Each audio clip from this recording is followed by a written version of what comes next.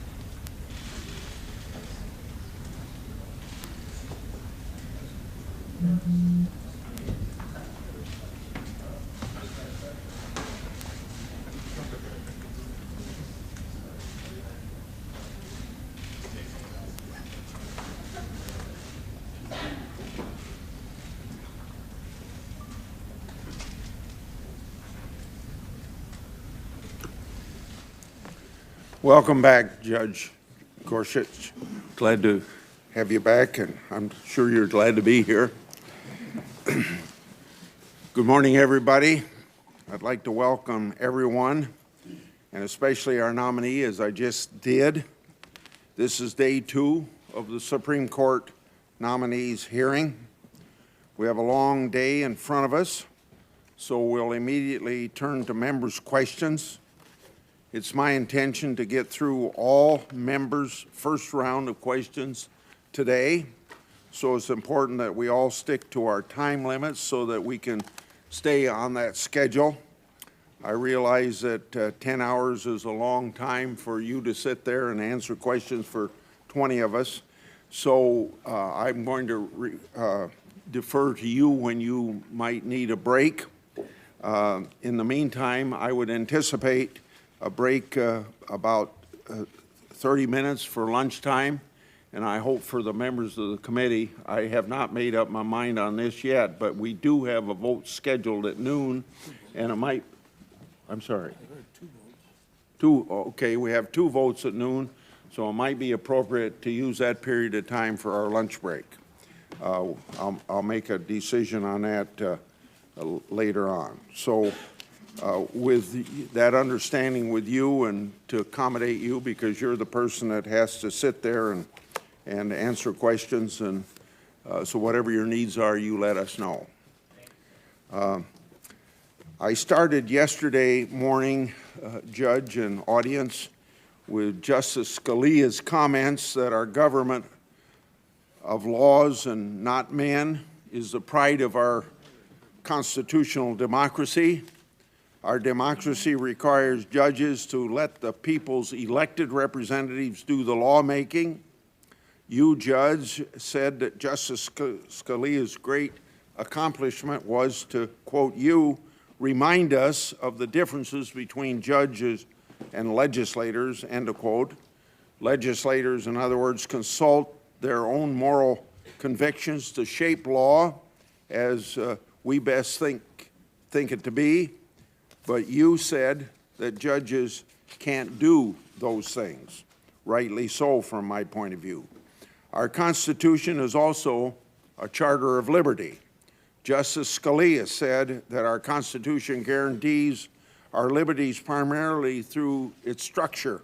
That happens to be the separation of powers. You've said, Judge, that said much the same thing, and I quote you, "What would happen to disfavored groups and individuals," end of quote, "if we allowed judges to act like legislators?" Quote, "The judge would need only want his own vote to revise the law willy-nilly in accordance with preferences," end of quote. The separation of powers in our system requires an independent judiciary made of judges respectful of the other two branches, but not beholden to them. Judges must be equally independent of the president who nominates them and us senators who confirm the same judiciary members. Let's start with independence from the executive. No one, not even the president, is above the law. One of the most remarkable things about your nomination is the broad bipartisan support that you've received. You've earned great praise from individuals who aren't exactly supporters of the president, but who strongly supported your nomination. Yesterday, we heard from one of them, Neil Katyal. President Obama's former Solicitor General said that you, quote, "will not compromise principle to favor the president."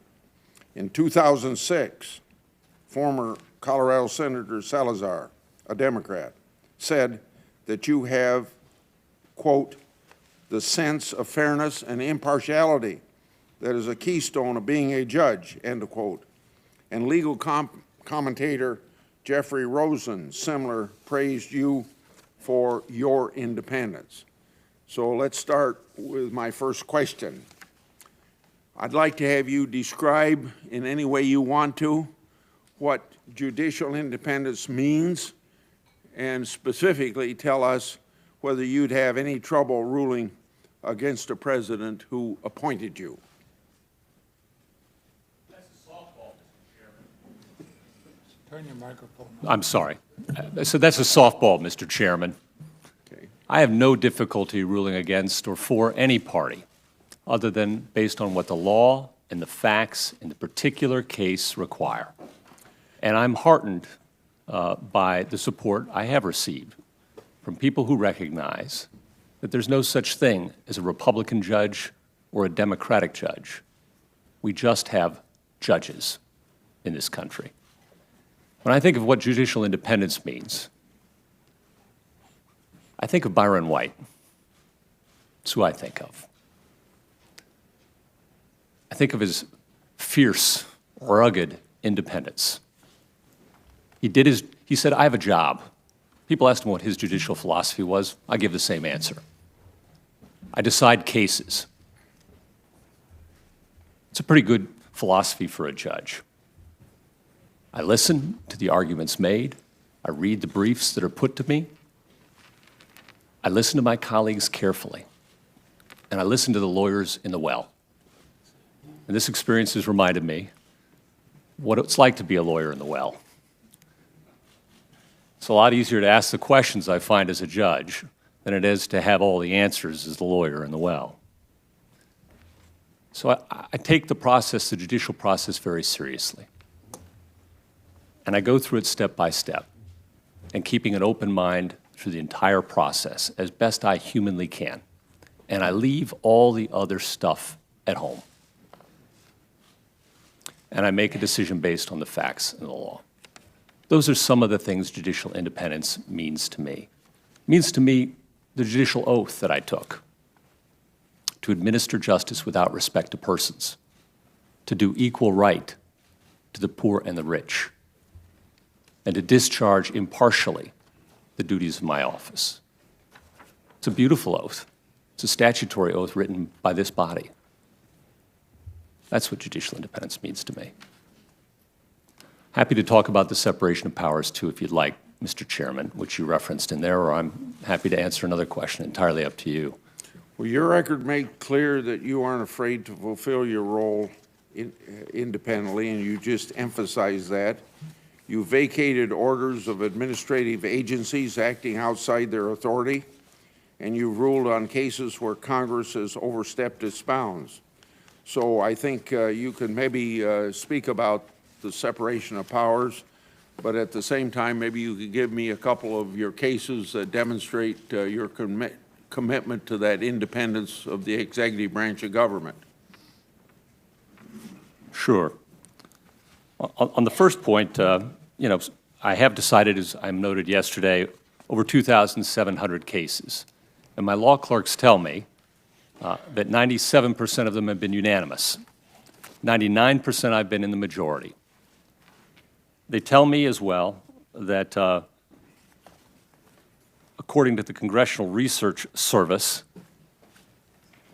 my opinions have attracted the fewest number of dissents from my colleagues of anyone I've served with that they studied over the last 10 years.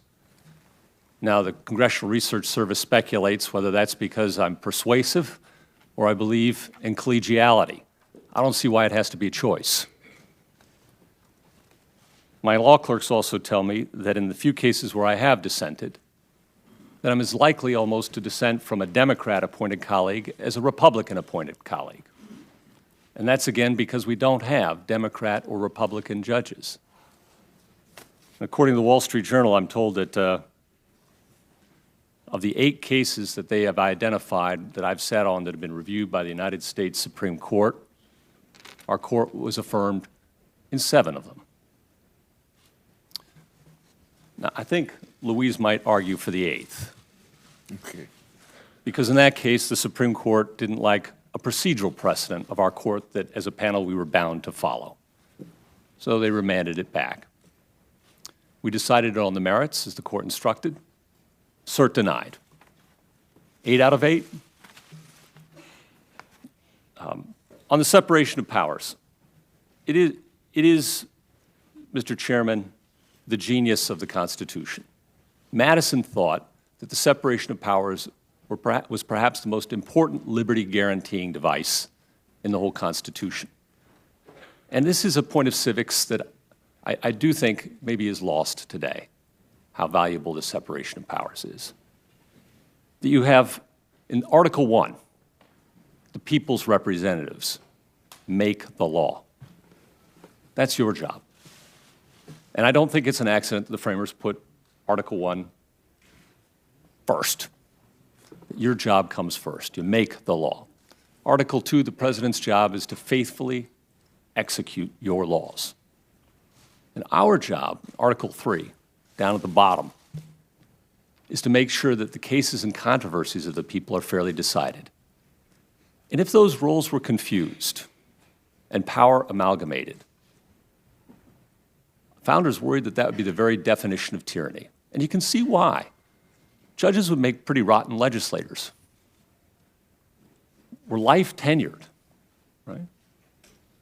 You can't get rid of us. It only takes a couple of us to make a decision, or 9, or 12, depending on the court. That'd be a pretty poor way to run a democracy. And at the same time, with respect, legislators might not make great judges because they're answerable to the people. And when you come to court with a case or a controversy about a past facts, you want a neutral, rigidly neutral, fair, scrupulously fair decision maker. You want somebody who's going to put politics aside. So the separation of powers, I don't think has lost any of its genius over 200 years. In fact, it's proven it. Thank you. I've heard my colleagues and people not in the Senate say that now more than ever, we need a justice who will be independent of the president who nominated him or her. So I'd like to ask about your nomination and your independence. A lot has been made about the list of judges then candidate Trump proposed as possible nominees. To me, it was the most transparent that we've had in history. and we didn't have Secretary Clinton give out such a list. Of course, you weren't on the first group that came out, and otherwise added later. So I'm curious, when did you first learn that you were on candidate Trump's extended list? Well, Mr. Chairman, you're right. There were two lists, as I recall, over the summer. And I wasn't on the first list. And I remember having breakfast one day with a friend who may be here. Brian, there you are. You remember this. We were having breakfast one day, and he said, "Neil, you're not on the list." And I said, I'm fine. You're right, I'm not on the list. He said, "You should be on the list." And I said, "I love my life in Colorado. I wouldn't change a thing. I'm a happy man. I have a loving wife, a beautiful home and children, a great job with wonderful colleagues. I'm a happy person." We're walking away from breakfast, and I get an email from Brian saying there's a new list, and you're on it. That was the first I heard of it. And I assumed you thanked him. I don't know about that. I don't think you didn't know. I don't think we were all surprised. I'm kidding. And at any rate, we are where we are. Okay. Tell me about the process that led to your nomination. Did anyone ask you to make any promises or assurances at all about your view on certain legal issues or the way that you would rule in certain cases? Senator, I think you'd be reassured by the process that unfolded. I tried to live under a shell during the campaign season, watch baseball and football, go about my business. But I did hear lots of talk of litmus tests from all around. It was in the air. And I don't believe in litmus tests for judges. I've written about that years ago. I wasn't about to become party to such a thing. And I am here to report that you should be reassured, because no one in the process, from the time I was contacted, was an expression of interest for a potential interview, to the time I was nominated. No one in that process, Mr. Chairman, asked me for any commitments, any kind of promises about how I'd rule in any kind of case. And that's the way it should be. So we've just discussed your independence from the president, but there's also independence from the legislative branch. It's odd that some of the same folks who will claim that you're not independent from the president will turn around and try to extract from you promises and commitments before they pass judgment on your nomination. The irony, of course, is that extracting commitments during the confirmation process is exactly what would undermine your independence as a judge. One way that they'll do this is asking you about precedent. So let's talk about that. For starters, I've got a book here that you co-wrote, an 800-page book on precedent. Your 12 co-authors included judges from across the ideological spectrum, such as Bill Pryor, who was also on President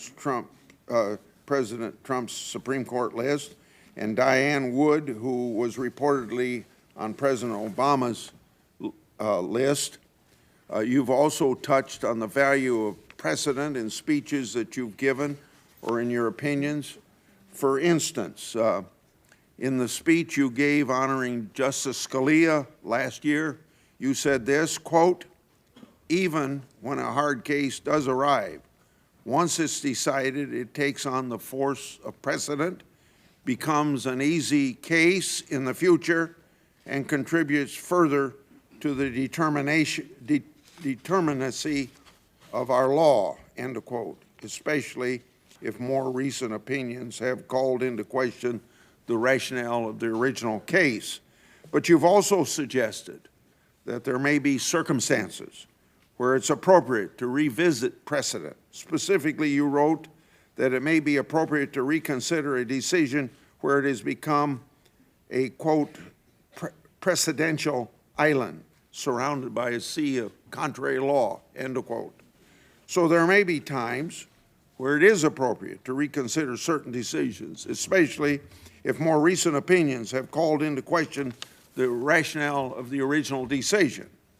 I think all of us would agree, for instance, that Brown versus Board of Education, which finally overruled a repugnant, separate but equal standard in Plessy, is the textbook example of this.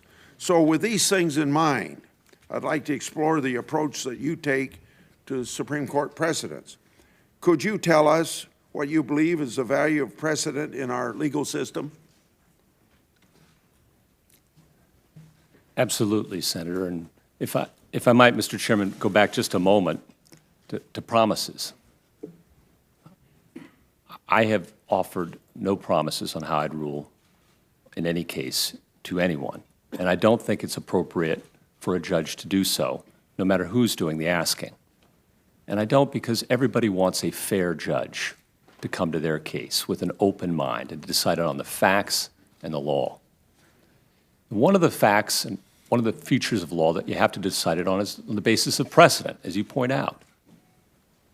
And for a judge, precedent is a very important thing. We don't go reinvent the wheel every day. And that's the equivalent point of the law of precedent. And we have an entire law about precedent, the law of judicial precedent. Precedent about precedent, if you will. And that's what that 800-page book's about. It expresses a mainstream consensus view of 12 judges from around the country appointed by, as you point out, presidents of both parties, great minds. Justice Breyer was kind enough to write a foreword to it. It makes an excellent doorstop. And in it, we talk about the factors that go into analyzing precedent, any consideration of precedent. There are a bunch of them. You've alluded to some of them. The age of the precedent, very important factor. The reliance interests that have built up around the precedent. Has it been reaffirmed over the years? What about the doctrine around it? Has it built up, shored up, or has it become an island, as you point out? Those are all relevant considerations. Its workability is a consideration, too. Can people figure out how to abide it? Or is it just too confusing for the lower courts and their administration? Those are all factors that a good judge will take into consideration when examining any precedent. You start with a heavy, heavy presumption in favor of precedent in our system. Alexander Hamilton said that's one important feature, I think it was Hamilton, said one important feature of judges. If we're going to give them life tenure and allow them that extraordinary privilege, they should be bound down by strict rules and precedents. Francis Bacon called precedent the anchor of the law. So you start with that heavy presumption in favor of precedent. You consider those factors in that light. And yes, in a very few cases, you may overrule precedent. It's not an inexorable command, the Supreme Court has said. That's the law of precedent, as I understand it, and I believe is expressed in that book with my very highly respected colleagues. As a lower court judge, you're bound by not only Supreme Court precedent, but as you've demonstrated, the precedent of your own court. But as a Supreme Court justice, part of your job will be to decide when existing Supreme Court precedent need not be reconsidered. How will you decide when you revisit existing precedent? Mr. Chairman, I don't think the considerations change. It's the same analysis that I would have as a Supreme Court justice, if I'm fortunate enough to be confirmed, that I have when I'm considering circuit precedent as a circuit judge. It's the exact same process. The exact same rules apply. Okay. This is the 14th Supreme Court hearing that I participated in, so I have a pretty good idea of some of the questions that you're going to get today. You're going to be asked to make promises and commitments about how you'll rule on particular issues. Now, they won't necessarily ask you that directly. For instance, how will you rule on this issue or that issue? Instead, they'll probably ask you about old cases, whether they were correctly decided. Of course, that's another way of asking the very same question. They know that you can't answer, but they're going to ask you anyway. I've heard justices nominated by presidents of both parties decline to answer questions like these. That's because, as the nominee put it, quote, a judge sworn to decide impartially can offer no forecasts, no hints, for that would show not only disregard for the specifics of this particular case, it would display disdain for the entire judicial process, end of quote. Now, you probably know that's what Justice Ginsburg said at her hearing, and it's what we call the Ginsburg standard.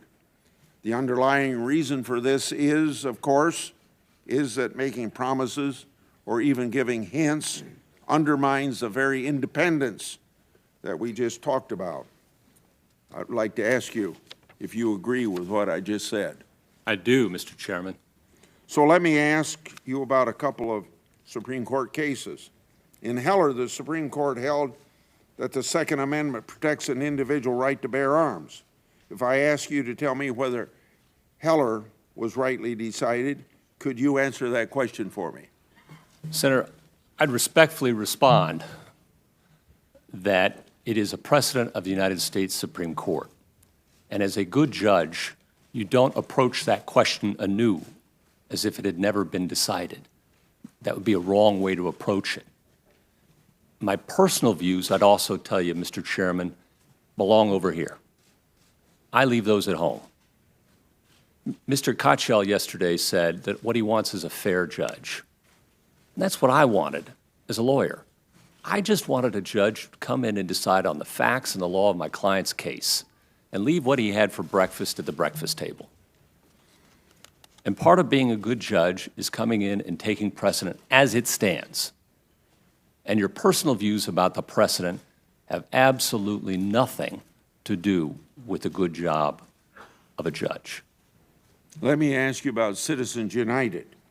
In this case, the Supreme Court held that the government can't restrict independent political expenditure by a nonprofit corporation. Do you agree with that decision? And Senator, I'd give you the same response. I know people have their views personally about lots of Supreme Court decisions and about a lot of other things. We're all human beings. I get that. I'm not an algorithm. They haven't yet replaced judges with algorithms, though I think eBay's trying, and maybe successfully.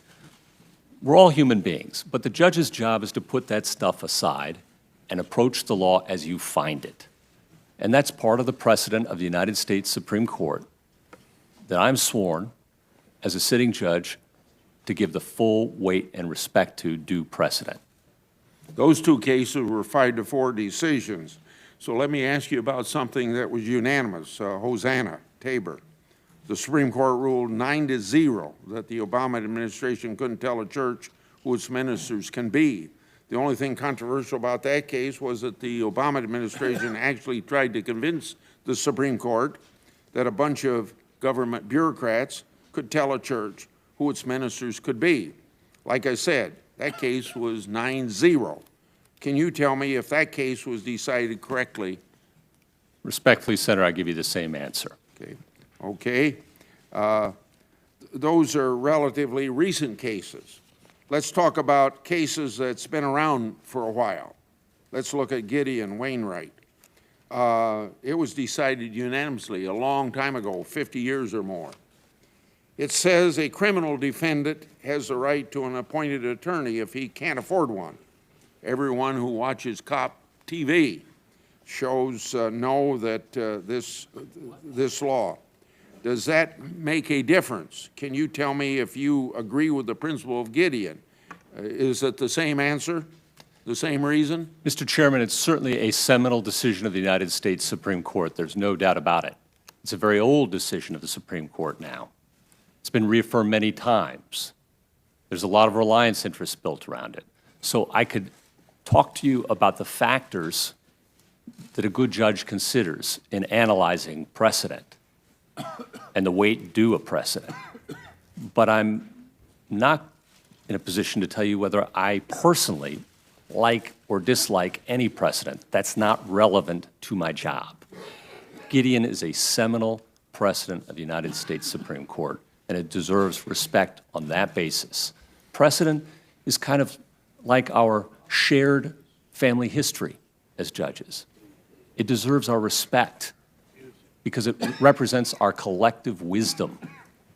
And to come in and think that just because I'm new or the latest thing and know better than everybody who comes before me would be an act of hubris, inappropriate to the judicial role.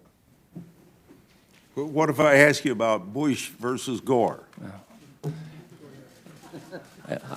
I know some people in this room have some opinions on that, I'm sure, Senator, but as a judge, it's a precedent of the United States Supreme Court.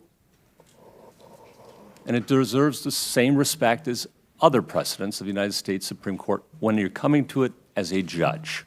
And it has to be analyzed under the law of precedent. Well, let's go to a kind of a more controversial issue, but along the same lines I've been asking you. I think the case that most people are thinking about right now, and the case that every nominee gets asked about, Roe v. Wade, can you tell me whether Roe was decided correctly? Senator, again, I would tell you that Roe versus Wade, decided in 1973, is a precedent of the United States Supreme Court. It has been reaffirmed. The reliance interest considerations are important there, and all of the other factors that go into analyzing precedent have to be considered. It is a precedent of the United States Supreme Court. It was reaffirmed in Casey in 1992 and in several other cases. So a good judge will consider it as precedent of the United States Supreme Court, worthy as treatment of precedent like any other. What about Griswold, which was decided a few years before Roe, the case where the court found constitutional right to privacy? Can you tell me your views on Griswold? Senator, it's a precedent that's now 50 years old. Griswold involved the right of married couples to use contraceptive devices in the privacy of their own home. It's 50 years old. The reliance interests are obvious. It's been repeatedly reaffirmed. All very important factors, again, in analyzing precedent. Okay. Well, I think I'm going to stop questioning, but I'd kind of sum up what you and I just talked about in regard to precedent. So everybody understands the principles that are at stake here. There are two reasons why you can't give your opinion on these cases. One, I believe, is independence, and the other one is fairness to future litigants. Is that the way you see it? It is, Senator. If I were to start telling you which are my favorite precedents or which are my least favorite precedents, or if I viewed precedent in that fashion, I would be tipping my hand and suggesting to litigants that I've already made up my mind about their cases. That's not a fair judge. I didn't want that kind of judge when I was a lawyer, and I don't want to be that kind of judge now. And I made a vow to myself I wouldn't be. That's the fairness problem. And then the independence problem. If it looks like I'm giving hints or previews or intimations about how I might rule, I think that's the beginning of the end of the independent judiciary. If judges have to make effectively campaign promises for confirmation. And respectfully, Senator, I haven't done that in this process, and I'm not about to start. Thank you. I'll yield back 8 seconds. Senator Feinstein. Thank you very much, Mr. Chair. Welcome, Judge, and good morning. Good morning, Good to Senator. see you again. Since we're on Roe, I wasn't going to begin with this, but I well recall the time we spent in my office, and we talked about precedent, and in my opening remarks, I indicated that if anything had super precedent, Roe did in terms of the numbers, and I've put that in the record. Here's why it becomes of concern. the president said that he would appoint someone who would overturn Roe. You pointed out to me that you viewed precedent in a serious way in that it added stability to the law. Could you elaborate on the point that you made in my office on that? I'd be delighted to, Senator. Part of the value of precedent, it has lots of value. It has value in and of itself because it's our history. And our history has value intrinsically. But it also has an instrumental value in this sense. It adds to the determinacy of law. We have lots of tools that allow us to narrow the realm of admissible dispute between parties so that people can anticipate and organize their affairs. It's part of the reason why the rule of law in this country works so well. We have statutes, we have rules, we have a fact-finding process and a judicial system that's the envy of the world. And precedent is a key part of that because, as the chairman pointed out when he quoted a piece of mine, once a case is settled, that adds to the determinacy of the law. What was once a hotly contested issue is no longer a hotly contested issue. We move forward. And Senator, the value of that is the United States Supreme Court takes something like 70 or 80 cases a year.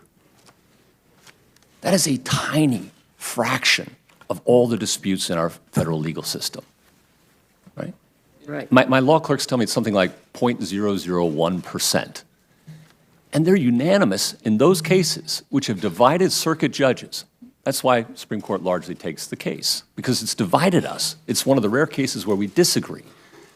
They're unanimous 40% of the time. One other question. Sure. Do you view Roe as having super precedent? Well, Senator, a super precedent is In numbers, 44. It has been reaffirmed many times. I can say Yes. that. Yes. Yes, dozens. Yeah. All right. I would like now to take you back to 2005, when you were in the Justice Department, and I want to explain to you why I'm going here. This has to do with torture. The Intelligence Committee was informed in 2006, and Attorney General Gonzalez played a role in this, of the nature of the enhanced interrogation techniques, and we were given a very soft view. Senator Rockefeller became chairman of the committee in 2007 and began a study of 3 detainees and the enhanced interrogation techniques. When I became chairman in 2009, I added that, and we took all of the major detainees and looked at them in a 6-year study. The staff spent long hours analyzing every cable, every email, looking at more than 100 interviews, and essentially putting in a 7,000-page report, 32,000 footnotes, documenting where the information, there are no conclusions, they're just facts. That 7,000-page report has remained classified. I have read it. We have put out a 450-page summary, which is public. And in that summary, we indicate that those cases that the administration spelled out where torture produced operable intelligence was simply not so. We elaborate on that in the big report, and my hope is that one day, not too distant, that report will be declassified so the American people can actually see. But I wanted to ask you some questions along these lines. It's my understanding that the set of talking points were prepared for a press conference for the Attorney General on November 22nd, 2005. The talking points ask whether, and I quote, aggressive interrogation techniques employed by the administration yielded any valuable information, end quote. And in the margin next to this question, you handwrote one word, yes. What information did you have that the Bush administration's aggressive interrogation techniques were effective? Senator, I'd have to see the document. I don't recall. All right. I've been sitting here, that's it's fair been enough. a long, Why don't long we do this? time. I'd be happy to share the documents with you. I took these pages out of my binder. I think they Fair were enough. there, so I wouldn't have to pause. But let me just hold up that answer. Sure. And we'll get you the documents on that. Thank you. Because, let me do the next question. In December 2005, after the passage of the Detainee Treatment Act, you advocated that President Bush should issue a signing statement to accompany the law. In an email you sent to Stephen Bradbury and others, you said the signing statement would, and I quote, this is your quote, help inoculate against the potential of having the administration criticized sometime in the future for not making sufficient changes in interrogation policy in light of the McCain portion of the amendment. This statement clearly and in a formal way would be hard to dispute later, puts down a marker to the effect that McCain is best read as essentially codifying existing interrogation policies, end quote. To be clear, the context was that earlier in 2005, the Justice Department's Office of Legal Counsel had concluded that CIA interrogation tactics like waterboarding and sleep deprivation did not amount to cruel, inhuman, or degrading treatment. I read your email as advocating a continuation of these interrogation techniques, and worse, saying that Senator McCain's amendment actually codified them, which it did not. Is that true? And doesn't it mean that when you wrote this email, you were condoning waterboarding as lawful? Senator, I'd want to see the email again. I don't feel comfortable commenting on documents that aren't in front of me, but I can say this, that I do remember. My staff has the documents Great. here. They can bring them down to That'd be you great. right now. Thank you. That'd be Okay. wonderful. And then I'll put aside this part. Okay. You'll have the documents, because there All are right. more, and I'll go on to the next subject. No, that's fine. I'm Is happy that to. all right? I know, of I course, want you to look at the documents. I'd like to just know what I'm talking about. My recollection generally, I can, from 12 years ago. Eric, bring him the Sure, thank you. documents, please. Yeah. Thank you, Eric. My recollection generally, working on the Detainee Treatment Act, Senator, was that at that time, after Razul was issued by the Supreme Court, there were a lot of habeas petitions coming in from detainees at Guantanamo Bay, some brought by my friend Neil Katyal. And there was an effort by some in the administration, along with many on Capitol Hill, to try and provide a regime for the processing of those claims in a way that would conform with the Youngstown ideal of Congress and the President acting together in unison. And that Senator McCain and Senator Graham put together legislation that emphasized that not only was torture unacceptable, which it always had been under U.S. law, but the cruel, inhuman, and degrading treatment was also unacceptable But let under me U.S. help law. you here. I know from the documents that you worked on the Graham effort. Yes. For example, a self-assessment that you wrote said that you, quote, helped coordinate the legislative effort on the Graham Amendment within DOJ and in consultation with DOD and others. That's absolutely right, Senator. I sure did, and I'm proud of it because we managed to come up with a bipartisan bill that I think passed this body with over 80 or maybe 90 votes, I don't remember, which did two things. One, affirmed this country's commitment to prevent cruel, inhuman, and degrading treatment. And second, which provided a regime that was agreed by the Congress and the President on how Guantanamo detainees should have their claims processed. Except, after you read the documents, just so you know, the conclusion that we come away with is that when the bill on the McCain amendment was about to be voted on, you forwarded press articles explaining what having these two provisions together meant. That was the McCain amendment prohibiting torture and confining it to the Army Field Manual. Yes. And the Graham amendment, which would bar habeas.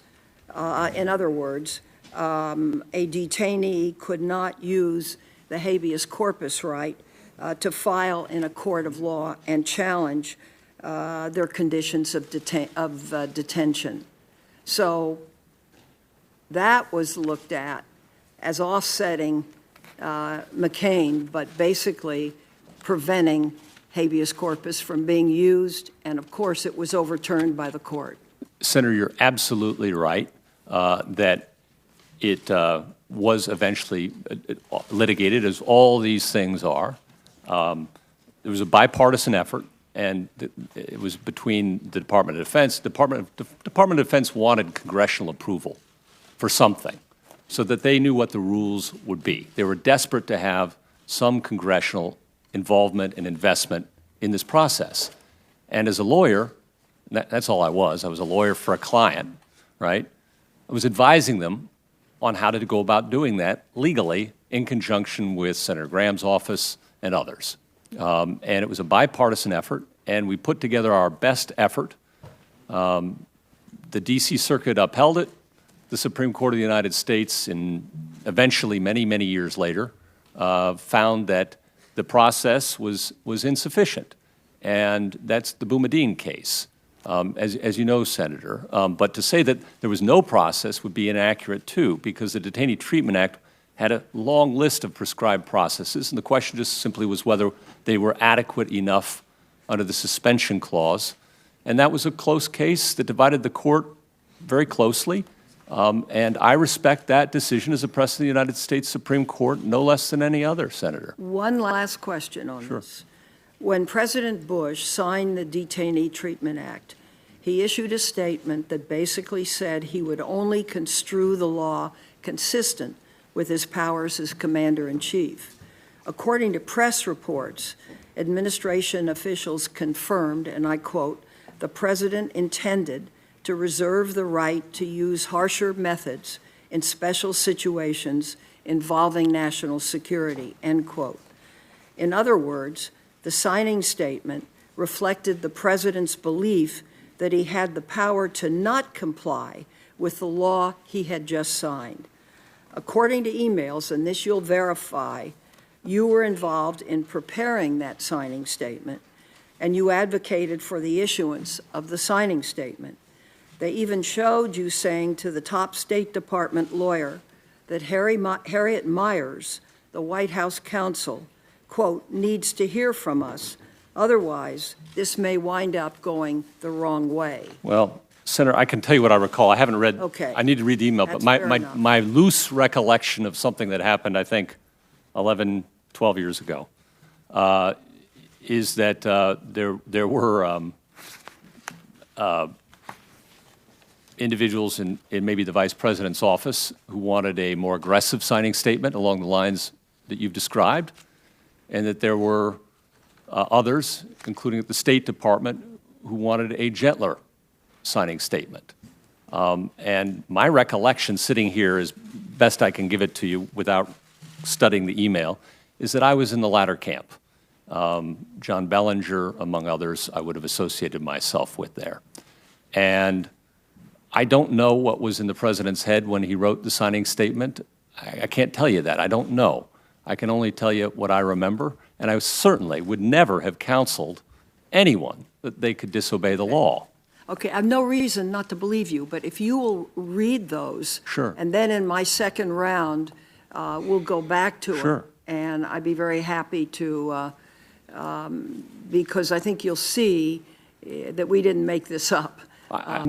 Senator, I'm not okay. suggesting you are, but there was a tug of war among parties in the I'm White sure of House. that. Right. And I wanted to know which side you were on. well, count me in with John Bellinger most of the time on these things, okay? Okay. All right? And Okay. that's my recollection. And Matt Waxman would be another one. And so that's my recollection, Senator, sitting here, and I'll study these. Okay. Let me ask you a question on wiretapping. In December of 2005, news broke that President Bush had ordered the NSA to intercept the content of certain communications of Americans without a court order, outside of the requirements of the Foreign Intelligence Surveillance Act known as FISA. You helped prepare the public defense of the program.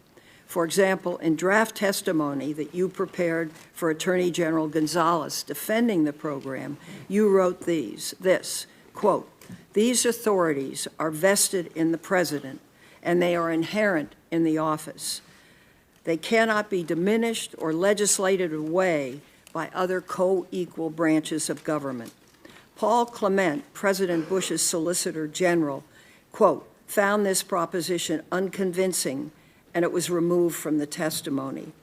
Do you still believe that the President has inherent authority, this is important, to intercept the communications of Americans in the United States that cannot be legislated away by Congress? Goodness knows, Senator. Good. And I didn't believe it at the time. What I was serving at the time, as I recall, again, my recollection, and I'd be happy to review whatever you have before you, is that I was acting in the capacity as a speechwriter and taking material produced by the components that were responsible for litigating these issues, including Mr. Clement, Paul Clement, dear friend of mine, and the Office of Legal Counsel and others, and assembling it to put words in together that sounded like English.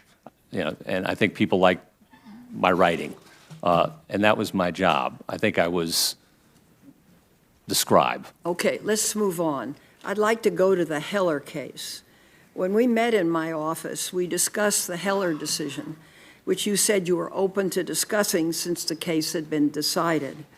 At that time, you said you thought both the majority opinion written by Justice Scalia and the dissent written by Justice Stevens were brilliant examples of originalism, where both justices sought to explain the reasoning by looking at the original public meaning of the Second Amendment. Which decision did you agree with and why? Well, Senator, I think we've alluded to my difficulty here. I do think everything you've just said is accurate. Both Justice Scalia and Justice Stevens wrote excellent opinions in that case. I am not here, though, to grade my boss's work. That would be kind of impertinent of me, I suspect. And certainly, I'm sure they would think so. I also worry that saying I agree with one or the other will indicate to clients or to litigants in future cases, because it's now a precedent in the United States Supreme Court. It's binding. It's the law, whether we like it Right. or not. It's the law. And if I start saying I like one opinion or I like the other opinion, All right. I'm signaling. I'll let you off the hook. Oh, Let me go to another one. thank you, Senator. In D.C. v. Heller, the majority opinion written by Justice Scalia recognized that, and I'm quoting, "Of course the Second Amendment was not unlimited," end quote. Justice Scalia wrote, for example, laws restricting access to guns by the mentally ill or laws forbidding gun possession in schools were consistent with the limited nature of the Second Amendment. Justice Scalia also wrote that, quote, "weapons that are most useful in military service, M16 rifles and the like, may be banned," end quote, without infringing on the Second Amendment. Do you agree with that statement, that under the Second Amendment, weapons that are most useful in military service, M16 rifles and the like, may be banned? Senator, Heller makes clear the standard that we judges are supposed to apply. The question is whether it's a gun in common use for self-defense, and that may be subject to reasonable regulation. That's the test, as I understand it. There's lots of ongoing litigation about which weapons qualify under those standards. and I can't prejudge that litigation. No, I'm sitting just here. asking you, do you agree with his statement? Yes or no? would be Are the fine. statements out of the Heller decision from the United States? Justice Scalia's statement. Well, whatever's in Heller is the law, and I you follow agree the with law. it? Well, it's not a matter of agreeing or disagreeing, Senator, respectfully. It's a matter of it being the law. And my job is to apply and enforce the law. All right, fair enough. Let me give you another one. The Fourth Circuit. Judge Harvey Wilkinson authored a separate concurrence in the Fourth Circuit case, Colby v. Hogan. Here's what he said. No one really knows what the right answer is with respect to regulation of firearms. I am unable to draw from the profound ambiguities of the Second Amendment an invitation to courts to preempt this most volatile of political subjects and arrogate to themselves decisions that have been historically assigned to other, more democratic actors. Disenfranchising the American people on this life and death subject would be the gravest and most serious of steps. It is their community, not ours. It is their safety, not ours. It is their lives, not ours. Do you agree with Judge Wilkinson that the Second Amendment is ambiguous? If so, should the ambiguity be decided by the courts or by legislatures? I'd begin by saying I hold Judge Wilkinson in high regard. He's a very fine man and a very fine judge. Can you do yes or no? No, I wish I could. I wish you could too. But, you know, the Supreme Court of the United States isn't final because it's infallible, as Justice Jackson reminds us. It's infallible because it's final. And Judge Wilkinson had his view, and the Supreme Court has spoken. And Heller is the law of the land. And Judge Wilkinson may disagree with it, and I understand that. And he will follow the law no less than any other judge in America. I am confident of that. He's a very fine judge who takes his oath seriously. Okay. I asked you that question on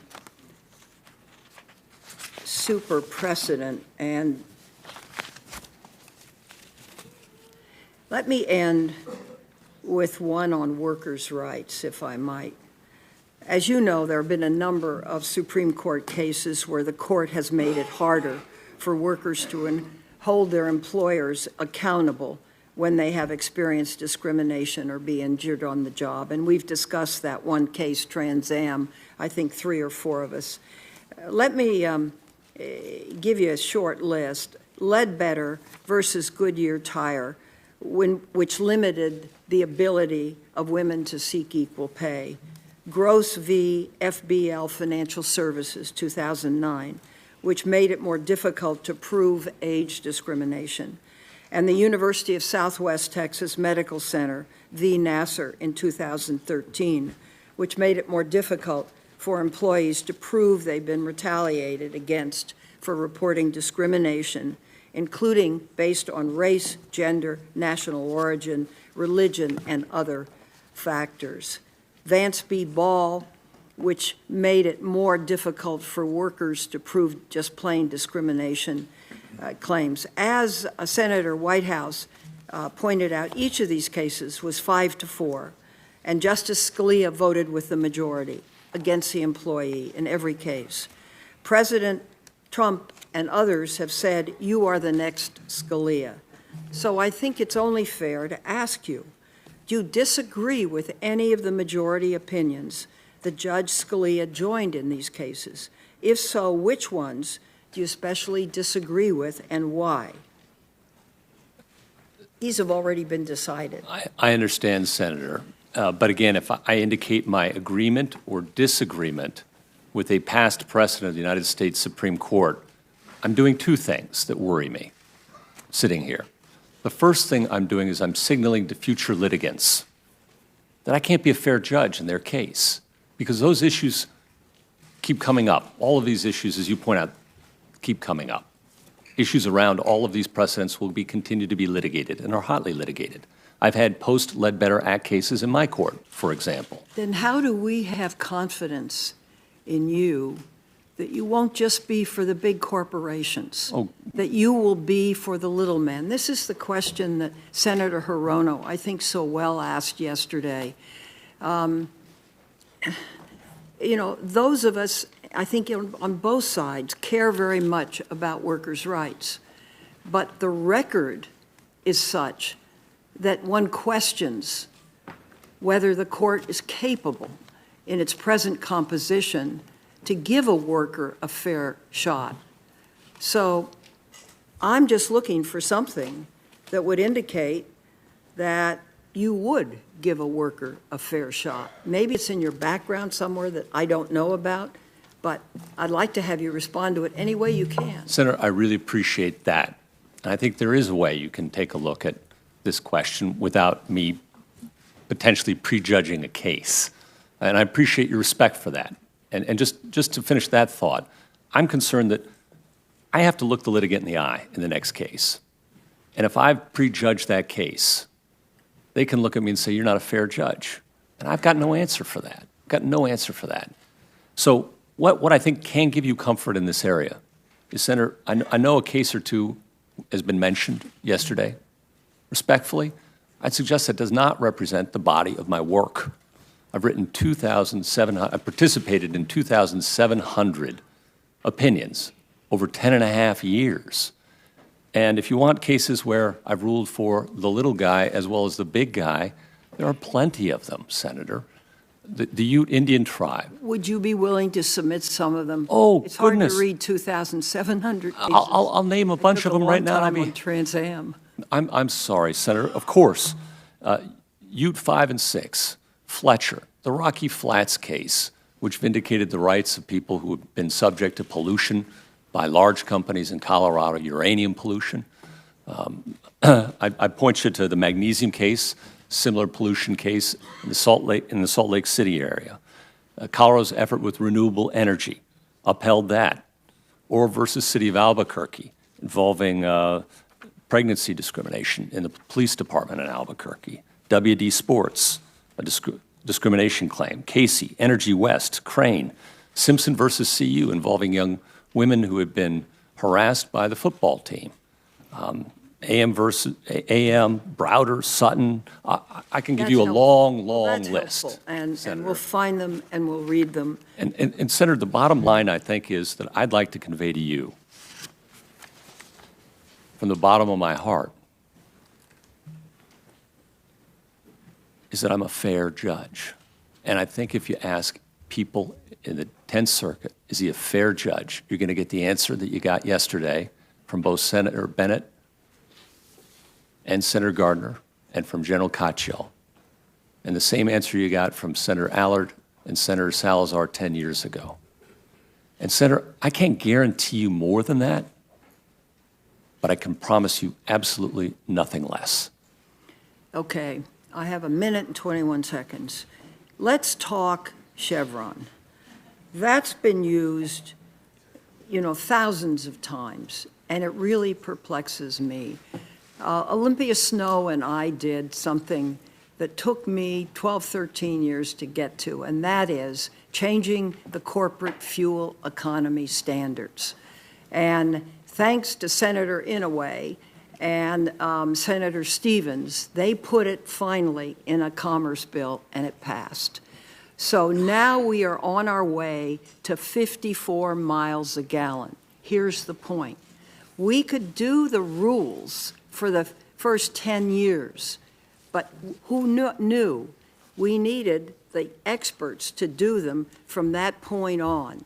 So what we said in the legislation was that science would prevail. And that's still the law. It's working. The goal is, I've read articles, they say there'll be 54 miles by 2025 if this continues. What is wrong with that? How else could we have done it? I'm not aware of anything wrong with that, Senator. I've never suggested otherwise.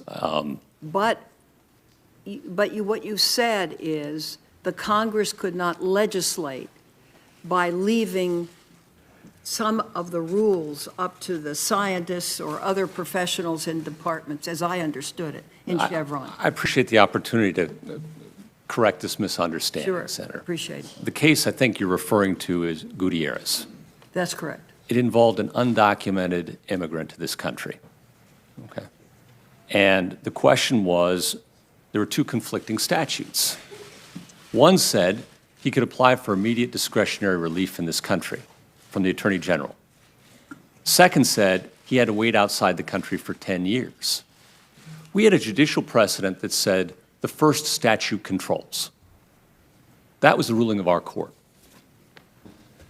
After that, 3 or 4 years, I can't remember exactly, the Board of Immigration Appeals, in its infinite wisdom, says our interpretation is wrong. Chevron, you have to undo your precedent, the judicial precedent, that this man had relied upon, and that he now had to wait outside the country not just 10 years, but 13 or 14, because it took them so long to make up their mind. Well, Senator, that reminded me of, you know, when Charlie Brown's going in to kick the ball, and Lucy picks it up at the last second. And that struck me as raising serious due process concerns, fair notice, and separation of powers concerns, when an executive bureaucracy can overturn a judicial precedent without an act of Congress. That's what the case was about. And it suggested, respectfully, Senator, that under the APA, the Administrative Procedures Act, this body tasked judges to decide legal questions and left to administrative agencies great deference when it comes to fact-finding. Okay? That's how I read Section 706, is fact-finding by scientists, biologists, chemists. The experts get great deference from the courts. The only question is who decides what the law is?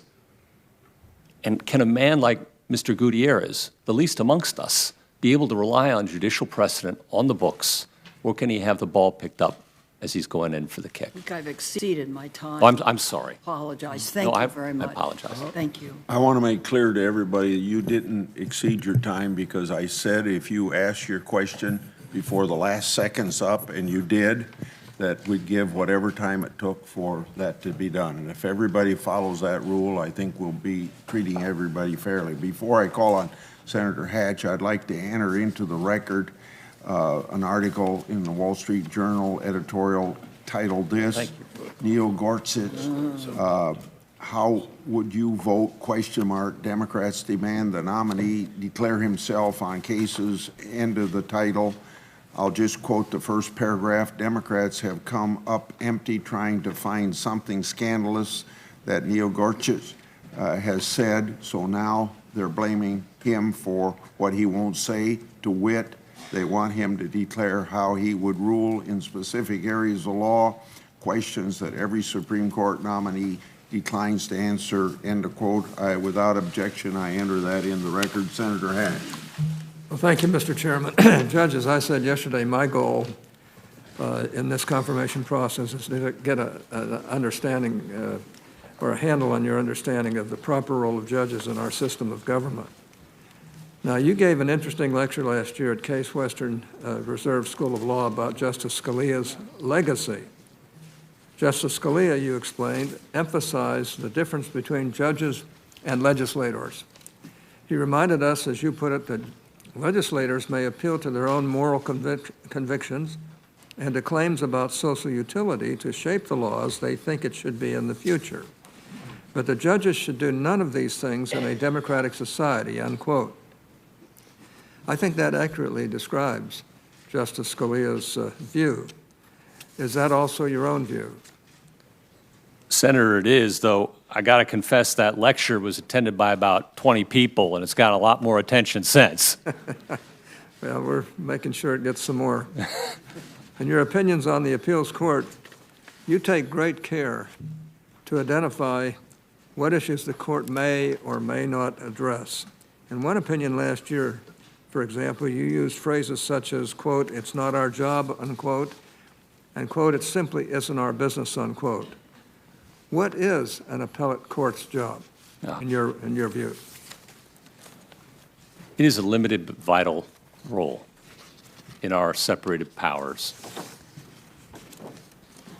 A judge is there to make sure that every person, poor or rich, mighty or meek, gets equal protection of the law. It is chiseled above the Supreme Court entrance in Vermont marble, though I believe the Lincoln Memorial is made out of Colorado marble. And that is a profound and radical promise, that every person is protected by our laws equally. And in all of human history, that may be the most radical promise in all of law. And what it means to me is that when I sit on the bench and someone comes to argue before me, I treat each one of them equally. They don't come as rich or poor, big guy or little guy. They come as a person. And I put my ego aside when I put on that robe, and I open my mind, and I open my heart, and I listen. And I tell my clerks that their very first and most important job is to tell me I am wrong,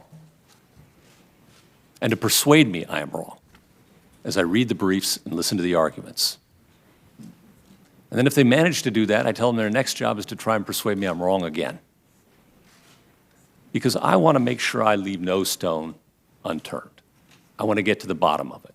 I have one client. It's the law. And it's a great joy, and it's a great privilege, and it's a daunting responsibility to come in every day and to try and get it right. And then I go listen to the arguments of the lawyers. I don't treat them as cat's paws. They're not there to be toyed with. I treat them, I hope, always as respected colleagues who've lived with the arguments, studied the cases, know the facts far better than I do. I might actually learn something from them. I go in with the questions I actually have that I want answered. And then I sit and I listen to my colleagues after that. And Senator Hatch, I can't tell you how many times in the 10th Circuit I've gone through that whole process. I go to conference, I think I know my mind. And then one of my colleagues, Harris Hartz, was here yesterday. He's often the one. There are plenty of others who say something absolutely brilliant, changes my mind.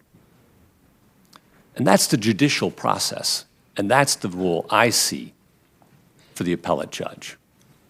Well, thank you. That's a very good explanation. We held a confirmation hearing for Justice Sonia Sotomayor in 2009. Senator Charles Schumer, now the minority leader, was a member of this committee and praised the nominee in this way. Quote, Judge Sotomayor puts the rule of law above everything else. Judge Sotomayor has hewed carefully to the text of statutes, even when doing so results in rulings that go against so-called sympathetic litigants, unquote. Do you agree with Senator Schumer that your duty as a judge is to follow the law, even when it requires ruling against sympathetic litigants? Yes, Senator. I can't tell you that when I go home and take off the robe, I'm not a human being, that I don't think about some of those cases. But my job is to apply the law as fairly as I can in each and every case without respect to persons. That's my oath. There's not every law in the book I love, you love. I'm sure of that. But my job isn't to write the laws, it's to apply the laws. And I try to do that, and that enough is enough for a day's work, and it's enough for a life's work. In my opening remarks yesterday, I mentioned a letter we received from dozens of your peers at Harvard Law School. And Mr. Chairman, I ask consent that this letter be included in the record at this point. Without objection, it'll be included. The signers were of all parties and ideologies and represented many different faiths, lifestyles, and views. They all strongly support your nomination. The letter said that you personify a disinterested philosophy that respects judicial modesty combined with compassionate appreciation of the lives impacted by your decisions. Now, how can you do both?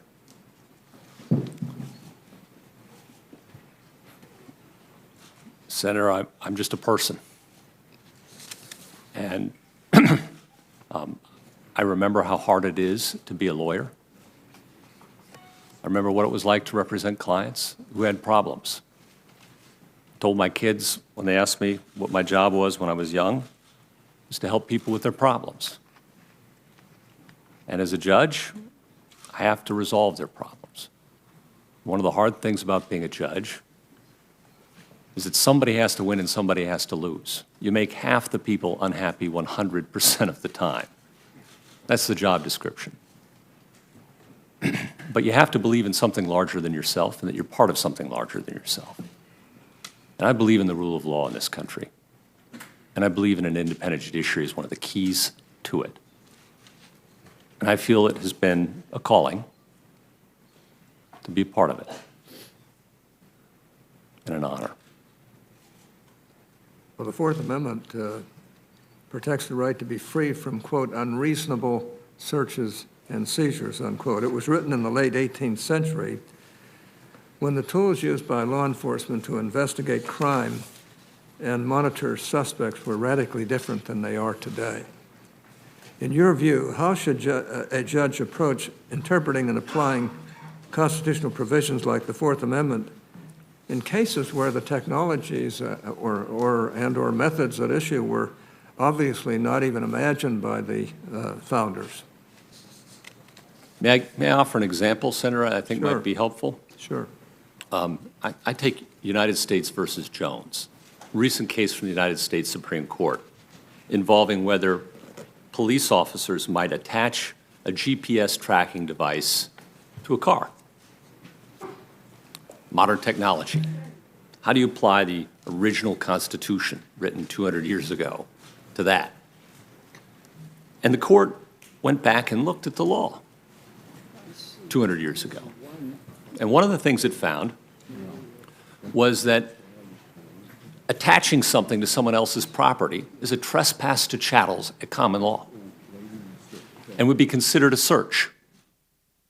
And the court held that if that's a trespass to chattels and a search 200 years ago, it has to be today, though the technology is obviously different. So the technology changes, but the principles don't. And it can't be the case that the United States Constitution is any less protective of the people's liberties today than it was the day it was drafted. Well, you authored the opinion in Meshworks versus Toyota Motor Sales. Now, this 2008 case applied principles from earlier cases involving photography, the relatively old technology to determine the intellectual property protections for digital modeling, a new medium. How should judges approach questions of intellectual property in cases that involve new technologies or new applications of old technologies? Should they confine themselves to analogous technologies, or may judges create new doctrines or case law that they believe better addresses that the changing technological landscape? Well, Senator, I think it's actually a very similar sort of question, right? We look back, we find what the law was at the time, the original understanding, if you will, right? And we make analogies to our current circumstance. We judges love analogies. We work with analogies. And that's how lawmaking through the judicial process happens. That's proper judicial decision-making. It is a very different thing if you want to create a revolution in the area and change the law dramatically. That's for this body to do. It's for judges to interpret the law as best they can from the original understanding to current circumstances and apply it to current circumstances. So in Meshworks, that's exactly what we did. And looked at old case law having to do with copyright and applied it to digital media. Same principles from the beginning of the Copyright Act, just applied to a new medium. Well, several of your writings have called into question the so-called Chevron doctrine. It's been raised here already. Most Americans probably wonder why a Supreme Court nominee would talk about a gas station, but the concept of Chevron is very straightforward. It commands federal judges to defer to an agency's interpretation of the law. In effect, this deference allows unelected, unaccountable, bureaucrats to rewrite the law. Any middle schooler, however, should be able to see how Chevron is inconsistent with the basic duty of judges under the Constitution. As you probably know, I'm a Chevron skeptic and have led the fight to overturn this decision legislatively with my Separation of Powers Act. I introduced this bill last Congress with the support of several colleagues on this committee and will soon reintroduce it. Now, I chose its title for a reason. Reexamining Chevron is not about being anti or pro-regulation. Rather, it's about restoring the constitutional allocation of powers between the three branches. It's about maintaining fidelity to the laws passed by Congress and the exact bounds of authority granted to regulatory agencies. And it's about ensuring that the bureaucracy abides by the law no matter what its policy goals, liberal or conservative. Judge, do you agree that there's nothing extreme or inherently ideological when the Supreme Court said in Marbury versus Madison that, quote, it is emphatically the province and duty of the Judicial Department to say what the law is, unquote? Senator, Marbury versus Madison is the cornerstone of the law in this country. I don't know anybody who wants to go back and reconsider that. I hope not. I feel the same way. Last week, the New York Times reported that the primary line of attack against you is that you are, quote, no friend of the little guy, unquote. We've had that come up time and again in these proceedings in the last couple of days. Harvard Law School professor Noah Feldman, who does call himself a liberal, wrote an opinion piece on the subject that appeared last week on Bloomberg.com. He opens this way, quote, I don't know who decided that the Democratic critique of a U.S. Supreme Court nominee, Judge Neil Gorsuch, would be that he doesn't side with the little guy. It's a truly terrible idea. Now, Mr. Chairman, I ask that this column by Professor Feldman be placed in the record at this point. Without objection, so ordered. Now, Judge, some of your critics question whether you have a solid track record of judicial independence and objectivity. In particular, they question whether you would stand up to the current president if he were to exceed his authority under the Constitution and laws Congress has enacted. So, Mr. Chairman, I ask consent to place in the record an essay I wrote on the subject that appeared at scotusblog.com. Without objection, so ordered. Now, Judge, how would you respond to that type of criticism? Senator, a good judge doesn't give a whit about politics or the political implications of his or her decision. Decides where the law takes him or her fearlessly. I walk past every day a bust of Byron White in my courthouse. My courthouse is named for Byron White. And when I do that, I think about his absolute determination just to get it right, no matter where it took him. He said, it's a job. You do your very best and you go home. And that's how I approach things. And if you look at my record, Senator, respectfully, I think it demonstrates that. According to my law clerks, again, when I do dissent, which is very rarely, I do so in about equal numbers between judges who happen to be appointed by Democrat presidents and who happen to be appointed by Republican presidents. And I hate to even use those words because they're all just, to me, judges. I don't think of them that way. But my decisions have always been independent, regardless of who I'm agreeing or disagreeing with. And have I ruled against the government? My goodness. Ask the U.S. Attorney's Office in Colorado. I give them a pretty hard time. I make them square their corners, Senator Hatch, all right? And if you want some examples, I'd point you to Carlos, Kruger, Ackerman, 3 recent Fourth Amendment cases, ruling for the accused, the least amongst us, against the government. Well, in 2005, before being appointed to the appeals court, you wrote an op-ed piece for National Review in which you criticized the reliance on the courts by litigants seeking to achieve policy results that they could not achieve through the regular political process. Not that long ago, there was a consensus that courts are not the appropriate place to make policy. Now you are criticized for that same common sense idea. And I want to give you a chance to respond. How does relying on courts to make policy undermine both democracy and the legitimacy of the federal judiciary? Well, again, it goes to our separation of powers. Judges would make very poor legislators. We're not equipped for it. We're not responsive to the people. Can't elect us, can't get rid of us. You're stuck with us. And we don't have the opportunities to talk to people, to have hearings like this one in places like this. I'm permitted 4 law clerks for 1 year at a time, right out of law school. It's kind of an evanescent crowd, replenishes itself every year. Now, if you were to make laws, I don't think you'd design a system where you'd let 3 older people with 4 young law clerks straight out of law school legislate for a country of 320 million. That's just not how anyone would design the railroad. And so those are some of the problems I see, Senator. Oh, thank you. And that, With all respect to my law clerks, I love them very much. They're like family. But they're not the same as your staffs and the investigative powers you have.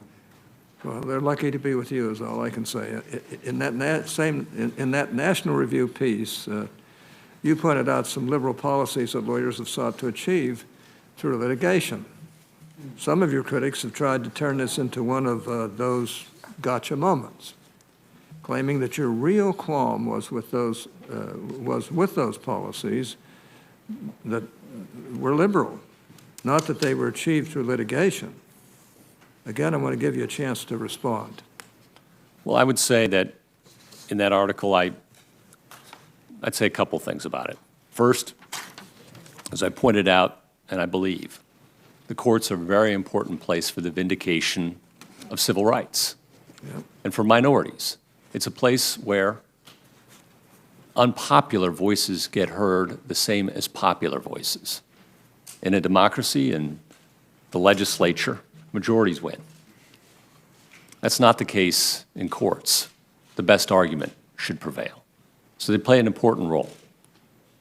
Second, I pointed out that one thing that we lack as judges to make good policy decisions as legislators is the ability to compromise.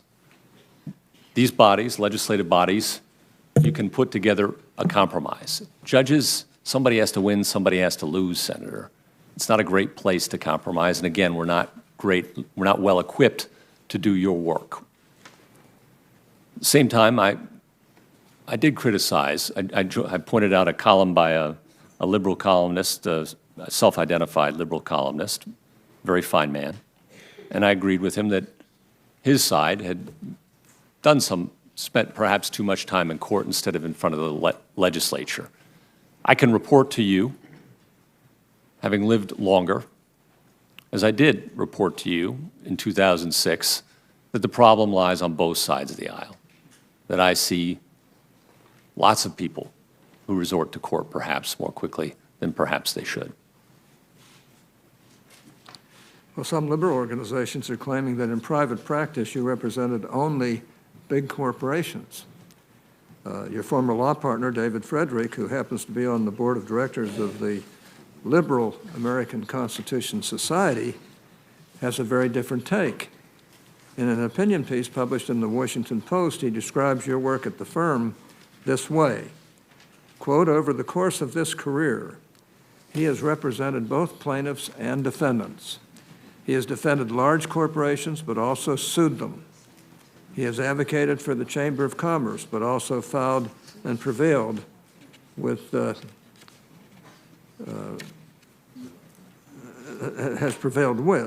class actions on behalf of consumers. We should applaud such independence of mind and spirit in Supreme Court nominees," unquote. Now, Mr. Chairman, I ask consent that this column appropriately titled, quote, "There is no principled reason to vote against Gorsuch," unquote, be included in the record at this point. Mr. Chairman. Without Include that in objection, the so ordered. Judge, is that an accurate description of your work in private practice? It is, and I'm grateful that David is here today with me. Well, I'm grateful he's here, too. Senator, I wanted to go to a place where I could represent plaintiffs as well as defendants, not pick one side of the V. I thought that would make me a better lawyer, and I'd see more of life that way. And I did. And we represented small plaintiffs. My very first trial, I represented a man who bought a gravel pit. And the prior owner wouldn't leave. And he stole the gravel. And we had to kick him out. And then he brought a bunch of lawsuits, or we thought malicious use of process, trying to kick my guy out. Well, we found an old statute that said when you furtively mine another person's property, you get statutory damages. It was quite an unexpected find. It was like a 100-year-old law. No furtive mining, the no furtive mining statute. And we brought suit, and we won a claim for conversion and malicious use of process, among other things, in county court. It may have been one of the highlights of my career when one of the jurors came up afterwards and said to me, "Son, you're a young Perry Mason." That was my first trial, Senator. I represented large defendants. I represented large plaintiffs as well, along with a very significant team, my partners. We won what was, at that time, I don't know if it still is, they've probably done better now, the largest plaintiff side antitrust verdict that had been affirmed in American history. We represented class actions of consumers, some dry holes, some successful, all sorts of clients, individuals, companies, nonprofits, represented pension funds, public employee pension funds, a variety of clients. It was a great and wonderful practice, and I loved every minute of it. You're a person of great experience for your young age, I have to say. Liberal groups also claim that you favor employers over employees. In fact, they suggest that you are actually biased in that direction. An analysis published in the Stanford Law Review, however, came to a very different conclusion. Now, here's the conclusion. Quote, "After surveying his labor and employment decisions, it is clear that Judge Gorsuch does not favor or oppose employees, employers, unions, or the NLRB. His opinions do not show pro-labor or anti-labor tendencies," unquote. The author says that parties who come before you, quote, "can rely on a record of fair analysis and resistance to simply rubber stamping business interests or executive agency actions," unquote. Now, Mr. Chairman, I ask that this essay be included in the record at this point. Without objection, so ordered. Judge, is that your goal, to focus only on the facts and the law in every case? Sir, I'm heartened by that article. I hadn't read that one, and I hadn't It's a seen good it. article. But to answer your question, when I became a judge, they gave me a gavel, not a rubber stamp. And nobody comes to my court expecting a rubber stamp. That's good.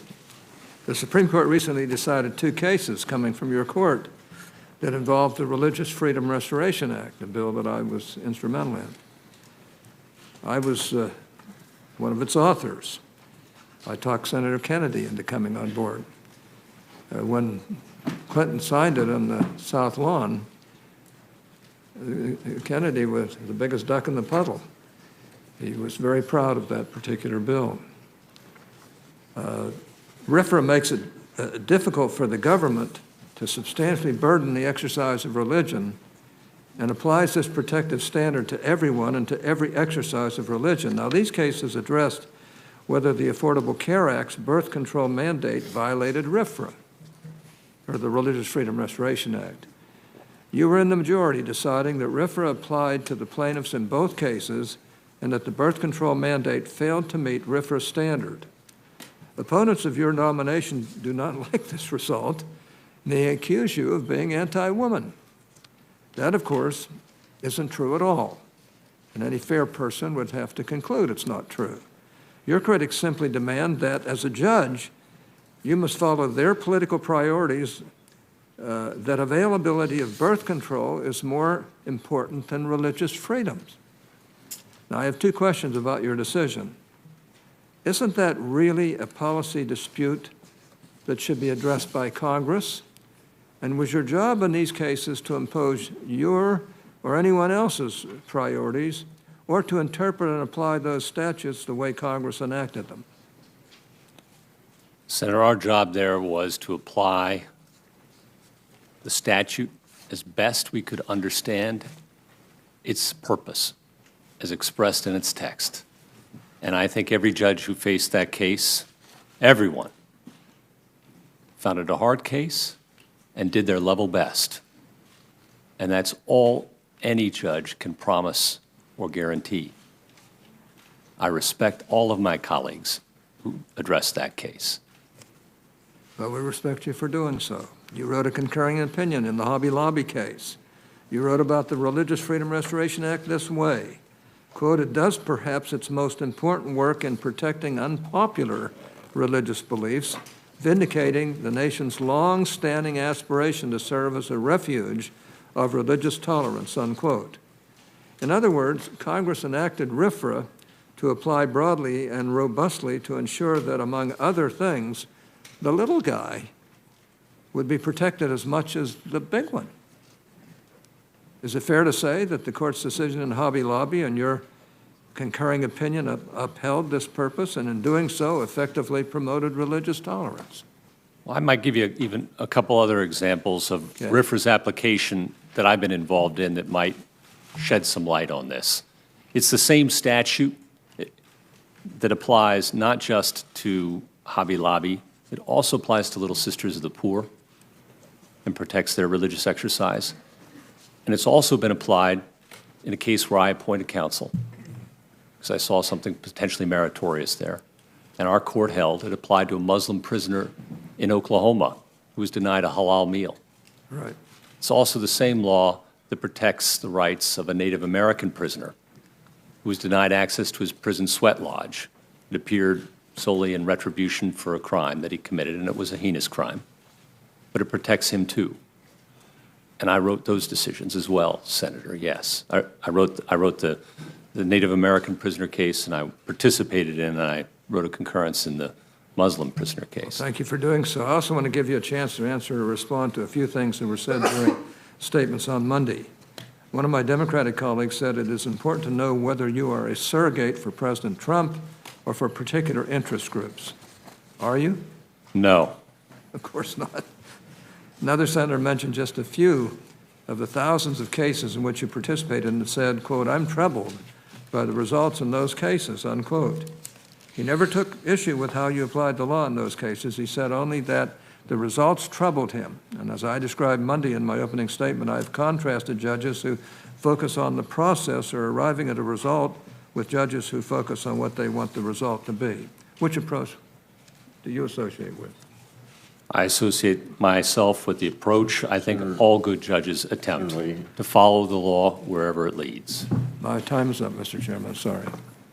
Senator Leahy. Well, thank you, Oh, you're a star. Thank you. Judge Garland, and good to have you back. Now, you know from our earlier discussions, and I had told you very frankly that, of course, I felt that if the Republicans had followed the Constitution and practiced, Chief Judge Merrick Garland would be on the Supreme Court today. I also respected you for calling Chief Judge Garland when your nomination was announced. And I understand you respect him as a jurist, is that correct? Very much so, Senator. Whenever I see his name attached to an opinion, it's one I read with special care. He's an outstanding judge. Do you think he was treated fairly by this committee, yes or no? Senators, I explained to you before, I can't get involved in politics. And there's judicial canons that prevent me from doing that. And I think it would be very imprudent of judges to start commenting on political disputes between themselves or the various The branches. reason I asked that question, since this committee began holding hearings, public hearings of Supreme Court nominations, began in 1916. I wasn't here at that time, but it has never denied a hearing or a vote to a pending nominee ever until Chief Judge Garland.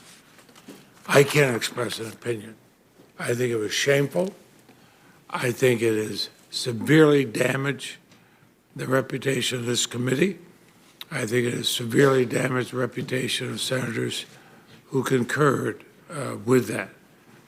We were anything but the conscience of the nation in that regard, and those who proudly held their hand up to this and swore that they would uphold the Constitution of the United States did not.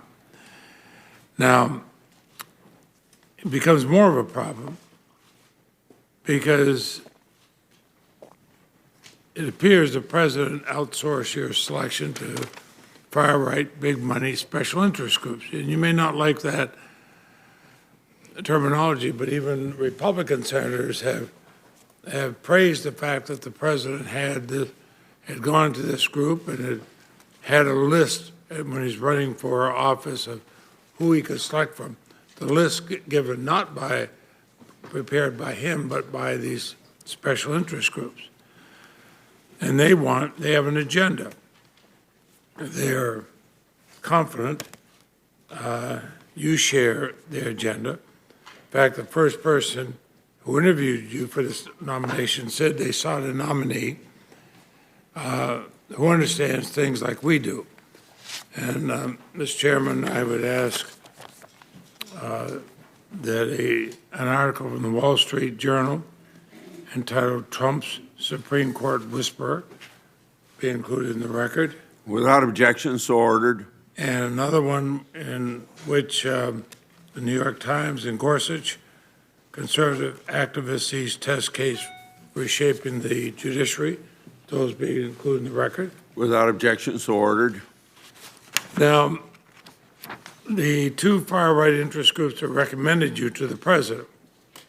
I want you to have a chance to talk about this. The Federalist Society and the Heritage Foundation applauded the Citizens United decision, which allowed unrestricted corporate money to pour into elections.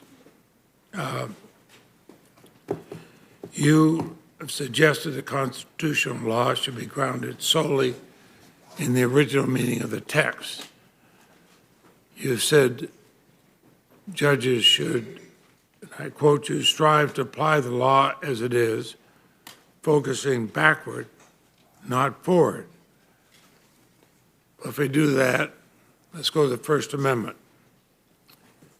Do you believe that James Madison and the other drafters of the First Amendment understood the term speech to include corporate money being funneled into campaigns?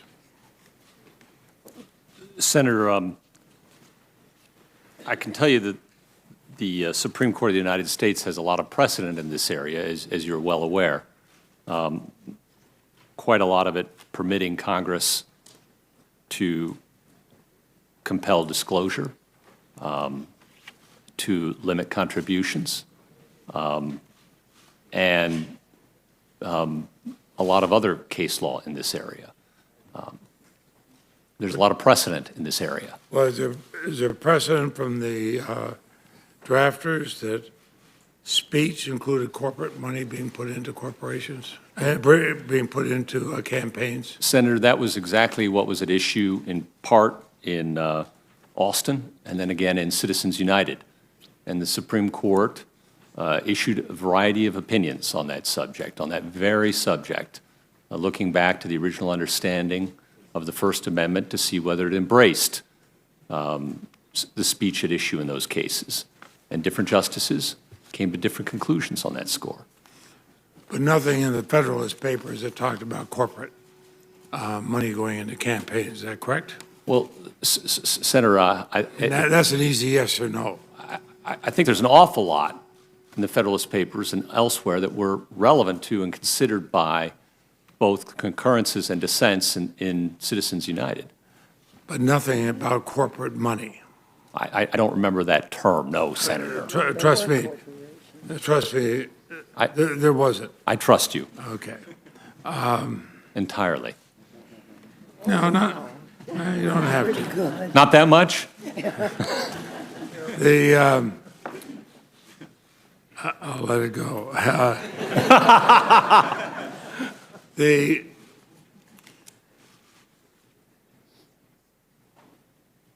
In Citizens United, Justice Kennedy indicated restrictions on campaign donations could only be justified by concerns about quid pro quo corruption. Now, President Trump has said, and I quote, that the reason he made campaign donations was so that when he needs something from them, they're there for me. Filling his campaign contributions by favors. Shouldn't Congress, not the courts, make the determination about the potential for corruption, especially if we're talking about quid pro quos? Senator, I think there is lots of room for legislation in this area that the court has left. The court indicated that if proof of corruption can be demonstrated, that a different result may obtain on expenditure limits. Unlimited, you don't believe that putting unlimited amount of money by somebody who has a particular interest in the outcome of actions by the Congress, putting unlimited amount of money into specific campaigns, that's not enough to show the intent to buy favors or enough to show corruption? I'm not sure I tracked the question, Senator. I'm sorry. If you have corporate money that is basically unlimited under Citizens United, it can be funneled through various special interest groups. Does that at least raise concerns about quid pro quo corruption? I think after Citizens United made clear that quid pro quo corruption remains a vital concern and a subject for potential legislation. And I think there is ample room for this body to legislate, even in light of Citizens United, whether it has to do with contribution limits, whether it has to do with expenditure limits, or whether it has to do with disclosure requirements. There's different, if somebody were out and out buy a vote or buy a favor, we'd all agree that's corruption, is it not? I think Justice Kennedy would agree with you, yes. Or would you agree with me? I follow the law. And that's my understanding. That would certainly follow within my understanding of the When law. I was a prosecutor, we'd call that corruption. All right. I'll trust you there too, Senator. And I did. Now, but influence is different ways. For example, when you became a judge, you were here in Washington, you were working in Washington. I understand there were 3 extremely well-qualified Coloradan women attorneys who were on the short list being considered by the Bush White House. The Denver Post then did a profile of these women. At that point, and your name was not on that list, at that point, a billionaire conservative donor intervened. He lobbied the White House to appoint you. You were his lawyer, he liked you.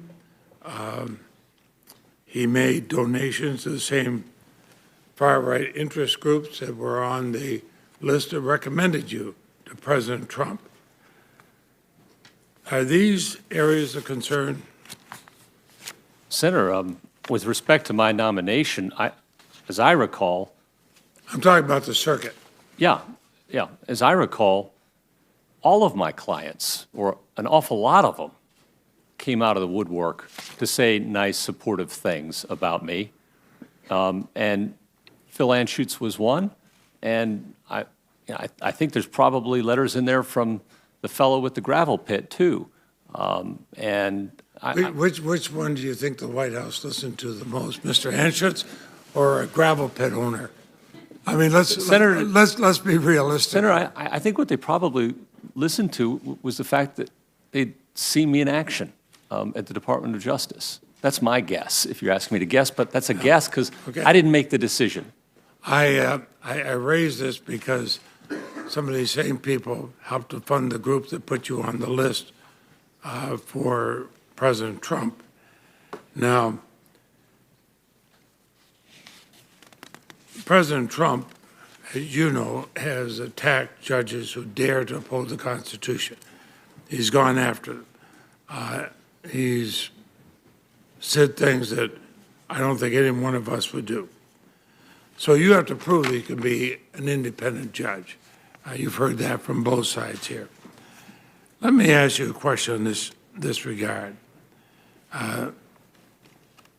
You are a person who believes in religious freedom. You said that before.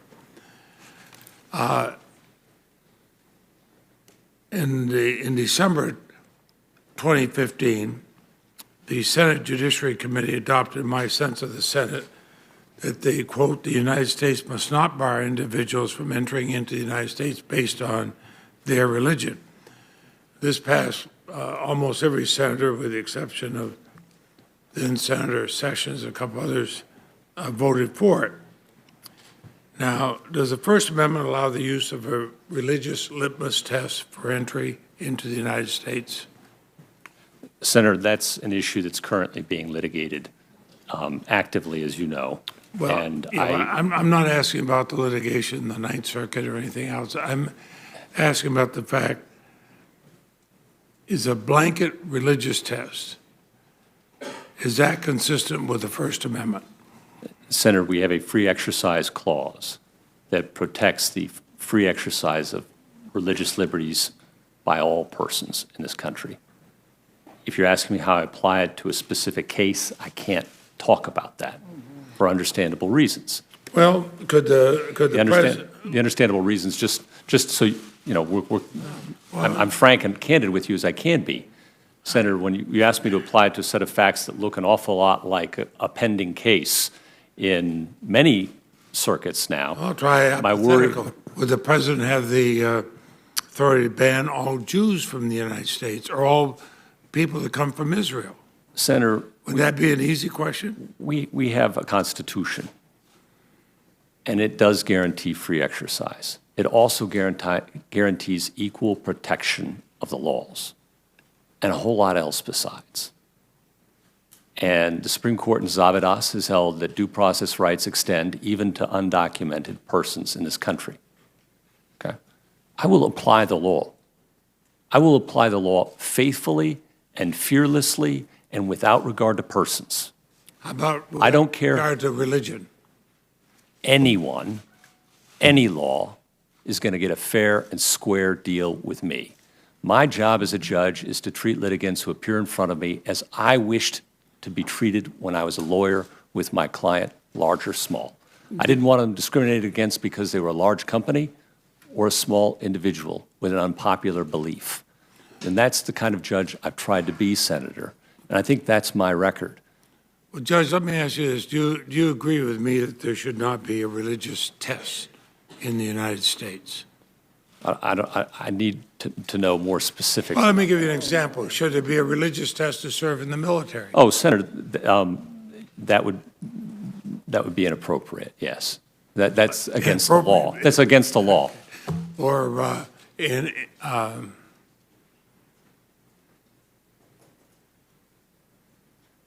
of course, we go right back to the question, do we ban people based solely on their religion? Solely on their religion. Senator, we have the religious... Not on whether they form a threat or something, but you ban somebody solely on their religion. Senator, we have not just the First Amendment free exercise clause in this country. Very important protection. We have not just the equal protection guarantee of the 14th Amendment, which prohibits discrimination on the basis of race, gender, ethnicity. We also have the Religious Freedom Restoration Act, as Senator Hatch mentioned, which was a bipartisan bill passed by this body with support of Senator Kennedy and Senator Schumer when he was in the House. And that imposes an even higher standard on the government than the First Amendment when it comes to religious discrimination. It says that if there's any sincerely held religious belief, earnestly held religious belief, the government must meet strict scrutiny before it may regulate on that basis.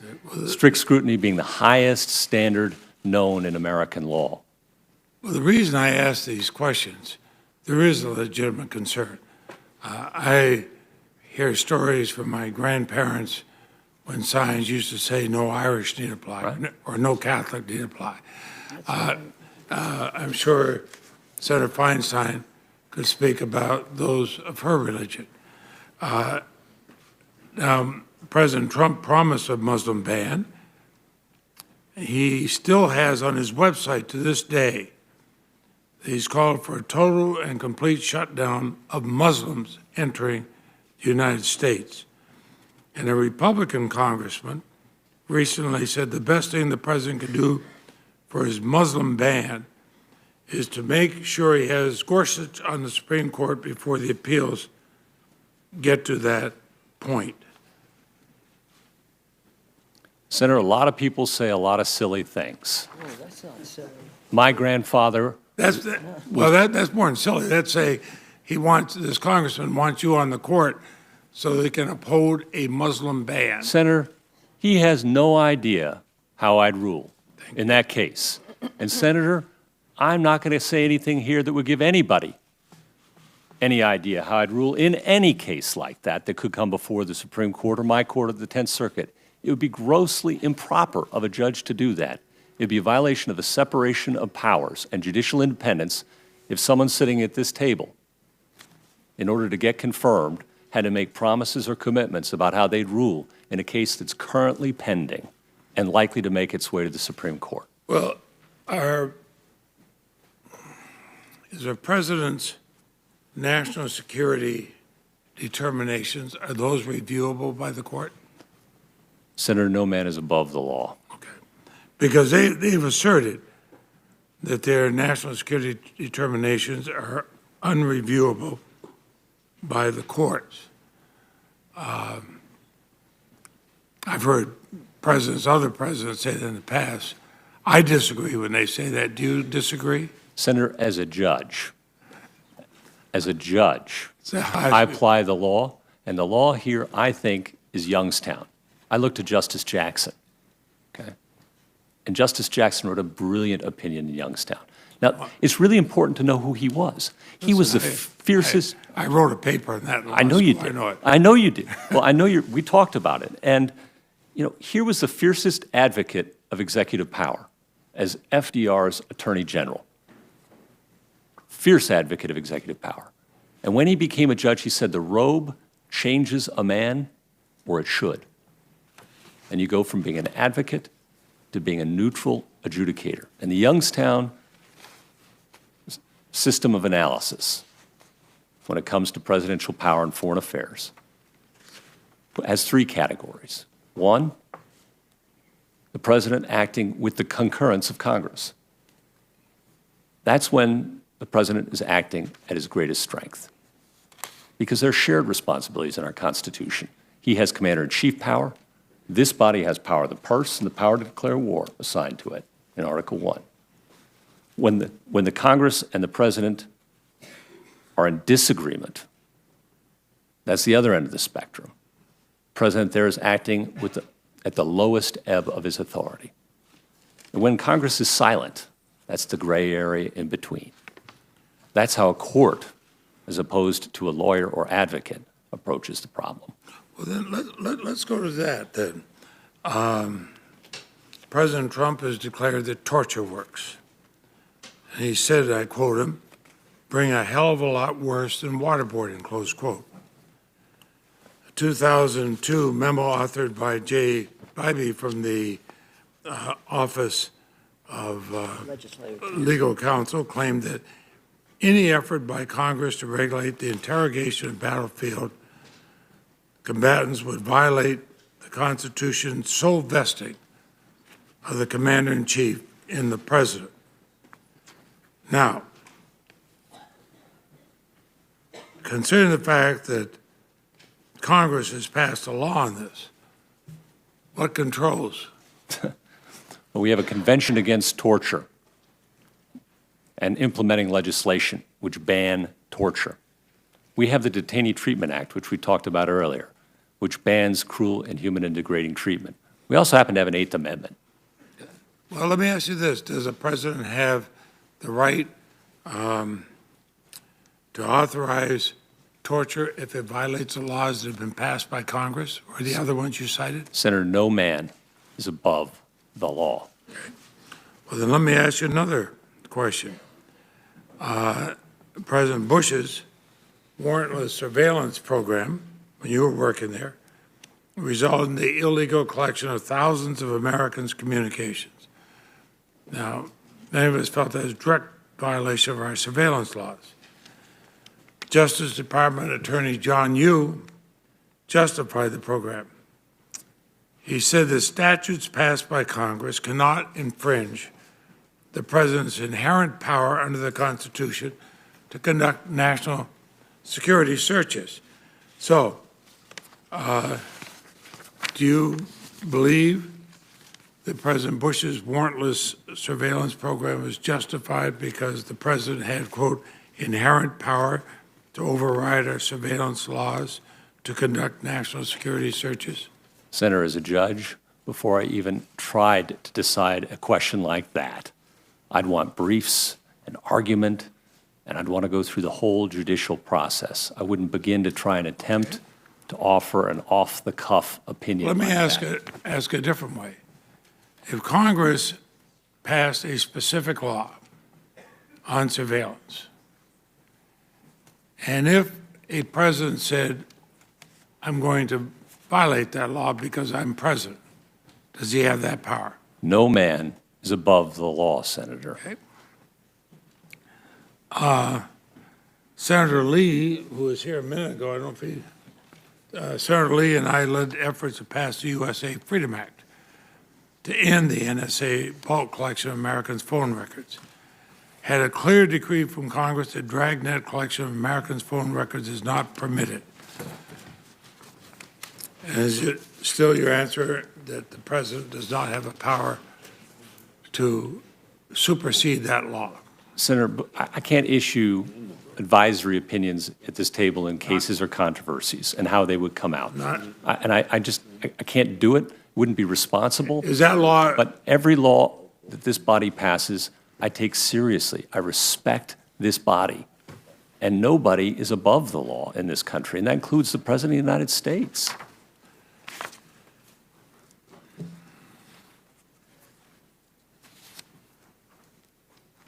Well, when you were there, and I don't know whether these are among the things that Senator Feinstein gave you, but when Jay Bybee wrote, any effort by Congress to regulate the interrogation of battlefield combatants would violate the Constitution's sole vesting of the Commander-in-Chief in the President. And you appear to have advocated for a similar view when you attempted to give President Bush the flexibility not to be bound by Senator McCain's legislation.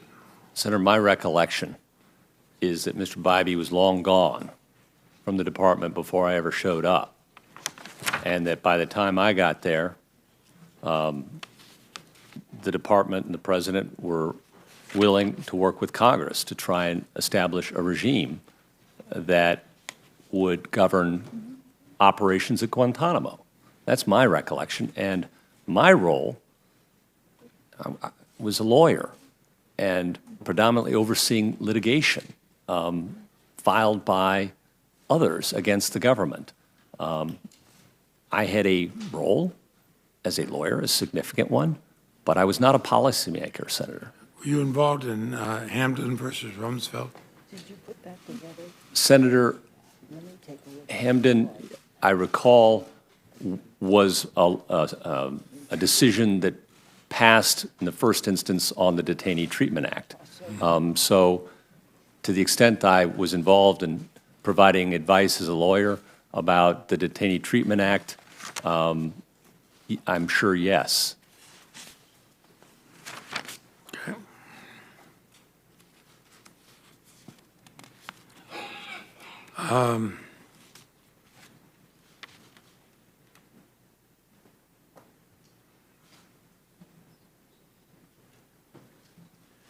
You've read the Shelby County decision. If you were on the court, which side would you have voted with? Senator, I admire the various ways. You really, you'd be a formidable companion in the courtroom. I'm not, yeah. But Senator Feinstein said, don't let it go to your head, Pat. He And should. I'm not. I'm just I'm a lawyer from a small town. Yeah, all right. I've heard that story. Whenever a lawyer says I'm just a lawyer from a small town, watch out. Last time you got to watch your wallet because it's gone quickly, in my experience. And I might have played that line once or twice myself. No, but I asked these questions because there were both Justice Alito, when he was before us, and Justice Roberts, and Judge Alito and Judge Roberts answered some precedent questions. And are you saying there are no precedent questions you could answer? Well, no, Senator, I'm happy to say Shelby is a precedent in the United States Supreme Court. It's a recent one. It's a controversial one. I understand that. What its precedential reach will prove to be remains to be seen. Because, for example, as I read it, the decision left room for Congress to legislate in this area if it wishes, to make new findings, and to express a new possible regime for Section 4 and Section 5 coverage. And that possibility is live and could yield further litigation, undoubtedly would. You've been critical of class actions, and Justice Scalia in Ledbetter case and the Walmart Dukes case been more difficult, I believe, for Americans to have day in court. Would you have joined Justice Scalia's decision in Walmart? Well, whatever answer you want. Senator, I would tell you that my record on class actions, I think, will reflect, if you look, and I know you have, that I represented class actions. I represented people fighting class actions. I've ruled against class actions, and I've ruled for class actions. And in each case, it depends upon the facts and the law presented to me. The most recent class action case, significant one I can think of, involved residents who live near Rocky Flats, a uranium processing plant, made nuclear weapons outside of Denver. And those folks filed a class action for damage to their property. And it took 25 years for that case, bouncing up and down and back and forth across the legal system before I finally issued a decision saying, stop, enough, they win. They had a trial, a jury found for them, and they win. Finish the lawsuit. And I believe it has been finished, and I believe they've been finally paid, though, of course, it's been so long. Many of them, it's their children who are getting the money. Before Senator Graham, I thought I'd give some directions. We have this vote at noon. It's just one roll call vote. And Senator Graham should finish about 12:11 or 12:12.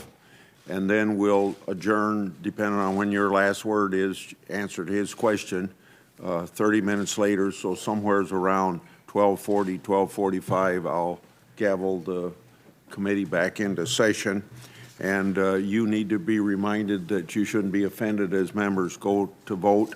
And you'll have your 30 minutes, and I hope that's enough because I want to keep this moving. You can be back here around 12:45 or thereabouts. I'll wait until you get the orders. Does that detract from anything? We're okay. Okay. Senator Graham. And Senator Graham, if I go ahead of time, you will adjourn the committee, recess the committee. Yes, sir. Till that time. Yes, sir. Thank you. Well, Judge, I want to read a statement here that I associate myself with. I certainly don't want you to have to lay out a test here in the abstract, which might determine what your vote or your test would be in a case you have yet to see that may well come before the Supreme Court. Does that sound like a reasonable standard? Yes, Senator. That's what Senator Leahy said on July the 21st, 1993. I think it was good then. I think it's good now. You're not a political person. I am, so I want to take a bit of a moment here to talk about the fairness of what's going on in terms of you and Judge Garland. Judge Garland was a fine man. I'm sure I would have voted for him. At the time his nomination came about, we were in the middle of selecting a new president. We're in the last year of President Obama's term. To my Democratic colleagues, I want to remind you of some things that people on your side have said. On June 25th, 1992, it was in an election year, there was a suggestion that maybe one of the judges on the Supreme Court would step down before the election in November. This is what the chairman of this committee, Joe Biden, said about that possibility then. It would be our pragmatic conclusion that once the political season is underway, and it is, action on a Supreme Court nomination must be put off until after the election campaign is over. If someone steps down, I would highly recommend the president not name someone, not send a name up. If Bush did not send someone up, I would ask the Senate to seriously consider. If Bush did send someone up, I would ask the Senate to seriously consider not having a hearing on that nominee. That was Joe Biden, the possibility of a vacancy coming about by somebody stepping down, not dying, once the campaign season was afoot. Justice Alito passed away in February. There had already been 3 primaries. The campaign season, in my view, was afoot. This is what Senator Reid said on May 19th, 2005. The duties of the United States Senator are set forth in the Constitution of the United States. Nowhere in that document does it say the Senate has a duty to give presidential nominee a vote. This is Senator Schumer. And the last July 27, 2007. We should reverse the presumption of confirmation. We should not confirm any Bush nominee to the Supreme Court except in extraordinary circumstances. That was the last year of President Bush's last term. To my Democratic colleagues, on November the 21st, 2013, you decided when you were in charge of this body by 52 to 48 vote to change the rules of the United States Senate for the nomination of executive branch appointments and all judges below that of the Supreme Court. I'm not going to ask you whether you think that was fair or not, because that's not your job. I will say to the public, I thought it was incredibly unfair. I thought it was a power grab by our Democratic colleagues that will change the nature of the judiciary for the rest of our lives. Because what you have done is you've made it that you can confirm a judge now within one party if you have over 50 votes, not having the requirement to reach across the aisle to pick up a vote or two, which is a moderating influence. That is lost forever for all judges below the Supreme Court. I was in the Gang of 14 that was formed to deal with the wholesale filibuster of all Bush nominations. New to the body, I felt it would be bad to change 100 and something, almost 200 years, I guess, plus, precedent of how we deal with nominations coming from a president. But there was a wholesale filibuster of everything Bush. And there were 14 of us, I think I'm one of 2 or 3 left, that believed that it was wrong to filibuster Supreme Court judges and judges in general because you don't like the outcome of the election. And we came up with a standard that you should only filibuster in extraordinary circumstances, which I think is consistent with what Hamilton had in mind in terms of the role of the Senate, that you expect a Republican nominee or a Republican president to pick someone different than a Democrat president, because that's what the campaigns are all about. Qualified judges, and I believe that Sotomayor and Kagan were well within the reasonable mainstream of judges who would be to the left of center in the judicial philosophy world. That's why I voted for them. But now things are different. I believe that that vote, November 21st, 2013, forever changed the way the Senate works when it comes to executive appointments, judicial nominations, and will do long-term damage to the judiciary as a whole, because the most ideological will be rewarded. We don't have that requirement yet for the Supreme Court, and I hope we never will. Time will tell. I'm not optimistic.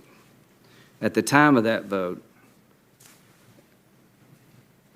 the Senate had confirmed 19 of the President Obama's judicial nominations. That same time in President Bush's second term, there had been 4 confirmed. I thought it was a manufactured crisis. I thought it was politically motivated. And when it comes to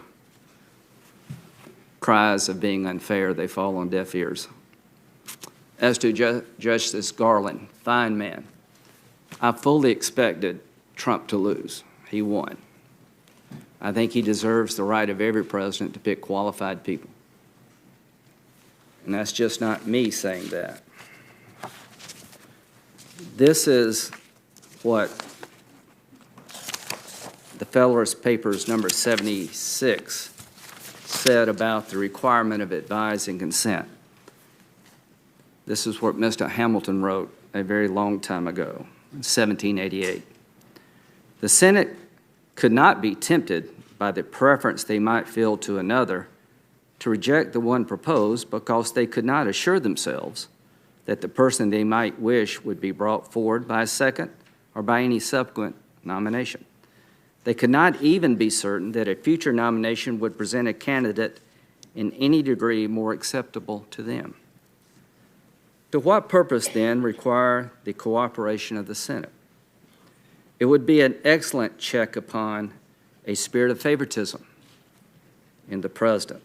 It would tend greatly to prevent the appointment of unfit characters from state prejudice, from family connection, from personal attachment, or from a view to popularity.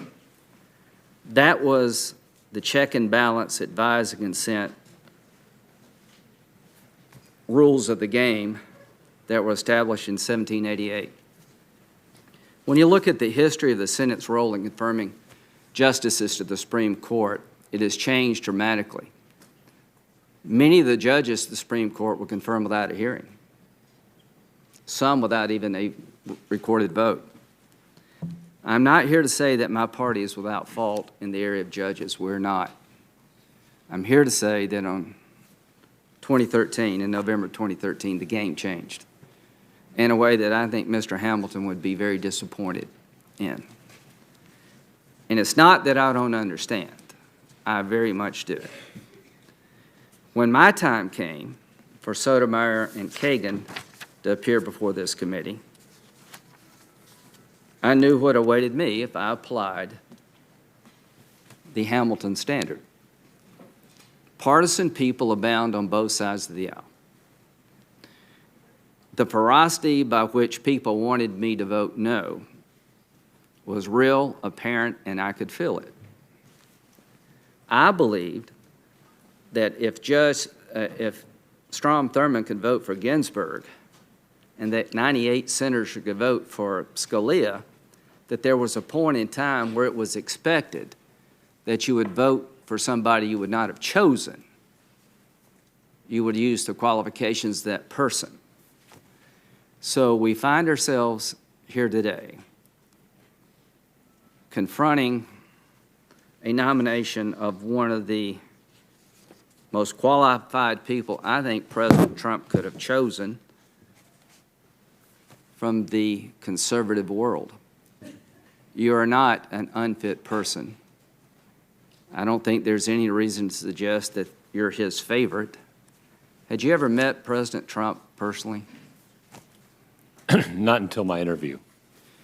In that interview, did he ever ask you to overrule Roe v. Wade? No, Senator.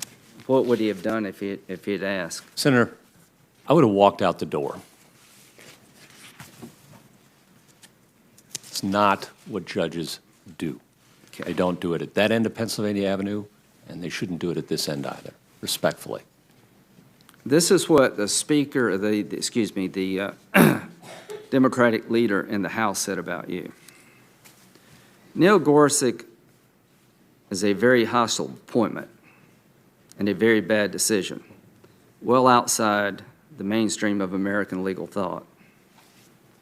If you breathe air, drink water, eat food, take medicine, or in any other way interact with the courts, this is a very bad decision. I want to ask you to respond to what I think is complete, absolute political garbage. And statements like that were also directed against Justice Sotomayor and Kagan. I remember Sotomayor being called a racist because she gave a speech that was edgy. I remember Elena Kagan being called unpatriotic because she was involved in the decision at Harvard to kick the ROTC unit off the campus. And the reason I didn't buy one was a racist and the other was unpatriotic is because I took the time to look at the way they lived their lives, and I listened to what people had to say who had interacted with them all their lives.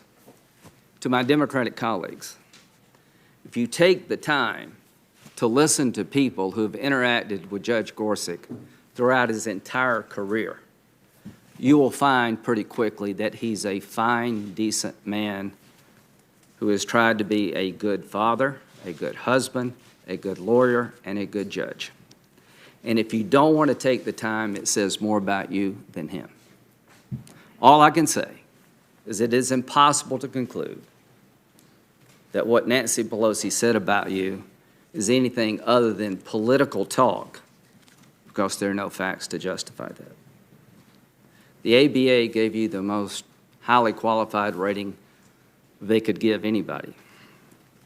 I just want you to know that I believe you have led a life you should be proud of, that you've tried your best to be a good father, a good husband, a good lawyer, and a good judge. Now, let's talk about our interaction a long time ago. Thank you, Senator, for those very kind words. Well, it's something you've earned, not something that you need to thank me for.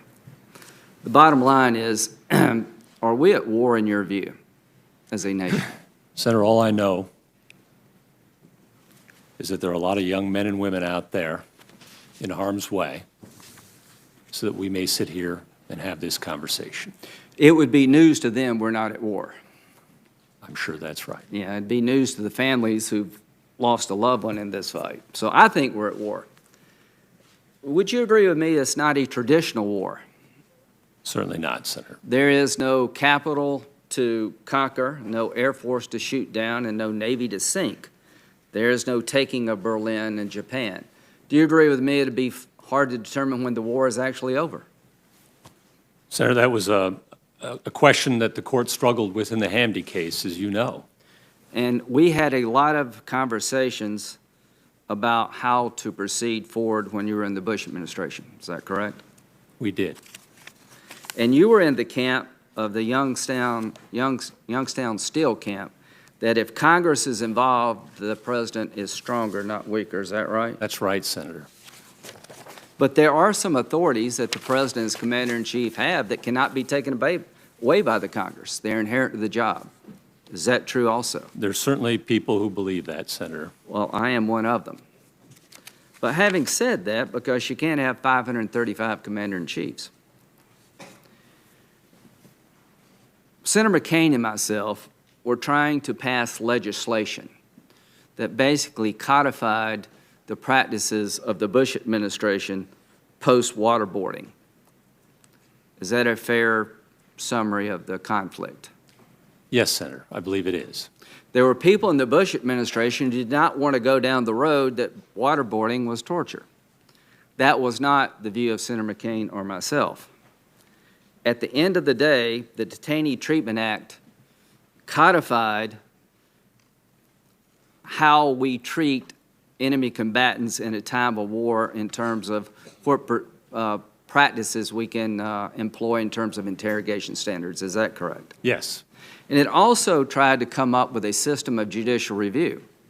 I was in the camp that were at war, and in past wars, you don't give enemy prisoners lawyers. I don't remember any German or Japanese prisoner having a lawyer when they were captured. So traditionally, is it the commander-in-chief's job to determine who the enemy force is? There's certainly legal authority suggesting that, Senator. And this court's job to determine if the procedures in question pass muster? That's correct, Senator. Of course, this body plays a role, too. So the dilemma was that I believed it was the Department of Defense, the commander-in-chief's job to determine the enemy force because that's their expertise. And Congress could regulate the naval and land forces, and we had a say about how they could do that. And the courts have a say as to whether or not the procedures used by the President of Congress pass constitutional muster. Is that the general layout of this situation? That's the separation of powers at work. And there was a cross-current here. There was an email that you weren't part of. You were not included on the email, but it says, Neil and I have just been told separately this is not what the White House wants. We have been given authorization to engage on the Graham Amendment, and not just authorization. They want us to engage, to eliminate if possible, but if not, to fix. DOD, not DOJ, has the lead, which may be what led to DOJ-LA's confusion. But the key point for us is that we have green light to engage on Graham. And what I was trying to do was preserve the Combat Status Review Tribunal concept, the ARB, Administrative Review Board concept, and allow the courts to judge the work product at the D.C. Circuit Court of Appeals, to have judicial review, but let the CSRT go first. Do you remember that debate? I do. Okay. And it was settled in the Congress where the Combat Status Review Tribunal would have the first shot at determining whether somebody's an enemy combatant, and the D.C. Circuit Court of Appeals could review their work product to see if it was capricious or arbitrary, if it made sense. The Supreme Court in Boumediene struck that down, saying it was not an adequate substitute for habeas. Is that correct? That's absolutely correct, Senator. And your role in all this was try to find out a way to engage Congress on the Detainee Treatment Act because it was your view that Congress being involved would strengthen the President's hand. As a lawyer, Yes. I was not a policymaker, but I did advise. As a lawyer. As did many others. There were many other very fine lawyers too, Senator, who advised the administration that engaging Congress would be a good idea because we had read our Youngstown and our Justice Jackson. Any lawyer, I think, who understands this area of the law would suggest the President's stronger when he has congressional support. The signing statement. Is it fair to say there was a conflict between the Vice President's office and other parts of the Bush administration about what this signing statement should say or look like? That's my recollection, and that's about all I can recall. I remember it very well because Vice President Cheney's signing statement was going to be, we have an inherent authority to do whatever we think we need to do. And there were a lot of other people saying, no, you don't have the authority just to set aside a law. You have to have a reason to object to it.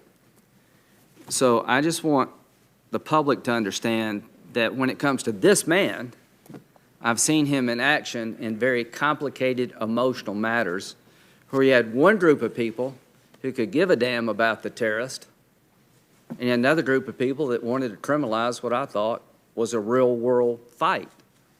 And we tried to find that middle ground. And in a 5-4 decision, the Supreme Court struck down my proposal, and we fixed it later with a huge bipartisan vote so that every enemy combatant today has a habeas proceeding where the government has to prove by preponderance of the evidence you're in fact an enemy combatant, then if they reach that conclusion, you can be held under the law of war as long as you're a threat to our nation. Is that a fair summary of where we're at? That's my understanding, Senator. Along the way, your legislation did prevail in the D.C. Circuit and in the Supreme Court. Of course, it was a close call. It was 5-4, as I recall. And that just proves that 5 people can be wrong. So, while I disagree, I certainly respect the court's decision. You're not going to get me to commit on that one either, don't worry. Senator. I'm not even going to try. The bottom line here is there will be more legislation coming regarding the role of the government in gathering information. But from sort of a civics point of view, which Senator Sass is going to take you through, there's a difference between the law of war and domestic criminal law. Do you agree with that? Yes, Senator. That a common criminal, the goal of the law is to prosecute a crime that one individual or group committed against another individual or groups. That's correct? That's right. The law of war is about winning the war. Well, Senator, there are How you fight the war. there are, as you know, rules about that too. Right. And laws about that. Yeah, and we're fighting an enemy who has no rules, that would do anything, and I've always been in the camp that I don't want to be like them. I think that's their weakness, and the strongest thing we could do is stand up for a process that stood the test of time, which is intelligence gathering in a humane way, because they would cut our heads off.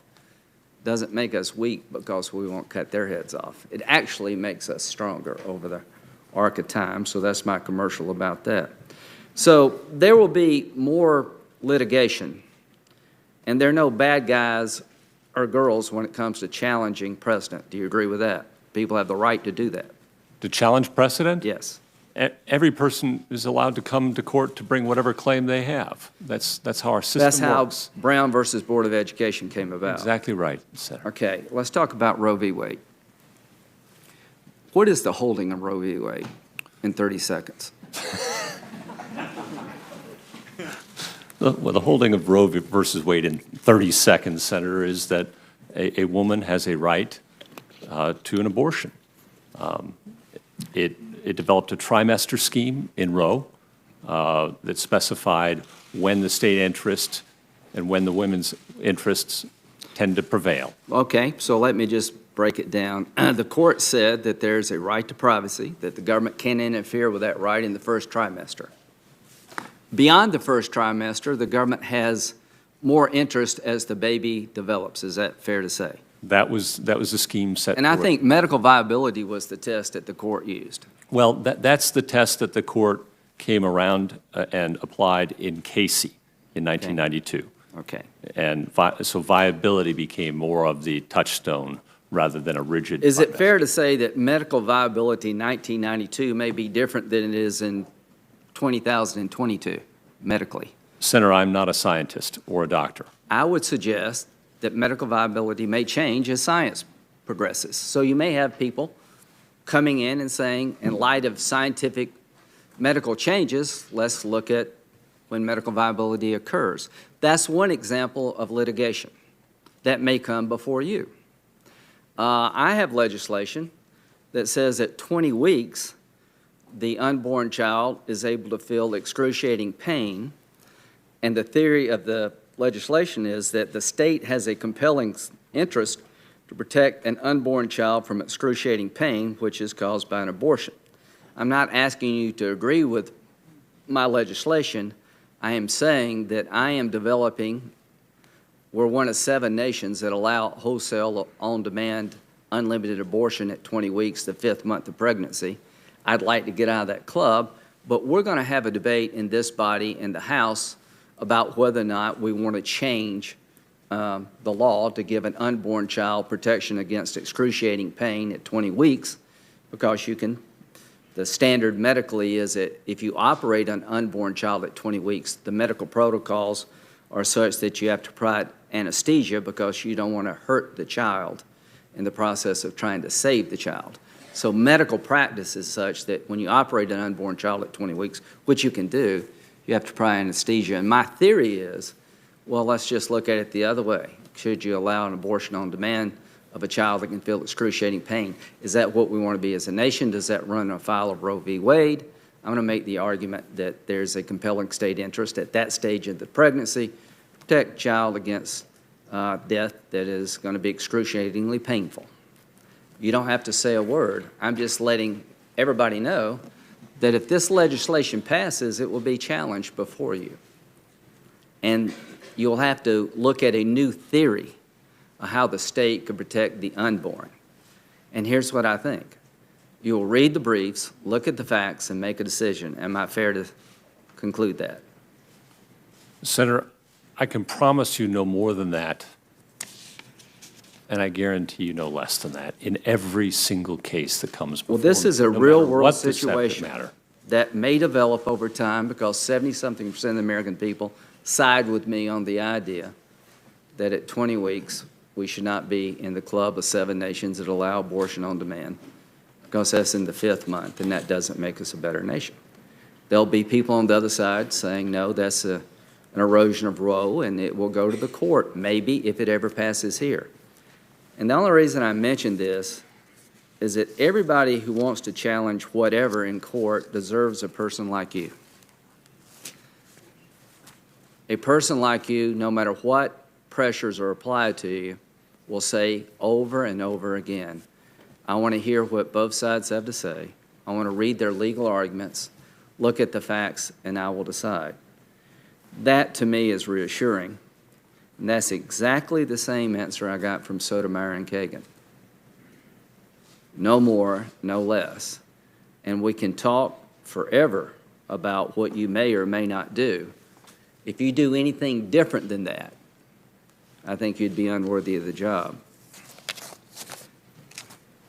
Now, about what's going on in the country with President Trump. Whether you like him or you don't, he is president. But you have said several times that he is not above the law as president. Is that correct? Yes, Senator. You told Senator Leahy if there was a law passed that a Muslim could not serve in the military, you believe, based on current law, that would be an illegal act. Senator, yes, I see that having all sorts of constitutional problems under current law. So if we have laws on the book that prevent waterboarding, do you agree with me that the Detainee Treatment Act prevents waterboarding?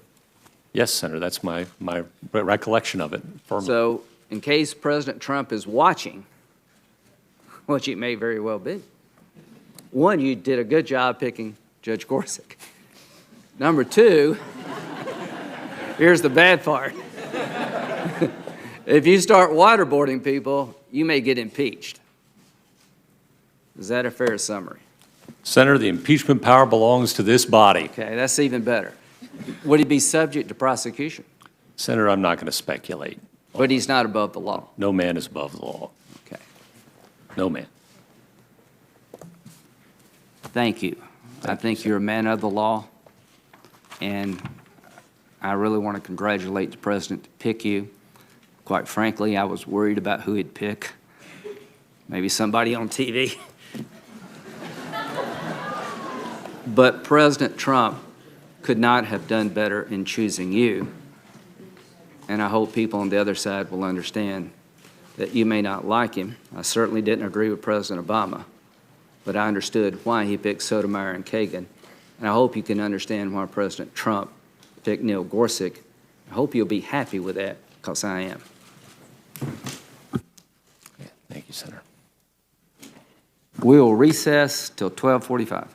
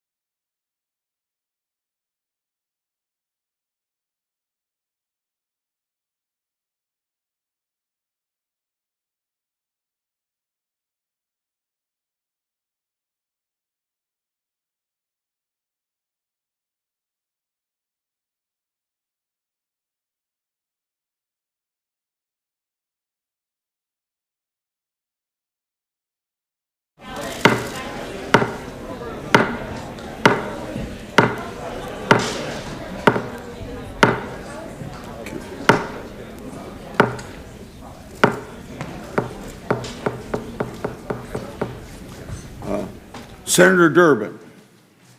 Thanks, Mr. Chairman, and thanks, Judge. Just to be clear, going back to Senator Graham's line of questioning, you helped draft the provision stripping the courts of jurisdiction, which was struck down by the Supreme Court in Hamdan, and you weren't involved in the drafting of the McCain section of the bill on the detainee treatment amendment.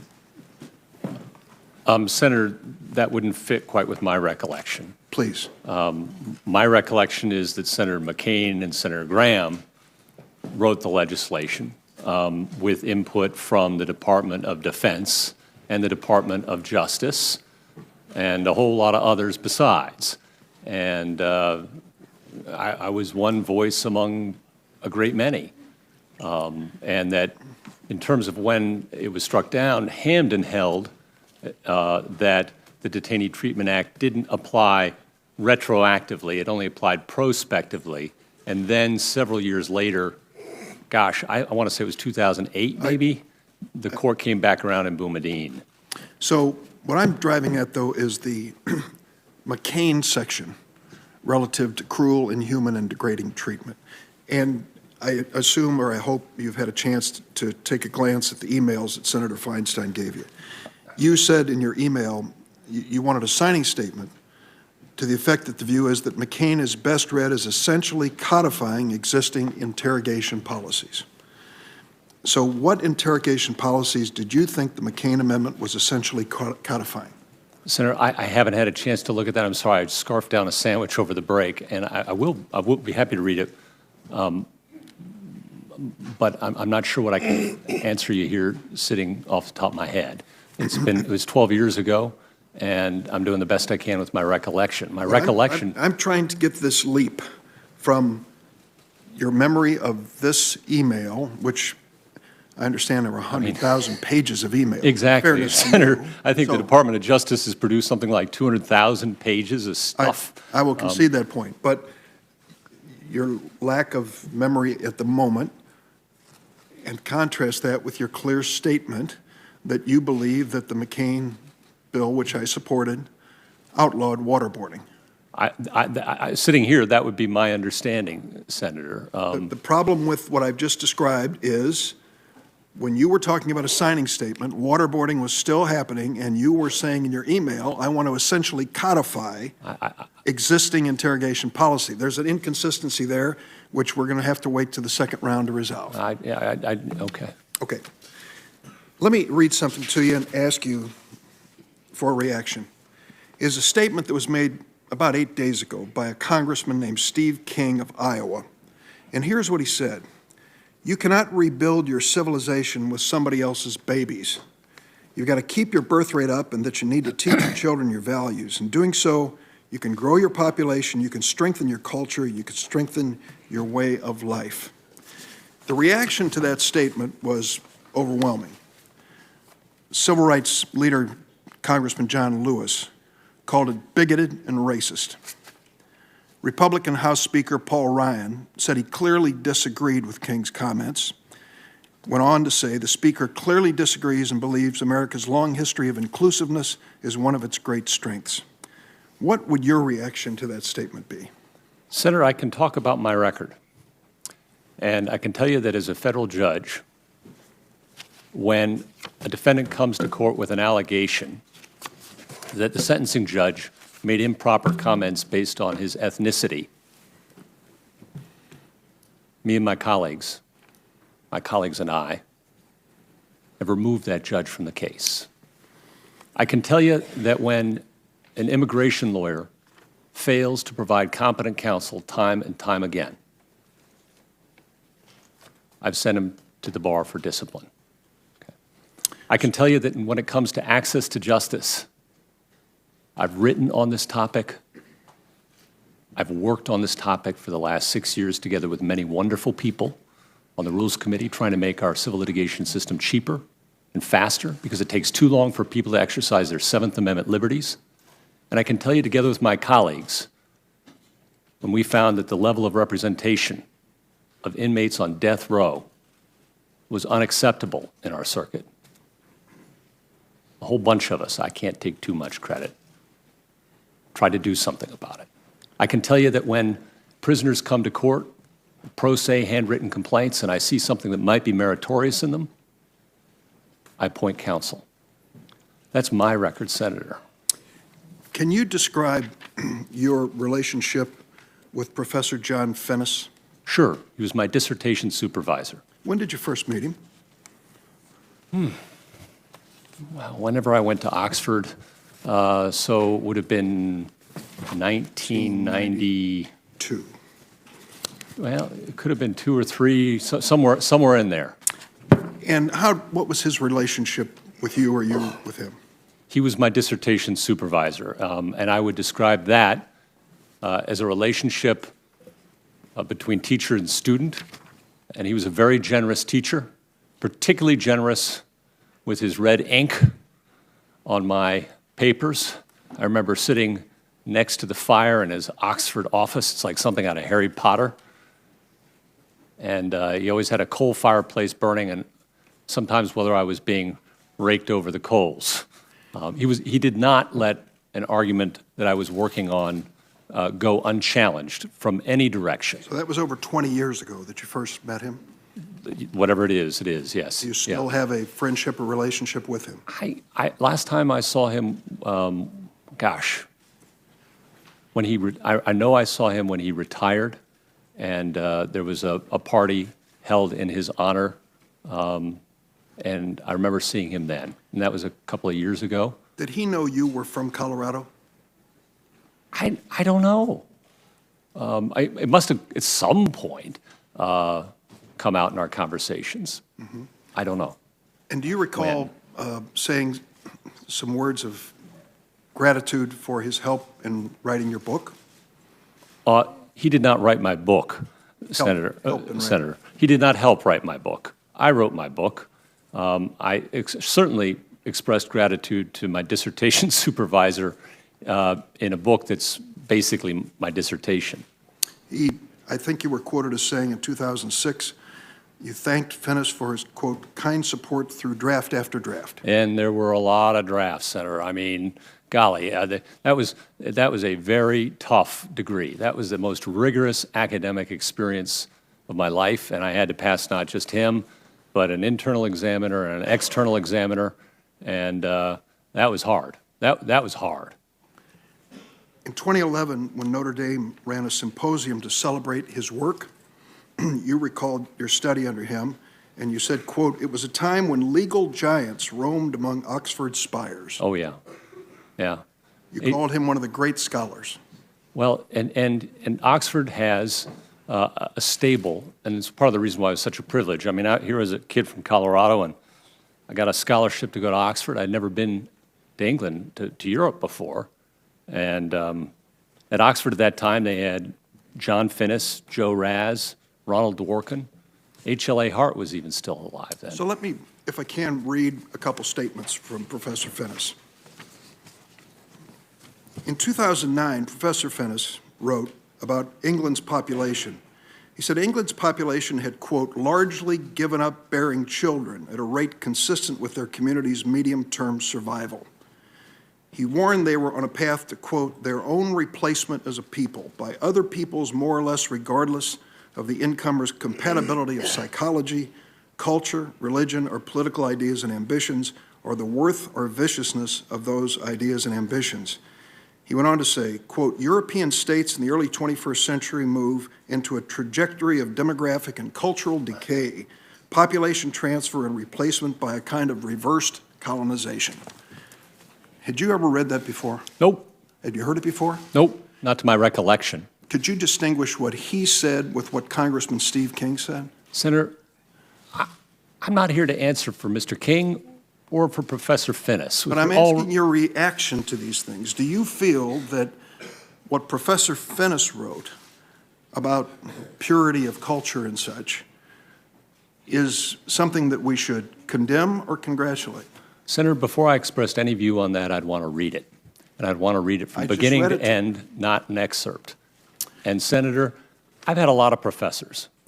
I've been blessed with some wonderful professors. And I didn't agree with everything they said, and I wouldn't expect them to agree with everything I've said. Well, let me ask you this specific one. It was 1993, and you were at Oxford, and this is when you believe you first met this professor. Professor Finnis was tapped by the then Colorado Solicitor General, Timothy Tymkovich, to help defend a 1992 state constitutional amendment that broadly restricted the state from protecting gay, lesbian, and bisexual people from discrimination. During the course of the deposition which he gave in support of that effort, Finnis argued that antipathy toward LGBT people, specifically toward gay sex, was rooted not just in religious tradition, but Western law and society at large. He referred to homosexuality as bestiality in the course of this as well. Were you aware of that? Senator, I know he testified in the Romer case. I can't say sitting here I recall the specifics of his testimony or that he gave a deposition. I guess the reason I'm raising this is a man who apparently had an impact on your life, certainly your academic life, and I'm trying to figure out where we can parse his views from your views, what impact he had on you as a student, what impact he has on you today with his views. Well, and I guess, Senator, I think the best evidence is what I've written. I've written over, well, gosh, written or joined over 6 million words as a federal appellate judge. I've written a couple of books. I've been a lawyer and a judge for 25 or 30 years. That's my record. And I guess I'd ask you respectfully to look at my credentials and my record. And some of the examples I've given you are from my record about the capital habeas work, about access to justice. I've spoken about overcriminalization publicly. Those are things I've done, Senator. And what about LGBTQ individuals? Well, Senator, there are, what about them? Well, the point I made is... They're people. Oh, And, of course. you know, But what you said earlier was that you have a record of speaking out, standing up for those minorities who you believe are not being treated fairly. Can you point to statements or cases you've ruled on relative to that class? Senator, I've tried to treat each case and each person as a person, not of this kind of person, not of that kind of person, a person. Equal justice under law. It is a radical promise in the history of mankind. Does that refer to sexual orientation as well? Senator, the Supreme Court of the United States has held that single-sex marriage is protected by the Constitution. Judge, would you agree that if an employer were to ask female job applicants about their family plans, but not male applicants, that would be evidence of sex discrimination prohibited by Title VII of the Civil Rights Act? Senator, I'd agree with you. It's highly inappropriate. You don't believe it's prohibited? Senator, it sounds like a potential hypothetical case that might be a case for controversy I might have to decide, and I wouldn't want to prejudge it sitting here at the confirmation table. I can tell you it would be inappropriate. Inappropriate. Do you believe that there are ever situations where the cost to an employer of maternity leave can justify an employer asking only female applicants and not male applicants about family plans? Senator, those are not my words, and I would never have said them. I didn't say that. I asked you if you agreed with this statement. And I'm telling you I don't. Thank you. In Wang versus Kansas State, the case involved a cancer-stricken professor. You wrote an opinion that noted that EEOC guidance commands deference, quote, only to the extent its reasoning actually proves persuasive. EEOC's enforcement guidance on pregnancy discrimination provides as follows. Because Title VII prohibits discrimination based on pregnancy, employers should not make inquiries into whether an applicant or employee intends to become pregnant. The EEOC will generally regard such an inquiry as evidence of pregnancy, discrimination, or the employer subsequently makes an unfavorable job decision affecting a pregnant worker. Do you find this instruction to be persuasive? Senator, there's a lot of words there, and if you're asking me to parse them out and give you a legal opinion, and I fear that you may be, I'd respectfully say I'd have to study it in the course of a judicial case. Well, let me bring it right down to the operative words. Whether employees should or should not make inquiries into whether an applicant or employee intends to become pregnant. Senator, it sounds like you're asking me about a case for a controversy, and with all respect, when we come to cases and controversies, a good judge will listen Socrates said the first virtue of a good judge is to listen courteously and decide impartially. I think you know why I'm asking these questions. No, this one I don't. The reason I'm asking is because about your views on pregnancy women in the workplace is because two of your former students from legal ethics and professionalism class last spring wrote to this committee to say how troubled they were by your comments in an April 19th class. It was a gender-targeted discussion regarding the hardship to employers of having female employees who may use maternity benefits.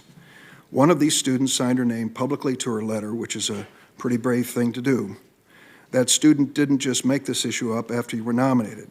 Last night, the University of Colorado Law School confirmed that she had voiced her concerns with administrators shortly after your April 19th class, and also confirmed that the administrators told her they would raise this matter with you, though they never actually did so.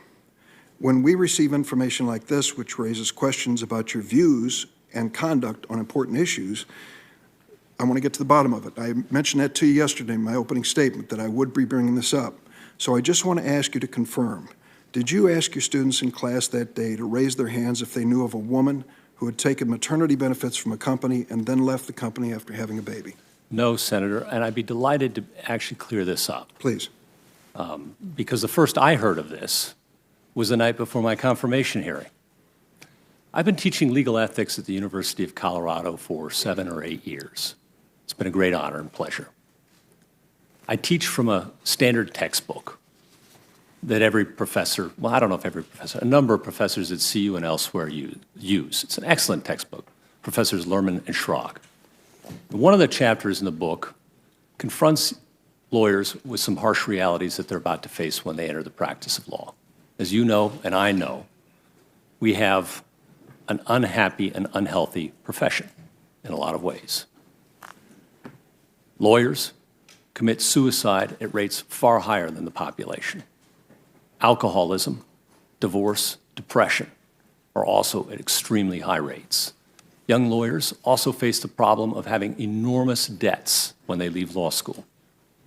And that's a huge inhibition for them to be able to do public service, like you and I are so privileged to be able to do. We talk about those things. There is one problem in the book, and I'd be happy to share with you the book and the teacher's manual so you can see for yourself, Senator, which asks the question, and it's directed to young women, because sadly this is a reality they sometimes face. The problem is this: suppose an older partner woman at the firm that you're interviewing at asks you if you intend to become pregnant soon. What are your choices as a young person? You can say yes, tell the truth. The hypothetical is that it's true, and not get the job, and not be able to pay your debts. You can lie, maybe get the job. You can say no. That's a choice too. It's a hard choice. Or you can push back in some way, shape, or form. And we talk about the pros and the cons in a Socratic dialogue so that they can think through for themselves how they might answer that very difficult question. And Senator, I do ask for a show of hands, not about the question you asked, but about the following question. And I ask it of everybody. How many of you have had questions like this asked of you in the employment environment? An inappropriate question about your family planning. And I am shocked every year, Senator, how many young women raise their hand. It's disturbing to me. I knew this stuff happened when my mom was a young practicing lawyer, graduating law school in the 1960s. At age 20, she had to wait for a year to take the bar. I knew it happened with Justice O'Connor. Couldn't get a job as a lawyer when she graduated Stanford Law School and had to work as a secretary. I am shocked it still happens every year that I get women, not men, raising their hand to that question. Thank you for the opportunity to clarify that, Senator. And I wanted to give you that opportunity. I told you yesterday we'd get to the bottom of this, and I'd give you your chance to tell your side of the story. You made a point yesterday of talking about your 4 heroes, and one of them was Justice Jackson. And I went back to look at some of his cases. I just know of him. I don't know much about him. And I found his dissent in Korematsu. And this was a case which I thought was fascinating because his dissent was not that long, but it had an impact. It was profound. The question, of course, was the military orders in the United States on the treatment of Japanese Americans. Fred Korematsu was caught up in it and was basically told he had no choice. He had to go off to the internment camp, and that whole military directive was challenged in this case. And it was interesting that it was upheld in an opinion by Justice Black, but among the dissenters was Robert Jackson. In his dissent, he said some things that I thought were pretty interesting, and I'd like to ask your thoughts on them.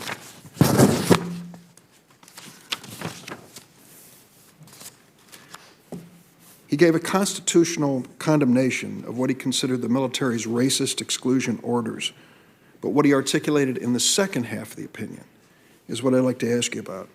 He really raised a question about the role of the courts, even the Supreme Court, in time of war, in time of fear, when it came to military orders, and whether the courts and the Constitution were up to it. That was really an amazing challenge to us as a nation of laws.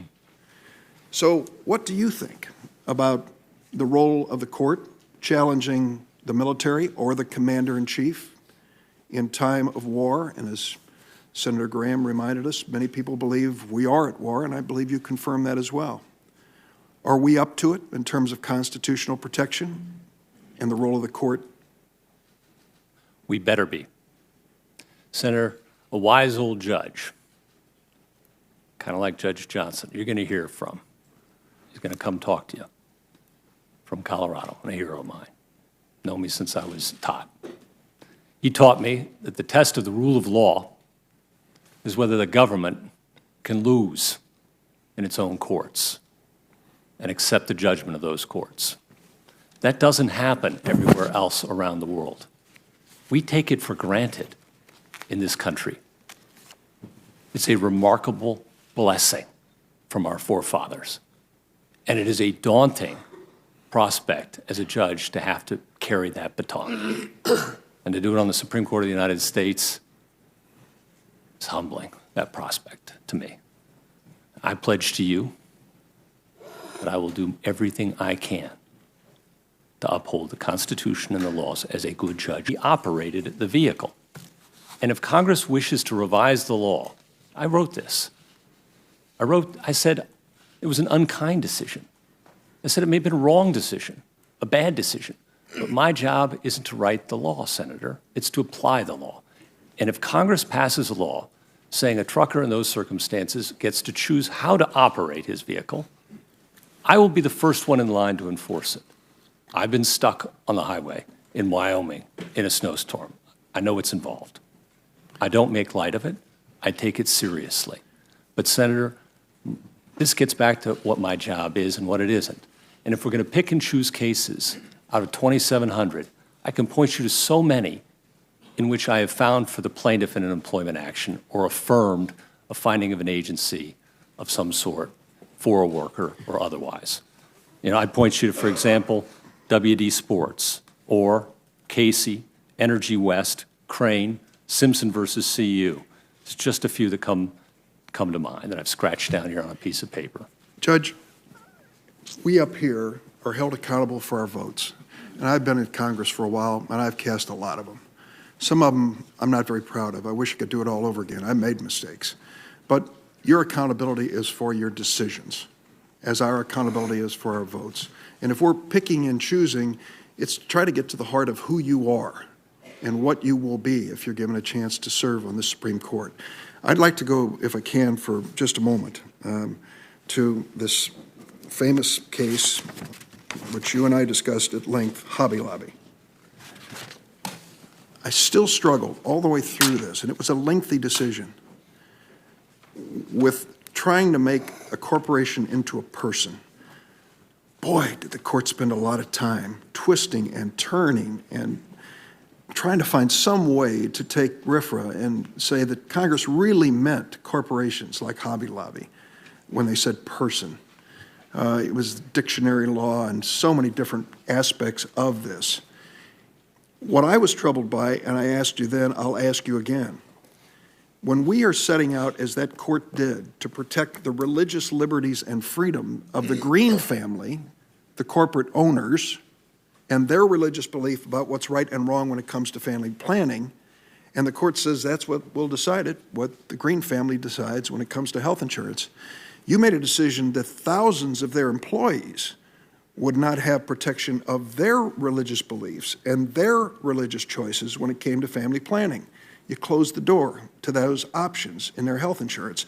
And by taking your position to the next step, to all those who work for closed-end corporations in America, 60 million people had their health insurance and their family planning and their religious belief denigrated, downsized to the corporate religious belief, whatever that is. Did you stop and think when you were making this decision about the impact it would have on the thousands and thousands, if not millions, of employees if you left it up to the owner of the company to say, as you told me, there's some kind of family planning I like and some I don't like? Senator, I take every case that comes before me very seriously. I take the responsibility entrusted in me in my current position very grave. I think if you ask the lawyers and judges of the 10th Circuit, am I a serious and careful judge? I think you'll hear that I am. I'm delighted to have an opportunity to talk to you about that decision. As you know, in RFRA, the Religious Freedom Restoration Act, Congress was dissatisfied with the level of protection afforded by the Supreme Court under the First Amendment to religious exercise. The court, in a case called Smith versus Maryland, written by Justice Scalia, said any neutral law of general applicability is fine. That doesn't offend the First Amendment. So laws banning the use of peyote, Native Americans, tough luck, even though it's essential to their religious exercise, for example. All right. This Congress decided that that was insufficient protection for religion. And in a bill sponsored by Senator Hatch, Senator Kennedy, Senator Schumer when he was in the House, wrote a very, very strict law. And it says that any sincerely held religious belief cannot be abridged by the government without a compelling reason, and even then, it has to be narrowly tailored. Strict scrutiny, the highest legal standard known in American law. Okay.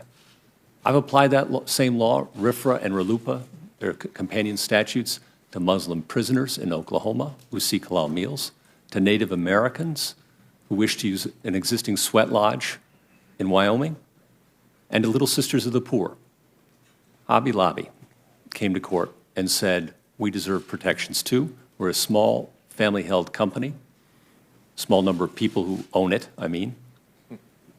They exhibit their religious affiliations openly in their business.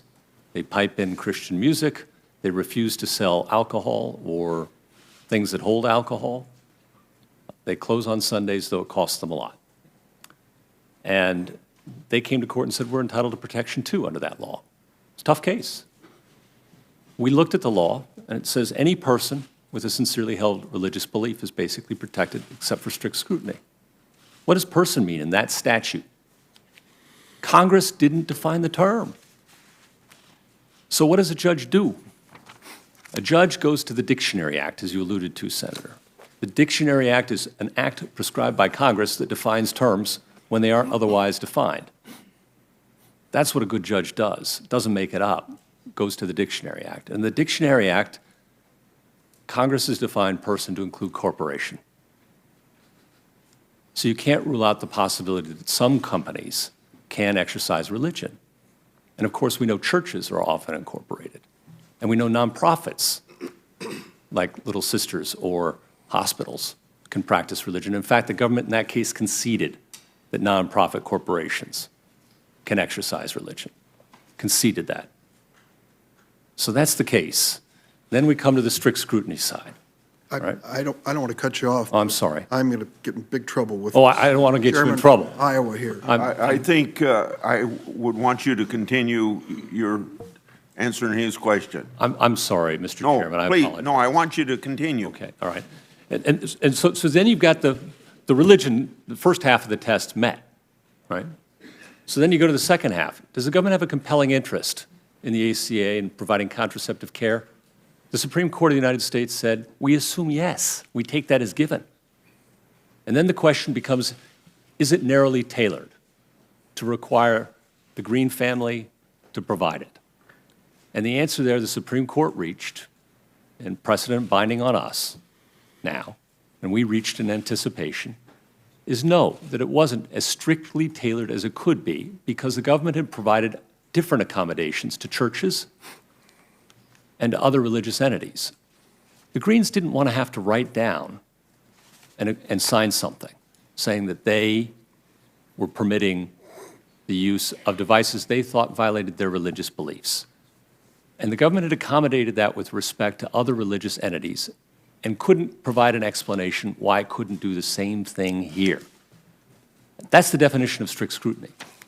Now, Congress can change the law. It can go back to Smith versus Maryland if it wants to, eliminate RFRA altogether. It could say that only natural persons have rights under RFRA. It could lower the test on strict scrutiny to a lower degree of review if it wished. It has all of those options available, Senator. And if we got it wrong, I'm sorry. But we did our level best, and we were affirmed by the United States Supreme Court. And it's a dialogue, like any statutory dialogue, between Congress and the courts. Thank you, Judge. Thank Thank you, Mr. Chairman. Senator from Texas. Thank you, Mr. Chairman. Before I start, yesterday in my statement I mentioned an op-ed in the New York Times written by Neil Katyal. My apologies to him if I butchered his name.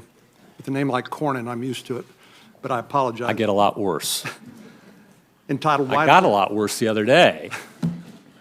The title of the op-ed is Why Liberals Should Back Neil Gorsuch. I'd like to ask consent that this be included in the record along with other supportive letters. Without objection, all documents will be included. So, Judge, I have a pretty basic question for you. Does a good judge decide who should win and then work backward to try to justify the outcome? That's the easiest question of the day, Senator. Thank you. No. And I have to correct myself. Senator Durbin, it's not Smith versus Maryland. That's third-party doctrine. It's employment division versus Smith that we're talking about. I apologize to you for that. Well, I'm glad to hear you answer my question the way you did. I expected that you would. But that seems to be implied in some of the questioning that you're getting. You look at who the litigants are and who you would like to win, the little guy, as we've heard, and I'll get to that again in a minute, and then go back and try to justify the outcome. But I agree with you. That's not what good judges do. I want to return briefly to, I know, something you've talked to Senator Feinstein and Senator Durbin about, again, just to give you every opportunity to make sure this is crystal clear. I remember back when George W. Bush was President of the United States, there was a practice of signing statements that went along with his signing legislation into law that was criticized by some of our friends on the other side of the aisle as somehow undermining Congress's intent or the President's own signature enacting a bill into law. And so Senator Feinstein raised the question of back when you worked with Senator McCain, Senator Graham on the Detainee Treatment Act, the signing statement that the President ultimately issued that went along with his signing that legislation into law. Did I characterize that correctly? I think so, Senator, to the best of my recollection. Okay, so the question is this, Judge. There were some in the administration who wanted a single statement, basically that the President was signing the law, but, you know, if you could find an argument that the President didn't have to pay attention to the law, or perhaps had authorities that weren't otherwise laid out in the statute, that the President could disregard what Congress had passed and what the President had signed into law. On the other hand, there were those like you in an email who laid out the case for a more expansive signing statement. You made the point that on the foreign public relations front, allowing us to speak about this development positively rather than grudgingly would be helpful. You said that while we all appreciate the appropriate limitations of the usefulness of legislative history, it would be helpful as this provision is litigated, which it inevitably would be, to have a statement of policy from the executive branch on why this law was enacted. And third, that you said it would help inoculate against the potential of having the administration criticized in the future for not making sufficient changes, when in fact all the bill did was to codify existing law with regard to interrogation practices. Senator McCain made that comment. So you, at least, I guess, I hate to put it in these terms, you lost that argument in a sense because the vice president's lawyer prevailed in that argument, and they had a single statement in the signing statement basically making reference to, well, it's here, I'll just read it. It said, the executive branch shall construe Title 10 of the Act in a manner consistent with the constitutional authority of the President to supervise the unitary executive branch and as commander-in-chief and consistent with the constitutional limitations on judicial power. So that's the statement in the signing statement that you sought to make more expansive and accommodate the three concerns that you raised. Isn't that correct? Senator, your understanding of events is a lot fresher than mine, but I sitting here, I can't disagree with you, anything you've said. Well, and I understand this was, what, 12 years ago? Something like that. And you were asked questions initially by Senator Feinstein without the benefit of actually being able to refresh your memory from reading the emails. But I think we've covered that enough, I hope, and laid that to rest. I want to talk a little bit about the little guy. You know, in these confirmation hearings, sometimes very complicated and complex issues are dealt with in a rather simplistic and misleading sort of way. But first of all, I want to talk to you a little bit about an article that you wrote in the Judicature magazine called Access to Affordable Justice. And I know, as somebody who's actually practiced law in the trenches, as you said you have, and you did, you were concerned and write in this article about your concerns for access to justice for the little guys and little gals, I guess. And you point out that litigation has become so expensive and so time-consuming that essentially it was out of reach. Justice in our courts of law to resolve legitimate disputes was out of reach for people of modest means. Could you expand on those concerns that you raised in that article? I really appreciate this opportunity and venue to be talking about these things, because these I care about and I can talk about as a judge. I wrote that article in conjunction with some input from a lot of wonderful people, so I can't take total credit for it. And I thank them, and you can see who I thank. My point there was threefold, starting with the fact that too few people can get to court with the legitimate grievances today. That's a fact. Too few people can get lawyers to help them with their problem. I teach young folks law who leave law school unable to afford their own services. Think about that. Think about that.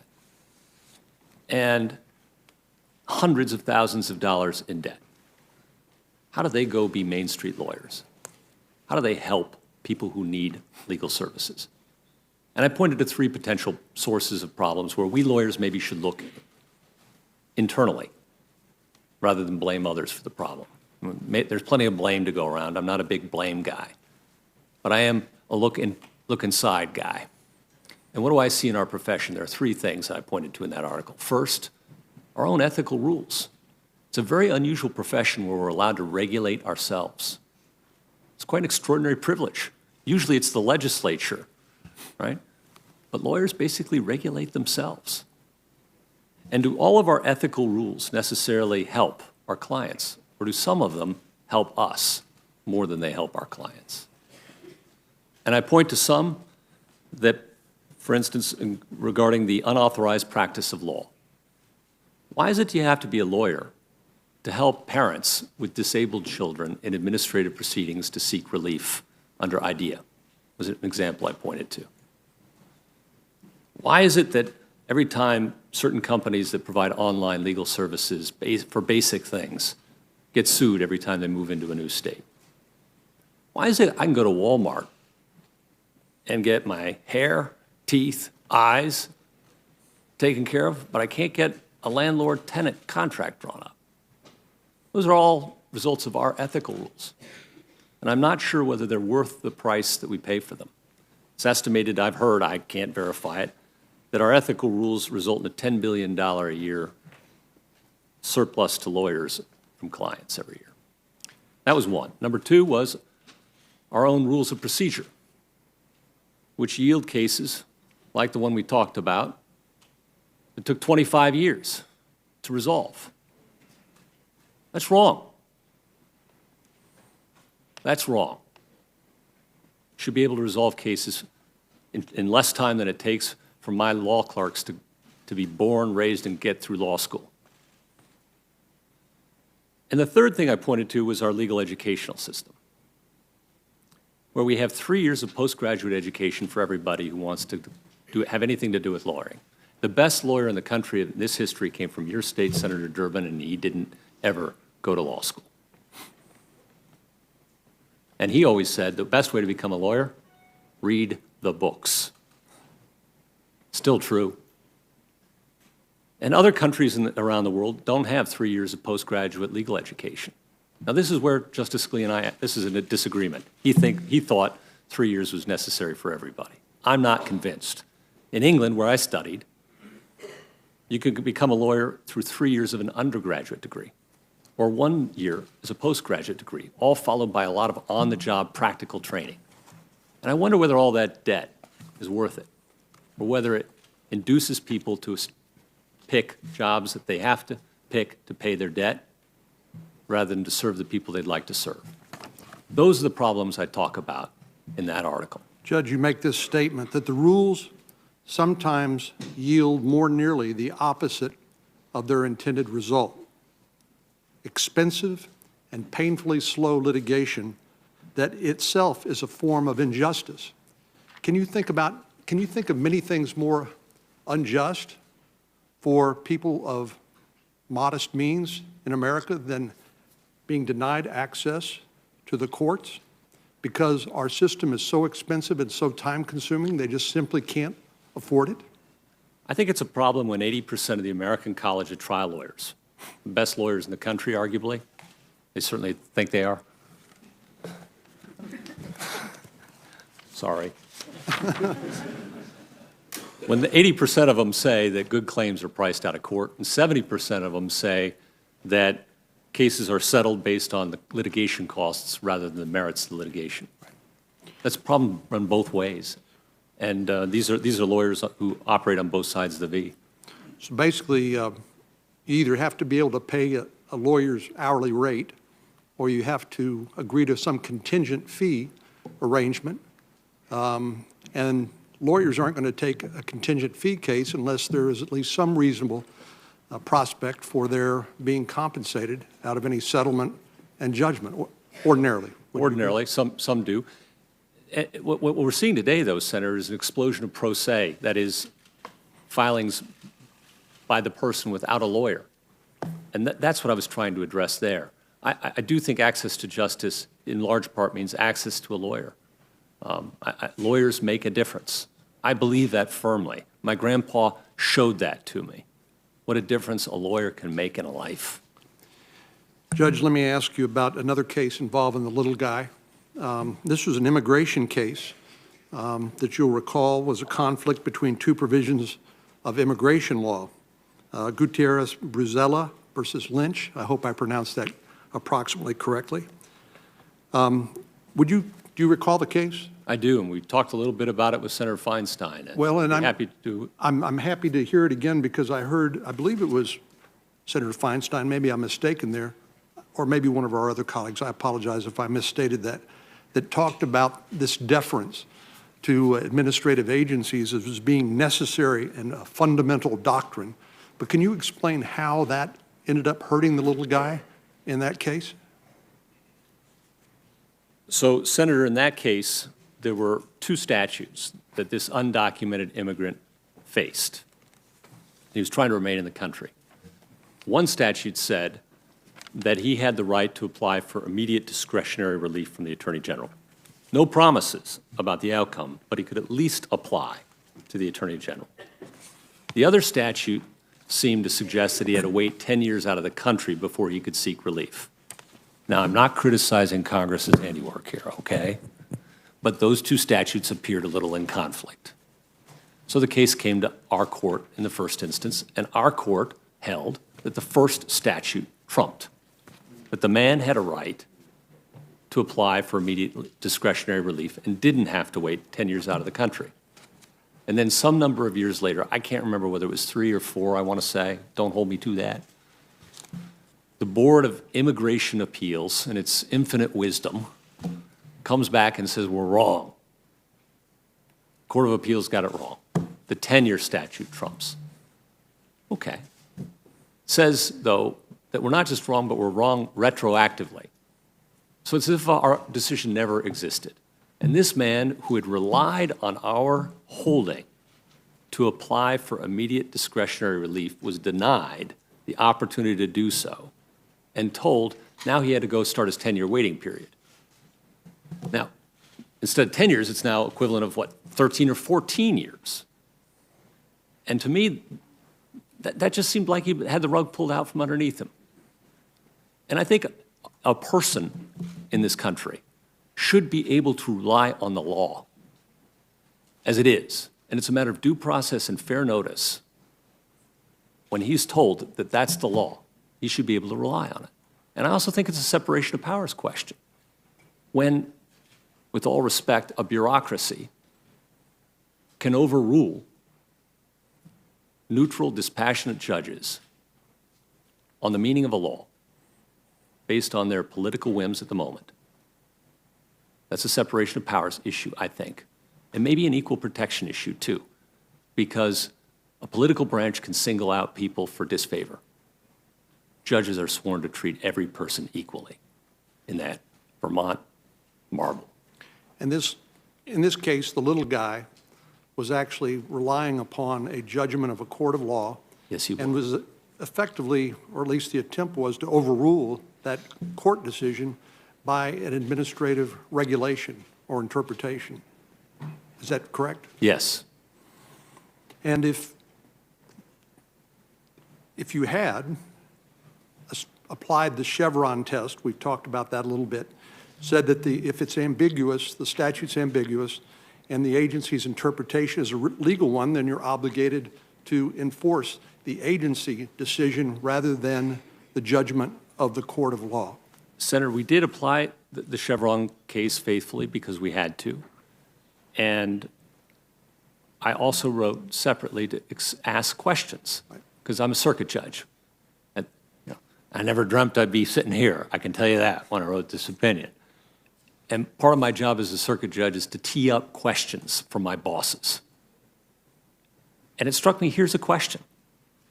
Is this result consistent with the Administrative Procedures Act, which says in Section 706 that we're supposed to defer to agencies when it comes to questions of fact, to the scientists, to the biologists.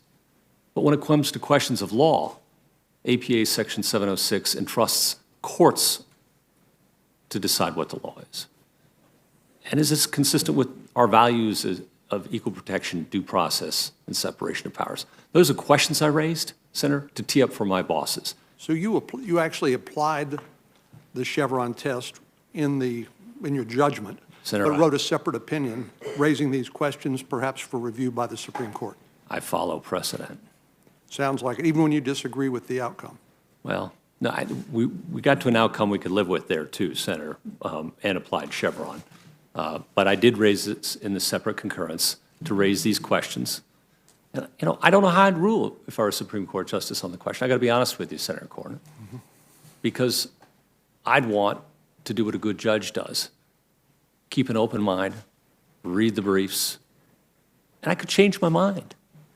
I think here of my old boss, Dave Santel, who when I clerked for him, he wrote a panel opinion going one way at the beginning of the year, and by the end of the year, he wrote an en banc opinion for the full court, reversing his own panel opinion.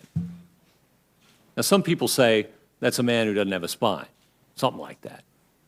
I say that's a judge with an open mind. Well, speaking for myself, the idea that agencies, unelected bureaucrats, have the latitude to interpret their own legal authorities, if the Congress is ambiguous and their interpretation is deemed reasonable, is a troubling concept. Because if there's one part of the federal government that is completely out of control of the regular voters in this country, it is the bureaucrats who don't stand for election, like members of Congress do. And so I hope it's something that we legislatively can look at as a way to help rein in the regulatory state, which, in my humble opinion, has gotten out of control. Let me talk to you about the Establishment Clause, if I may. I firmly believe the Supreme Court has lost its way in limiting religious expression in this country. That's my opinion. And part of my conviction stems from an experience I had 20 years ago when I had a chance to argue before the United States Supreme Court. I had that chance 2 occasions when I was Attorney General of Texas. This case was called the Santa Fe Independent School District versus Doe. The school district in southeast Texas around Galveston had a practice before football games of inviting a student to offer a prayer or a poem or maybe just an inspirational thought before the football game. They got sued by the ACLU, and that case ended up going to the United States Supreme Court, where the court held by a vote of 6-3 that student-led prayer was unconstitutional. That led the late Chief Justice Rehnquist to make the statement that rather than neutrality toward religious expression, that the court now exhibits, quote, hostility to all things religious in public life. We don't seem to have many limits on expressions of sex, violence, or crime in the public square, but we do seem to have compunctions about religious expression in the public square. And I wonder if you could just talk to us a little bit about your views, not prejudging cases, but the sorts of considerations that you believe the founders, for example, had in mind. And of course, as I'm asking you the question, I'm already thinking through my head here. I'm not asking you to prejudge any future case, so let me give you the latitude to answer the question any way you deem fit. But I have to tell you, I'm very troubled by what Chief Justice Rehnquist called hostility to religious expression in the public square and what that's done to change our country, not in a good way. Senator, I appreciate your thoughts, and it's a very difficult area doctrinally, because you have 2 commands in the First Amendment that are relevant here. You have the Free Exercise Clause on the one hand, and you have the Establishment Clause on the other. So you're guaranteed free exercise of religion, and you're also guaranteed no establishment of religion. Those 2 commands are in tension, because to the extent we accommodate free expression, at some point, the accommodation can be so great that someone's going to stand up and say, you've established, or you've passed a law respecting the establishment of religion, right? It's a spectrum, and it's a tension. And in so many, as in so many areas of law, judges have to mediate two competing and important values that our society holds dear. The court has struggled in Establishment Clause jurisprudence to provide a consistent, comprehensive test. I think that's a fair statement. The current dominant test is called the Lemon test, and it asks whether the intent is to establish a religion, promote a religion, whether the effect is to help advance a religion, and whether there's too much entanglement between state and religion. It's proved a difficult test, according to 6 justices at least. They have expressed dissatisfaction with this test, but never at the same time. So Lemon endures. And academics have thoughts about various options and alternatives, I know, and the justices themselves have expressed various and sundry ideas. I can tell you as a lower court judge just trying to faithfully do what the Supreme Court wants us to do, it's a bit of a challenge in this area. We struggle along. Well, just as one citizen to another, let me tell you, I think it's a morass. And unfortunately, the result is, like Chief Justice Rehnquist said, hostility to religious expression in the public square, and I think our country is poorer for it. My final topic, at least for this round, let me ask you a little bit about originalism and textualism. Our mutual friend, Brian Garner, mentioned to me that textualism isn't the same thing as being a strict constructionist. I know we use that phrase, at least colloquially, some. But if a judge isn't going to be bound by the text of the Constitution or the text of a statute, what is a judge going to be bounded by? Well, Senator, I hope it isn't what he had for breakfast. And, you know, when I was a lawyer, all I wanted was a judge who put all of his personal things aside, her personal views, and come to the law and the facts in each case fairly. And I do think when we're talking about interpreting law, there's no better place to start than the text. And maybe here I have to blame Sister Mary Rose Margaret. She taught me how to read, and she taught me how to diagram a sentence. And it was under pain of the hot seat paddle, which hung above her desk for all to see. I used to say she could teach a monkey how to read. I think she did. Me. And I think that's where we want to start for a couple of reasons with the text of the law. First, we go back to the due process considerations, the fair notice considerations we spoke of earlier. Before I put a person in prison, before I deny someone of their liberty or property, I want to be very sure that I can look them square in the eye and say, you should have known. You were on notice that the law prohibited that which you're doing. I don't want to have Tim say, how am I supposed to tell? I need an army of lawyers to figure that out. Some people can afford armies of lawyers. Most Americans can't. It's a matter of fair notice and due process. And the other part, again, is separation of powers considerations. If I start importing my feelings, if I treat statutes or laws as Rorschach inkblot tests, I've usurped your role. I've taken away the right of self-government by the people, for the people. Took a jog to the Lincoln Memorial the other morning before the start of all this. Second inaugural address. Right? There it is. Believe in government for the people and by the people. Now, maybe that's it's the Gettysburg Address, isn't it? I read them both. Thank you, Senator. It's the Gettysburg Address. It's the Gettysburg Address.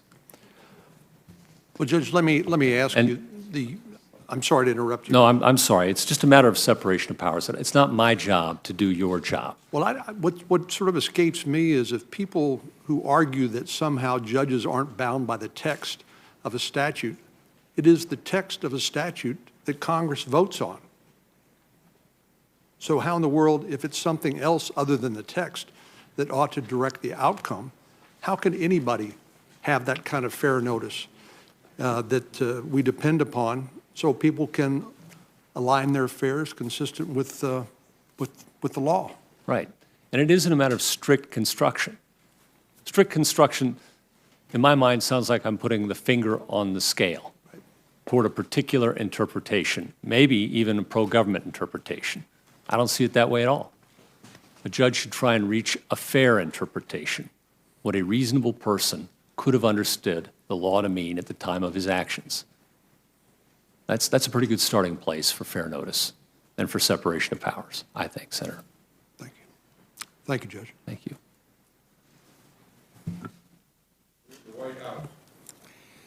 Thank you, Chairman. Let me ask unanimous consent to put into the record a letter from over 100 groups dated March 14th, 2017 regarding what they describe as Judge Gorsuch's troubling money and politics record, and a letter from Demos dated March 9th, 2017 urging opposition to Judge Gorsuch's confirmation, and a New York Times article captioned, "Neil Gorsuch has web of ties to secretive billionaire."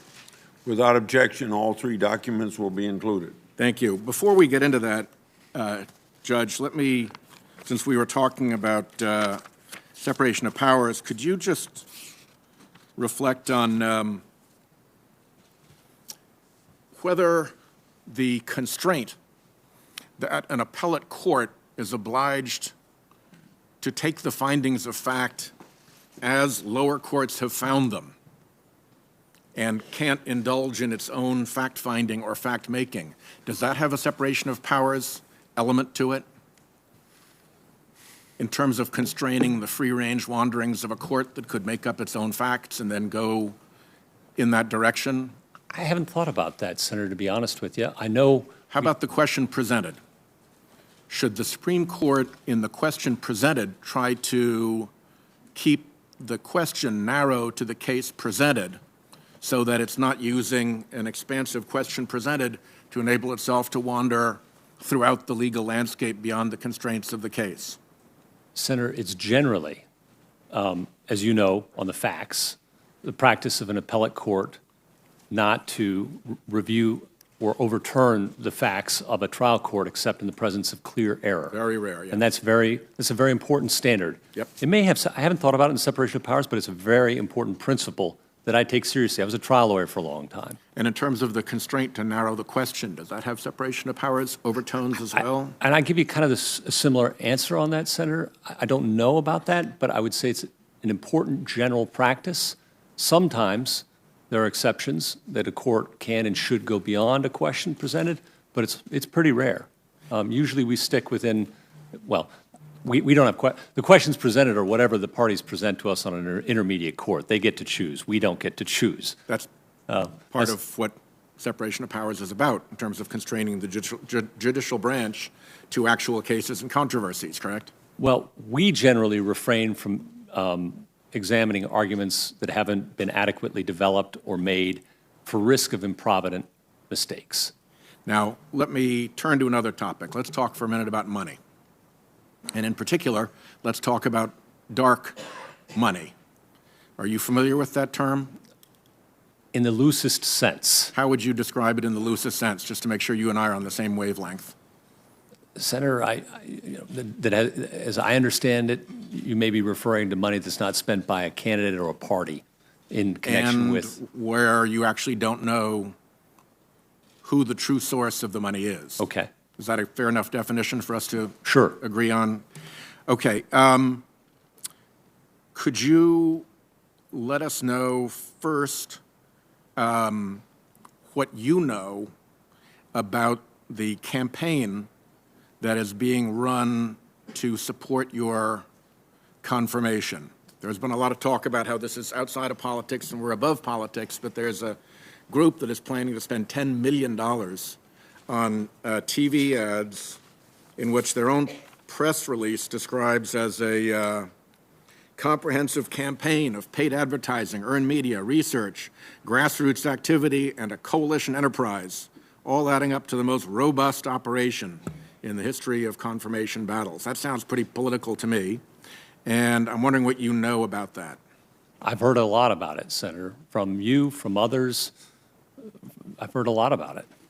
What do you know about it?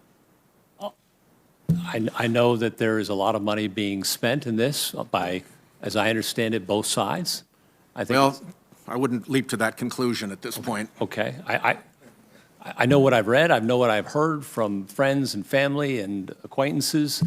I know what you're saying, what you've just indicated, that there appears to be a lot of money being spent. Do you know who's spending the money? Senator, I could speculate based on what I've read and what I've heard, but I don't know individuals who are contributing. I don't know that. Do you know if your friend Mr. Anschutz is contributing? I don't know.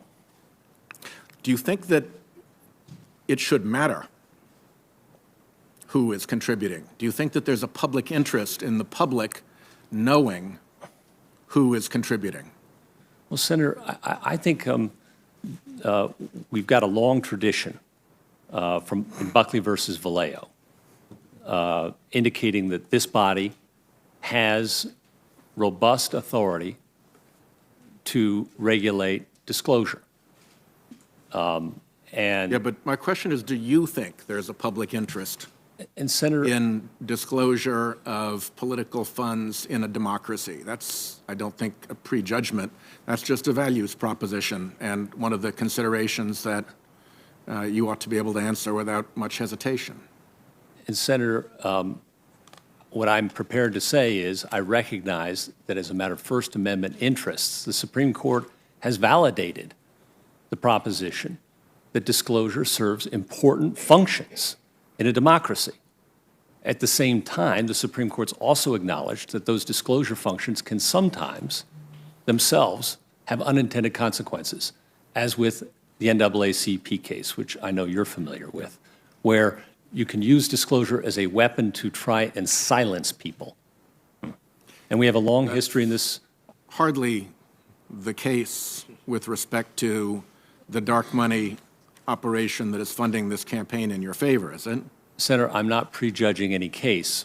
What I am suggesting to you is that there are interests here in this area of First Amendment disclosure. That's what we're talking about, Yep. in my mind, generally, okay, that are competing. On the one hand, in order for informed voters and citizens to be able to make decisions, the Supreme Court in Buckley has validated the interest that this body has in regulating disclosure. And in theory, so did the court in Citizens United. And in theory, in Citizens United. At the same time, the courts also recognized in NAACP, for example, that disclosure can be used as a weapon to silence voices. And we have a long history of anonymous speech serving valuable functions in this country. So here's a live example right now. We have this $10 million that is being spent on behalf of your confirmation. Do you think, for instance, that we on this panel ought to know who is behind that? And, well, answer that, and then I'll go on to a related question. Senator, that's a policy question for this body. Well, it's also a question of disclosure. You could ask right now that as a matter of courtesy, as a matter of respect to the process, that anybody who is funding this should declare themselves so that we can evaluate who is behind this effort. Senator, right? That wouldn't be a policy determination. That would be your values determination. it would be a politics question. And I'm not, with all respect, Senator, going to get involved in politics. And if this body wishes to pass legislation, that's a political question for this body. And there's ample room for this body to pass disclosure laws for dark money or anything else it wishes to, and it can be tested in the courts. So, Senator, with all respect, the ball's in your court. Do you really think that a Supreme Court that decided Citizens United doesn't get involved in politics? Senator, I think every justice on the Supreme Court of the United States is a remarkable person trying their level best to apply the law faithfully. And they I'm got just not deeply involved in politics, did they not? They changed the entire political environment, the entire political ecosystem with one decision. You must recognize that. Senator, it's a precedent of the United States Supreme Court. There were thoughtful opinions by justices on both sides. I didn't say that they weren't thoughtful. I was responding to your question that they don't, your response that they don't get involved in politics. What could be more involved in politics than to open this ocean of dark money that's flooded into our politics? Senator, what I mean to suggest is that I believe every justice on that court is trying to apply the First Amendment and the laws of this country faithfully. You may disagree with them. Many people do. I understand that. It's hard. Judges make half the people unhappy 100% of the time. That's our job description. And people do criticize judges. I understand your criticism. But I do not question their motives, Senator. This is a little different. I think you see more like 90% of the public unhappy with Citizens United because they see the problem that it caused in our democracy. And in that case, it wasn't just a question of two parties and you're going to make one of them angry because you decided for the other. This is the Supreme Court operating in its role as the legal constitutional guide to the operation of American democracy. And if they get that wrong, that is a much, much bigger deal, whether their motivations were pure or impure. When or whether they got that wrong is a bigger question than just which party won. Wouldn't you agree? Senator, if a court errs as a matter of law, there are various remedies. There is a legislative remedy because there's always another law to be passed and another case to test. Every case comes on its own facts with its own record and can be analyzed anew. And then there's the law of precedent, which we've discussed. I wrote this 800-page book on. Makes a great doorstop, gift for Christmas. I cut a really bad deal on royalties. And another way is for the court to clean up after itself if it's been wrong. Yeah, that's what I'm suggesting. There is a way to do that, right? Precedent is not an inexorable command. And so the court can reverse itself. It happens. If a question were to come up regarding recusal on the court, how would we know that the partiality question in a recusal matter had been adequately addressed if we did not know who was spending all of this money to get you confirmed? Hypothetically, it could be one individual. Hypothetically, it could be your friend, Mr. Anschutz. We don't know because it's dark money. But if you were to ever find that out, or even if you were to have suspicions, I think in any challenge as to whether recusal was appropriate or not, were that to happen, say, in a lower court, these would be facts that would be noteworthy and that we'd be entitled to have an answer to. So it's kind of odd to be sitting here in a United States Supreme Court nomination hearing with a $10 million spend taking place for you out there in the political world and absolutely no idea who's behind it. Is that any cause of concern to you? Senator, I'm not sure what the question for me is. Is it any cause of concern to you that your nomination is the focus of a $10 million political spending effort and we don't know who's behind it? Senator, there's a lot about the confirmation process today that I regret. A lot. Yeah? A lot. When Byron White sat here, it was 90 minutes. He was through this body in 2 weeks, and he smoked cigarettes while he gave his testimony. There's a great deal about this process I regret. I regret putting my family through this. But to my question, Senator, the fact of the matter is, it is what it is, and it's this body that makes the laws. And if you wish to have more disclosure, pass a law and a judge will enforce it, Senator. there are going to be, that's just not, that just doesn't do, Judge Gorsuch. There are going to be questions that you will be asked to decide on the United States Supreme Court that are going to be dependent on the values you bring to this. I don't think you can avoid talking about those values here. You're an expert on antitrust law, correct? You're very good at that. I wouldn't count myself an expert, Senator. And when you I've write read- about antitrust law, you understand that there are values to which the law should be directed if it's going to be successful. You've written about the values of competition, that the antitrust law should operate in such a way as to maximize and support competition, and that the antitrust law should be read in such a way as to maximize and support innovation. Those are proper values for a judge applying antitrust law to pursue, are they not? Senator, a judge applying antitrust law looks to precedent predominantly for guidance as to what A lower rule of judge decision. does. Yes. And so Supreme does the Court's, usually it's a new question, otherwise it wouldn't be there for you. Senator, respectfully, I disagree. Supreme Court justice is bound by precedent, too. No, but the question likely presented in the case is one that is new, otherwise it wouldn't be in the Supreme Court. They would not have taken it for review, and it would have been settled at the circuit or judge at the district judge level, no? Senator, the precise question may be new, but the notion that precedent wouldn't bring to bear instructions and information on how it should be decided would be mistaken as well. I guess what I'm saying is that the part of the decision that is guided by precedent is not the part that I'm asking about.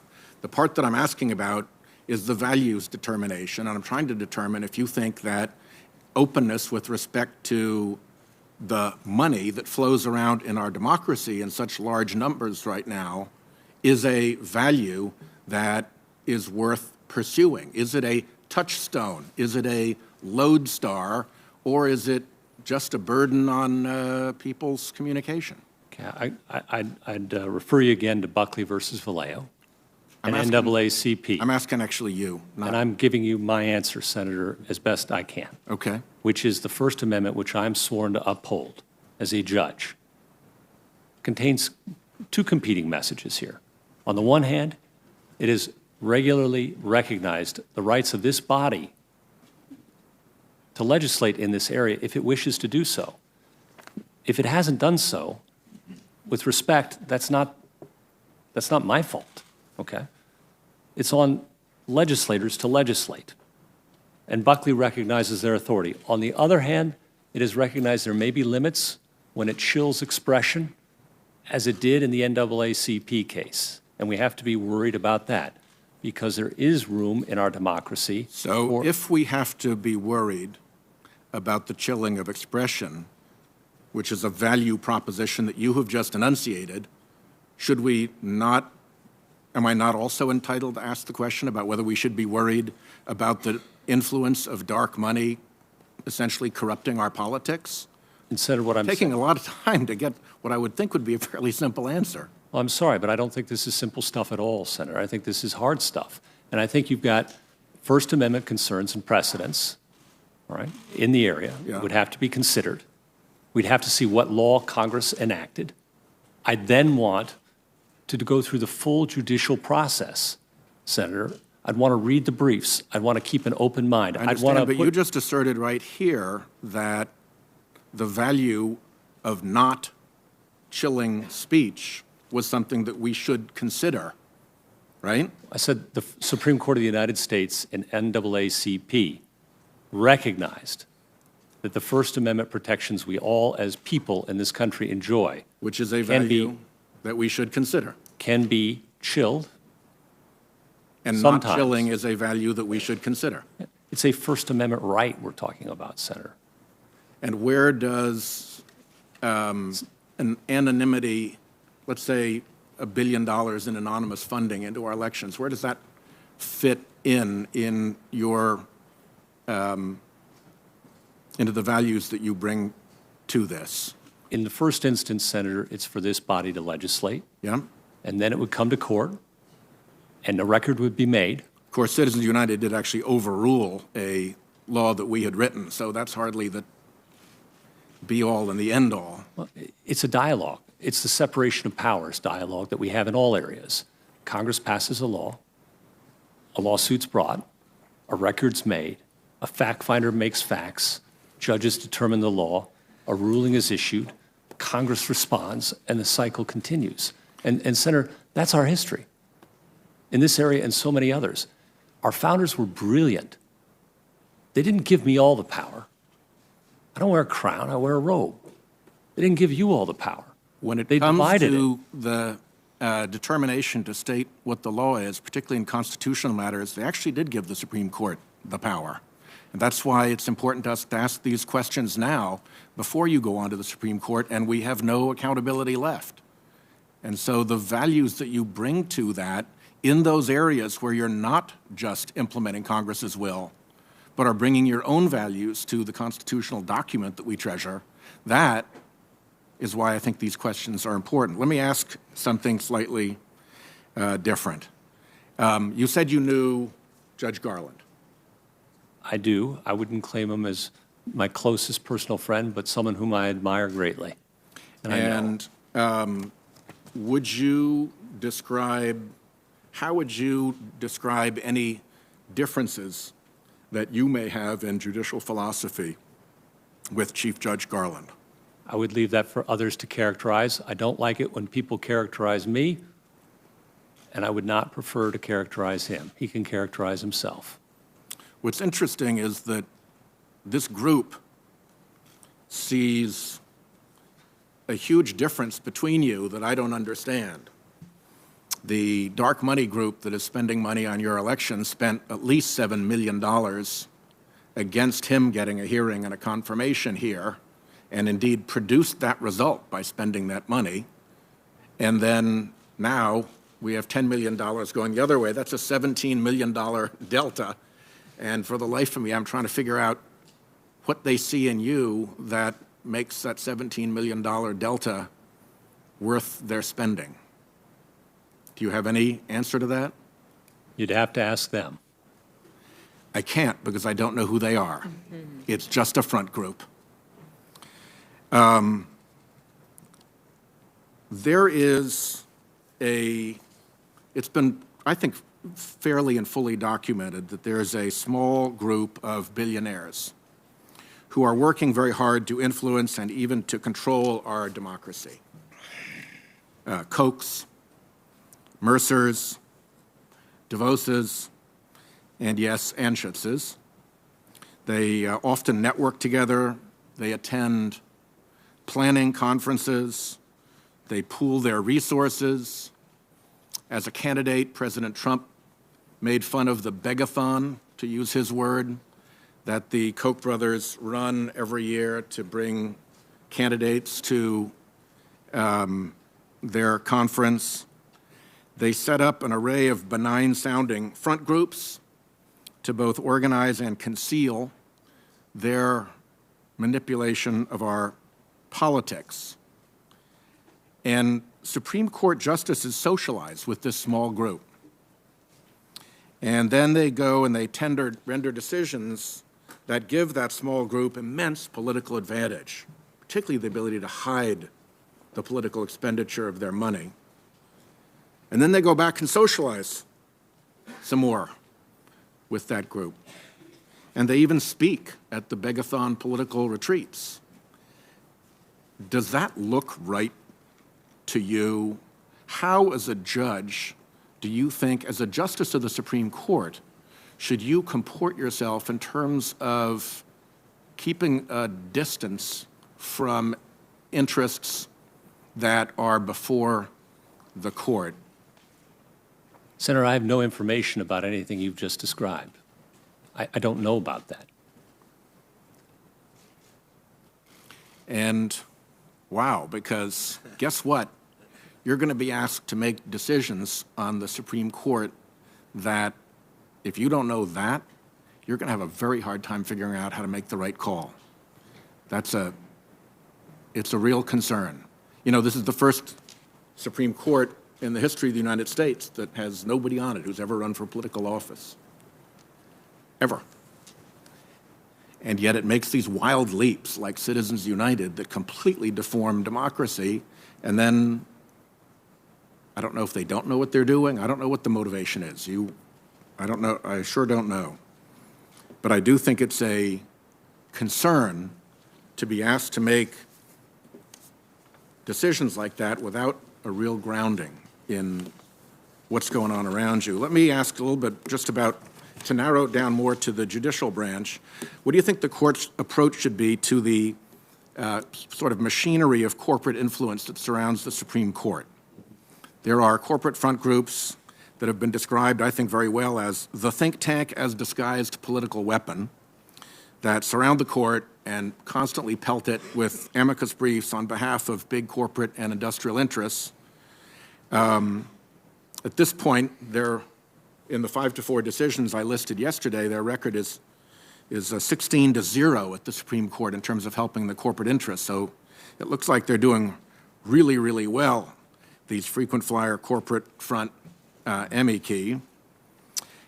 When they turn up at the Supreme Court, should they disclose more about whose interests they represent? Would it be good for the reputation of the Supreme Court and for our democracy if people knew who actually funded them when they turn up? Senator, to your earlier question, I think I can talk about my record. I'm not a philosopher king, but I can talk about my record. And my record is that in the last 10 years, I don't think there's been a single motion to recuse me. I've tried to be very careful in which cases I hear. This is and I take that very seriously. It's part of my obligation as a judge. I can't claim I'm perfect, but I've tried awful hard, and I haven't had a motion filed against me because I do take seriously the impartiality and the appearance of impartiality. And, Senator, all I can say to you is that I commit to maintaining my impartiality as best I can and to recuse where the law suggests I should. So back to my question about these amicus briefs and not knowing who's behind the front groups who turn up and pelt the court with the briefs. Senator, there's a corporate disclosure statement rule, as I recall. Yeah, but it's not much of a one, because here's what it says. It says that the filers shall identify every person other than the amicus curiae, its members, or its counsel, who made a monetary contribution to fund the preparation or submission of the brief. As you know, the preparation and submission of a brief is not particularly expensive, and the monetary contribution is not ordinarily reported as being the funders of the organization. So if as I understand it, if an organization gives $100 million to a front group and says, go in there and don't put my name on any of this stuff, but this is what I want you to do, as long as the front group then pays for the brief itself, there's no filing that reports who the interest is behind it. And I worry that we have an operation going surrounding the court, that the court itself is actually blind to the true roots of. And should the court not understand what the interests are behind these front groups? I think that's a very interesting suggestion, and one I will take to heart, Senator. Obviously, this Congress has a role in rulemaking process as well, and there's a rulemaking committee and a Rules Enabling Act process for the lower courts, and the Supreme Court has its own rulemaking process, and I appreciate that information for both functions. And as a Supreme Court justice, you'll also have a role in policing the judiciary as the top court. One of the things that's cropped up is special interest training camps, basically, at lush resorts for lower court judges. As much as 40% of the federal judiciary has gone to these special interest-funded training sessions described by one writer as a cross between Maoist cultural re-education camps and Club Med. There's been a wide array of condemnation of this practice from editorialists of all stripes, and is that something, as a matter of kind of protecting the integrity of the courts, to which the Supreme Court should attend itself? Well, Senator, I know as a sitting judge, I disclose every trip I take that isn't official business that anybody else pays for. And to your credit, you went to none of these, as far as I can tell. Thank you, Senator. I appreciate that acknowledgement. I do go to a lot of moot courts and things like that, and and everything I've done is disclosed. So it is all there. You have all the information. Yeah. I'll just note that some of the editorializing about this, it creates an egregious ethical conflict of interest bordering on wholly improper out-of-court communication with special interest lobbyists or representatives of people who have filed lawsuits. Another said it looks like an interest group has put part of the federal judiciary in its saddle. A third said the conflict is clear and the judge's participation is mind-boggling. And by the way, all of those came from newspapers below the Mason-Dixon line. That's not just Yankee elitists talking. So my time has expired, but I look forward to further rounds, and I appreciate your time with me. Thank you. Who am I to tell you how you should answer questions? But if I were sitting where you were and values were brought up, it seems to me it's the Congress that deals with values as representatives of our people, and you look at the law, and when it comes to briefs, I would assume that you don't care who paid for them. You're only interested in what the brief says. Senator Lee. Thank you, Mr. Chairman, and thank you, Judge. What you're seeing here is the confluence that occurs by operation of the Constitution between law and politics. And you as a textualist understand as well as anyone where the word politics comes from. You break the word down into its two Greek roots. You've got poly, which means many, and ticks, which are blood-sucking parasites. It works out. I'd also like to echo something said by our chairman a moment ago. When we're focused on the identity of the parties, on the identity of those speaking to the court, the identity of those people might matter more if your focus is on their identity. If, on the other hand, your focus is on the law and what the law requires, the focus is likely to be different. Judge Gorsuch, are you a lawmaker? No, Senator. Have you ever held position as a state legislator? No, Senator. Have you ever held a position as a member of Congress? Goodness, no. Have you ever held any public office in a policy-making arena outside the federal judiciary? I've served on my kid's school board. Have you? But that's about as close to policy as I care to You get. had any role in setting federal, in establishing and making laws governing federal campaign finance? No, Senator. That's this body's province. Okay. It seems to me, Judge, that it would be unfair for anyone to state or to imply that you then are responsible somehow for the expressive conduct of third parties who are not you. It would be unfair for me to attribute to you something that someone else is saying. And it would seem to me to be especially unfair to say to you, as a sitting federal judge and nominee for Supreme Court of the United States, to say to you that you have to tell someone else something that they shouldn't say, because otherwise that might cause problems for you when you didn't make the set of laws to begin with. By the way, were you involved in the Citizens United case? Senator, I was not involved in the Citizens United case, and I appreciate the opportunity to clarify that fact. I'd also like to clarify that nobody speaks for me. Nobody. I speak for me. I'm a judge. I don't have spokesman. I speak for myself. Thank you for clarifying that for us. Judge, yesterday you referred to the fact that you had some of your law clerks here with you yesterday. I suspect some of them are here today as well. Tell us a little bit about the relationship that exists between a judge and the judge's law clerks. It's more than just a job, isn't it? More than just a job or an adventure. It's sort of part of the legal education experience that many lawyers are able to go through. Is that right? As your father knew well.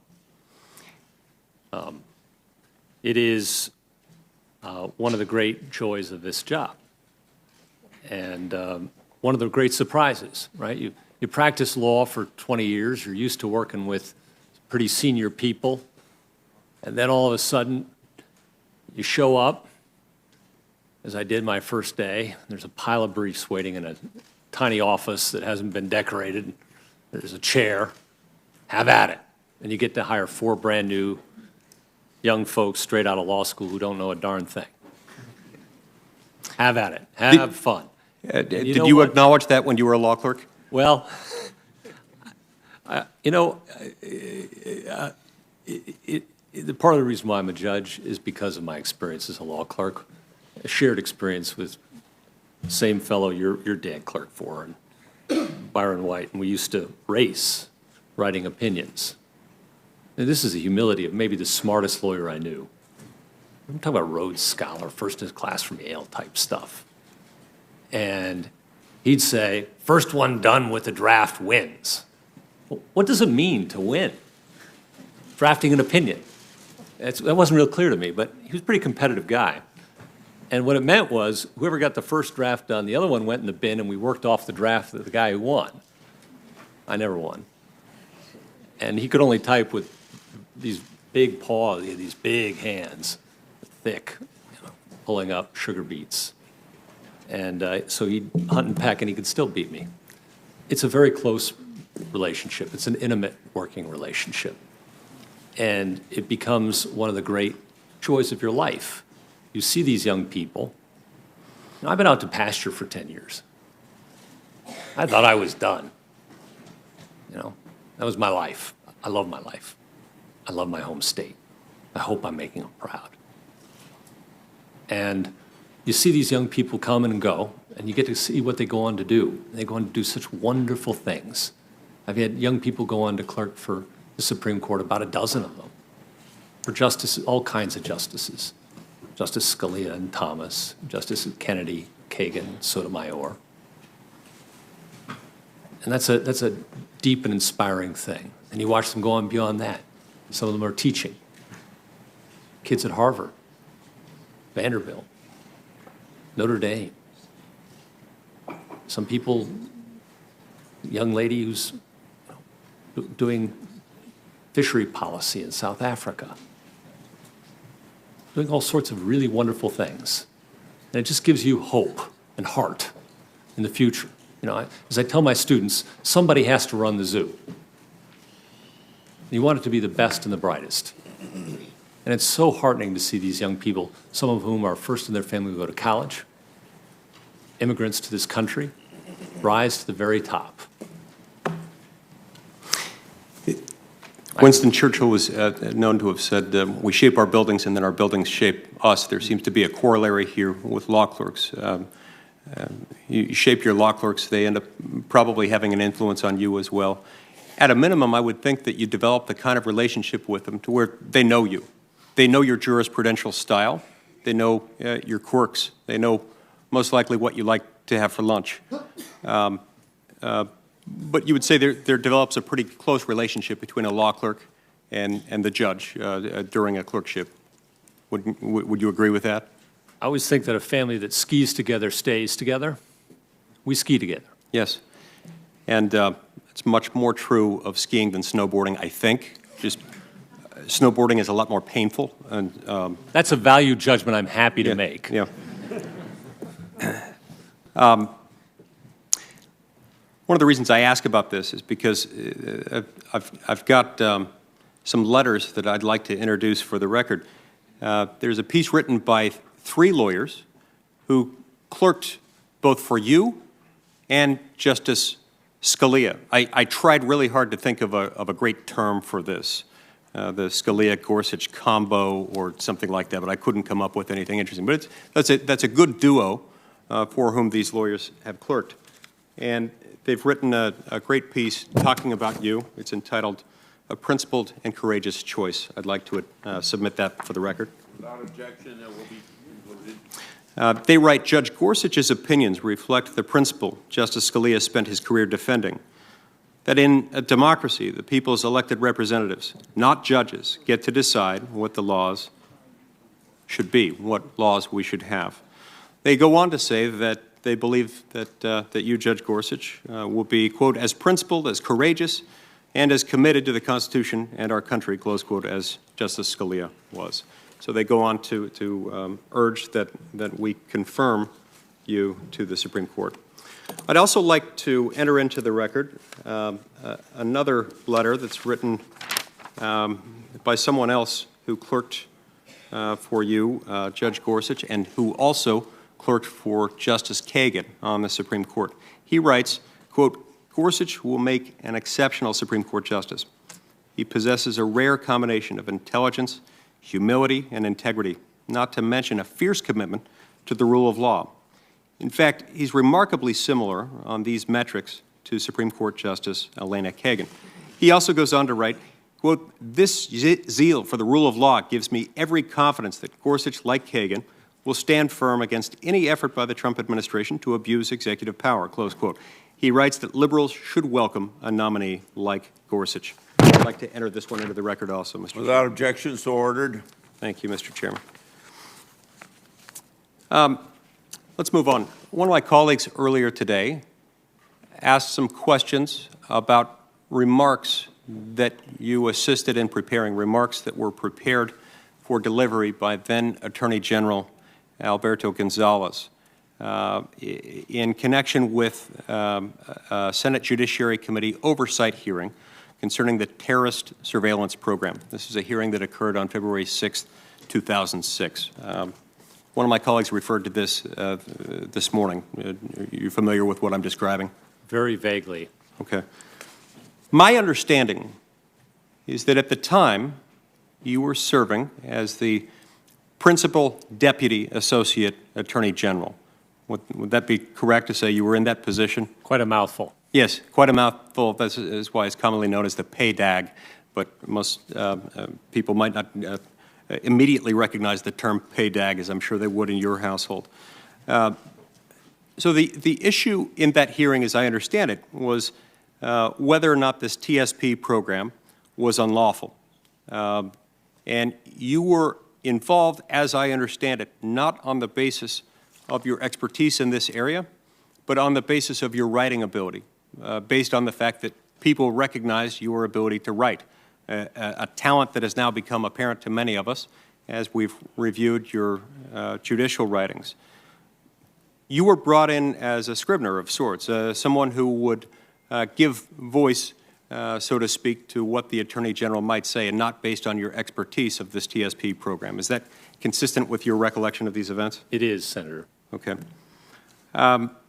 It's also my understanding that not only were you not thoroughly familiar with this TSP program, but you legally could not have been. It was impossible for you to be familiar with that program for the simple reason that you didn't even have the clearance necessary to know the details of the program, and therefore couldn't speak to those details. Sitting here, that's my recollection. Okay. So as a result of that, any work that you did on those prepared remarks would have been done based on your limited understanding, based on a limited set of facts that you were given in preparing it, and then anything you would have done from that moment forward, you would have said, look, I don't know the facts of this, I can't know the facts of this, you all are going to have to fill in the details, I've done the best I can based on assumptions I've drawn and the limited facts I've been given about this program. Yes, that's my recollection, too. Thank you.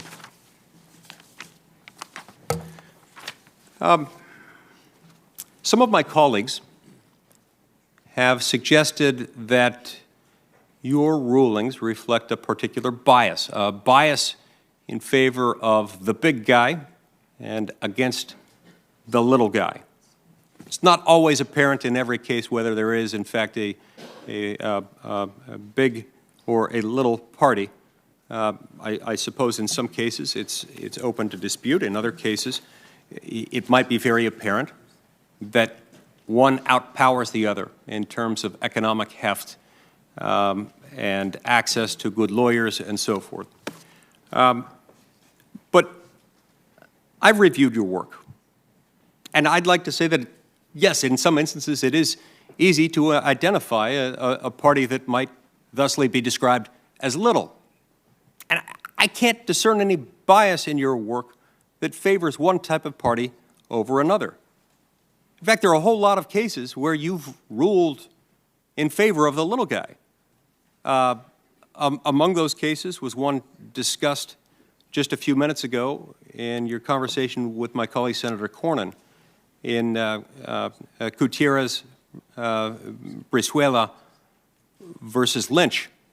That was a ruling that was most decidedly in favor of a little guy. In fact, it doesn't get much more little guy than a David going against the Goliath that is the federal government. A David who is someone in a very precarious position relative to the federal government against the entity with more money and more lawyers than any enterprise that's ever existed on planet Earth.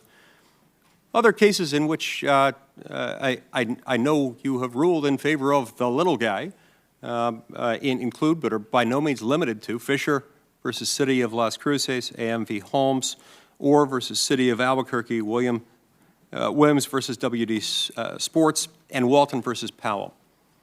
Now, these cases do not all fit into a common framework.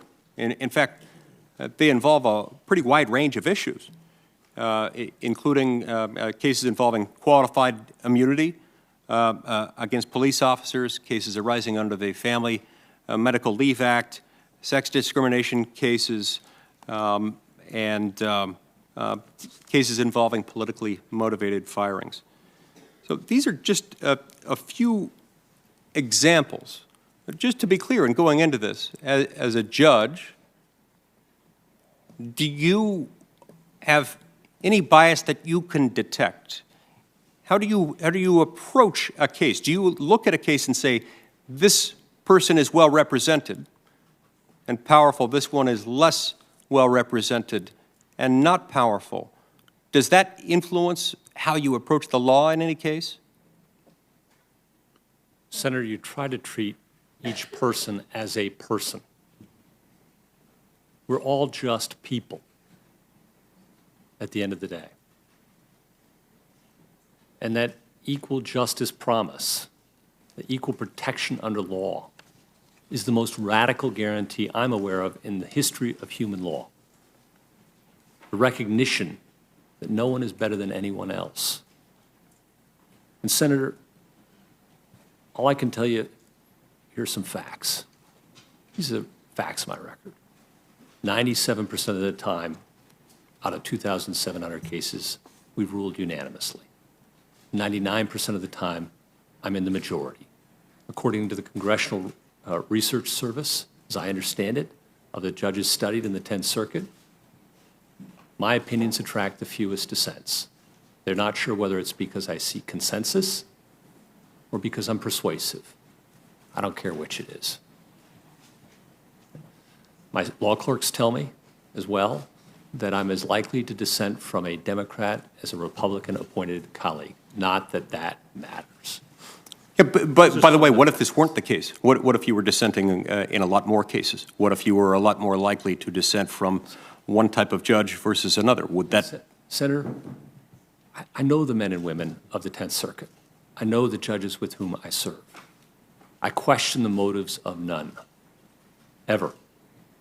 We disagree sometimes, but when we disagree, it's about the law, not politics. And I think sometimes, really, in this country, we're kind of like David Foster Wallace's fish. He wrote about a fish swimming in an aquarium. And it spends so much time in water and is so surrounded by it that the fish doesn't even realize it's in water. And I feel like sometimes when we nitpick and we complain about the quality of justice in this country, which leaves a lot to be desired. There is much room for improvement. I'm not here to say it's perfect or anywhere close to it. We are a work in progress. But the rule of law in this country is so profoundly good compared to anywhere else in the world that we can complain and know that we're protected because of the rule of law. I think we're a little bit like David Foster Wallace's fish. We're surrounded by the rule of law. It's in the fabric of our lives. So much so we kind of take it for granted. You know, just to go on, you know, my work on access to justice in the Rules Committee and outside the Rules Committee, speaking on it. My work talking about overcriminalization, capital habeas. I've removed judges and lawyers when I've had to, or sought their removal. I believe in our Seventh Amendment jury trial right. I've ruled for the least amongst us when it comes to immigrants. We've talked about a couple of examples. And criminal defendants. I can give you a whole long line of cases I can cite where I've ruled for Fourth Amendment claimants and other criminal defendants. Ford, McCarr, Farr, Gamez Perez, Sabia Umana, Spaulding, Carlos, Ackerman, Kruger. That's just criminal. I've just jotted down here. Environmental cases, Rocky Flats, magnesium, and the renewable energy case. Civil rights, you mentioned Orr, WD Sports, Casey, Energy West, Crane, CU versus Simpson. Those are just some that come to mind. So does this tell us that you are in fact objective, or does it just tell us that you're really, really good at covering up the fact that you're not objective? I mean, it seems to me that if you were biased and determined to rule only for the big guy, only for large, wealthy corporations, it'd be an awful lot of work to go to in order to rule for the little guy as often as you have. Senator, I'm not buying into any of that, with respect. With respect, I view my job to be fair. It's what General Cottrell said to you all yesterday. What he wants is a fair judge. That rang true to me when I heard it. I didn't know he was going to say that. That's exactly what I thought when I was a lawyer. I just wanted to go into court and have the judge hear my client. Hear them, really hear them as a person on the facts and the law, and leave everything else alone, at home, where it belongs. Now that's hard. I'm not here to tell you it's easy, and I'm not here to tell you I'm perfect, okay? I'm a human being. I'm not an algorithm. But I try really hard, and it's almost like an athlete. It's something judges practice. And hopefully we get better at it with time. And when you say fair, you're not talking about fairness necessarily in some abstract, ethereal sense, in some Solomonic way in which you're just being wise in your own mind. You are being fair in a manner that is consistent with and dictated by your judicial oath. And your oath to uphold and protect and defend and operate within, subject to the constraints of the United States Constitution, a Constitution that puts the power to prescribe laws with prospective general applicability in the political branches of government, in the legislative branch and in the executive branch, insofar as the executive is involved in the lawmaking process, and then insofar as the executive is involved in the execution of those laws. The judicial branch, on the other hand, is there to give effect and meaning to those words, not just based on what is fair in some abstract sense, but also what is fair in the sense that you've got to decide who the decision maker is, who makes the law, and how to give effect to those words. One of the many cases that comes up from time to time is one called Trans Am Trucking versus Administrative Review Board. You wrote in that case, it might be fair to ask whether Trans Am's decision, meaning the decision to fire the driver in question, was a wise or a kind one. But then you say, it's not our job to answer questions like that. So you don't have to respond to this, but let me tell you how I interpret the language that was at issue in that case.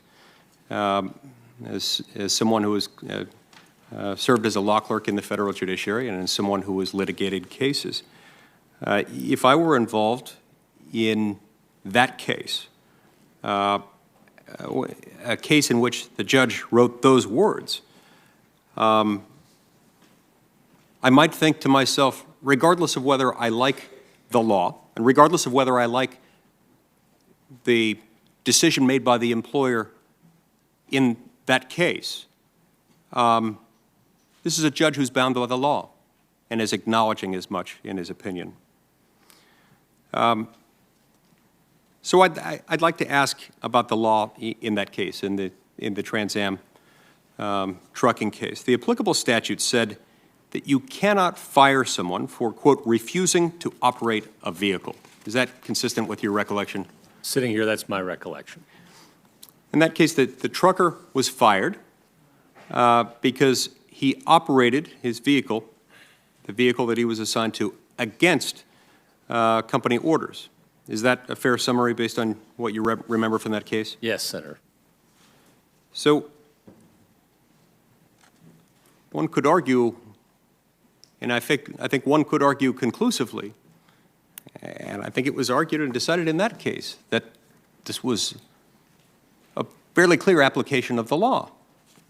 Because if what the law said that the person couldn't be fired for refusing to operate a vehicle, and that statute were being invoked not in a context where the person was fired for refusing to operate a vehicle, but where the person in fact operated a vehicle, those are two different things, aren't they? I thought so, Senator. That was my judgment in that case.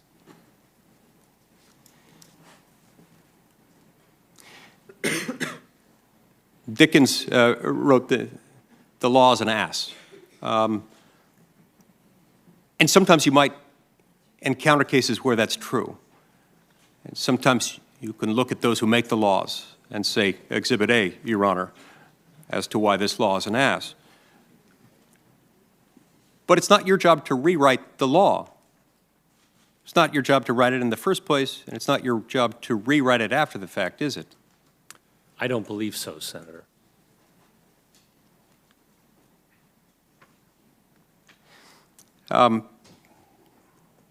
You had another case under the same statute that was involved in the Trans Am case. It's a 2007 case called Copart Inc. versus Administrative Review Board. In that case, a trucker had been fired for refusing to drive a truck that he considered unsafe. You wrote an opinion ruling in favor of the trucker and awarding him attorney's fees. Is that right? Senator, your recollection's better than mine on the attorney's fees issue. Courts don't always award attorney's fees, but as I recall, the court did in that case. So I don't really understand the argument that some are making or the implication some are trying to raise that you were somehow unfair in the Trans Am case. Because after all, in the Trans Am case, you applied the law. It didn't apply in the way the terminated employee wanted it to apply in that case, but you applied it fairly in the other case. I also wanted to bring your attention to another case that's been mentioned by some of my colleagues, and that's the Wong case. It's a case where a professor with cancer wanted to extend her leave. The university said no, and the professor sued. The panel ultimately concluded that the law required her to show that she could continue to perform her job if the university provided an accommodation, and all the parties in that case agreed that she could not, that she couldn't continue to perform it. That, as I recall, was a unanimous opinion. Is that correct? So that was another very hard case to go home after.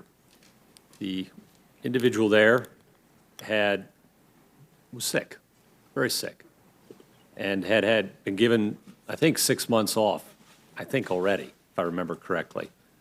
And I can't remember whether it was University of Kansas or Kansas State. And then she was asking for another 6 months off. And the university said no. And she sued under the Rehabilitation Act, which prescribes that reasonable accommodations must be provided to workers to perform their essential job functions. But to prevail, they have to show they can perform their essential job functions. And it was undisputed in that case, she just couldn't, through no fault of her own. And the district court said that's just not a claim under the Rehabilitation Act. Maybe for breach of contract, maybe something else, but not under federal statutory law. That's my recollection sitting here. And my panel, 3 judges, unanimously agreed that that was a correct application of law on those facts. No one's here to say that love the law in every case and the results it yields. I am here to say that I promise to apply the law faithfully, and I can guarantee you no more and promise you no less than that, Senator, in every case. If I'm remembering that case correctly, Judge Lucero was on that panel with you. Is that right? I don't recall. I will check to make sure. I think he was, and Judge Lucero was not nominated by a Republican president. Judge Lucero is one of my dear friends and colleagues, and he was appointed by President Clinton. That's true. He's an excellent judge. So if you were wrong in this case, then so was he. You did write in that case also something that I thought showed a fair amount of reflection on the plight of the plaintiff in that case, writing, quote, "By all accounts, the plaintiff was a good teacher, suffering a wretched year," close quote, indicating that you were aware of her plight. This is hardly the kind of statement made by a judge who is unsympathetic. This is, in context, the kind of statement made by a judge who understands the deeply human context of every case and also understands the deeply sacred nature of the oath you took to uphold and protect and defend the Constitution of the United States and to operate within the constraints of the Constitution. For that, I thank you and I respect you. Thank you, Senator. Thank you, Senator Lee. I want to make an announcement that we would take a 10-minute break after Senator Klobuchar. Judge, just so you know the plan, we're going to take that 10-minute break, and I hope it won't be 11 or 12 minutes. Senator Klobuchar. All right. Thank you very much, Mr. Chairman. Thank you, Judge. As I said yesterday, your nomination comes before us during an unprecedented time in our nation's history. In recent months, foundational elements of our democracy have been challenged and questioned and even undermined. And for that reason, I just can't look at your nomination in the comfort of a legal cocoon. And I believe we should evaluate your record and philosophy against the backdrop of the real world today. So starting with something easy with the real world, Senator Grassley and I are leading a bill on cameras in the courtroom. I'm not going to ask you specifically about that bill for federal courts, but a number of your fellow people who were sitting at that table years past, including Justice Sotomayor, has said that they were open to it and were positive about bringing cameras into the Supreme Court. And just to give you a sense of why this is so interesting, only a few people can get in there, yet the decisions affect everyone in America. Even just last month, 1.5 million Americans tuned into CNN's broadcast when the Ninth Circuit heard arguments challenging the president's refugee and travel ban. So what is your opinion on having cameras in the Supreme Court?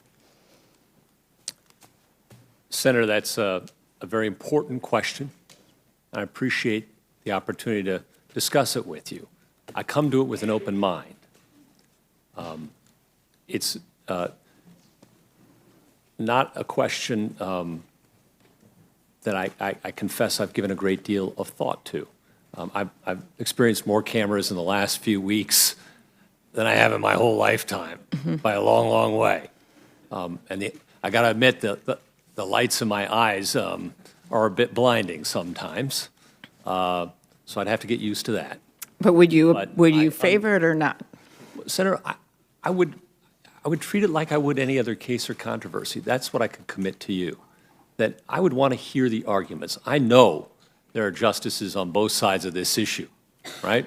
Yeah, I think Justice Souter said over his dead body would they have cameras, but I do. I was hoping that things have changed I was hoping that things have changed since then, and that we see just more and more interest in these decisions, and I hope that you will remain open to it and will favor it. My second question, which also pertains to transparency, is a discussion you had with Senator Whitehouse about the federal rules for federal judges in terms of disclosing trips and things like that, and you had said that you hadn't taken those trips, but if you had, you would have disclosed them, and I appreciate that. Do you think that there should be that same kind of federal ethics standards for Supreme Court justices? Well, Senator, what I said is I've disclosed every trip that's reportable. Okay, I'm sorry. Yes. And, but the specific question is on Supreme Court justices. Yeah. I know that the rules are different. I don't know how different they are. I haven't studied that, Senator. Would you favor them having the same set of rules that apply to you right now? Senator, what I can say, I'd say two things. First, I have no problem living under the rules I've lived under. I'm quite comfortable with them. And I've had no problem reporting every year to the best of my abilities, everything I can. So I can tell you that. It doesn't bother me what I've had to do. I consider it part of the price of service, and it's a reasonable and fair one. I'd also say I don't know what the arguments are. I haven't studied them, and I'd want to commit to you that I give it very fair consideration, and I'd want to hear what my colleagues have to say. Okay. You know, It's pretty straightforward to me because it applies to the other federal judges. I don't think this is a matter of precedent or what's happened. You are going to be, in the words of Hamilton, if you get confirmed, in the room where it happens. And so all we're trying to do is to make this as transparent as possible of what people's interests are. And so I just hope you'll consider that. Of course I will. I think I'll move on to some of the harder stuff here. I pledge to you I will consider both of those things Okay, carefully. thank you. On the issue of precedent, I think this idea of an independent judiciary is important now more than ever. So I want to start with that. When you accepted the president's nomination, you said, a judge who likes every outcome he reaches is very likely a bad judge. And in your book, you said again that good judges often decide cases in ways antithetical to their own policy preferences when the law so requires. So I want to ask, can you give me an example of a Supreme Court case that you believe was wrongly decided under the law, but that you will continue to follow if you are confirmed because the precedent is so strong? Senator, I think that's just another way, honestly, of trying to get at which Supreme Court precedents I agree with and I disagree with. I don't think it is. It's about, it's something that you actually said when the president nominated you, and you said it in public. You said that this is a definition of a judge, that they, someone who, you know, respects precedent so much that they're still going to enforce the law. So I just thought there could be one example, even if it's a really old one. Well, I think Senator Lee and I were just talking about a couple of cases where the results were not attractive to me as a person, where I followed the law to the best of my abilities, and did so, you know, with my colleagues. Yeah, one of the reasons I'm asking this is that several past nominees have made this promise about respecting precedent before this committee, and these are people you respect, justices, and admire. At the same time, they said they'd respect precedent, and then they later became justices with a lifetime appointment, and they overturned precedent. One of those examples is Citizens United. Two past nominees who later became justices stated they'd honor precedent during their hearings, and then they joined an opinion that not only broke from precedent, but gutted a law passed by Congress, releasing this unprecedented wave of money. So do you view Citizens United as a departure from prior precedent? Senator, Citizens United did overrule Austin. So in that respect, it is an example of a court that, in part, overruled a precedent. And that's part of the law of precedent, too, as we've talked about, that you start with a strong presumption in favor of precedent. That's the anchor of the law. It's the starting point. But there are instances when a court may appropriately overrule precedent after considering a lot of factors. And we've talked about them, and I'm happy to discuss them with you again if you'd like. But I don't want to waste your time either, so you tell me. So you see this as something where there was precedent. There was, I mean, you go back to Buckley v. Vallejo, as you know, parts of that, as you discussed earlier with my colleague, stayed in place, but it overturned parts of that. Austin, McConnell, there was just a number of cases that it overturned. To us up here, it was a major overturning of precedent. And so that's why we're so concerned when people say, oh, we're going to respect precedent, and then they come in and do that. And actually, you've suggested that you would actually go further than Citizens United, and that was in Riddle v. Hickenlooper, a 2014 case. And while it was a narrow case about campaign finance caps on individual contributions to major political candidates, the outcome of the case isn't really one I want to talk about. That was all the judges. I think there was an agreement on the case.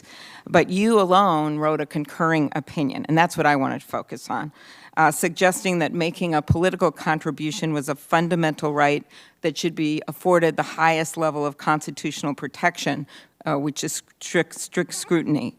If the Supreme Court adopts a standard that you suggested, the few remaining campaign finance limitations that we have in place and left on the books could fall. So do you believe that strict scrutiny is the appropriate standard for reviewing campaign finance regulations? Senator, I welcome the opportunity to clarify Riddle versus Hickenlooper.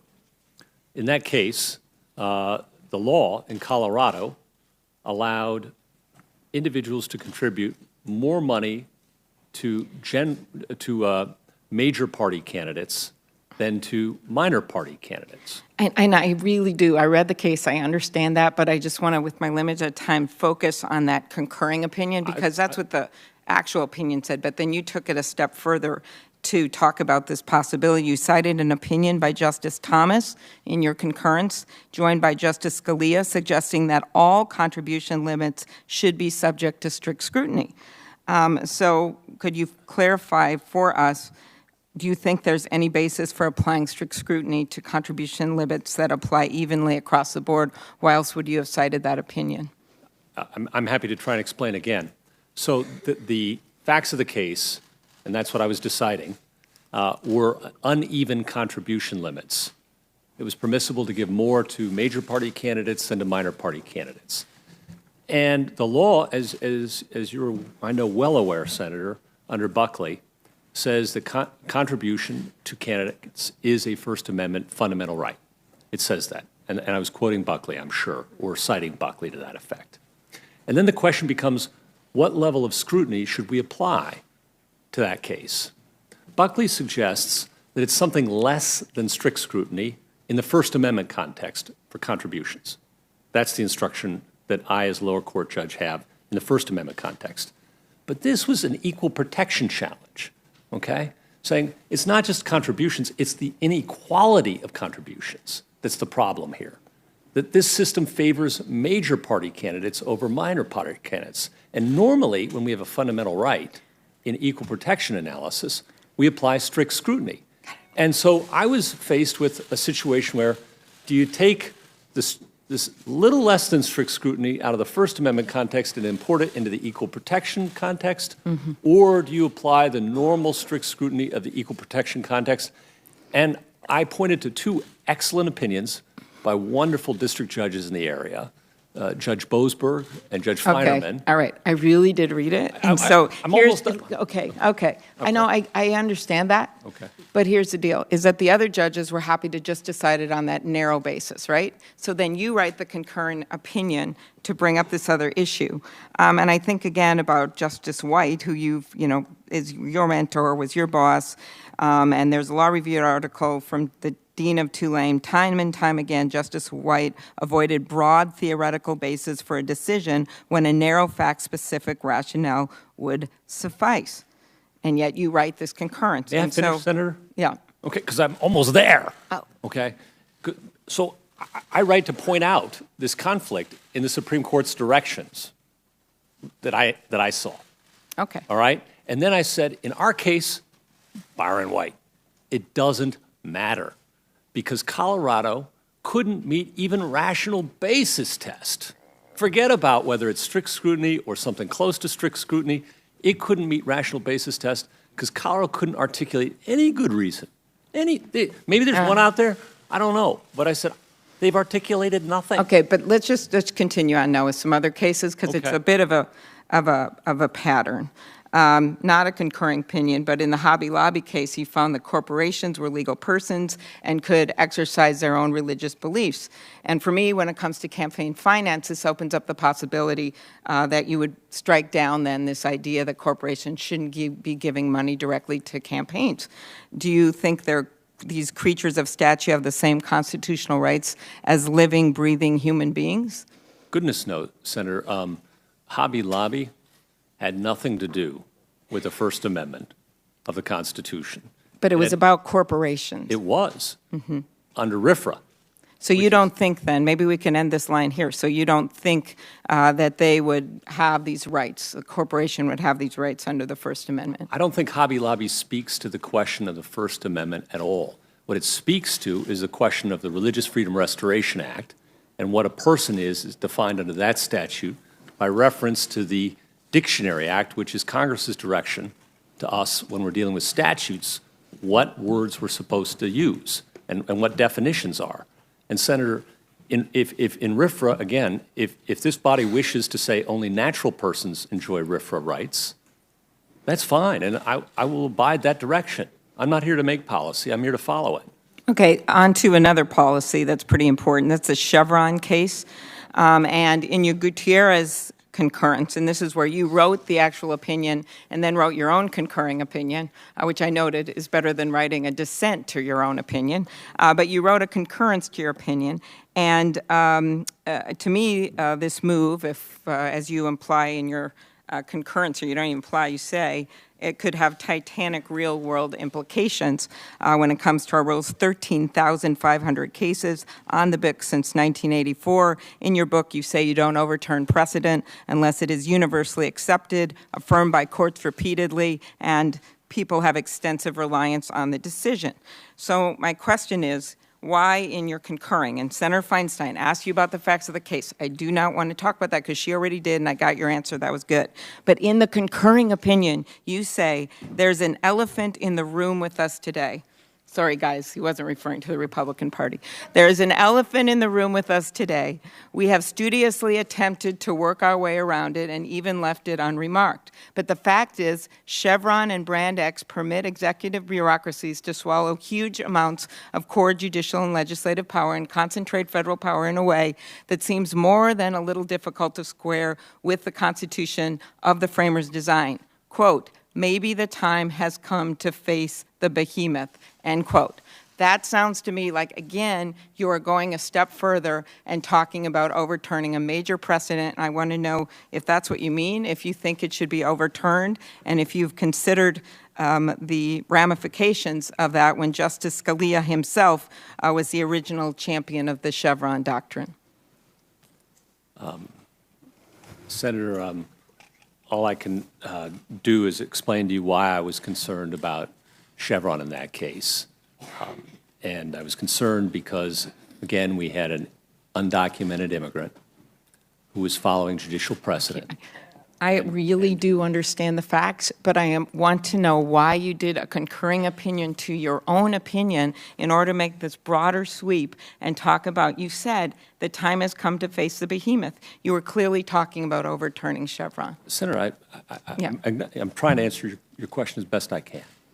And I was concerned about the due process implications that arise in cases like Mr. Gutierrez, where an individual who isn't aided by an army of lawyers or lobbyists, can they anticipate changes in law by agencies back and forth willy-nilly, even to the point of overruling judicial precedent? And that's a due process concern I raised.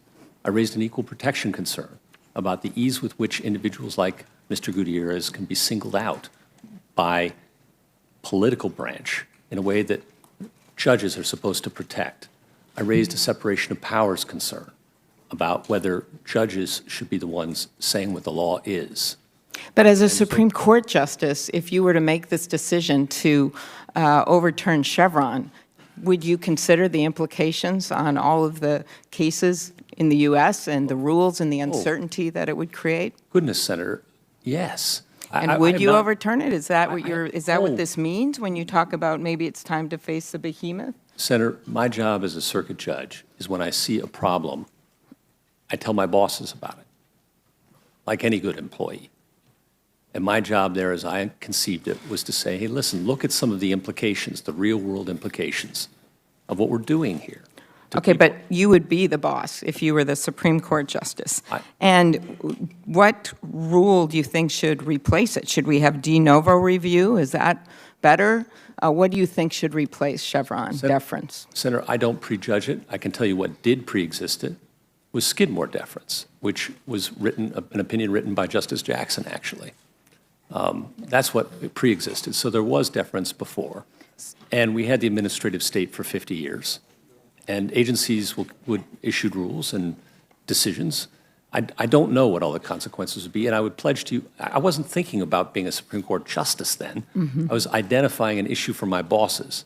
If I'm so fortunate as to become a justice, I would try and come at it with as open a mind as a man can muster.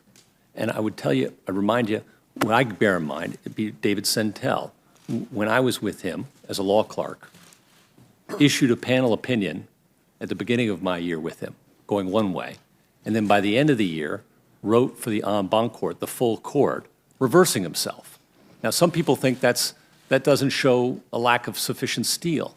I think that shows an open mind and a lack of ego that a judge should bring to bear when he or she puts on the robe, and that's what I would commit to you. Okay, let's go to another piece of this philosophy, and that's originalism. And in other words, whether words and phrases in the Constitution should be interpreted according to their original public meaning or how the founders and their contemporaries would have understood them. Regardless of whether you characterize yourself as an originalist, you've applied originalism in several decisions, including last year in Cordova v. City of Albuquerque, where in a separate concurring opinion, you described the Constitution as a, quote, carefully crafted text judges are charged with applying according to its original public meaning, which are the buzzwords for originalism. Criticisms of the principles underlying originalism are not new. In fact, I believe some lines from Chief Justice John Marshall's opinion in McCulloch v. Maryland in 1819, almost 2 centuries ago, are still relevant to our discussion of the point today. He wrote that the founders must have intended our Constitution to endure for ages to come, and consequently to be adapted to the various crises of human affairs. He continued, to have prescribed the means by which government should in all future time execute its powers would have been to change entirely the character of the instrument and give it the properties of a legal code. It would have been an unwise attempt to provide by immutable rules for exigencies which, if foreseen at all, must have been seen dimly and which can be best provided for as they occur. He added, if we apply this principle of construction to any of the powers of the government, we shall find it so pernicious in its operation that we shall be compelled to discard it. Do you agree with the point that Justice Marshall made in McCulloch? Well, Senator, I would certainly agree that the Constitution must endure and that it's a lot bigger than any of us. And it will live in that sense, hopefully, a very great deal longer than any of us, our children's children. I do think it's important to try and understand law according to its original understanding, public meaning. Words have meaning. So you don't agree with McCulloch about in adapting to the crisis of human affairs? No, Senator. So you do agree? I'm trying to answer the I just want a yes or no, that's all. Well, I think it takes, these are complicated things that take more than a yes or no, respectfully. And what I would say is the Constitution doesn't change. The world around us changes. And we have to understand the Constitution and apply it in light of our current circumstances. That's what we're trying to do as judges. So, for example, one of my favorite cases in this area is Jones, right? Supreme Court of the United States is faced with a GPS tracking device attached by the police onto a car. Is that a search? And the court goes back and looks at the time of the founding what qualified as a search and found that that would have qualified as a trespass to chattels and a search by the government. And says if that would have been offensive 200 years ago, that sort of thing, It has to be offensive now. The Constitution is no less protective of the people's liberties now than it was 200 years ago. So when the Constitution refers like 30-some times to his or he when describing the President of the United States, you would see that as, well, back then they actually thought a woman could be president even though women couldn't vote? Senator, I'm not looking to take us back to quill pens and horses and But buggies. just We if live in you the could answer that 21st question, it's century. pretty important to me. I'm trying to. Okay. Of course, women can be president of the United States. Okay. I'm the father of 2 daughters. Great. And I hope one Okay. of them turns out to be president of the Okay, United that's wonderful. States. How about like the Air Force? I agree with you, that's good. So in that case, you say, well, we can't take it at its literal words. So then the Constitution also says Congress has authority to oversee the land and naval forces, but there's no mention of the Air Force. And I assume you believe that would also include the Air Force, because if they knew an Air Force existed, they would have included the Air Force back then. Senator, I think the generals of the Air Force can rest easy. Okay, great. Let me give you How another- about Virginia? Let's keep going here because I'm almost out of time here.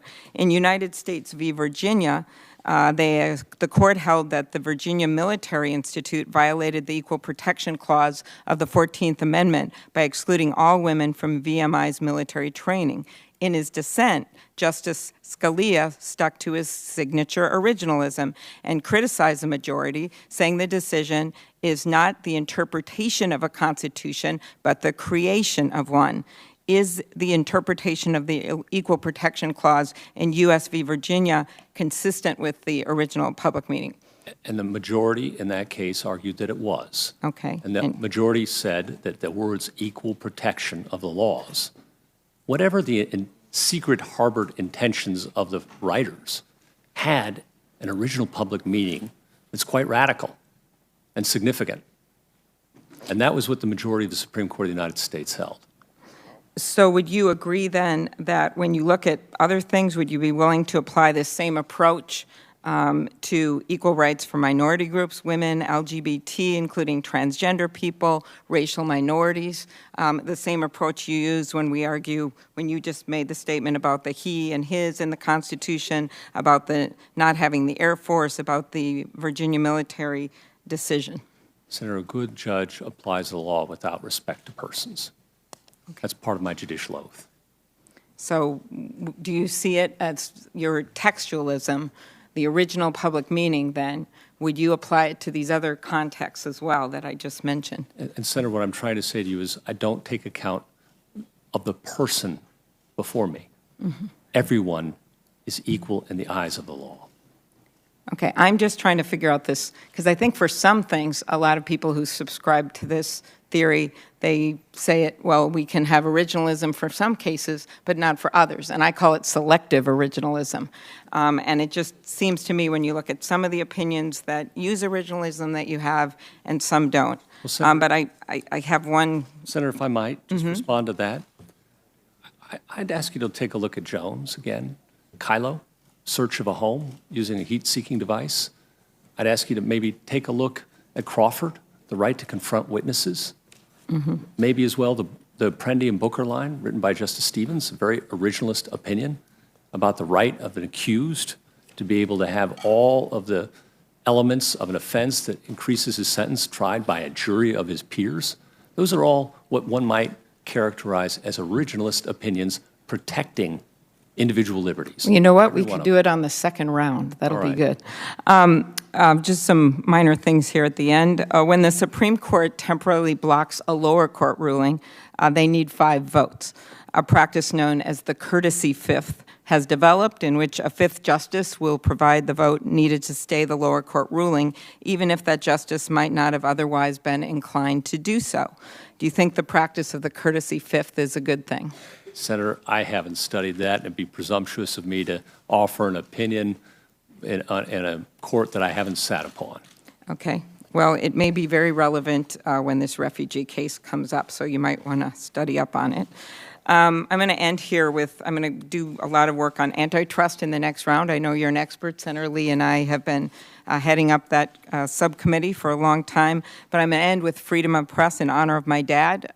He was a newspaper reporter his whole life, and I'm especially concerned in today's world where we're seeing these attacks on the media about maintaining the press's role as a watchdog. Our founders enshrined freedom of the press in the First Amendment. As Thomas Jefferson said, our first objective should be to leave open all avenues to truth, and the most effective way to do that is through the freedom of the press. In New York Times v. Sullivan, the court issued a landmark ruling in support of First Amendment protections for the press by affirming that when newspapers report on public officials, they can say what they want. Maybe we don't always like that, but they can, unless they say something untrue with actual malice.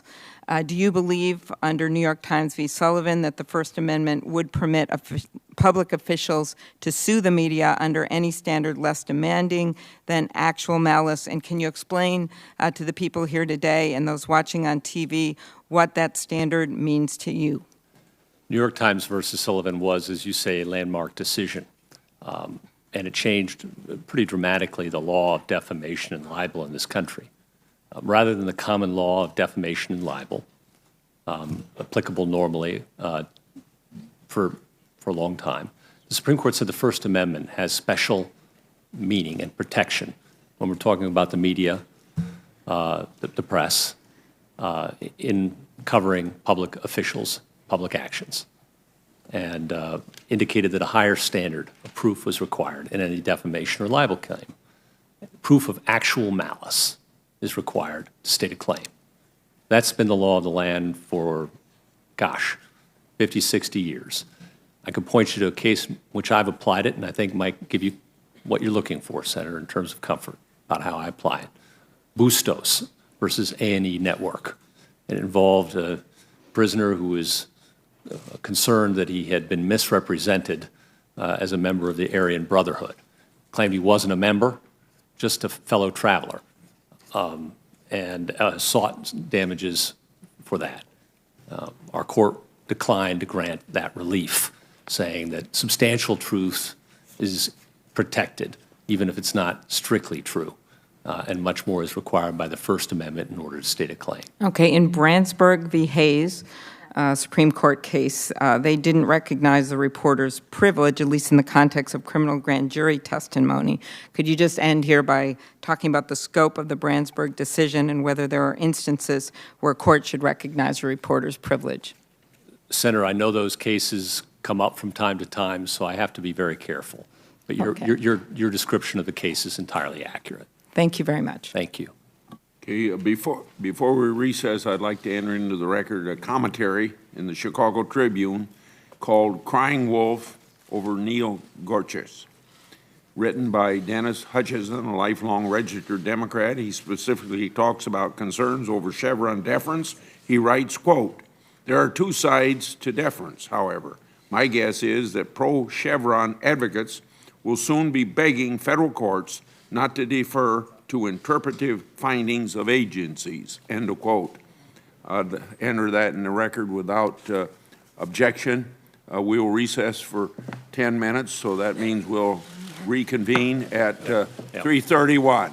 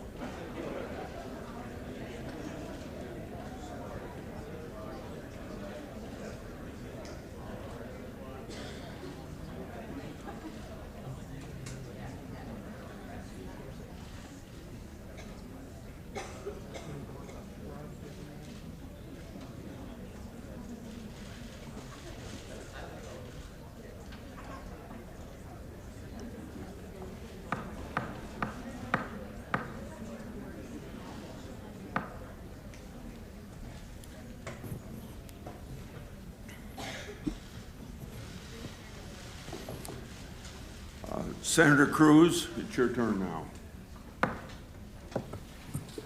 Thank you, Mr. Chairman.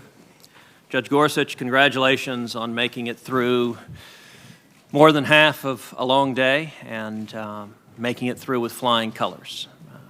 I think this hearing has been helpful for illustrating the proper temperament and approach that we should expect of a federal judge, and I think you are acquitting yourself in an excellent manner. This hearing is focused on a lot of weighty matters, so let me start with something lighter and a topic on which I believe you have some familiarity. What is the answer to the ultimate question of life, the universe, and everything? 42. Thank you, Judge. And for those who are watching who may be a bit confused at this exchange, could you explain what it is to which we're referencing? Well, Senator, sometimes we have young people who come to court to be sworn in. Often they're my law clerks. There are a couple of them right there. They haven't enjoyed this privilege yet. And they come to court and they're very nervous. And the clerk tells us about their career and their record, and then submits them to the court. I move their admission to the bar. Are there any questions from the bench? And it's sort of like this. It's a bit intimidating. This has been a reminder to me of what it's like to be down here rather than up there. And the last time I had this kind of interaction with Senator Lee, it was when he was down here and I was up there. At any rate, I sometimes ask them that question to put them at ease. And they all know the answer, and they all know the answer because they've all read Douglas Adams' Hitchhiker's Guide to the Galaxy. And if you haven't read it, you should. It may be one of my daughter's favorite books, and so that's a family joke. Well, it is a book I very much enjoyed as well, and it is, I think, a delightful example of the humanity of a judge that your record has demonstrated. You began your career with the opportunity to serve as a law clerk to Byron White. Byron White is an extraordinary man. Byron White was the only justice that John F. Kennedy put on the Supreme Court. Byron White is, I believe, in fact, I'm quite certain, the only Supreme Court justice in history to lead the NFL in rushing, and also to graduate first in his class from Yale Law School. Could you share with this committee what it was like to be a law clerk for Byron White and to interact with him every day during your clerkship? You know, as I said, he really was my childhood hero. And to actually get picked out of the pile, to spend a year with him, as Senator Lee's dad did, that's something we share in common too, was and remains the privilege of a lifetime. And it has everything to do with why I'm here. I wouldn't have become a judge but for watching his example. And the humility with which he approached the job. And I don't mean a phony humility. I mean real humility. Every day. He always said 2 heads were better than 1. He'd sit down in my office, plunk himself down in a chair across the desk. We'd be talking about a case and say, Always started with a grunt. I mean, that's how he started a conversation. It was like, hello. So what does the great Justice Gorsuch think about this one? And you were expected to have a view about pretty much anything and everything that he asked. And he'd just sit there and chuckle at you. And he'd laugh at you. And you're wondering what he thought. He never revealed his hand. And he'd just walk out of the office saying, oh, that's what Justice Gorsuch thinks. Okay. And then he'd go back and he'd think about it himself. And then he'd come back in again. And the whole thing would repeat itself. As he was working through each case himself, he'd want to bounce ideas off of this know-nothing 20-something-year-old kid. And that, to me, taught me everything about what it means to be a judge. And the fact that when asked his judicial philosophy in this sort of setting, he said it's to decide cases. And I know a lot of people think that's just mundane or maybe cover dishonesty in some way. It's just not true. It was the humility of the man. That he knew that lawyers worked really hard, because he had been a lawyer, a workaday lawyer for 14 years, I think it was, in a law firm. He tried cases, small cases, big cases. And he knew what it was like to have to be the lawyer in the well, and how hard it is to have all the answers, how easy it is to ask the questions. Now, you and I both had the experience of clerking at the Supreme Court after Justice White had ended his time on the basketball court. Yeah. Or maybe you were luckier than I. For those who do not know, above the Supreme Court, above the roof of the courtroom, is a basketball court, which is referred to tongue-in-cheek as the highest court in the land.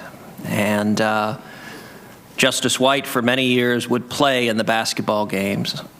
NFL Hall of Fame football player with a bunch of pencil neck law clerks. Yep. And his elbows and fouls were legendary. When I was clerking, he was no longer playing. Perhaps, were you lucky enough to get him up on the basketball court? He would come up for a game of horse with the clerks, former law clerks at reunions. How's his jump shot? His best shot at that age, we're talking in his 70s, late 70s, was from the free throw line back up over his head like that. And he could hit it pretty regularly. His eye-hand coordination was just uncanny. So I remember those law clerk reunions at the basketball court where he'd come up and stiffly throw it up and sink it. And I remember walking through him in the basement, arm in arm. Like to walk arm in arm at that age. And we'd walk past all the portraits of all the former Supreme Court justices, which are down in the ground level. And he'd ask me, Ron, how many of these guys you honestly recognize? And I was one of those pencil-neck law clerks. And the truth was, I thought I knew a lot about the Supreme Court, the law. And the answer was about half, the honest answer. And he said, me too. And he said, the truth is, we'll all be forgotten soon enough, me included. And I remember saying, Justice, that's impossible. You're one of the greats. No way you're going to be forgotten. His portrait now hangs down in the basement.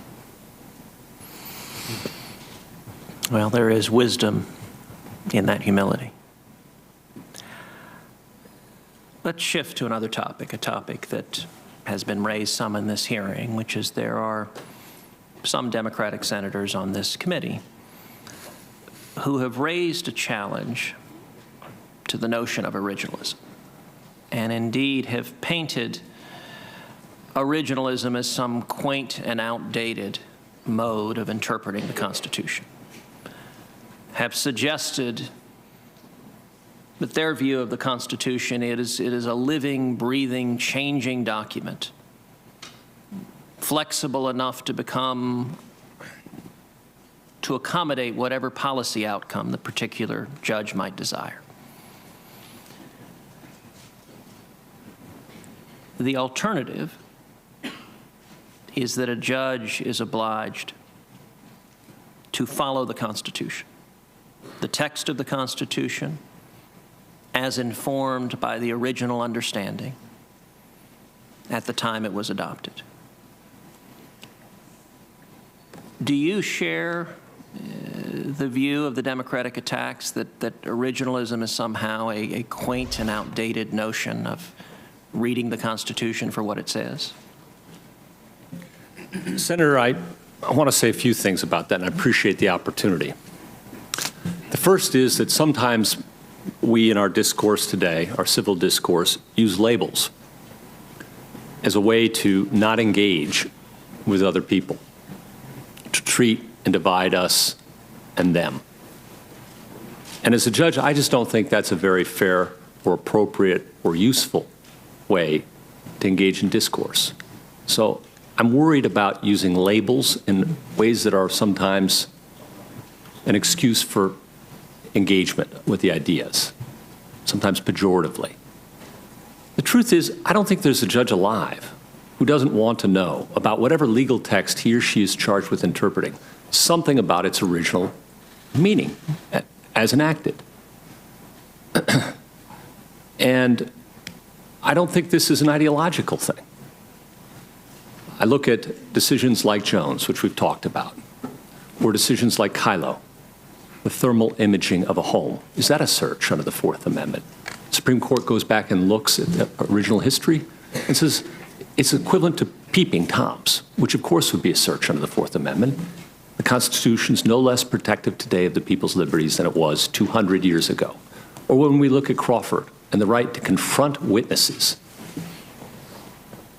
and not just have pieces of paper flying in evidence that you can't confront reasonably, to cross-examine your opponent, fundamental right of the Sixth Amendment. Look back to the original understanding. That informs us. Or in the Fifth Amendment, Justice Stevens in Apprendi wrote a very fine examination of the original history of the Constitution and said it's not right that an individual should be sentenced to prison, and that a hand sentence on the basis of facts a jury hasn't found. Those are all originalist, if you want to put that label on it, opinions, every one of them. You could look at Powell versus McCormick about the qualifications of members of Congress. That was written by Chief Justice Warren. It's a very careful, we might agree or disagree with it, but it's a very careful examination of the original history and understanding of the relevant provisions of the Constitution. Or Heller, Second Amendment case. Justice Scalia and Justice Stevens both, majority and dissent, wrote opinions that are profoundly thoughtful in examining the original history of the Constitution. I guess I'm with so many other people who've come before me, Justice Story, Justice Black, and yes, Justice Kagan, who, sitting at this table, said we're all originalists in this sense. And I believe we are. Well, Judge, I thank you for that very scholarly and erudite answer. You are right that Justice Kagan gave an answer that had many similar aspects and said, we apply what they say, what they meant to do. So in that sense, we are all originalists.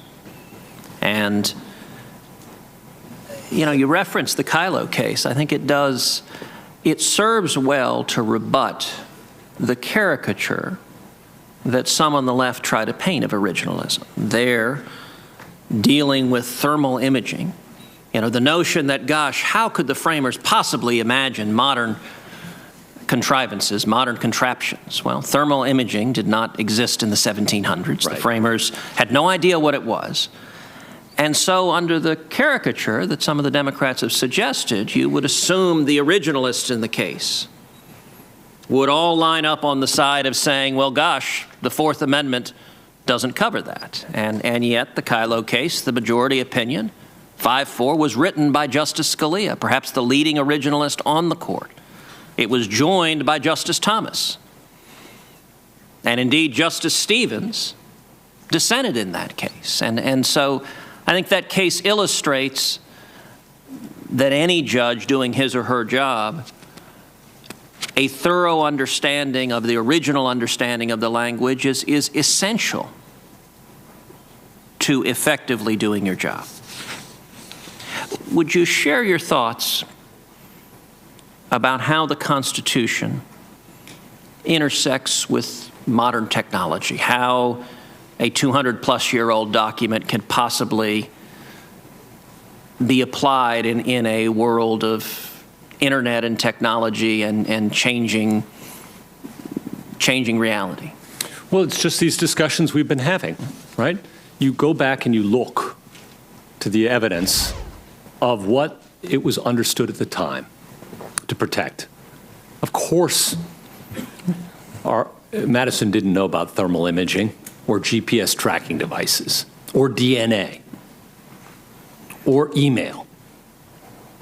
And no one is looking to take us back to the horse and buggy day or quill pens or to turn back the clock on anything. The point is to apply the law in a way that allows us to be able to say as judges, it's not what we wish. It's what the law was understood to mean. It has a fixed meaning, as Madison said, in the fixed meaning canon of construction, that the Constitution should have a fixed meaning, right? And the judges may disagree over what that is. We disagree once in a while, not as often as some would like to portray, once in a while. But our disagreements are not political disagreements. They're disagreements over what the law is. And that's very important to me. And the other thing it does is it's a due process value. We're interpreting the law in a way that we can charge people with notice of, because we're judging them for their past conduct. People lose their liberty, their property, on the basis of our interpretations of the law. And it seems to me that it should only be fair that their interpretations we can charge them with notice of, right? Similar thing when we come to statutory interpretation, right? What does that text mean? What could a reasonable reader understand that text to mean? You know, my favorite case in statutory interpretation when I teach this stuff and talk to my law clerks about it is the fish case. You know, that there the statute read something like, and I'm not going to get it exactly right, but if you destroy email, documents, or other tangible objects when you know the cops are after you, you go to jail. Well, what does that mean in the context of a fisherman who knows the Coast Guard's after him and he's got an illegal catch and he throws it overboard? That case went to the United States Supreme Court. It's a great case. And it divided in a way that people don't expect, right? Justice Ginsburg wrote the majority opinion, and along with Justice Alito writing a concurrence, saying, fish, this statute's about email. Nah, no notice. Justice Kagan and Justice Scalia wrote a dissent saying, fish, that's a tangible object, right? He had notice. He shouldn't have done it. And so these things don't divide along any kind of ordinary ideological line. I am confident that there are justices who in that case, or in Heller, or in any of these cases, would, as a matter of policy, have come out differently than they did as a matter of judging. And that, to me, is all the difference in the world. We're not doing what we would like, but what we think the law is. Let's turn to another topic. Some of my colleagues on the Democratic side have raised some questions about the Federalist Society and have raised it with a tone that suggests it is some nefarious and secret organization. Indeed, I was waiting to see the question, are you now or have you ever been a member of the Federalist Society? And given that context, for the sake of candor, I'll go ahead and self-report now. I am and have been a member of the Federalist Society since I was 21 years old and a first-year law student when I happily joined.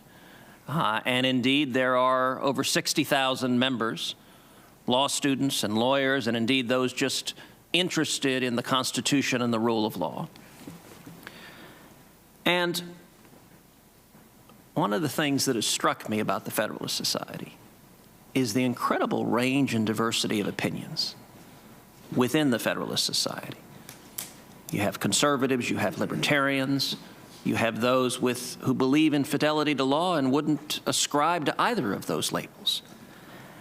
And I understand you gave a talk at a Federalist Society event at the problems of overcriminalization. Can you tell us a bit about that talk? Yeah, I think it's fun to go into audiences and challenge them sometimes a bit. I think it's important. And as to the Federalist Society, I don't have a card either. And I really don't want a back statement for past dues. But I attend maybe one event a year or something like that. It's all on my forms that you all have. And at that speech, I did talk to the society about the problem of overcriminalization, as I saw it. On the federal statutory books today, we have approximately 5,000 criminal laws. That doesn't count, of course, all the criminal laws at the state and local level. And Congress pours out a lot of new criminal laws all the time. Most of those laws are relatively recent vintage. And I asked my law clerks to go find out, okay, now, how many of those, how many laws do we have that have criminal penalties that are in regulations too, right? Just out of curiosity. And I thought they'd be able to come back with a number. And apparently they reported back, and I trust them, they're pretty smart. They came back and said that scholars have given up trying to count the number. They gave up at around 300,000. And Madison warned, you know, he lived in a time when there were too few written laws, so that the king could pretty much do as he or she wished. He, tyrannical king, that's the experience they had. But he foresaw a world and warned about a world in which we have too many laws, to the point where the people can't know what the law is. And of course, there's the great example of Caligula, right? Who posted laws, ancient Roman emperor, deliberately posted laws written in a hand so small and up so high that nobody could tell what the law was. Better to keep the people on their toes. So, sorry.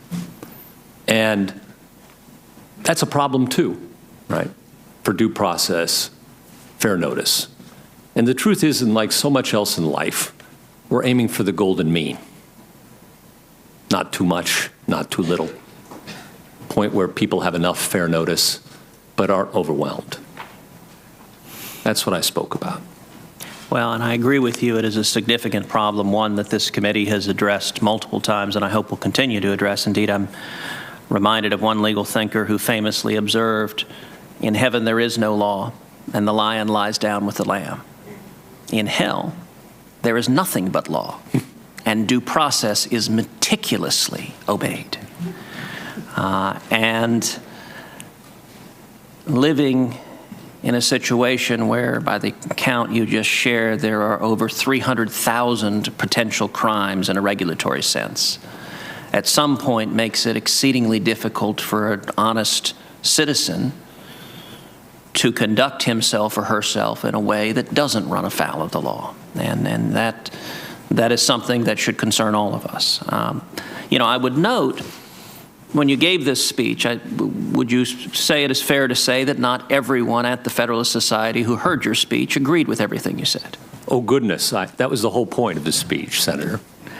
Well, and in my experience, a great many Federalist Society events are structured as debates, where you have sometimes sharply contrasting views for the purpose of intellectual discussion and hopefully thinking and addressing hard problems. And there's a counterpart to the Federalist Society now, the American Constitutional Society. Right. One of my friends who's just here is on the board, does similar good work. Sure. I think these societies, debating societies, useful to ideas percolating and being shared in a civic way, in a way that we can discuss with one another calmly, coolly, thoughtfully, not yelling at one another, not using labels to dismiss one another.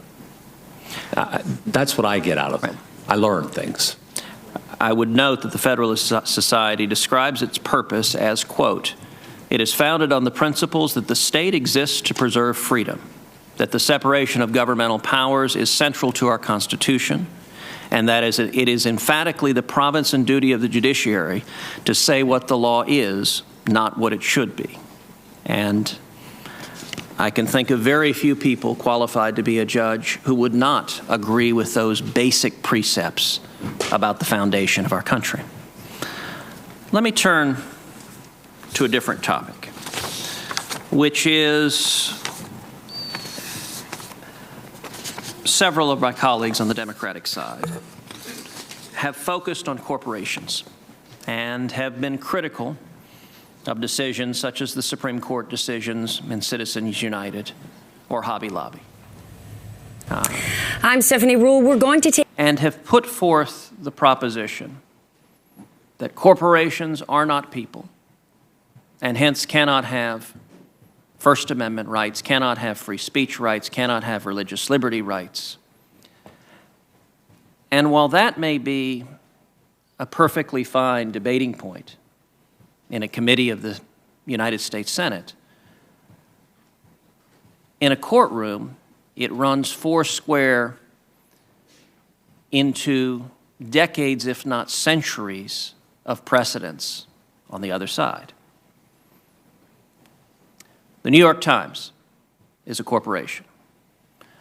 Judge Gorsuch, is there any credible argument that the New York Times enjoys no First Amendment protections whatsoever? No, Senator. The NAACP is a corporation. Is there any credible argument that the NAACP has no First Amendment protections? I think these are long-settled precedents we're talking about. And the same, I would note, is true for the NRA, for La Raza, for the ACLU. Every one of those is corporations, the Sierra Club, and every one of those the Supreme Court has for decades held. Simon & Schuster, a major book publisher. There is every one of those the Supreme Court has held are protected by the First Amendment. Is that a fair characterization? I believe it is. I think that's important to note in the public debate, that part of the reason we have such a robust arena of free speech, part of the reason I think it is a good thing that on gun issues we have the NRA and the Brady Center debating back and forth, citizens of good intentions and morals believing strongly on an issue, expressing their First Amendment rights, petitioning Congress, speaking out publicly. And the First Amendment exists to protect your right on one side or the other to speak and let the public domain resolve that issue. Let me turn to a different issue and return perhaps to a lighter topic. I understand that you like to take your law clerks, some of them very much not from the West, to the Denver Rodeo every year, and to have them observe and react to cattle roping and bronc riding and mutton busting. Is that true? And can you share a bit of your experiences and even better theirs in that regard? Well, Senator, I get law clerks from all over the country, many from my region. I maybe favor my region, but I get plenty from out of the area too. And we have a great rodeo in Denver every year, the Grand National. And it begins with a parade down 17th Street, which would be like a parade down Pennsylvania Avenue in D.C., where you have cattle. It's a cattle drive down the main road in Denver. They shut it down. That's how you mark the opening of the Grand National. And the closing of the Grand National is celebrated by the prize steer getting to spend a little time in the Brown Palace Hotel. Now, the Brown Palace Hotel is like the Willard, or pick your favorite fancy at the Plaza in New York. Yes, they bring the prize steer into the lobby of the Brown Palace. And in between, there's the rodeo and the stock show. And the kids show their animals. My kids never made it to the Grand National. They were more county fair types with their chickens and their rabbits and dogs and whatever. But the kids compete to the Grand National. This Grand National, this big time. And then there's mutton busting. And I think my children still have PTSD from mutton busting. Mutton busting, as you know, comes sort of like bronco busting for adults. You take a poor little kid, you find a sheep, and you attach the one to the other and see how long they can hold on. And, you know, it usually works fine when the sheep has got a lot of wool, and you tell them to hold on. I tell my kids, hold on monkey style, you know. really get in there, right? Get around it. Because if you sit upright, you go flying right off, right? So you want to get in. But the problem when you get in is that you're so locked in that you don't want to let go, right? And so then the poor clown has to come and knock you off the sheet. And my daughters, they got knocked around pretty good over the years. Well, as a Texan, I think everyone's life could be rendered richer by going to the rodeo, and I thank you for sharing that experience with your clerks. Well, I'm sorry, all right. We could talk mutton busting all day. Senator Franken. Good to see you, Judge. Evidently, there's no animal abuse laws. You sound like my daughters on that score, Senator. I wanted to get to some questions, but first I want to talk about Trans Am trucking because Senator Durbin brought it up and Senator Lee brought it up. And I want to just go through the facts real quickly because I understand the reasoning behind your dissent, but I'm actually kind of puzzled by it as well. Okay, so Alphonse Madden's a truck driver. He's made a stop off the interstate at 11 p.m. He comes back on, or he's about to come back on, notices his brakes are frozen on his trailer. Okay, so he decides, I'm not going to go on. It's dangerous to go with frozen brakes onto the interstate, frozen brakes on my long trailer. He's in the cab, and he calls in pulls off the side, calls in for a repair. Gets to the dispatcher. Dispatcher says, well, wait, hang on there. We'll wait for it. Okay, a couple hours goes by. The heater is not working in his cab. It's 14 below zero.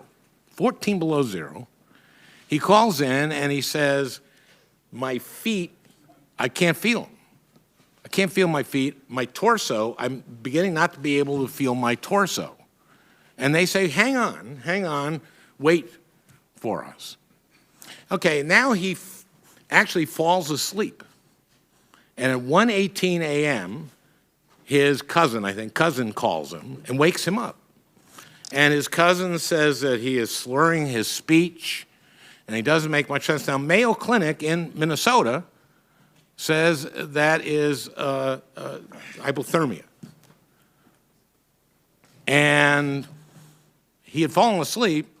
If you fall asleep waiting under 14 below zero weather, you can freeze to death.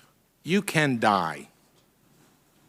He calls him back, and the supervisor says, wait.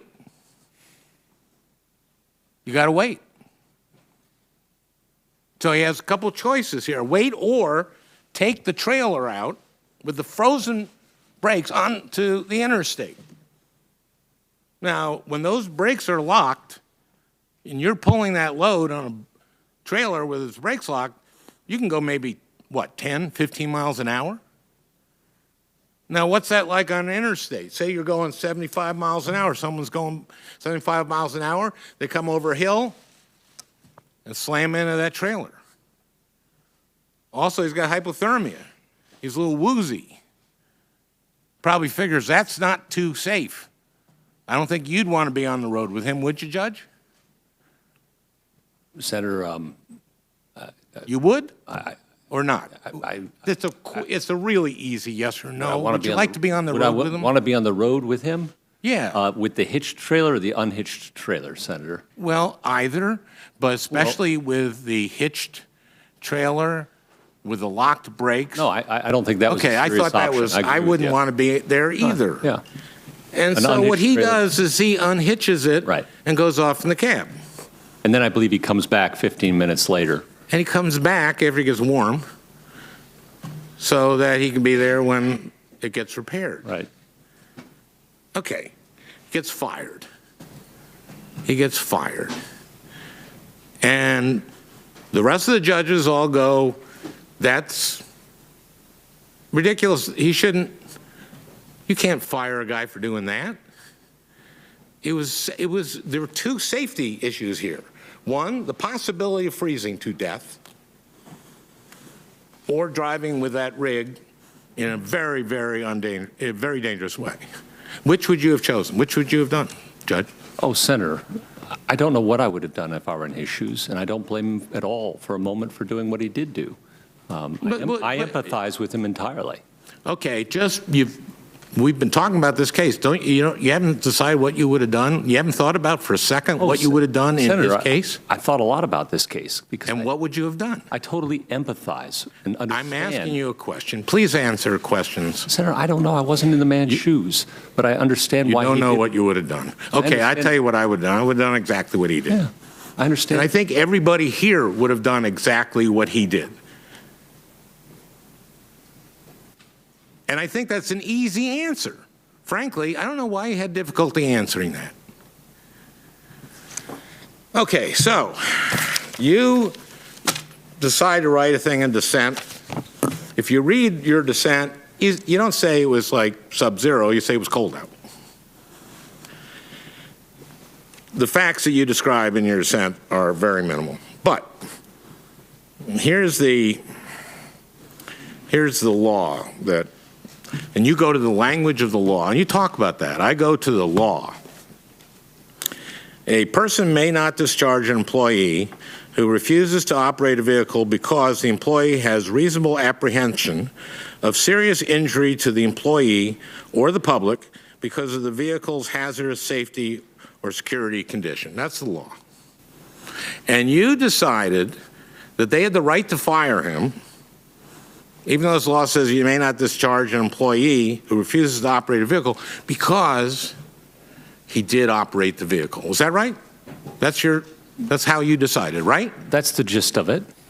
Well, no. Is that how you decided? That's what you decided, Senator, right? There are a lot of more words in the opinions, both in the majority by my colleagues and in dissent, but that I'm happy to agree with you. That's the gist of it. Right. Well, that's what you've said.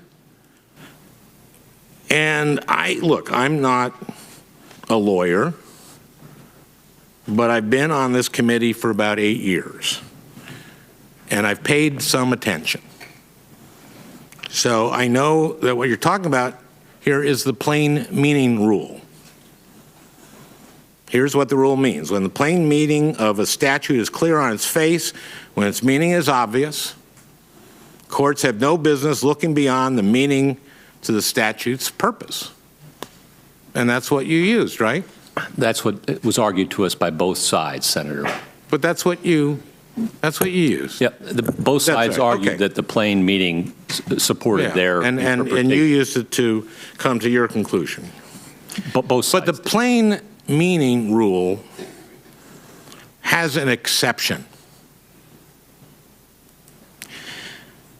When using the plain meaning rule would create an absurd result, courts should depart from the plain meaning. It is absurd to say this company is in its rights to fire him because he made the choice of possibly dying from freezing to death or causing other people to die possibly by driving an unsafe vehicle. That's absurd. Now, I had a career in identifying absurdity. And I know it when I see it. And it makes me, it makes me question your judgment. You stopped by my office a few weeks ago. I asked you about Merrick Garland. I had read somewhere that after you accepted the nomination, it's been talked about, one of the first calls you placed was to Chief Judge Garland. And you said to me, I think the world of Merrick Garland. And I asked you a couple times if you were bothered by the way the Senate treated Merrick Garland, who you clearly have a great deal of respect for. You said something to the effect of, Senator, I try to stay away from politics. Now, you'd been on the bench for 10 years, so that sounded fair to me, and I decided to leave well enough alone.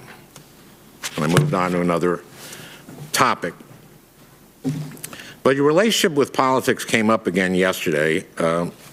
My good colleague, Senator Lee, lamented the extent to which the confirmation process has become political and suggested that you and other nominees are not equipped to navigate that process because confirmation politics are, in his words, quote, still a little foreign to you, are still quite unfamiliar to you.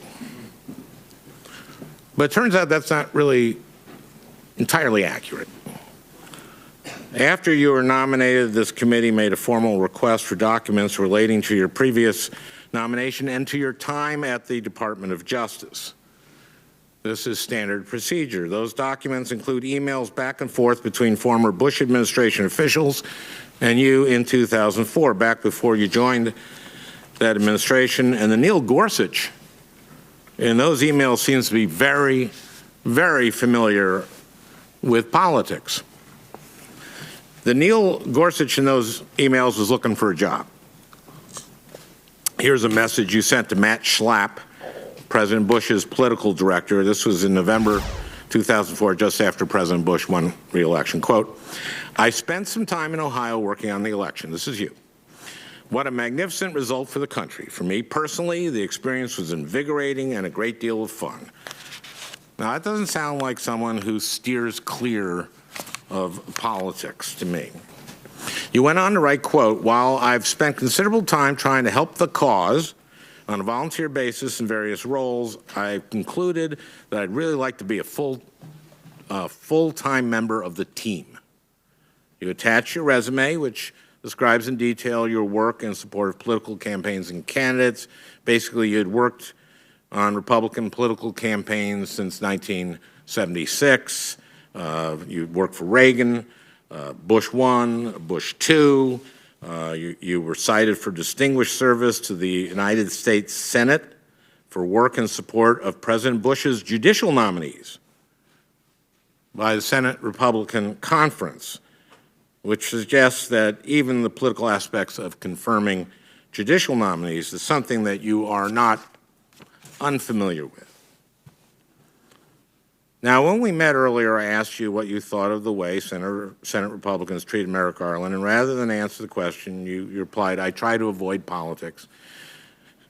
But here you are in 2004, pledging your allegiance to the cause and shopping around a resume touting your work on political campaigns dating back to 1976.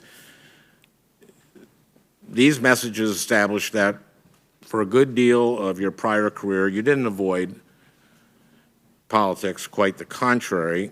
You were very politically active. So in light of that, I'd like to ask my question again. Do you think Merrick Garland was treated fairly by the United States Senate? Senator, a couple of things in response to that, if I might. Going back, the absurdity doctrine argument was never presented to the court, and it usually applies in cases where there's a Scrivener's error, not when we just disagree with the policy of the statute. So I appreciate the opportunity to respond there. When there is a Scrivener there. Scrivener's error. Error. Error. Okay, I'm sorry. Not when we just disagree with the policy. With respect to campaigns, well, if I read my statutory interpretation from, let's see, this is from the Notre Dame Law School, National Institute for Trial Advocacy.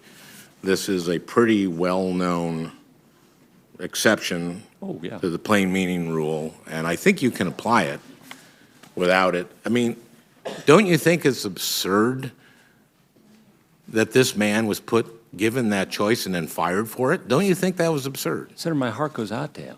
Okay, never mind. My heart goes out to him, but it's just not my job to write that. How do you think Merrick Garland was treated by the Republicans? Senator, since I became a judge 10 years ago, I have a canon of ethics that precludes me from getting involved in any way, shape, or form in politics. There's a reason why judges don't clap at the State of the Union, and why I can't even attend a political caucus in my home state to register a vote in the equivalent of a primary. Okay, but I don't think that this is you have to state your political views.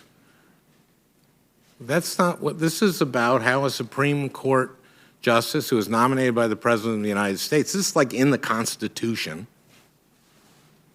I think you're allowed to talk about what happened to the last guy who was nominated in your position. You're allowed to say something without getting involved in politics. You can express an opinion on this? Senator, I appreciate the invitation, but I know the other side has their views of this, and your side has your views of it. That, by definition, is politics. Okay. And Senator, judges have to stay outside of politics. I think the world of Merrick Garland. I think he is an outstanding judge. Okay, I understand. I've told you what I think. I understand. Thank you. Thank you. I don't mean to cut you off, but, we have time. I think it's really important for us to understand how your political work and your political views might inform the views of the law. And I know this.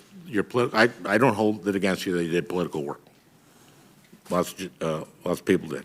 1976, I was walking the district with my mom. Yeah. When she was running for State House. Looking again at the emails, 5 or so months after your message to Mr. Schlapp, you emailed Ken Melman. Mr. Melman was your law school roommate, and at the time you emailed him, he was chairman of the Republican National Committee. You just interviewed for a job at the Department of Justice, and you wanted him to put in a good word, so he did.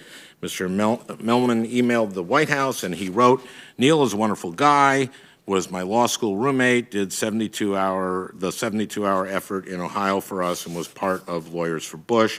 Mr. Melman wrote, quote, he is a true loyalist.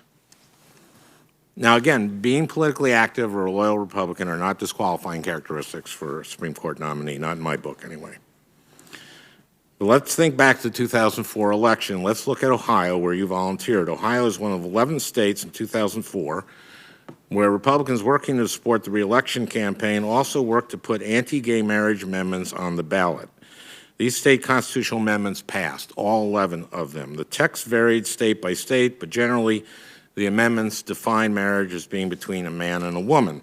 The amendments sent a clear message to lesbian and gay couples that their unions were not equal in the eyes of the law.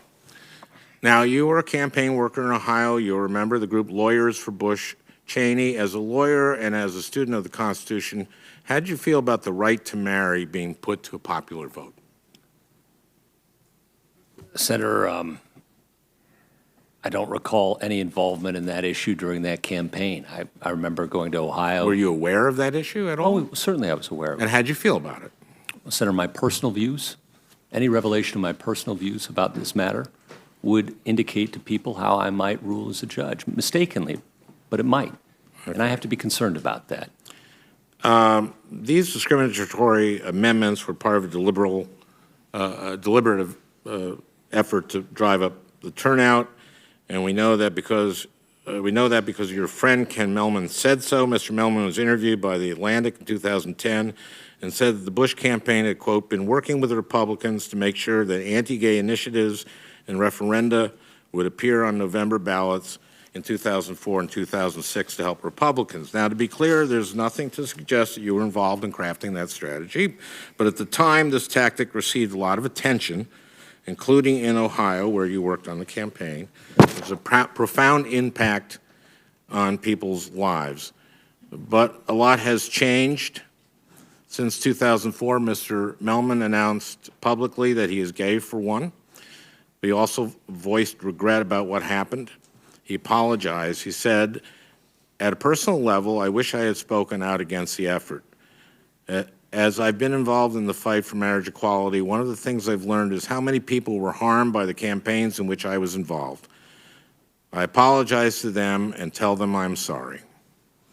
That's a brave thing to say. It's hard to admit regret. Mr. Melman had a personal connection to the issue, to be sure, but our country has come a long way in a relatively short amount of time. A lot of folks have changed their view about marriage equalities, Republicans and Democrat alike. In the meantime, the Supreme Court has settled this issue. Marriage equality is now the law of the land, so you shouldn't have any problem answering this question. How have your views of marriage equality changed, if at all, since the 2004 election?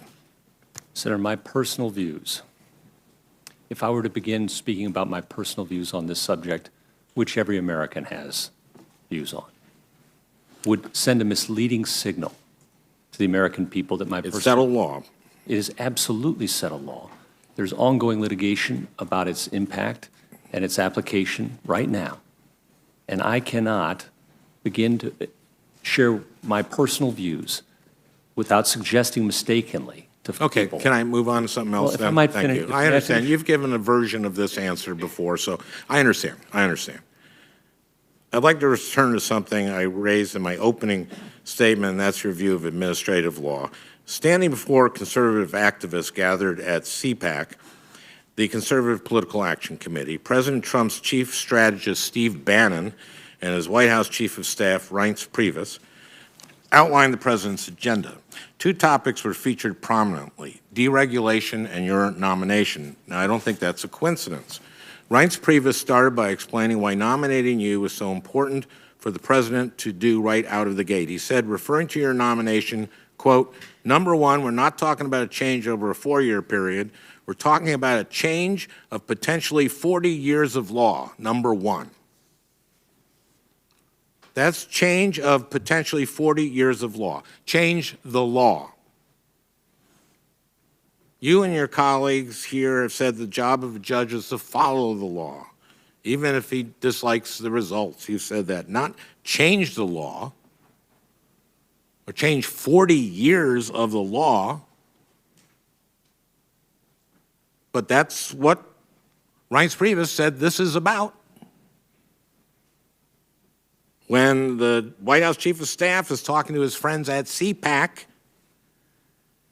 he says a justice's job, that your job is to change 40 years of law. Yet my colleagues and you say it's to follow the laws as written. Well, it can't be both, so which is it? Senator, it's to be a judge, to be fair, to follow the law, to apply it to the facts and circumstances of each case, and to live out my judicial oath on whichever court I serve on, whether it's the 10th Circuit, where I've served for the last 10 years. Okay. And where my opinions have been unanimous 97% of the time, Senator. I've been in the I understand, and 99%. again, you've given many times that answer, so if you'll indulge me. Mr. Priebus went on to say your nomination was central to President Trump fulfilling his policy objectives. Quote, Neil Gorsuch represents a type of judge that has the vision of Donald Trump, and it, referring to your nomination, fulfills the promise that he made to all of you, speaking to the conservative activists gathered at CPAC. What do you think that Mr.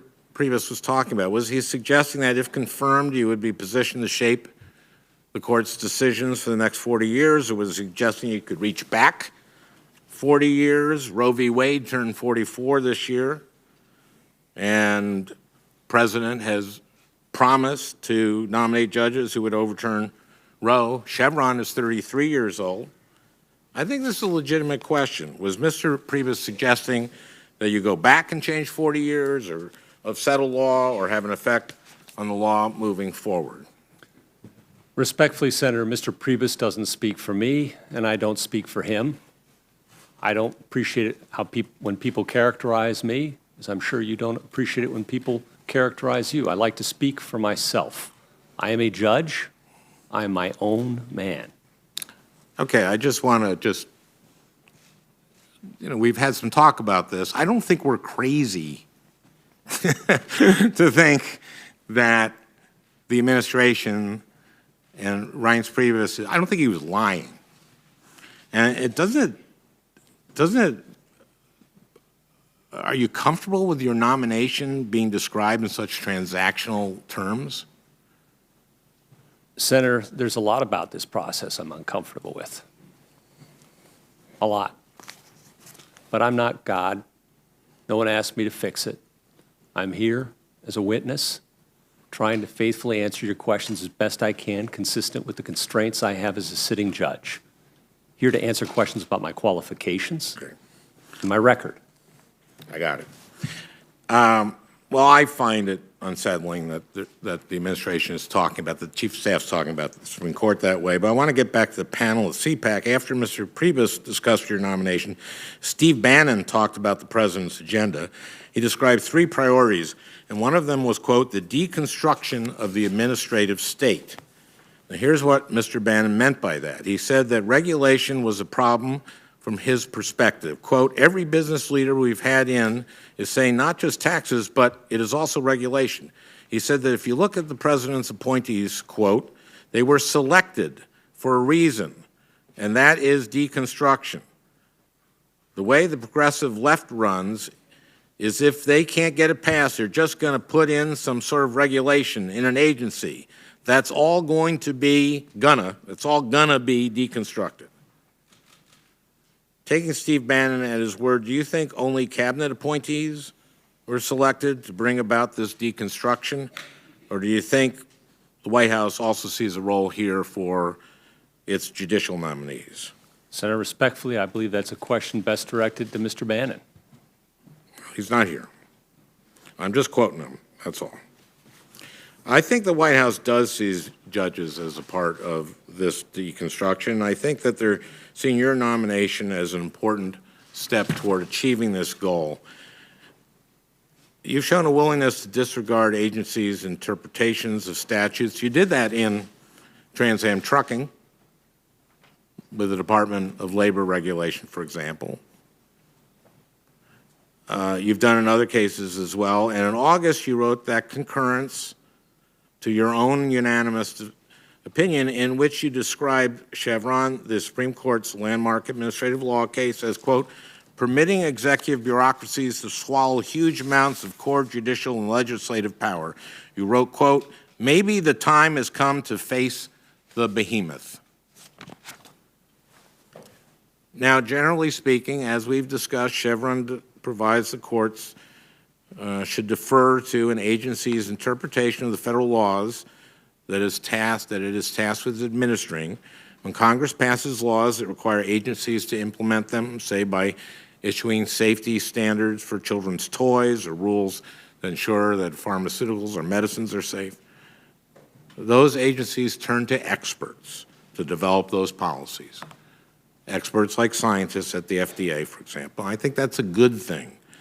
We want experts doing the work. What we senators don't want to be doing is deciding how much lead can be in your water or what the distance in the slats are in a baby's crib. I don't trust Senator Coons to do that. Chevron provides that when agencies do that, courts should be wary of stepping in to overrule them without a good reason. This is Scalia's agrees with Chevron. But I'm concerned that this administration sees common sense health and safety rules as a burden on big business. And I'm concerned that they want to appoint pro-corporate judges who are willing to substitute their own judgment on these matters for those of experts. Do you believe that Chevron was wrongly decided? Senator, I'm a circuit judge. I don't tell my bosses what to do. I do, when I see a problem, raise my hand and tell my bosses I see an issue here. And I did in that case, not because of any big corporate interest, but because of what happened to Mr. Gutierrez, an undocumented immigrant to this country, and the whipsaw that he was placed in by a change in law affected by an administrative agency, a bureaucracy, overruling a judicial precedent and telling him he now had to wait not 10 years out of the country, but 14, something like that. And, Senator, that's part of my job to say these things when I see problems like that. It's a due process problem I saw. And no one, Senator, is suggesting that scientists shouldn't get deference or chemists or biologists. Section 706 of the APA is quite clear that on facts, So you want to address this behemoth. And that suggests that the comments made by Mr. Priebus and Mr. Bannon know exactly what you think about these issues. And I think some of my colleagues on the other side of the aisle do as well. This is a big deal. During the entire 114th Congress, Chevron deference was mentioned only twice on the Senate floor, but between the announcement of your nomination on January 31st and last week, that decision was mentioned 30 times by 4 different senators. Each of those 4 senators discussed the case while speaking in support of your nomination. 3 of those senators are members of this committee. So I know you're choosing your words very carefully, and I know you're trying not to signal how you might rule in certain cases, but I think some of those signals have already been sent. Thank you. Senator Sass. Thank you, Mr. Chairman. Judge, you mentioned that there are a number of things about this that have been disappointing to you in the process. I'm disappointed in Senator Cruz, partly because he stole a lot of my originalism plan of questioning, but also because he went to mutton busting. I was convinced that I was the only guy that had mutton busting in today's pool. So my wife also sent me a text a little bit ago and said, and I'm sure she didn't expect me to read it, but how in the world is Gorsuch able to go so many hours at a time without peeing? I won't make you answer, but the SCOTUS bladder is something the whole country stands in awe of. So you're over halfway through your 11 hours today, so congratulations. Judge, let's do biography for just a second. You're a father. Remind me the ages of your children. Boy, I don't even know what to say now. You really caught me off guard there, Senator Sass. You're welcome. My daughters are 17 and 15. Okay. So besides fishing, have they ever played sports? Oh, my goodness. Yes. Have you ever gotten to a Little League game early, pulled the umpire aside in the parking lot, and asked him or her to commit in advance that they will decide the games for the underdog? No, but I think some of my buddies have. Have you ever asked a referee underneath the zebra stripes of their jersey to wear your kid's Little League jersey as the undershirt? No, the it wouldn't have helped any. My kids were pretty rotten at basketball. We're obviously not going to pursue this very far, but I do want to make sure that everybody at home knows a little bit of what's been happening in the room over the course of the last 6 or 7 hours. Because some of my colleagues are asking a bunch of tough questions that are really important for you to have to answer. At the same time, there are a whole bunch of questions that have been asked today that are really asking you to take your legal career and your legal ethics and set them aside and play politician on TV today. And that really isn't your job, and some of this questioning really hasn't been a fruitful use of our time. It's well-meaning to talk about the outcome objectives of a whole bunch of these cases, but I would submit that it's dead wrong. I want to give you just a couple of the questions we've heard earlier today. At different times, how can we have confidence that you won't be for the big guy? At another point, how can we know that you feel for the little guy? This sounds noble, but it's fundamentally a corruption of what the judge's job is. To seek assurances from you like this is like seeking assurances from a referee before the game that they will pledge to a certain outcome before the tip-off. If the law is wrong, and I'm somebody who believes that lots of our laws are wrong and overreaching around here, the question should be directed back at us on this panel and on this dais why we don't fix the laws that are wrong. We shouldn't be asking you as the judge to commit that when our laws are clunky and bad and in conflict, you will divine how to change the law on the fly. That's not the oath that you'll take. That's not the Constitution that we've all taken an oath to and pledged to. And it's not what the American people want. So, frankly, I applaud you for your perseverance and patience with us as we've continually gone down a path of asking you to answer questions, many of which are fundamentally political questions, and that you shouldn't be answering, and that we shouldn't be asking. So thank you for your endurance. I'd like to go back to something that's a little more productive for the committee, and frankly, I think productive for the moms and dads at home. And I'd like to talk a little bit more about the judge's robe. We both spoke about it yesterday, I would note, with no coordination. It turns out we've both just read your stuff from the past. And the judge's black robe reminds us of the meaning of your job. It reminds the plaintiffs that stand before the court. It reminds the judge as he or she dresses in the morning, and it reminds our kids, or it gives us an opportunity to teach our kids. And you've spoken eloquently about it in the past, but I think it's fitting for you to unpack it a little bit more in light of some of today's questioning. Earlier today, you were implored to tell us a little bit more about what is in your heart. And I think that's fundamentally a confusing question for us to be asking of a judge, except insofar as we would ask you, are you a man of your word who, when you take an oath in your heart, are pledging to keep your word and to keep your oath? And I think we all know that the answer to that question is yes, and it's why you're going to be confirmed, because people believe you to be a good and fair-minded judge. But every American, in a more fundamental way, needs to know what's in the heart of legislators, because we are supposed to speak for the hearts and minds and hopes and dreams of 320 million American people. We are supposed to cast a vision for the country, those things we want to conserve and preserve, and those things that we should argue about and change. We are the ones who are supposed to weigh the pros and cons of various legislative options that are available to us. Judges, on the other hand, are supposed to be following the law impartially. Your heart is supposed to be inclined neither toward the rich, nor toward the poor, nor toward black, nor white, nor people with big bank balances or small bank balances, but your heart is supposed to be your commitment to the law as you find it. So let's engage in a little thought experiment. 30 or 40 years from now, when you retire and hang up your robe and you're out fishing or sitting on the front porch of your surely lovely home, and you look back over your career, how will you know if you were a good judge? Senator, that's a question I ask my kids every semester when I teach ethics. Finish the semester with asking them to spend 5 minutes writing their obituary. They hate it. They think it's corny. I might be a little corny. And then I ask them if they'll volunteer to read some of them. And people want to be remembered for the kindnesses they showed other people, by and large. And what I point out to them, what I try to point out is, it's not how big your bank account balance is. Nobody ever puts that in their draft obituary, or that they billed the most hours, or that they won the most cases.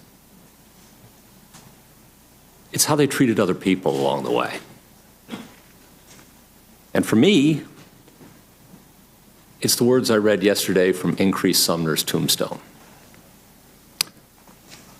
And that means as a person, I'd like to be remembered as a good dad, a good husband, kind and mild in private life, dignified and firm in public life. And I have no illusions that I'll be remembered for very long. None. If Byron White is as nearly forgotten as he is now, as he said he would be, I have no illusions. I won't last 5 minutes. That's as it should be. The great joy in life, Shaw said, is devoting yourself to a cause you deem mighty before you're thrown on the scrap heap. An independent judiciary in this country, if I can carry that baton for as long as I can carry it, and I have no illusions I'm going to last as long as you suggest, and that'll be good enough for me. Well said. And would it be that more who taught legal ethics and business ethics and medical ethics and theological ethics would assign their students the obituary challenge? We might live less in the soundbite culture and more in a way that thinks about service and duty and calling. It's a great assignment. Neither Cory Gardner nor Michael Bennet have to fear that you're going to challenge them for a Senate seat from Colorado in the future? Senator, I admire them both, and I think it's a wonderful fact that they were both here to introduce me, and that they follow a tradition, the West, where Senator Salazar and Senator Allard, Republican, Democrat, introduced me last time around. And frankly, 10th Circuit nominations, thanks to, he's not here at the moment, but Senator Hatch cares about the 10th Circuit. Republican and Democrat generally go on very smoothly. And it shows. It shows that you all have picked, I don't know how it works. I don't know how this crazy process works. But the colleagues you've selected for me over the years are wonderful colleagues, wonderful people. And I've been richly blessed to spend 10 years with every one of them.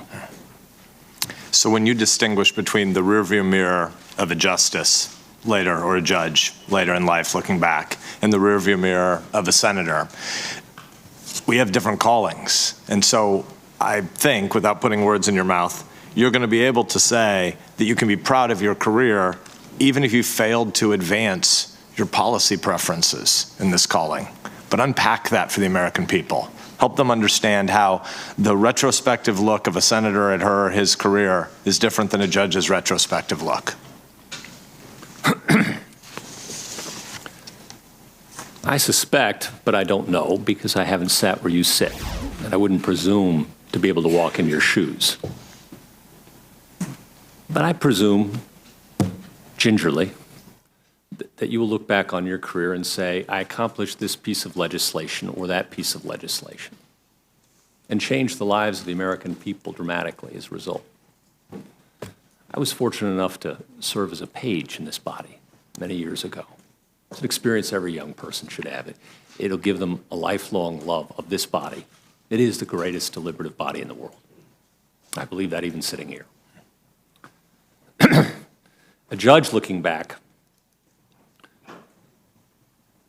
the most you can hope for is you've done fairness to each person who's come before you, decide their case on the facts and the law, and that you've just carried on the tradition of a neutral, impartial judiciary that each person can come to with some sense that they're going to receive a fair hearing for their disputes.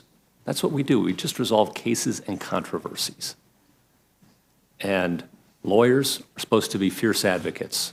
And I was once a fierce advocate for my clients. But a judge is supposed to rule impartially, to listen courteously and rule impartially. So, frankly, my legacy should look and will look a lot smaller than yours. And that's the way the design of the Constitution works. In an earlier line of questioning, you were asked about 2004 and the presidential election and your participation in it. I just want to clarify, you were not a judge in 2004. Goodness, no. Correct. Senator. I was a private attorney. And when you went onto the bench, what changed in your life? Justice Jackson says, a robe changes a man, or it should. Now, I'm sure he would add woman today, too. A psychological change comes over that person.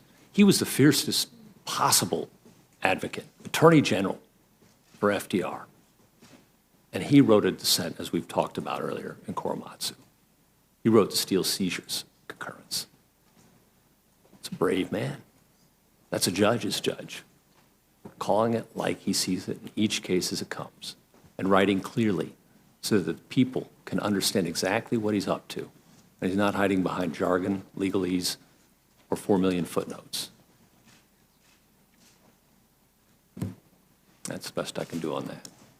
Senator Cruz earlier asked you a series of questions about originalism, and I appreciated your, I'll probably paraphrase you inartfully, but you said you worry that the labels sometimes put us into boxes that eliminate the requirement or reduce the requirement we have to actually engage each other's ideas. So I won't pin you down hard on the term originalism, but many have critiqued originalism, including in some statements yesterday and today here, as backward focused or, quote, too rigid in adapting to our changing culture.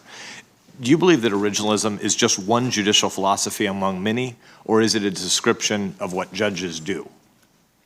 I'm with Justice Kagan on this. I think it's what we all want to know.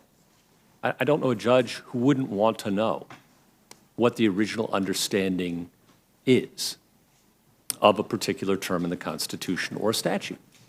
That's information that would be valuable to any judge and considered by any judge.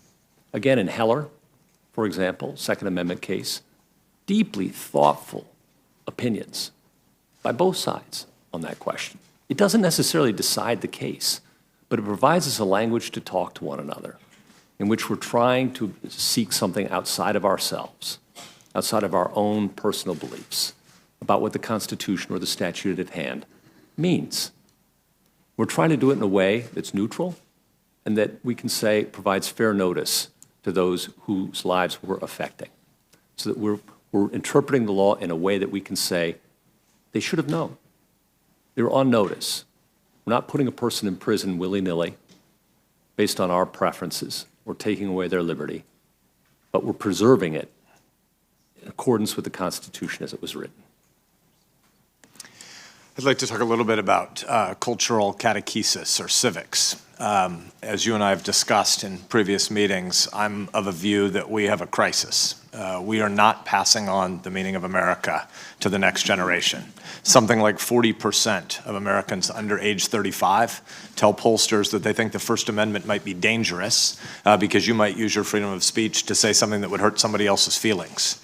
Actually, that's quite the point of America, right? That there are all sorts of things people might differ about, they might want to argue about. Our founders came here and they didn't have the same views of heaven and hell and how you achieve salvation. And they came together and they forged out of the many one polity where we have a shared framework for ordered liberty, where we protect each other's rights, even to be wrong about fundamental things, wrong in our own views as we wrestle with these things. But we debate big and important questions in Washington, but more fundamentally in Boulder or in Fremont or Omaha, Nebraska. And you do it in the town square, and you do it at the church or the synagogue, you do it in the bar. And you fight about questions, but fight free from violence.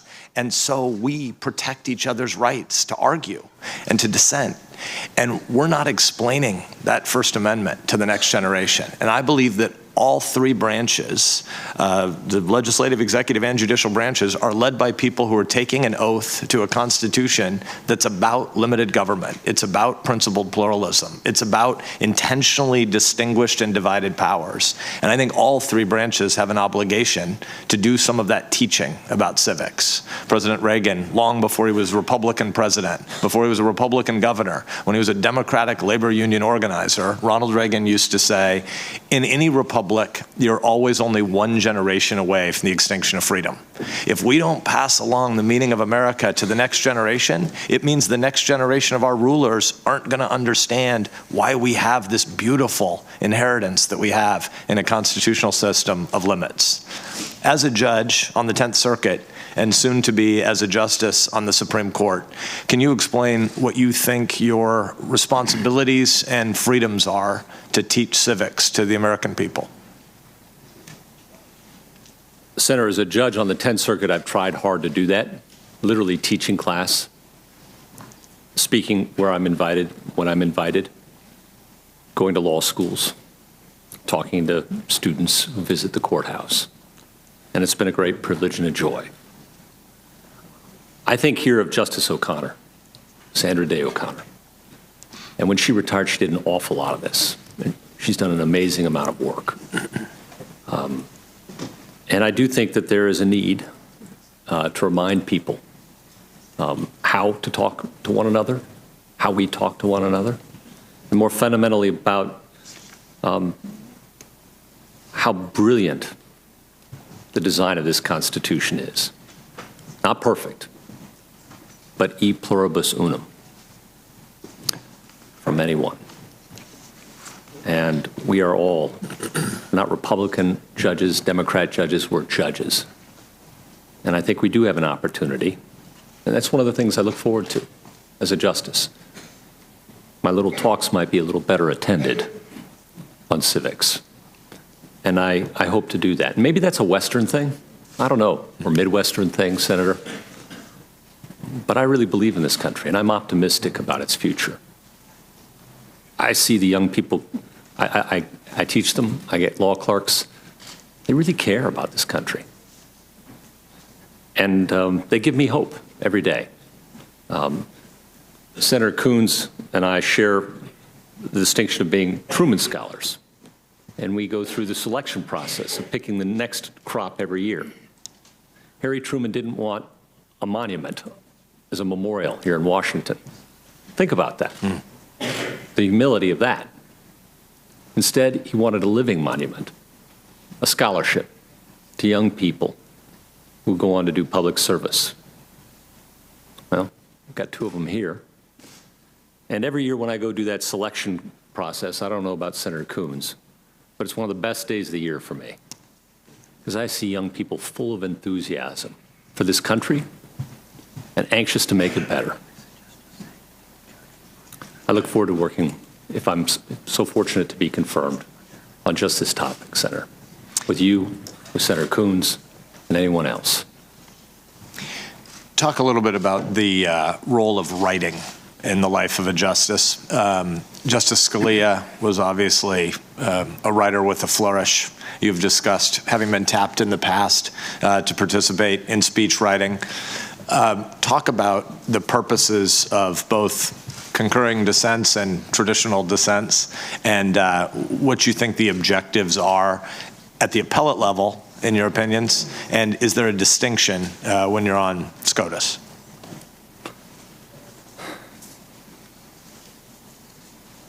When I sit down to write an opinion, people sometimes ask me who I'm writing for. I'm writing for myself, trying to convince myself that I've got it right. And I go through a lot of drafts. And I sometimes, as my law clerks know, change tack as I'm drafting. I don't know how many drafts I've gone through on some opinions, but 30, yeah, more. He actually said 130, but whatever. Because I'm trying to get it right. And I find I test ideas as I write. It's one thing to say to somebody else, oh, go write this up. It's another thing to have to sit down and write it yourself. And it exposes holes and gaps in your own thinking, causes you to question yourself, wonder whether you have it right. So for me, it's an exercise of getting it right and persuading myself at the end of the day. And writing in a language that persuades me. A lot of gobbledygook, and us lawyers are guilty of a lot of gobbledygook. That doesn't persuade me. I want to know through a clear line. I want to be able to see my argument from my topic sentences, and maybe it's Sister Rose Margaret, I don't know. But I want to see the argument flow. I want to see how it fits together, and then I want it torn apart by my law clerks who tell me I'm wrong. So it's an iterative process. So at the end of the day, that's what it's all about. And then it's about the test of my colleagues, and I take their comments very seriously. I believe in collegiality. I believe that 2 heads, 3 heads, 9 heads are better than 1. And so I think a good judge can't have too much pride of authorship as to accept criticism, constructive criticism, and try and incorporate or deal with that criticism. Maybe that's why my opinions have attracted relatively few dissents. I don't know. But I take collegiality very seriously. As to writing separate opinions, I don't do it very often. And when I do it, it's usually because I'm just stuck. I might be wrong, but I'm just stuck. Something doesn't seem right to me. And I've tried to discuss it with my colleagues. I've tried to work it out. I bend as far as I can bend. But at the end of the day, I take the oath to follow the law where it leads me. And I try hard to reach a collegial consensus, but when I can't, I write up what I can as respectfully as I can, and usually in as few words as I can, a dissent or a separate concurrence. Sometimes, because it's fact-bound, but it's just where I'm stuck. Sometimes because I see an issue that my bosses need to be aware of. Like any good employee, hey boss, you might want to think about this one. Seems kind of tough to me. And I think that's part of the process of a good judge. I'm a historian by background, and when I was writing my dissertation, to your audience question, one of my advisors just kept pounding me saying, I don't know who you're writing for here. It seems scattered all over the place. And he finally persuaded me to put a picture of my aunt on the farm next to my computer. And she's smarter than I am, but she knows nothing about my topic. And he said, if you recognize that your audience should be smarter than you, but ignorant of the subject matter, you're finally going to find your voice. Yeah. Is there something analogous in the writings of the Supreme Court where you're not just writing for other justices, but you have an obligation to write for the American people? I think if you're sitting and writing your dissertation for yourself with your picture of your aunt, you're right on target, right? Because I think if I'm writing for myself and trying to persuade myself, then I figure everybody will be able to at least track what I did. Maybe not agree with every opinion, every single one of the 2,700 decisions I've issued, but they'll understand why I got where I got. I was candid about it. I didn't hide. I stood up. I was clear. I was honest. I was forthright, plain spoken. And you can judge my opinions, for better or worse, on their merits. And I think that's what a good judge does, is candor, the duty of candor. We finished voting a day early last week, and so a lot of us were back in our states traveling and doing town halls and Rotary clubs and schools. I ran into 3 different teachers who planned to use these hearings on C-SPAN to teach civics.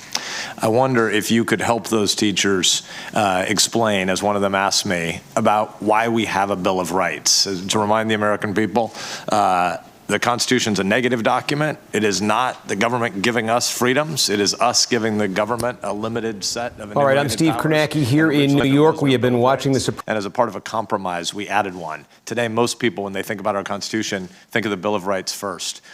Why do we have a Bill of Rights, and what fundamental difference would it make if we didn't have one? That's a big question for us adults. Chairman said I could have an extra hour, so take your time. Yeah, I've got 4 minutes and 19 seconds on that. That's a big question for us adults who are where we are. It's a big question for my middle school and high school age kids. The Constitution, as a negative document, the theory behind it, in short order, was to divide power, the better to protect liberty. That's the theory. That you put all power in one set of hands, you're going to get tyranny. And our founders had too much evidence of that in their own time. It's kind of a hard-won inheritance. Part Enlightenment theory, right? Part on the battlefield. They saw what it was like to have power amalgamated in one set of hands.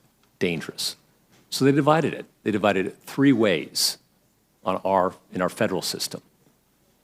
You, Article 1, write the laws. And it's tough. It's supposed to be tough to protect liberty. We don't just have one house, we have 2 houses. And then it has to be signed by the president, too. Really hard. Bicameralism and presentment is designed to make legislation difficult, the better to protect liberty. The president's powers are to execute the laws, not make them, not adjudicate disputes. Our role is to decide cases and controversies between the people under law as it is, not as we'd wish it to be. We're not legislators, we're judges. The legislative power is invested in this body. That's not all. Then we divide power in a way that was quite unique, well, unusual. Federalism.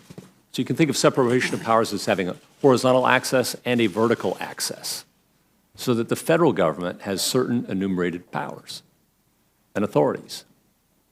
And what the federal government doesn't enjoy, the states do, as sovereigns.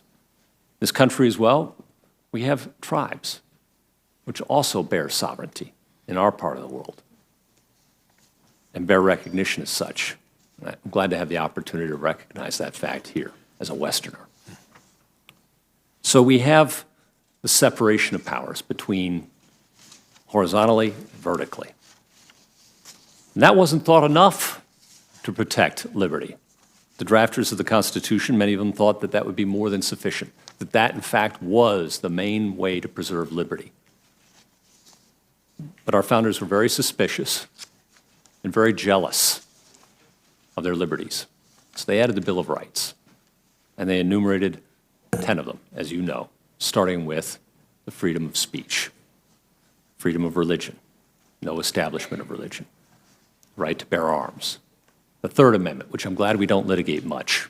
I wonder how many of the high school kids now watching know what the Third Amendment's about.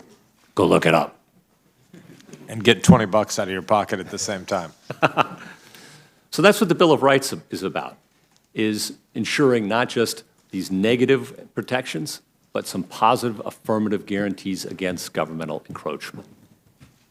Thank you. I want to ask a few more questions about the Bill of Rights, but I'll save it for my next round since we're at 40 seconds remaining. Thank you, sir. Thank you.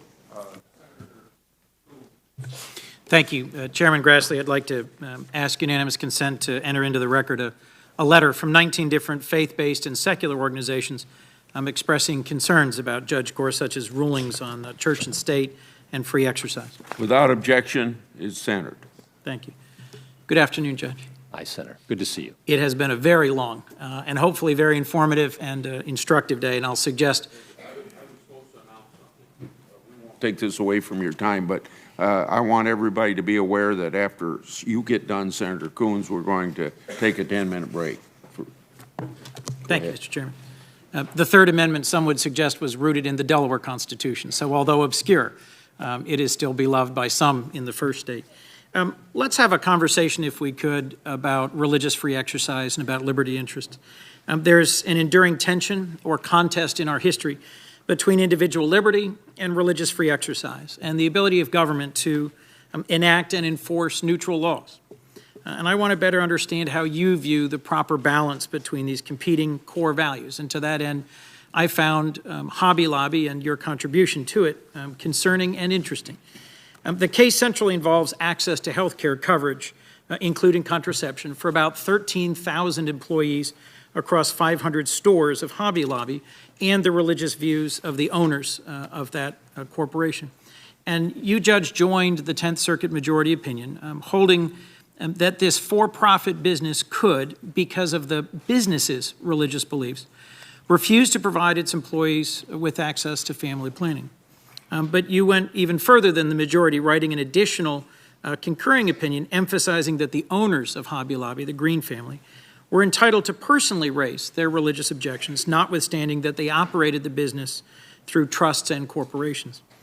In coming to that conclusion, you opened your opinion by writing, and I quote, "All of us face the problem of complicity. All of us must answer for ourselves whether and to what degree we are willing to be involved in the wrongdoing of others." Complicity is not a concept I've seen widely discussed in free exercise jurisprudence. Why did you choose to lead your opinion with this concept of complicity, and what's it mean as we're trying to assess free exercise rights? So under the religious freedom, Senator, thank you. Interesting, good question.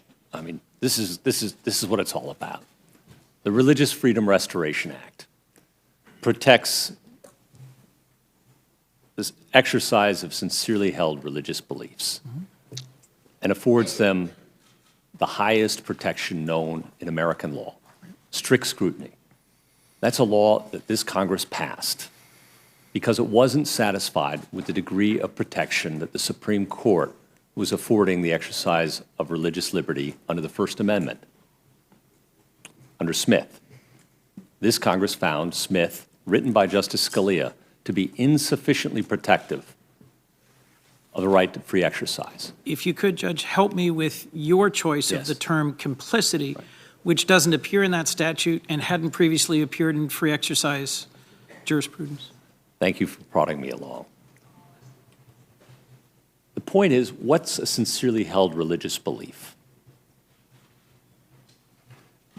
The individuals there were devout Christians, and as they interpreted their religion, it was a violation, a sin, for them to participate in any way, in signing papers even, to allow the provision of certain contraceptive devices, those that they believed had the effect of destroying a fertilized egg. Right. They And were that's okay. exactly, excuse me, Judge, but that's exactly why the question of your use of this term complicity is so interesting to me, is that it opens up a very broad, very attenuated, very remote connection between sincerely held religious beliefs by this devout family through a trust, through a corporation, a for-profit corporation, to impact the choices and life decisions of 13,000 people. It's a truly unprecedented decision. If I could just quote for a moment what I suspect is familiar to you, the dissent of the Chief Judge in your circuit, Briscoe. She said this opinion was nothing short of a radical revision of First Amendment law, as well as the law of corporations, wholly unsupported by the language of the Free Exercise Clause or the Supreme Court's previous free exercise jurisprudence. She claimed, Judge Briscoe, that there was literally no support for the proposition that for-profit corporations enjoy free exercise rights in the Supreme Court's previous jurisprudence. And I'm struck by the extent to which the use of the term complicity and your description of a substantial burden on a sincerely held religious belief opens possibly floodgates for litigation on behalf of those who have sincerely held religious beliefs. As you mentioned, the issue here was access to family planning. There were more than 20 forms of contraception that could potentially be covered. There were only a handful, I think 4, that the Greens objected to. Right. How far does this new concept, this newly injected concept of complicity go? Senator, it's not a new concept at all, with respect, because in enacting RFRA, Congress revived some older free exercise case law. That's right. Much of it written by Justice Brennan. Thomas would be a leading example, involving, I believe it was a Jehovah's Witness. Yes. Okay. Who was okay in producing certain goods that could be used as armaments, but not others. Right. Complicity in war making was a matter of faith to The that. key distinction, if I could, Your Honor, between Thomas and this was that in that case, here's an individual whose deeply held religious belief made him say, I can't make turrets for tanks. Right. So the question is uniformly applicable law, unemployment insurance, can he benefit? Fine. But it doesn't in any way implicate others' liberty interests. The core concern with the choice to recognize a very large, multi-billion-dollar nationwide for-profit company and to privilege the religious interests of its owners through the legal fiction of a for-profit corporation is it impacts 13,000 individuals. That wasn't the case in Thomas. Senator, respectfully, I think we're mixing apples and oranges, because the first consideration is whether we have a substantial burden on a sincerely held religious belief. Mm-hmm. The second is whether the government has a compelling interest narrowly tailored to override it. Right. And I think we're mixing apples and oranges, because on the first one, complicity is very much in play, and it's the same in Thomas as it is with the Greens. How far does my religious faith, your religious faith, permit us to engage in things that our religion teaches are wrong, sinful? That's a matter of religious faith. And in fact, I don't recall anyone doubting or the government disputing that the Greens' religious faith was sincerely held on this score. So I think it's a given. So this complicity discussion, I think, frankly, Senator, is a red herring to mix my metaphors, because everyone accepted it. We've got apples, oranges, and red herrings. I know I'm Have a mixing full my- meal, I please. know it's terrible. I wouldn't want to write it down in an opinion. It's terrible. Well, let me take, if I could, let me take you to a number of things, because several other senators have referenced Hobby Lobby. One of the things that Judge Briscoe was saying was sort of category shattering or precedent setting was the extension to a for-profit corporation, the recognition of a for-profit corporation that sells crafts and hobby materials as being a religious corporation. Previously, only incorporated churches or synagogues or associations explicitly nonprofit religiously affiliated organizations have been recognized. In the interpretation of RFRA, you choose to define person to include for-profit corporations. Help me with why you made that move. Be delighted to, Senator, and thank you for the opportunity. I think I'd point to a couple of things. First, RFRA is a statute, and it uses the term person, and it doesn't define the term person. And when Congress doesn't offer us a specific definition, we go to the Dictionary Act, which Congress has passed for just these circumstances. And there it says persons include corporations. That's the law, as Congress wrote it. And if Congress wishes to change the law and say only natural persons enjoy the rights of RFRA, I'm a judge. I follow the law. But the law, as drafted, doesn't distinguish between natural persons and corporations. It includes them both. And the government, Senator, if I might just finish, conceded, as I recall, and my recollection may or may not be great on this, but as I recall, conceded that nonprofit corporations can exercise religion. That's right. And that's exactly why this was seen as such a departure. There was a long-settled expectation that religious free exercise rights adhered to individuals, living, breathing people, and to nonprofit corporations. It was a big leap for it to, for the first time, apply to for-profit corporations. And I appreciate that the opinion of the majority in your concurrence referenced the Dictionary Act. But the Dictionary Act actually says on its own terms, that it applies unless the context indicates otherwise. Right. And the reality is, as I think one of the dissents points out, all Congress was intending to do, as expressed by a number of members of Congress, was to simply restore strict scrutiny, not to open up a whole new line of free exercise rights for-profit corporations. So I think the context clearly indicated otherwise. And to simply say, all I did was pull a dictionary off the shelf, look it up, person can include corporations, we're done with the analysis, is in some ways tendentious, because the idea that a for-profit corporation could have religious free exercise rights was nowhere in the earlier case law that Congress explicitly intended to be the narrow purpose of RFRA. So does Congress's intent when it passes a statute, its clearly stated intent, have any relevance to your interpretation, especially where something like the Dictionary Act actually urges you to look at the context? Senator, I'll offer you two thoughts on that.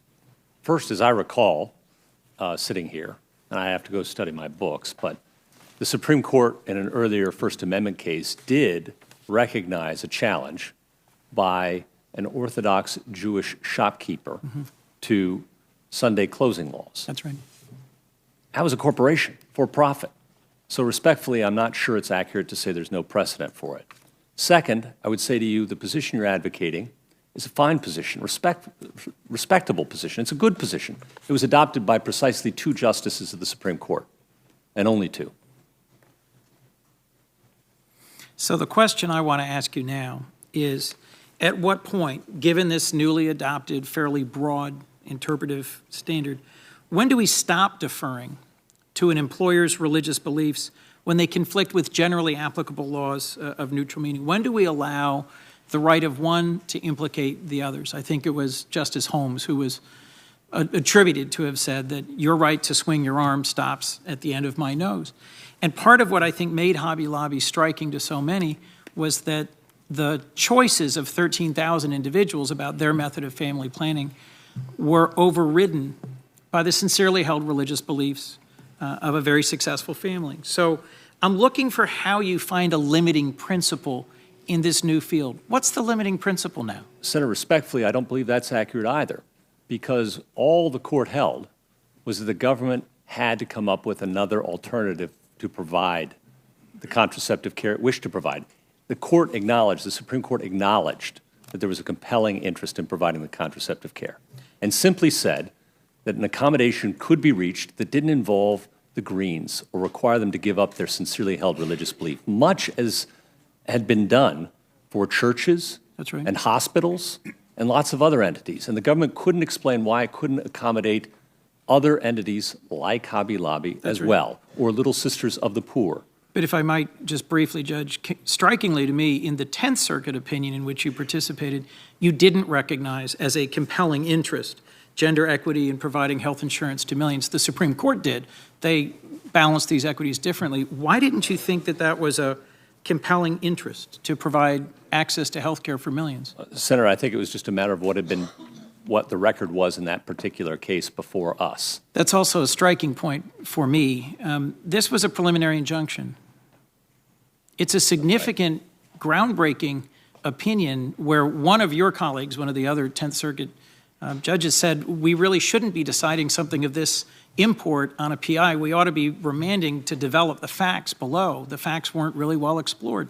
And the larger point I'm trying to make is that I think this could lead to some very troubling applications. So let's just take a minute and look at a few of the contours of what this, I think, precedent-setting decision might mean. So let's imagine the Greens were from a different religious perspective. If they were Scientologists, for example, who reject the use of antidepressants, or Jehovah's Witnesses who reject the use of blood transfusions, or Christian Scientists who reject really modern medicine largely altogether, could their sincerely held religious beliefs as Scientologists or Jehovah's Witnesses or Christian Scientists lead to the conclusion that 13,000 employees could reasonably be denied access to antidepressants or to blood transfusions or to health care whatsoever? No, Senator, not necessarily. It doesn't mean that at all. All it means is that the government, under the law as passed by this Congress, with overwhelming bipartisan support at the time. Well, the ACA was not passed with overwhelming bipartisan support. I'm sorry, I'm speaking of RFRA. Right. The accommodation is in the ACA. Oh, and the ACA, you can override RFRA anytime you want. Congress could say RFRA doesn't apply to the ACA. That's another alternative. You can abandon RFRA. You can say it doesn't apply to this particular statute. You can say it applies only to natural persons. You can say it doesn't apply to contraceptive care. Congress controls this decision, Senator. That's right. It's your decision. It's not mine, with all respect. We're just trying to implement what you've asked us to do. So, and Senator, on your hypotheticals, yes. Okay, Justice Brennan wrote these First Amendment cases that you were seeking to revive. I'd remind you of that. Yeah. All right? Justice Brennan. All right? And the fact of the matter is, sometimes the government can prove a compelling interest and that it's got the most narrowly tailored way to get there. And sometimes it can't. And each case has to be taken on its facts in the particular context in which it arises. Well, then help me walk through, if you would, given we already know how you draw the compelling interest line in this particular instance of access to family planning or contraception. How else might you weigh these equities or draw these lines? If the Greens, for example, in Hobby Lobby, knew that several of their employees would spend their paychecks on other things they might say were immoral, like gambling or prostitution, could they refuse to endorse their paychecks? Senator, it would go back to, we do the analysis, right. The same analysis. Do they have a sincerely held religious belief? Sometimes people don't. I've had claims, for example, of individuals. But in this instance, wouldn't you agree that their sense of the complicity that you referenced in your opinion would likely apply? It depends. Even though it's very attenuated. Oh, no, the choice of their employee to spend their money in a way they disapprove, isn't that different from the choice of the employee to choose among 24 forms of contraception, one of which they strongly disapprove? Senator, I think it depends on the facts of the case.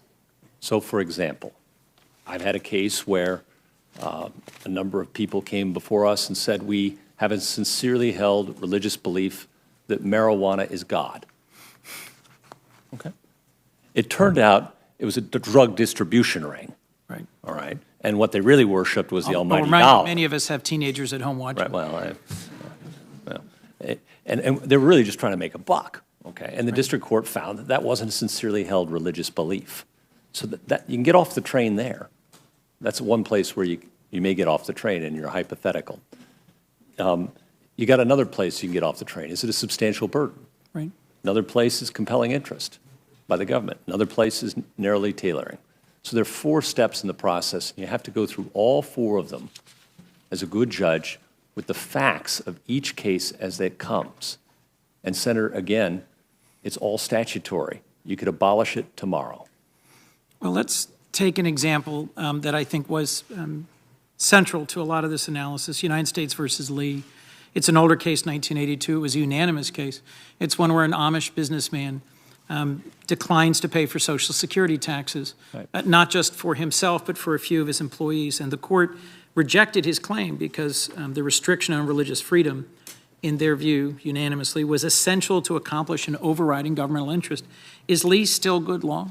I think Lee would be the sort of law you look at when you're applying RFRA, absolutely. Because RFRA simply restored the strict scrutiny standard that Lee was decided under. The Religious Freedom Restoration Act, exactly. So that's a very good example, Senator, of where the government was able to prove compelling interest in narrow tailoring.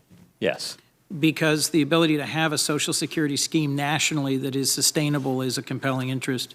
Yes. But a nationwide plan to provide access to health care isn't. No, Senator. Again, I think we're mixing our apples and our oranges because the government in the ACA was spotted the compelling interest. The problem was the narrow tailoring. You could get there without forcing the Greens to do something their religion prohibited. So it wasn't like the system of Social Security, which depends upon everyone's participation. That was a distinction the Supreme Court drew.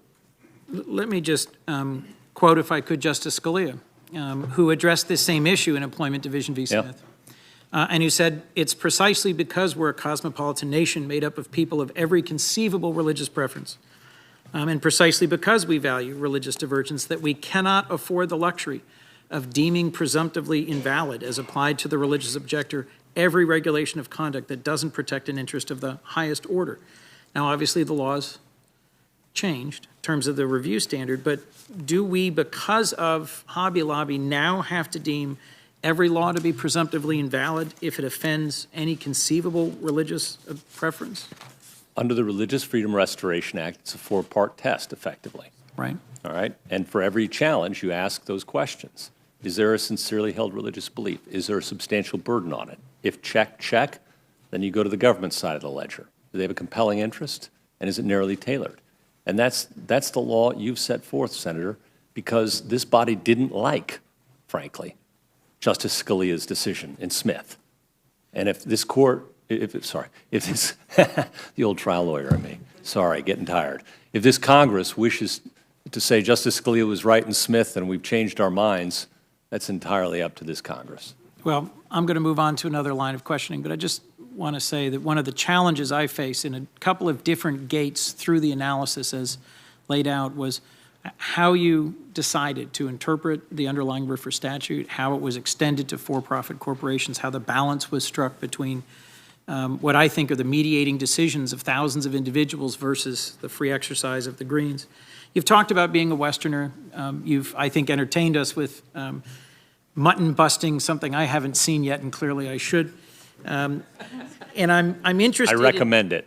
I'm interested in your view of privacy and the autonomy of adults to make their decisions. It was, in fact, I think, Justice Scalia who said there isn't a genuine Westerner on the court and that California doesn't count.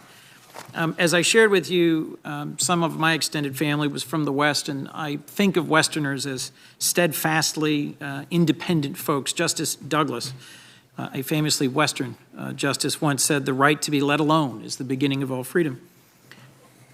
So in 2006, you authored a book, The Future of Assisted Suicide and Euthanasia, a topic of intense personal interest to many. And when reviewing your book, I was expecting you to conclude that people have the right to be let alone, because I think of that as an inherently Western trait, to make important and difficult personal decisions without the interference of government, but you didn't. Instead, you expressed a belief in the inviolability of human life.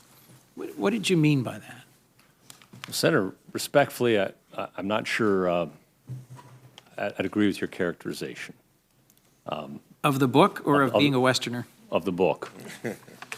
I agree with your characterization of being a Westerner.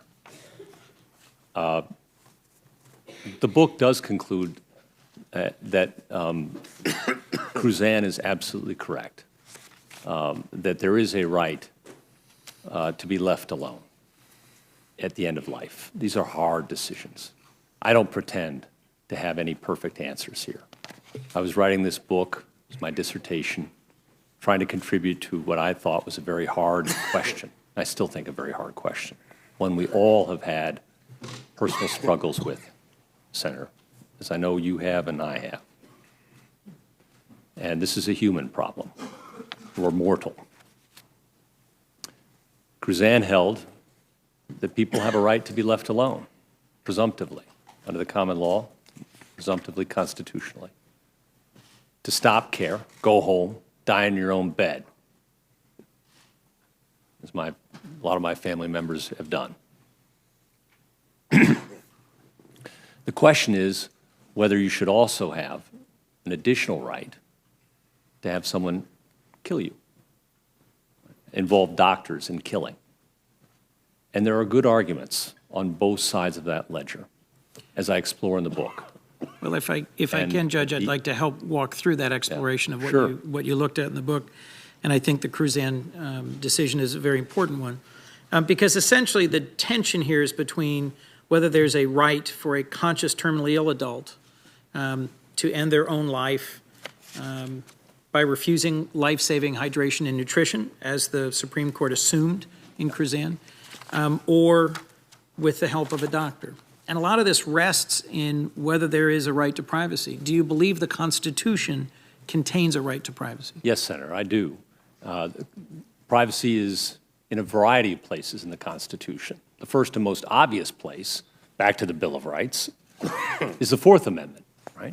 The right to be free from unreasonable searches and seizures in your homes, papers, and effects. That's privacy, right? The Third Amendment, which I alluded to but didn't want to reveal, quartering of troops in homes. No quartering of troops. Stay out of my house with your troops. Now, happily, we don't litigate that much. Right? The First Amendment, right? The right to free expression, which we've been talking about, and the freedom of religious belief, expression, that requires a place, privacy.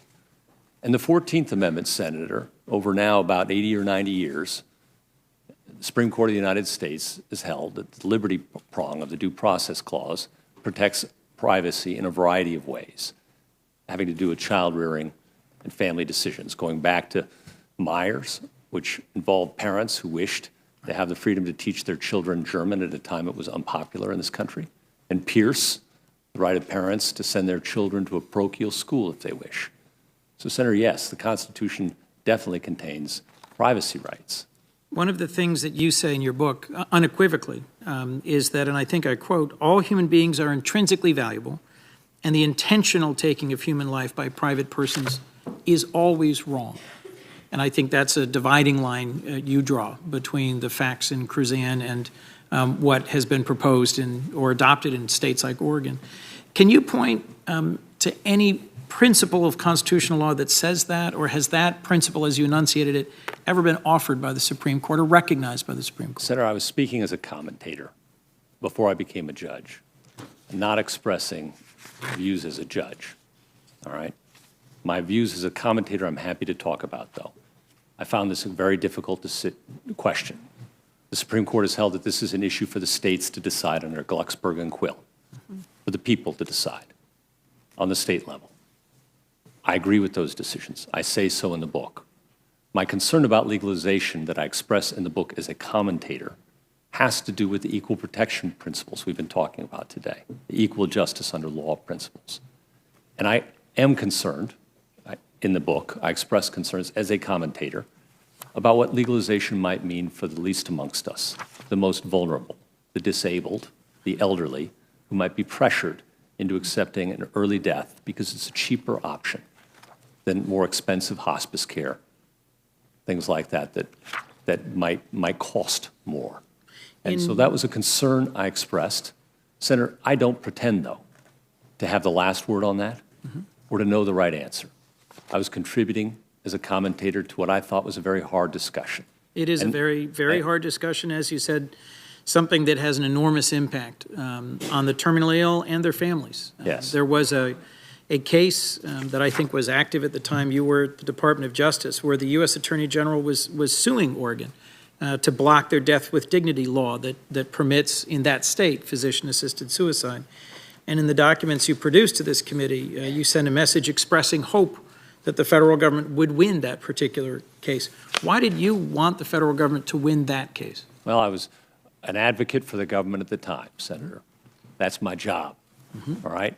When you represent the government, you want the government to win. When you represent somebody against the government, you want the government to lose. And as a judge, Senator, it's a very different mindset. And when you're up for consideration for the Supreme Court, it's important to know what you view as settled precedent. So let me, in my last 2 minutes, ask a question or two about that. In the Glucksberg case, which is about physician-assisted suicide, Justice Stevens said in his concurrence that avoiding intolerable pain and indignity of living one's final days incapacitated and in agony is certainly at the heart of the liberty to find one's own concept of existence, citing the Casey decision. What's your view of the application of Casey's mystery of human life language here? Senator, the Supreme Court in Glucksberg, the majority held that this issue is for the states to decide and the people to decide. People of Oregon have made their decision to legalize it, for example. It was just legalized in November in my home state of Colorado. That's their right. And how did you feel about that? Senator, my personal views have nothing to do with my job as a judge. Let me ask one last question, if I might. There was a line in your book that reminded me a great deal of Justice Scalia. You said that a libertarian principle legalizing physician-assisted suicide would require the government, inevitably, to allow sadomasochist killings, mass suicide pacts, duels, the sale of one's own life, not to mention illicit drugs, prostitution, the sale of one's organs. Help me understand, in closing, why finding a constitutional right to physician-assisted suicide would directly yield to this long list of other, perhaps more shocking, constitutional rights to prostitution or drug use or the sale of organs. Help me understand that leap. Senator, in each chapter, I analyzed different potential arguments, one of which was this libertarian argument, and applied faithfully to its end, it leads to where it leads, as some of the authors of the argument acknowledge. I'm not making it up. There are other arguments, though, that one might deploy that I analyze as well. That's not the only available argument for legalization by any means. Thank you, Judge. Thank you, Mr. Chairman. We'll recess for 10 minutes, so that'd be approximately 5:40.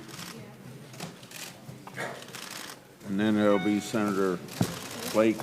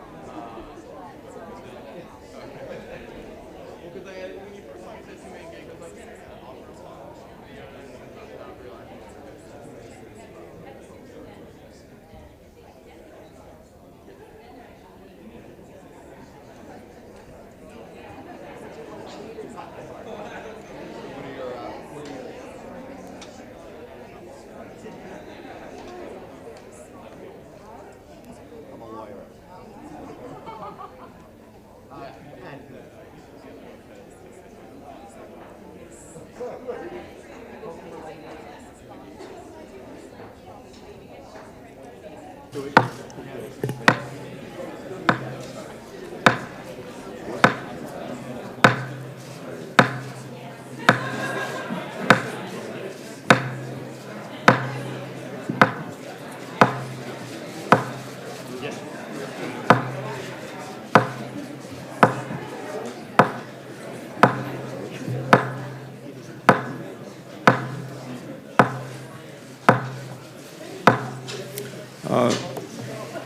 you need help with that?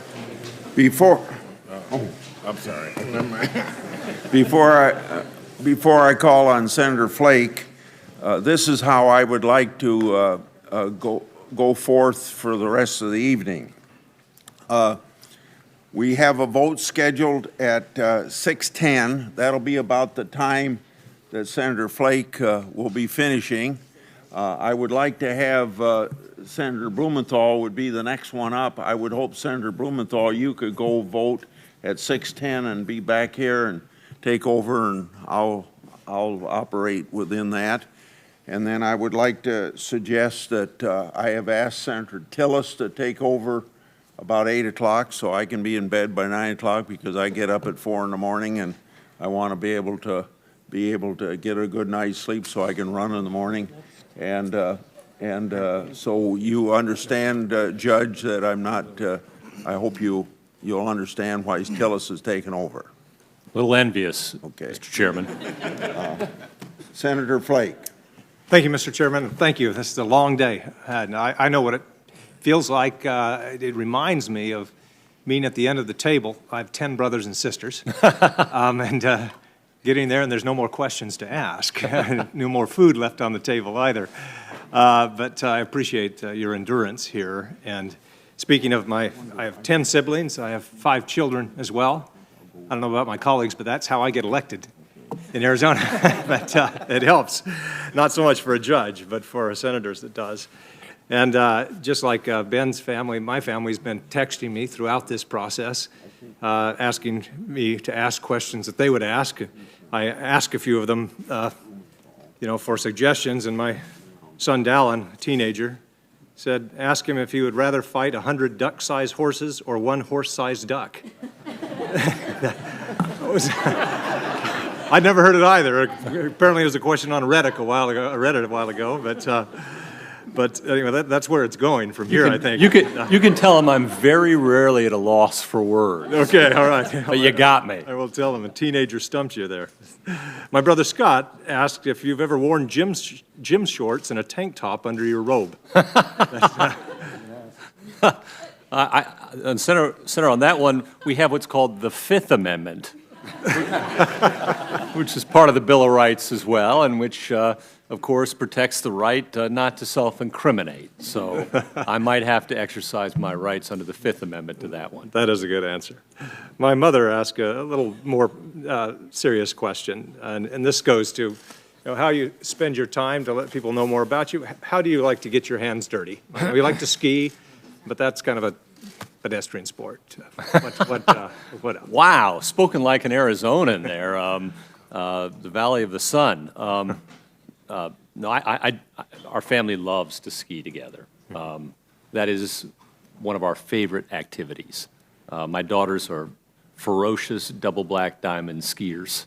One of them is... That's not pedestrian at all. One of them is right now doing some backcountry skiing out near Telluride as we speak. So that's something we love to do as a family. And where does your family vacation? Near Winter Park, Colorado. Mm-hmm. It's a resort owned by the city of Denver. And it's where I learned to ski as a kid. My parents would put me on a bus or the train. It was their idea of getting rid of me for the day on the weekend, and I'd come back exhausted, which was good too. They like to run me ragged that way. What's the largest trout you've ever caught? Oh, now we're talking. All right, I love to fish, and that is where I find a lot of solace. You can't focus on the worries of the world when you're only worried about a trout. Everything else goes away, just disappears. And you're in the most beautiful, trout live in beautiful places. They do. They're very picky, and they pick well. So during the summertime, fishing, hiking. I like to row. I like to run. Those are my activities. And I like to read. I like to read novels. Good fiction. And if you want to learn how to write, you got to learn how to read. That's right.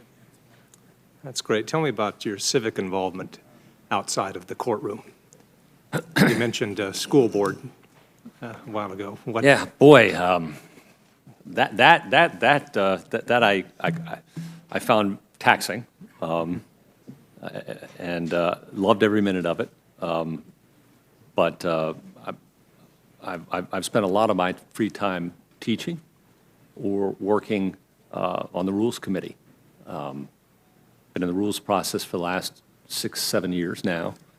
Chief Justice kindly appointed me to the Standing Committee and then to the Appellate Rules Committee more recently, and trying to make the rules more sensible so that we can get litigation done more sensibly, cheaper, faster, for all people. It's a wonderful example of government working. People from a variety of walks of life, judges, lawyers, academics coming together and operating more or less by consensus. Imagine that. Well, I've found that as well, and I think that typifies the West and small towns. I grew up in a town called Snowflake. I'm a fifth-generation Arizona, and you're fourth-generation Coloradan, I understand. That is how it works. People get along. They have to. And on a school board, there's no passing the buck there. You've got to make decisions. Local government is like that. Jury duty. Have you ever been called up? You know, I have. It was when I was at the Department of Justice, and I thought for sure.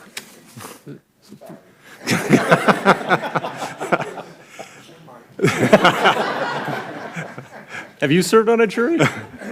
I'll give him. No, I just thought it was very odd questions for this, but it's great. It's Well, great. you know, it's nice. you know, it I thought it was is. pertinent. I wanted to know. I'm Can a judge big- be called for jury duty? I'm sorry I laughed. It caught me by something.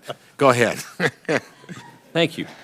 I actually think it's a very excellent question, because I think anyone who served on a jury appreciates the important civic function that's involved. It's a way citizens are actually interact with their government, right, in a very real way. Were you disqualified, or did you know, I thought for sure I'd get kicked off. And I guess, you know, neither side thought I was the worst one. So I made it through, and I went to the bathroom when we sent back, and I came out and I'd been elected foreman,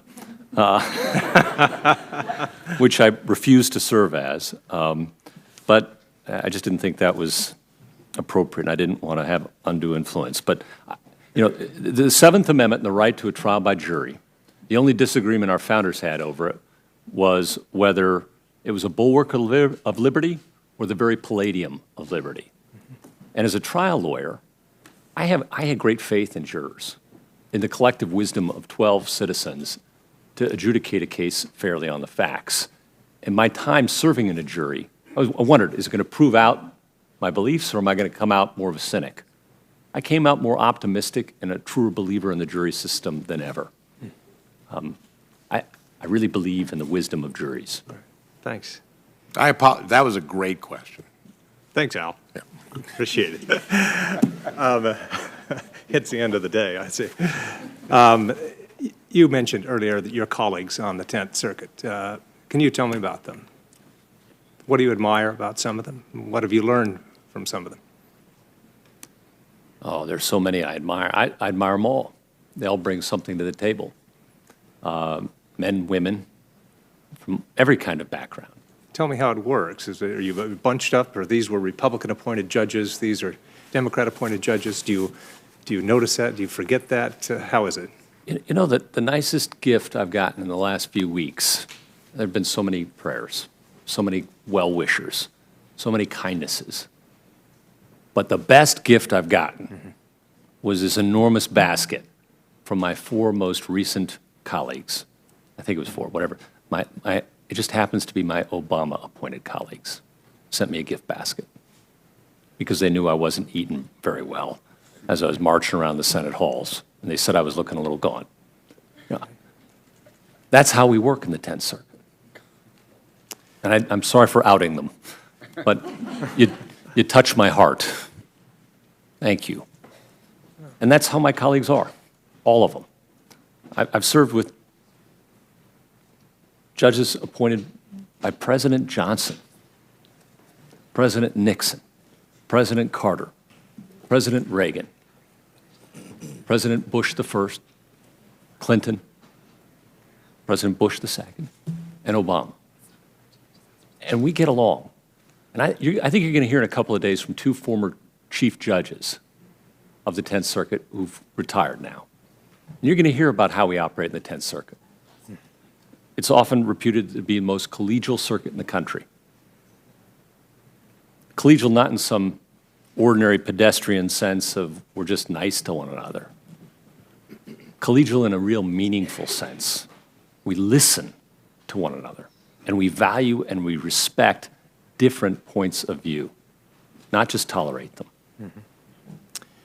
Just for the record, the 10th Circuit is 7 active judges appointed by Democrats, 5 by Republicans. Yet of the 2,700 cases for which you have sat, you've filed dissents on just 36. Is that right? 1.3%.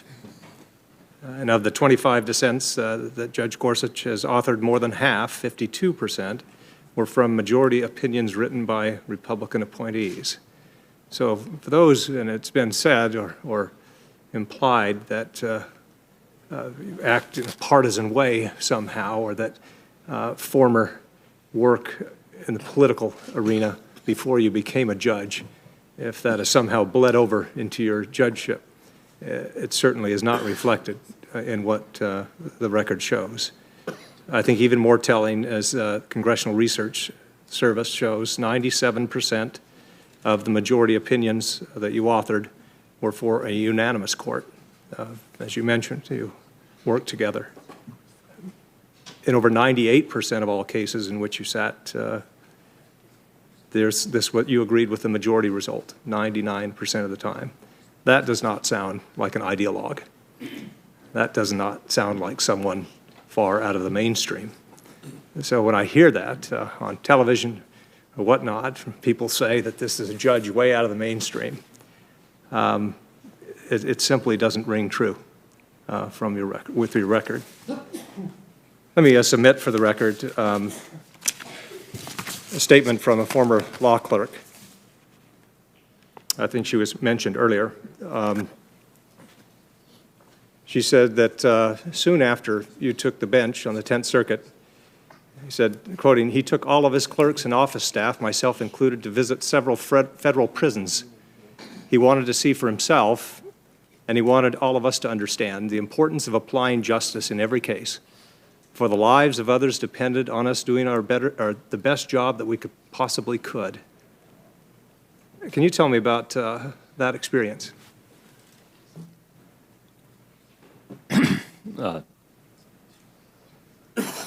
Senator, federal criminal law imposes very long sentences. And to be a judge complicit in adjudicating criminal cases, I thought I couldn't close my eyes to what the reality is. And I wanted to see it for myself firsthand my first year on the bench.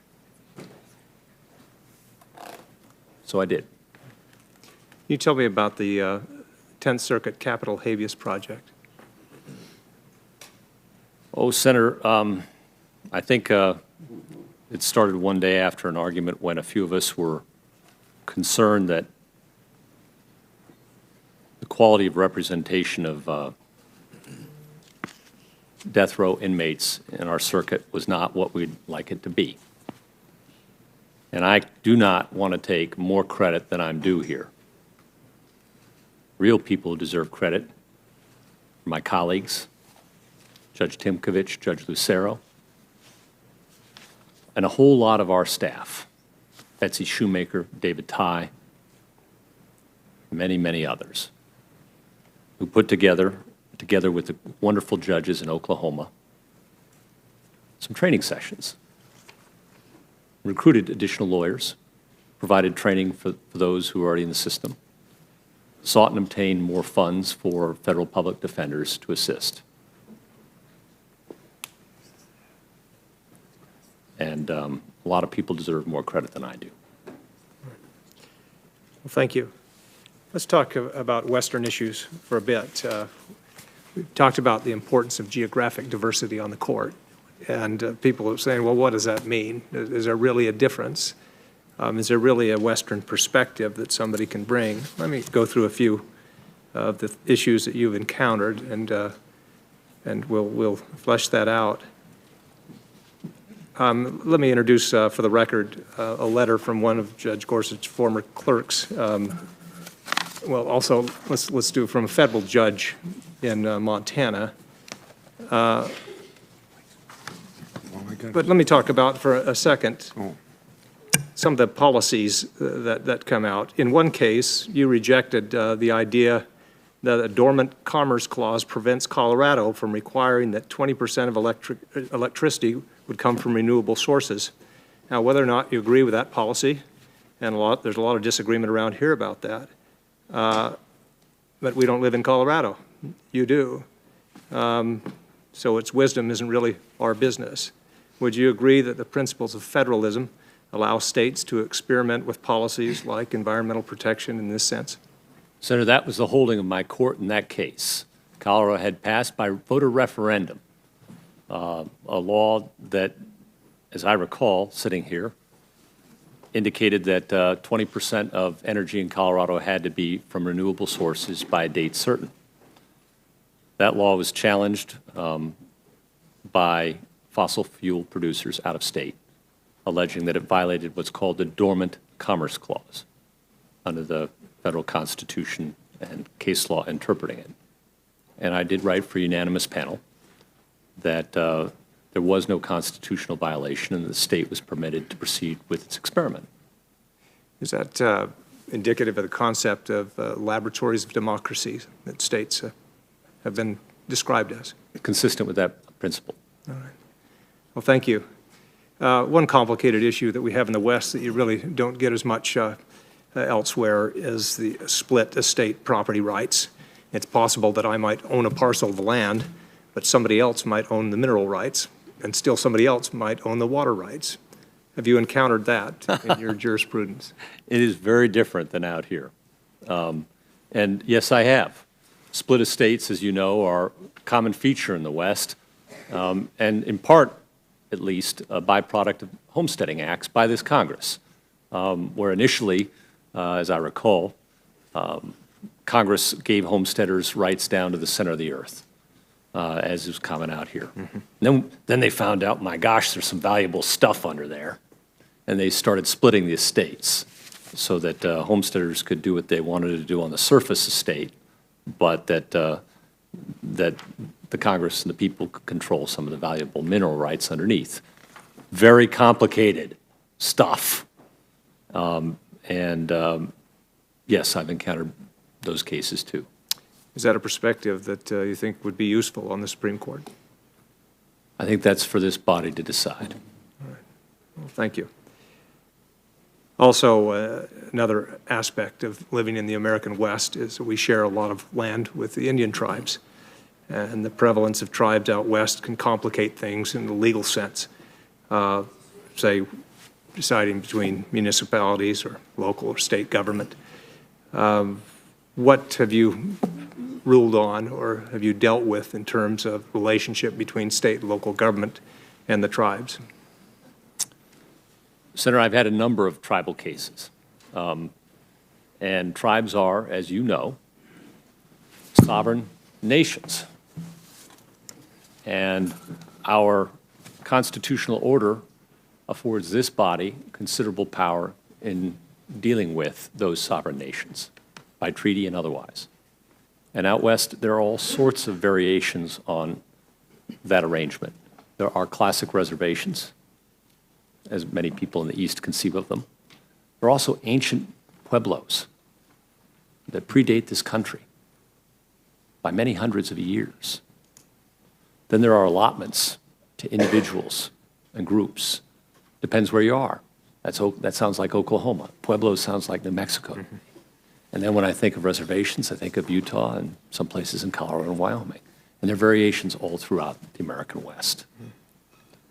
You know, our history with Native Americans is not the prettiest history.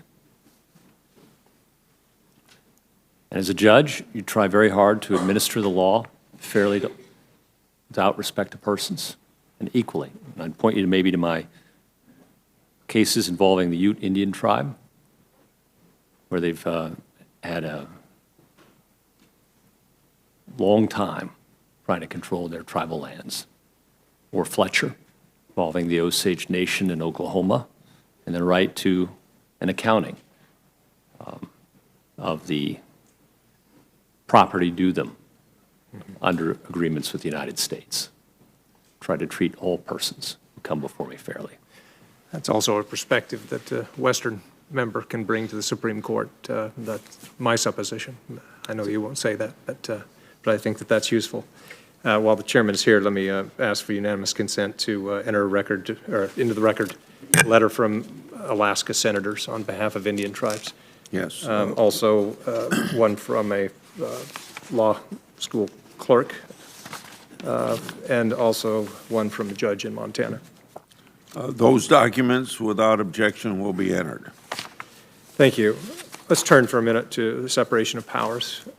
You've written eloquently about Chevron deference and your concerns. I share those concerns. Chevron didn't come out of nowhere. There were serious concerns in the 1980s with rogue judges making policy from the bench. Now, the idea of agency deference was designed to restrain judicial overreach. I think that the pendulum has swung far too far in the other direction, and that the judiciary is insufficiently vigilant of executive overreach. What are your thoughts on that? Senator, those are policy considerations. As a judge, my job is to look at the law. I would say I don't conceive of Chevron deference as a conservative or liberal issue. I do recall when Chevron was announced, many people thought it was a very conservative decision because it does advantage whoever has their hands on the reins of the administrative state at the particular time. And in 1984, that was one party. Today, you know, maybe another party, and the next day it may be another party. So a good judge doesn't care who it advantages. A good judge looks at the law. So setting the boundaries for where deference ought to be is the job of the legislature and not the judicial branch. Well, in the first instance, the Administrative Procedures Act is the statute that you look at. Right. Thank you. With regard to the Second Amendment, you've been asked about stare decisis and the role of precedent, and it's usually by those who talk about Roe versus Wade or decisions like that, but they rarely bring up that might also apply to Heller or other decisions like that. How do you see it with regard to precedent? All precedent of the United States Supreme Court deserves the respect of precedent, which is quite a lot. It's the anchor of the law. It's the starting place for a judge. And the chairman kindly held up my overlong book, right?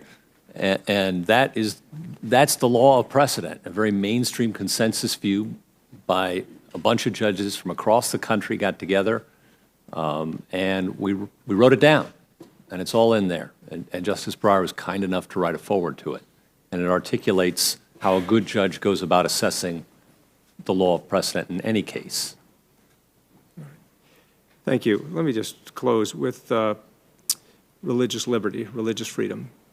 I would not ask you your religion or how you practice your faith, but if you can just talk in general about what the role of faith is, or people of faith coming into the judiciary or on the courts.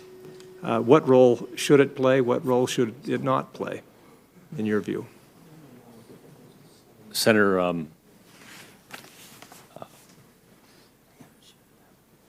one of the wonders of our constitutional order is the First Amendment and the right of free exercise. Not many countries in the world are as pluralistic when it comes to religion as this country. It's quite an experiment, really. Right? Most nation states, one culture, one people, one religion. We're founded on a very different idea, that all voices are heard, that people of all faiths and no faiths are welcome, that we're tolerant. It was quite an experiment to launch 200 years ago. It's still an experiment today that we're working on and learning to live with one another and mediate it. So the role of religion in our society is profound and always has been.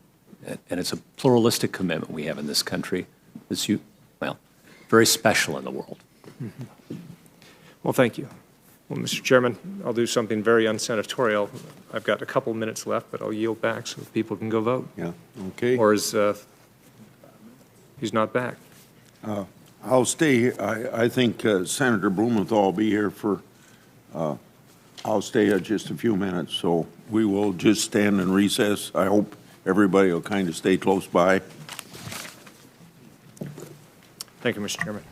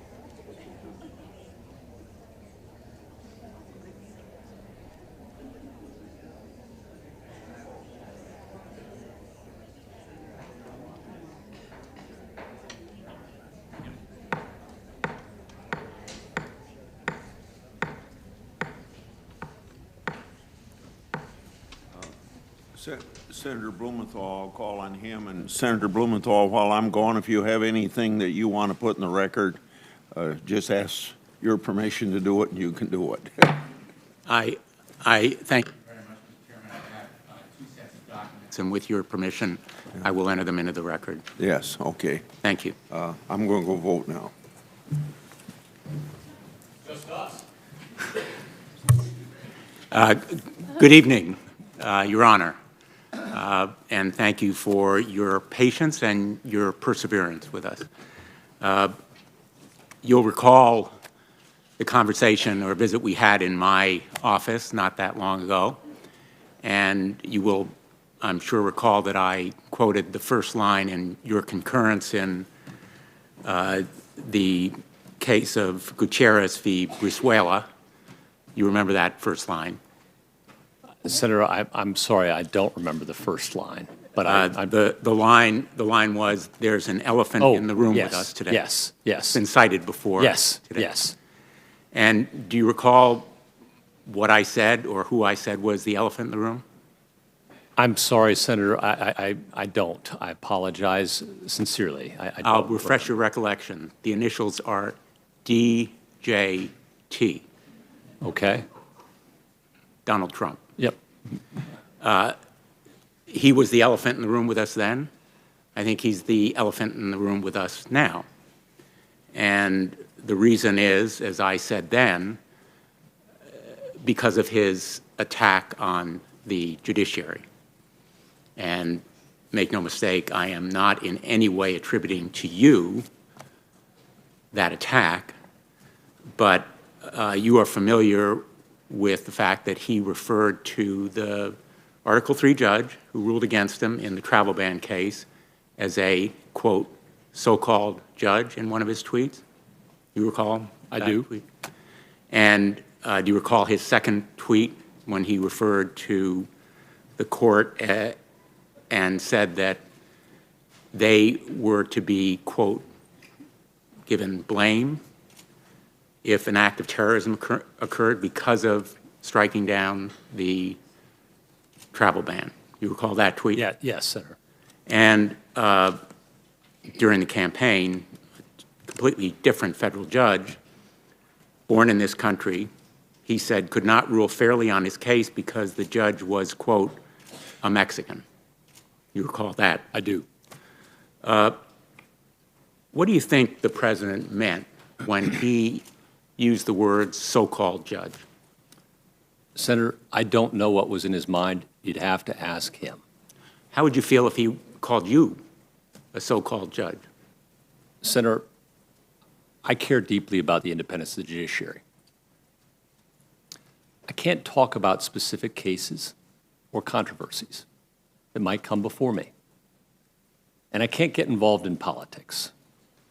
But I can say a couple of things about that, as you know. The first is, judges have to be tough. We get called lots of names all over the place. We have to accept criticism with some humility. It makes us stronger and better. I take it from my teenage daughters. I take it from litigants. This process, there's been plenty of criticism, and that's fine. Thomas Jefferson didn't much like Marbury versus Madison, and he didn't mind saying so. Presidents have tried to pack the court. That's part of our constitutional history.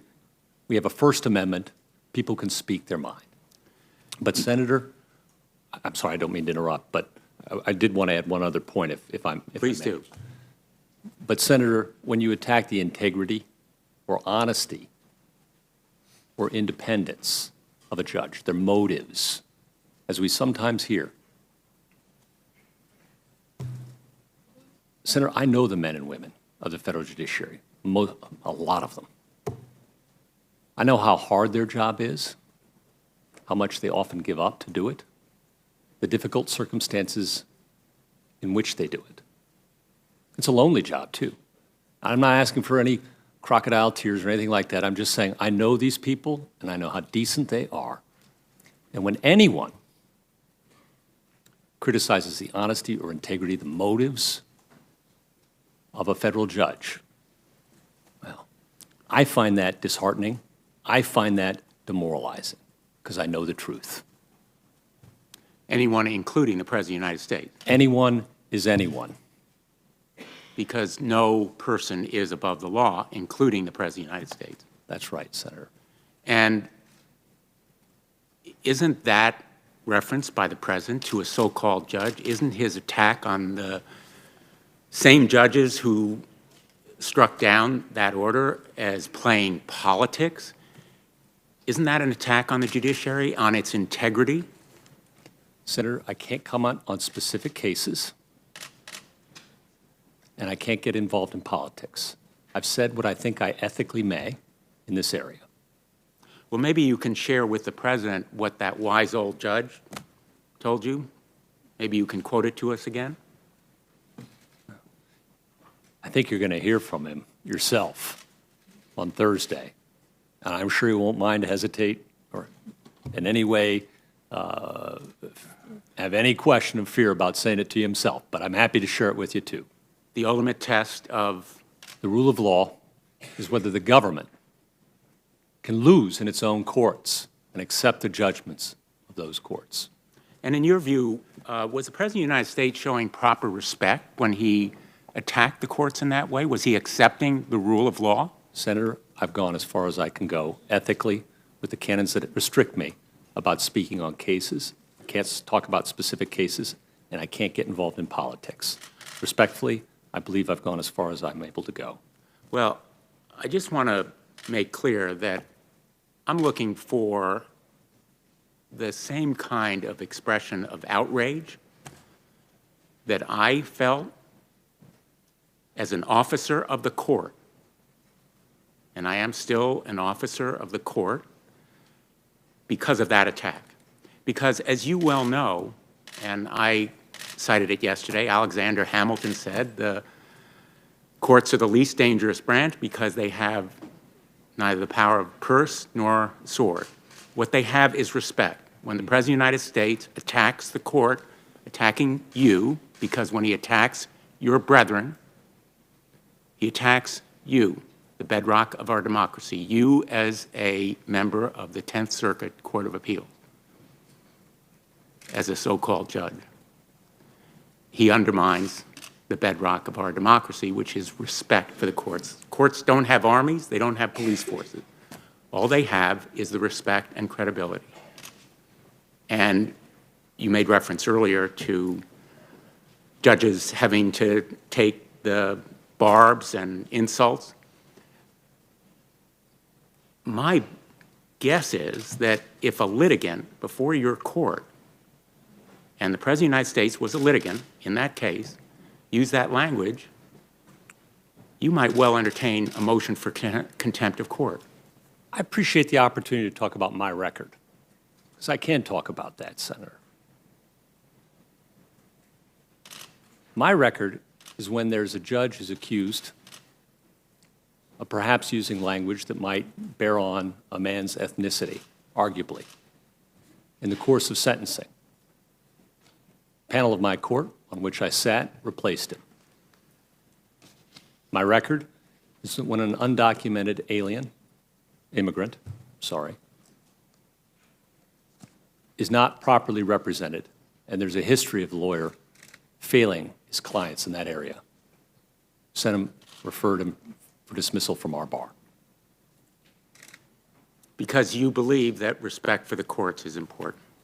Senator, the independence and integrity of the judiciary is in my bones. Well, I'm going to return to this topic, maybe not in this round, but later, because, as you well know also, although judges may be attacked, they really have no way to defend themselves. And we know that as officers of the court, as advocates, and that's why I feel so deeply that not only we, but the Department of Justice should have been more vigorous in coming to the defense of those judges, even though the Department of Justice was the loser in that case, because more is at stake here than the President's immigrant or policies or the travel ban. It is the respect and integrity for the courts. There's another reason that Donald Trump is the elephant in the room, and that is because he established a litmus test, or actually a set of litmus tests, one of them being that his nominee, and I don't know whether you saw the debate, the third presidential debate, where he promised, and I'm quoting, about overturning Roe v. Wade, quote, "That'll happen automatically, in my opinion, because I am putting pro-life justices on the court." Are you familiar with that statement? I am, Senator. Are you familiar with other occasions when he promised that he would appoint someone who would overturn Roe v. Wade? For example, November 13, 2017, in an interview with Leslie Stahl on 60 Minutes, quote, "I'm pro-life, the judges will be pro-life." On June 28, 2015, an interview on CNN with Jake Tapper, quote, "I'm pro-life."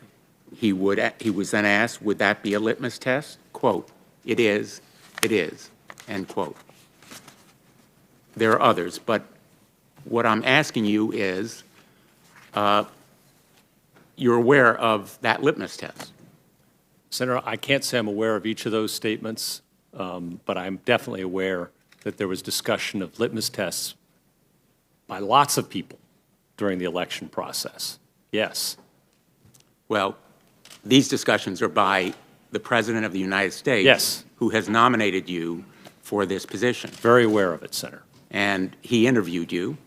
He did. And you've testified here that there was no mention of Roe v. Wade. Senator, what I've testified to is that there was no request for me to commit on any case or controversy or anything that might come before me. Was there any mention of Roe v. Wade? There was, briefly. And what did he say and what did you say? Yeah. Senator, the President recounted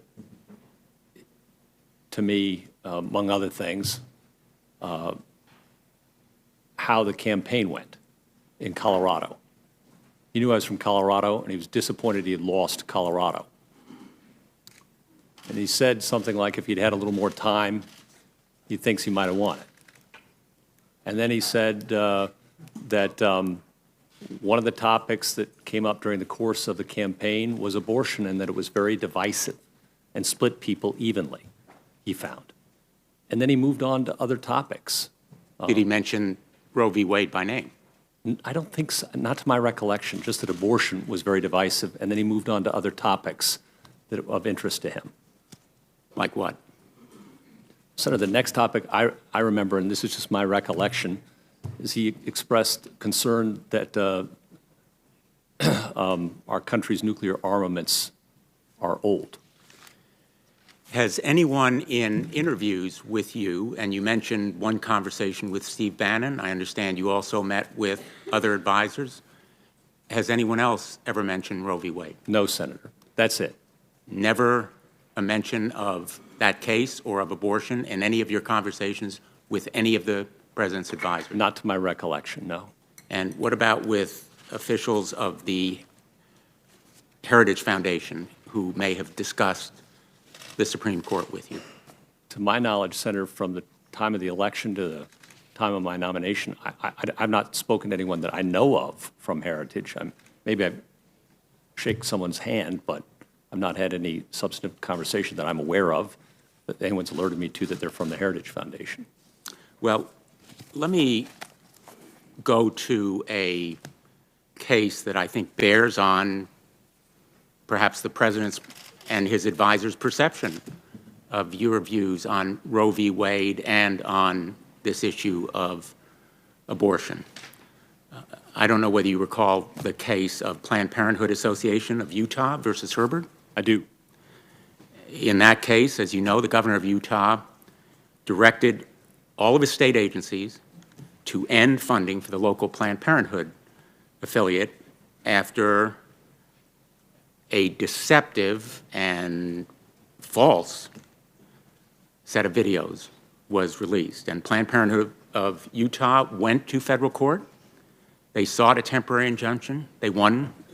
They lost at the district court, which denied their request, and then on your court, a 3-judge panel reversed the district court and granted the injunction, stopping the state government from terminating the funding.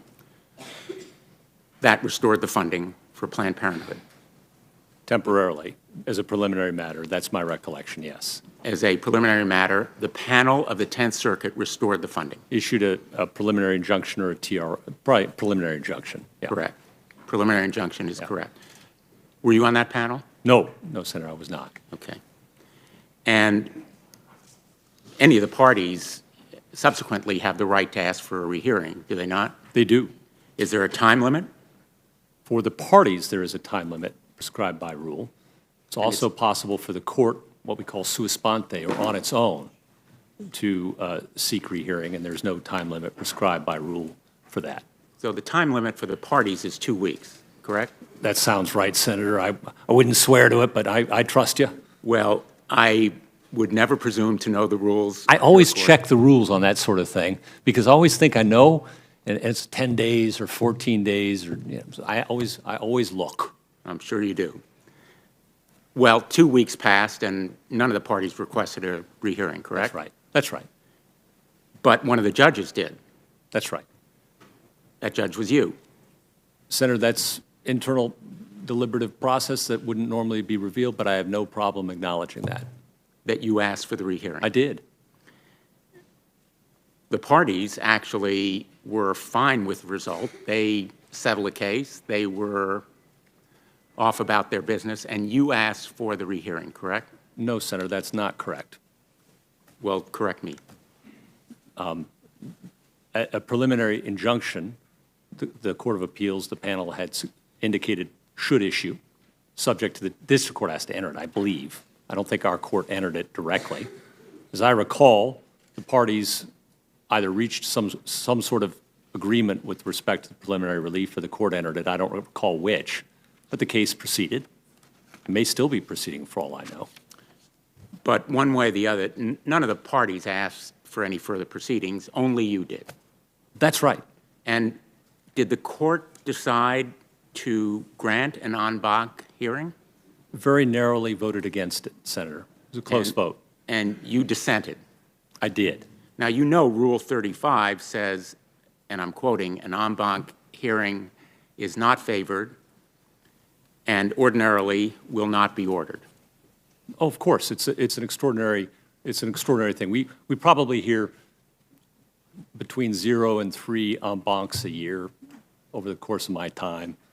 Don't hold me to that, but it's somewhere in that range usually. Out of your 10-plus years, 11 years on the court, how many times have you asked, you yourself, sua sponte, asked for a rehearing in a case where you were not even on the panel? Oh, I've done it, Senator. I can't tell you how many times sitting here. I just can't.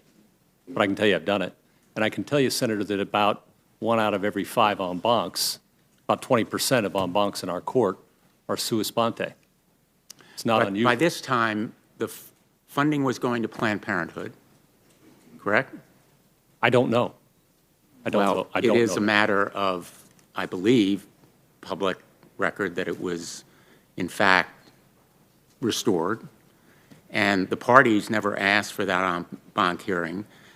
Let me ask you, what was the exceptional importance of this case that prompted you to seek a rehearing en banc? I appreciate the opportunity to answer that question, Senator. En banc rehearings happen sua sponte with regularity in our court. As I say, maybe 20% estimate of the cases that we've heard during my time have been sua sponte. It's acknowledged in the committee reports to the rules.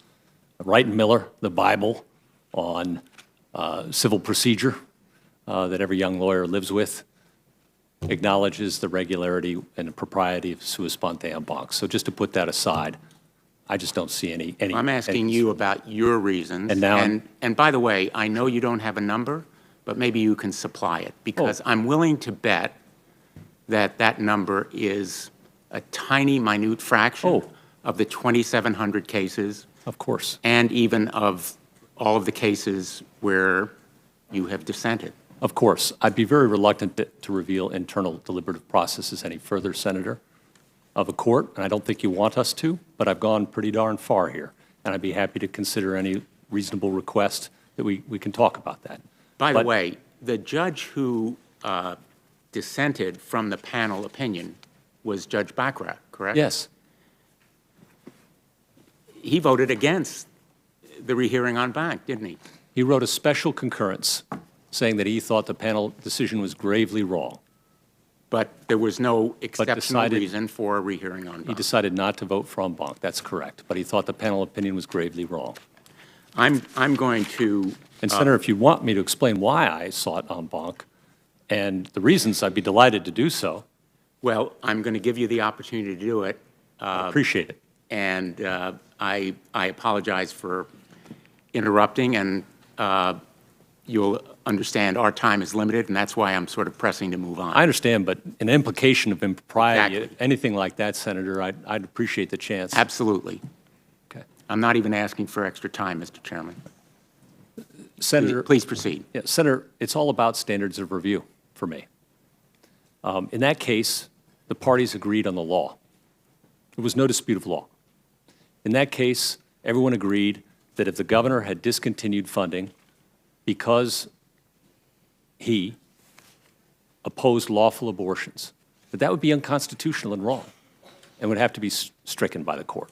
That was uncontested. It was also uncontested that if the governor discontinued funding because of his reaction to videos that you're well aware of involving alleged unlawful action, alleged, then his conduct was lawful and constitutional. The law was agreed by everyone. The only question was, what was the governor's intention? That's it.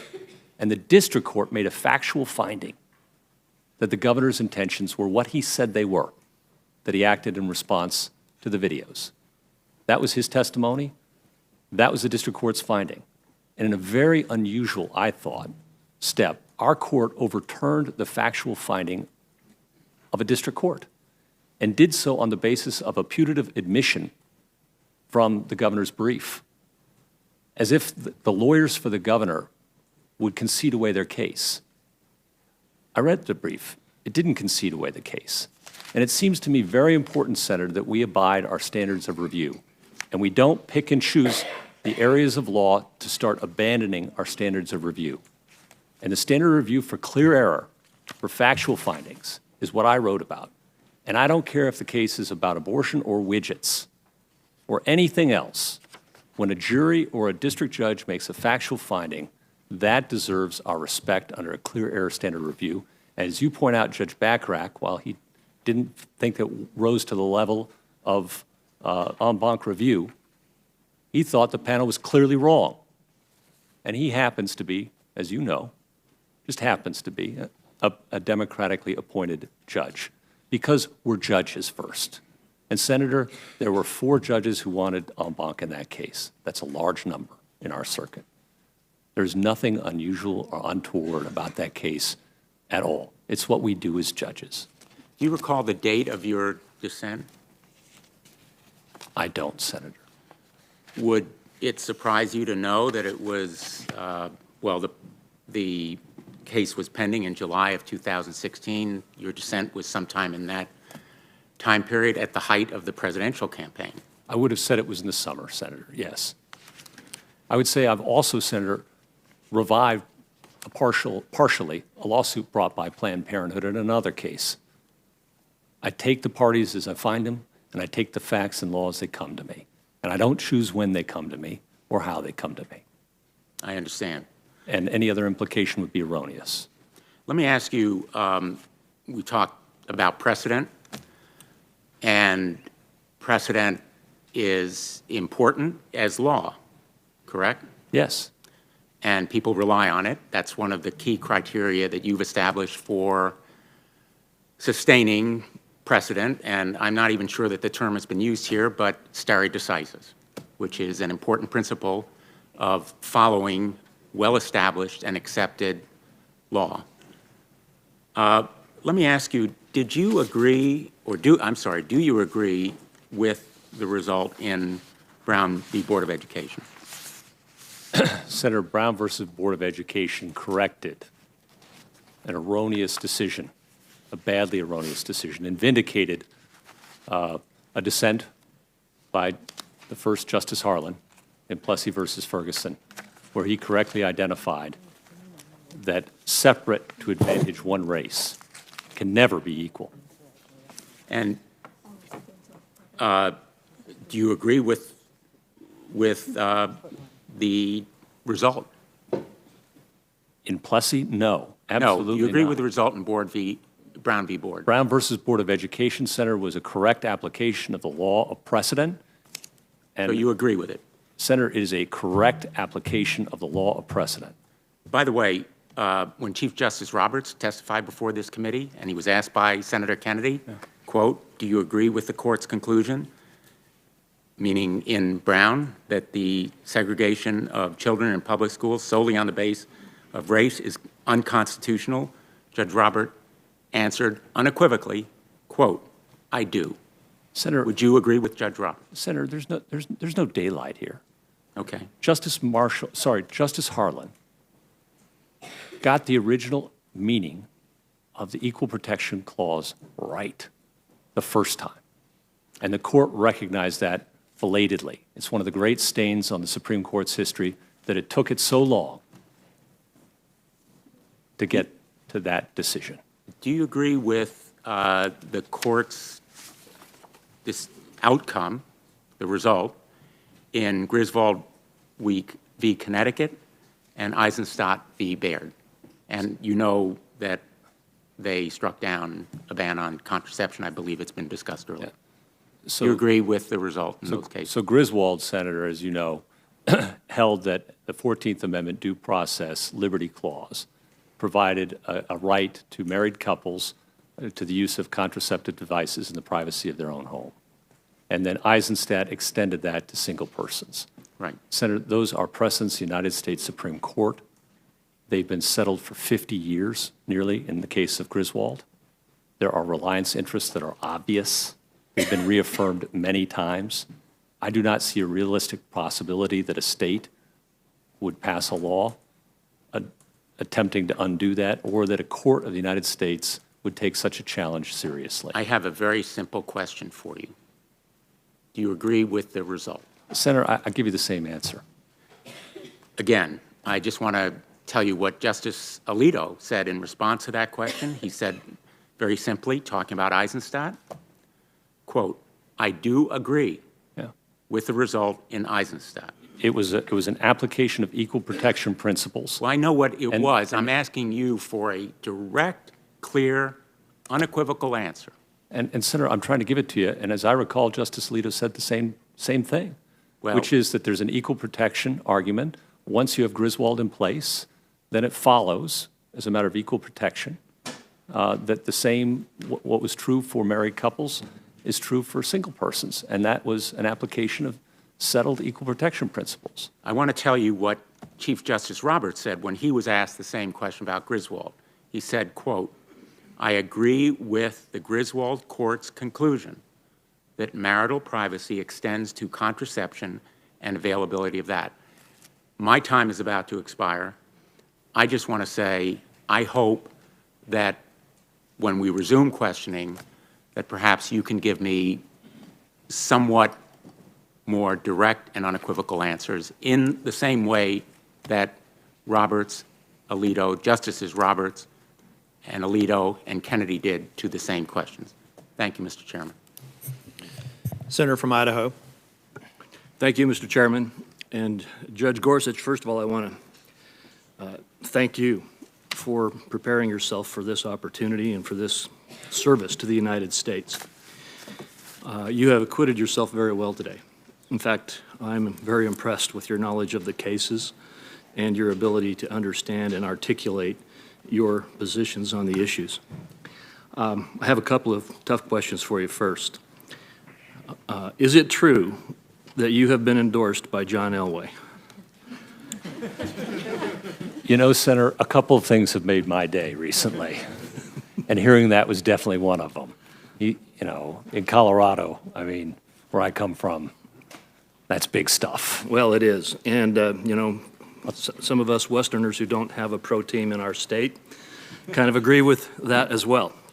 Senator, I'll tell you, what meant as much to me, though, was an article I saw not too long ago someone put in front of me from the Albuquerque Journal. Uh-huh. And it quoted two lawyers who appear in front of me all the time. One's a civil rights attorney. The other represents indigent criminal defendants, routinely in my court. They win some, they lose some. And they both went out of their way to say, he's a fair judge. And you know what?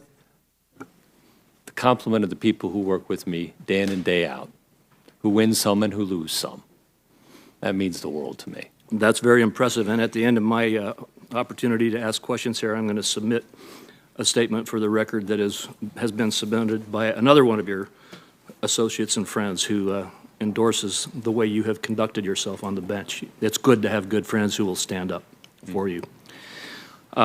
Another tough question. I appreciated the discussion that Senator Flake and you had about fishing. This is going to test your true abilities as a fisherman. Would you tell me where your favorite fishing stream is? And don't say No Tell'em Creek. Do I have to answer this question, Mr. Chairman? No, you don't have to answer it, at least not publicly. I'd be happy to share with you privately my views on this subject. We'll talk.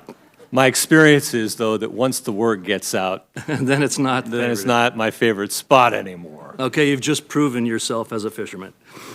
I also wanted to just tell you, I appreciated the conversation you had with one of my other colleagues here about your law clerks. I, too, am a law clerk. I don't know that you knew probably the judge I worked for, Judge James M. Carter, on the Ninth Circuit. He passed away in 1979. He was appointed by Harry Truman to be a district judge in Southern California, and then by Lyndon Johnson to be a circuit court judge on the Ninth Circuit. And I had the experience as his law clerk that you described your experience to be, and those who serve as your law clerks. And I just wanted to tell you, you connected with me on that. I truly appreciated that bit of just learning more of your human side in that context. I want to go, you know, this is also a point in this hearing that pretty much everything has been said, but not everybody's gotten an opportunity to ask you to say it. And I apologize if some of the things are repetitive, but some issues keep coming up. And I want to get back into some of the core issues and just give you an opportunity to restate the case. And a couple of those are pretty obvious. In fact, our chairman started out with this first issue, and that is, what is the role of a judge? I have before me here the statutory oath that we give to judges. I'll just read part of it. It is to administer justice without respect to persons and do equal right to the poor and to the rich. And it also says to faithfully and impartially discharge and perform all the duties incumbent upon the judge under the Constitution and the laws of the United States. That's some pretty high-minded language. What is your opinion of the role of a justice on the Supreme Court?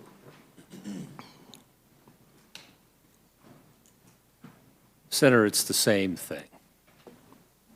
Doesn't change. It's a more public role. There may be more civic education involved, or at least an opportunity.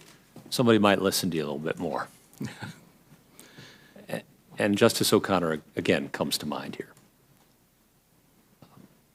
But the job doesn't change, and the law is the law. It's what we do day in and day out. And the discussions about the judiciary, I think, often miss the fact that judges agree overwhelmingly on the disposition of cases.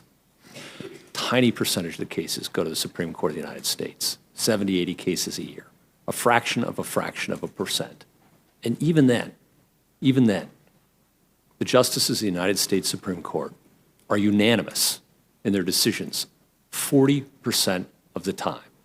Now think about that. You have not just 3 judges who have to agree, as on the Court of Appeal, generally speaking, but 9. 9 justices who are appointed by 5 different presidents right now. And people say the world's changed. But in some ways, it hasn't, because that 40% number has been remarkably steady since the Second World War. That's a pretty incredible thing when you think about it. That's a testament to our rule of law. It's human, it's imperfect,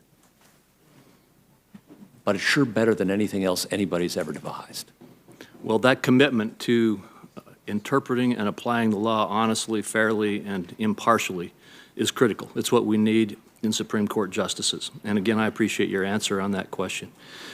Now, again, I apologize that this is a repetitive question. In fact, you were just asked it in another way just now, but it's one that keeps coming up and which I expect is going to be a discussion point for the rest of this process, and that is the litmus test issue. You've already said it, but I'm going to ask you to say it again. Did anyone in the nomination process, the president included, require of you a commitment of any kind of a litmus test as to how you would rule on any issue and in any case whatsoever? No, Senator, and if they had, I would have walked out of the room, period.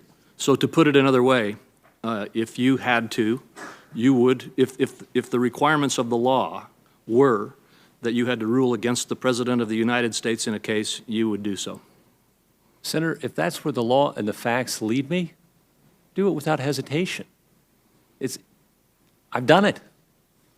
I've done it many times without respect to who is in charge.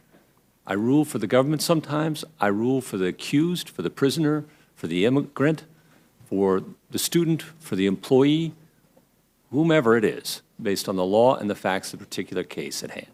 And I believe respectfully my record demonstrates that. I think it does too. And there has been some questioning here today about, this is my characterization of it, but I think it's pretty clear, a desire to get you to get involved in the politics of the court, as though there is an appropriate role for a judge to be a politician or to be involved in politics.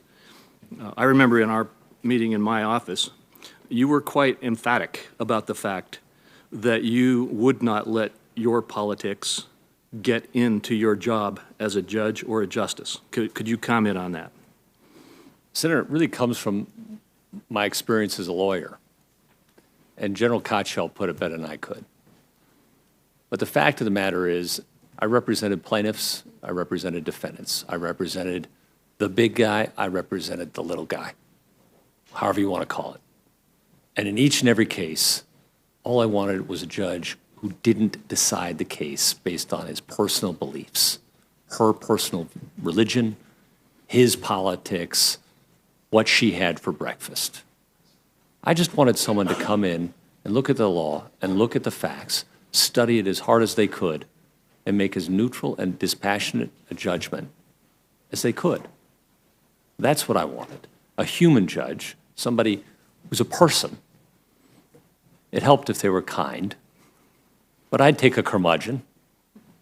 There were some curmudgeons. Fair curmudgeon any day of the week I'd take. Yep. I wanted fair judge. And I resolved to myself that I would remember, so long as I was on the bench, I would remember what it was like to be in the well, what it was like to have to make the arguments. Because I'll tell you what, asking the questions, a lot easier than having the answers. I sleep a lot better the night before argument as a judge than I did the night before argument as a lawyer. And so I resolved I wanted to be the kind of judge that I wanted when I was a lawyer. Well, thank you. Now, let's move on to the question of precedent. Could you generally, again, I realize this is repetitive, again, tell us your view of precedent, particularly as a Supreme Court justice, if you are to be confirmed, what you believe the proper role of precedent is? Senator, precedent's the starting point for any good judge. Precedent is our history, our shared history, our patrimony, the wisdom of the ages, if you want to think of it that way. And it would be foolish of any judge to come in and think that he or she knows better than everybody who's come before him. That'd be an act of hubris. So the starting point and the great anchor of the law, as Francis Bacon called it, is precedent. As Hamilton said, judges, because we're life tenured, need to be bound down by strict rules and precedents. And I take that obligation seriously. So that people can know what to expect out of the law. Reliance is a huge part of it. Now, it does turn out, particularly at the level of the Supreme Court, that there are times when precedent is revisited.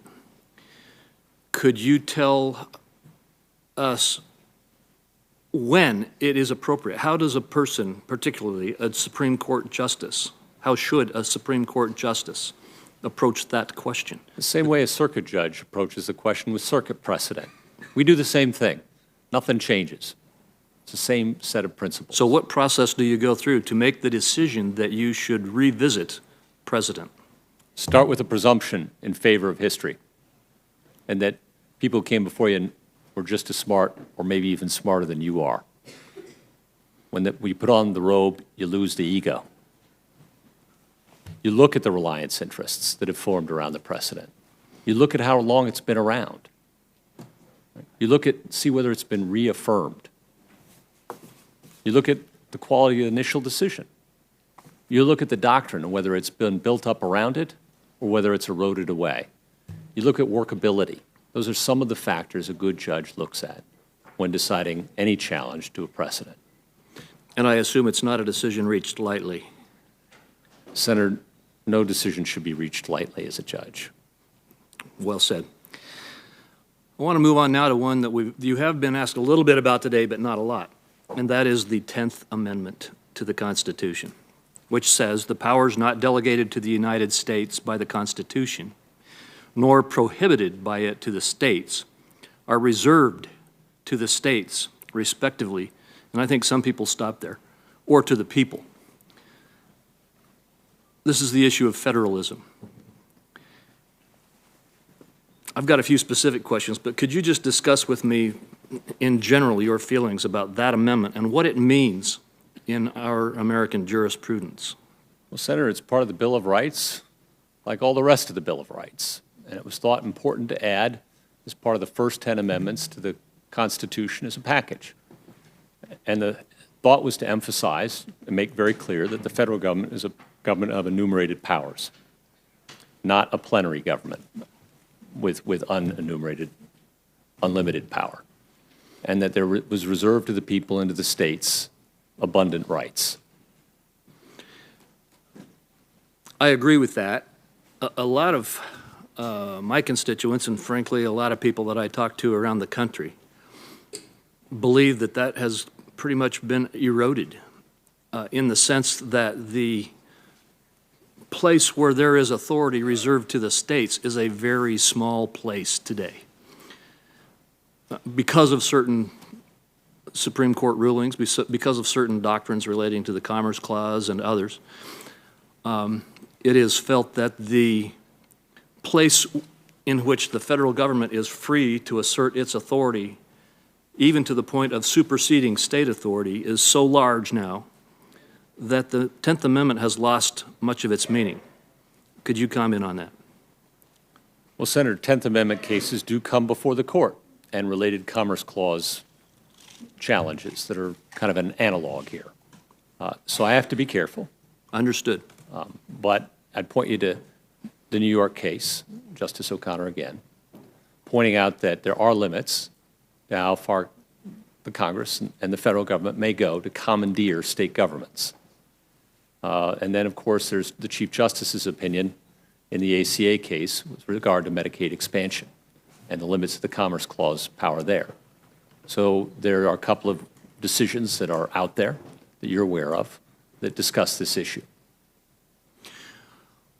I think that the discussions that have been had today about the Chevron case get into this arena. Earlier, when you were asked questions about it, you indicated that in your, and again, I realize you may not be able to go very far in this answer, but I'd like to give you an opportunity to explain it as much as you can. I believe in the decision that you wrote, you said the elephant in the room was the question of deference to executive agency actions. That's a rough paraphrasing of what you were discussing. And I believe you said that there were due process, equal protection, and separation of powers issues related to that. Could you expand on that a little bit? Well, Senator, I'd be happy to, of course. In that case, again, involved an undocumented immigrant. And the question was whether an agency could overturn judicial precedent retroactively so that this man who had relied on our precedent essentially had the legal rug pulled out from underneath him. And it seemed to me that that raised a variety of questions. First, it meant now that he had to wait not 10 years outside of the country, but perhaps 13 or 14, because they wanted to retroactively overturn judicial precedent.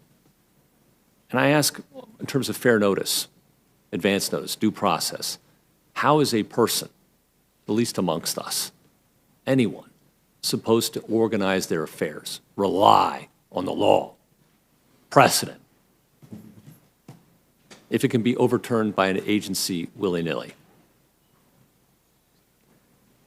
What are the equal protection implications if the person who declares the law is now a political branch rather than the judicial branch, where selective picking and choosing of winners and losers can be had in the application of the law? I'm worried about that. I worry about the separation of powers. How is it that an agency can overturn a judicial precedent effectively without the concurrence of Congress? Congress, of course, has the power to write statutes. Last time I checked, that's the legislative power, though, and to overturn judicial precedents on statutory interpretation. That's this body's role. So those were some of the things I worried about, and I worried about just the plain old statutory text, too, of the APA, in which Congress is assigned the task, of course, of fact-finding to the agencies, and told us, again, to provide a highly deferential standard of review to the agencies, the chemists, the biologists, the scientists, but said when it comes to interpreting the law, that the courts are supposed to do that. So those were some of the questions that I found difficult in that case. Well, I appreciate the perspective that you have. Again, still talking about federalism and the 10th Amendment, you're familiar with the Dormant Commerce Clause concept? Yes. Could you describe what that means to you? Well, the Commerce Clause appears in Article 1. Article 1 affords this body and the House of Representatives the power to legislate interstate commerce, among many other things. That is the Commerce Clause, the non-sleeping, the non-dormant Commerce Clause. Right. But we have this sleeping thing over here. And it's the product of judicial interpretation that suggests that sometimes, even when Congress hasn't exercised its powers under the Commerce Clause, states infringe Congress's authority by stepping into the regulation of interstate commerce themselves in a way that, though Congress has not itself prescribed, would still offend congressional authority. That's the doctrine. Correct. Okay. So that's how I understand it as well. And I realize that you may not be able to go much further in discussing your feelings about that doctrine, but if you can, I welcome you to. Well, Senator, I've tried to make clear today that my feelings, respectfully, on any of these topics are things I try to leave behind. And I try to take the facts and the law and the precedent before me very seriously. I come here with no agenda but one. No promises but one. to be as good and faithful a judge as I know how to be. That's it. And I can't promise or agree or pledge anything more than that to this Congress.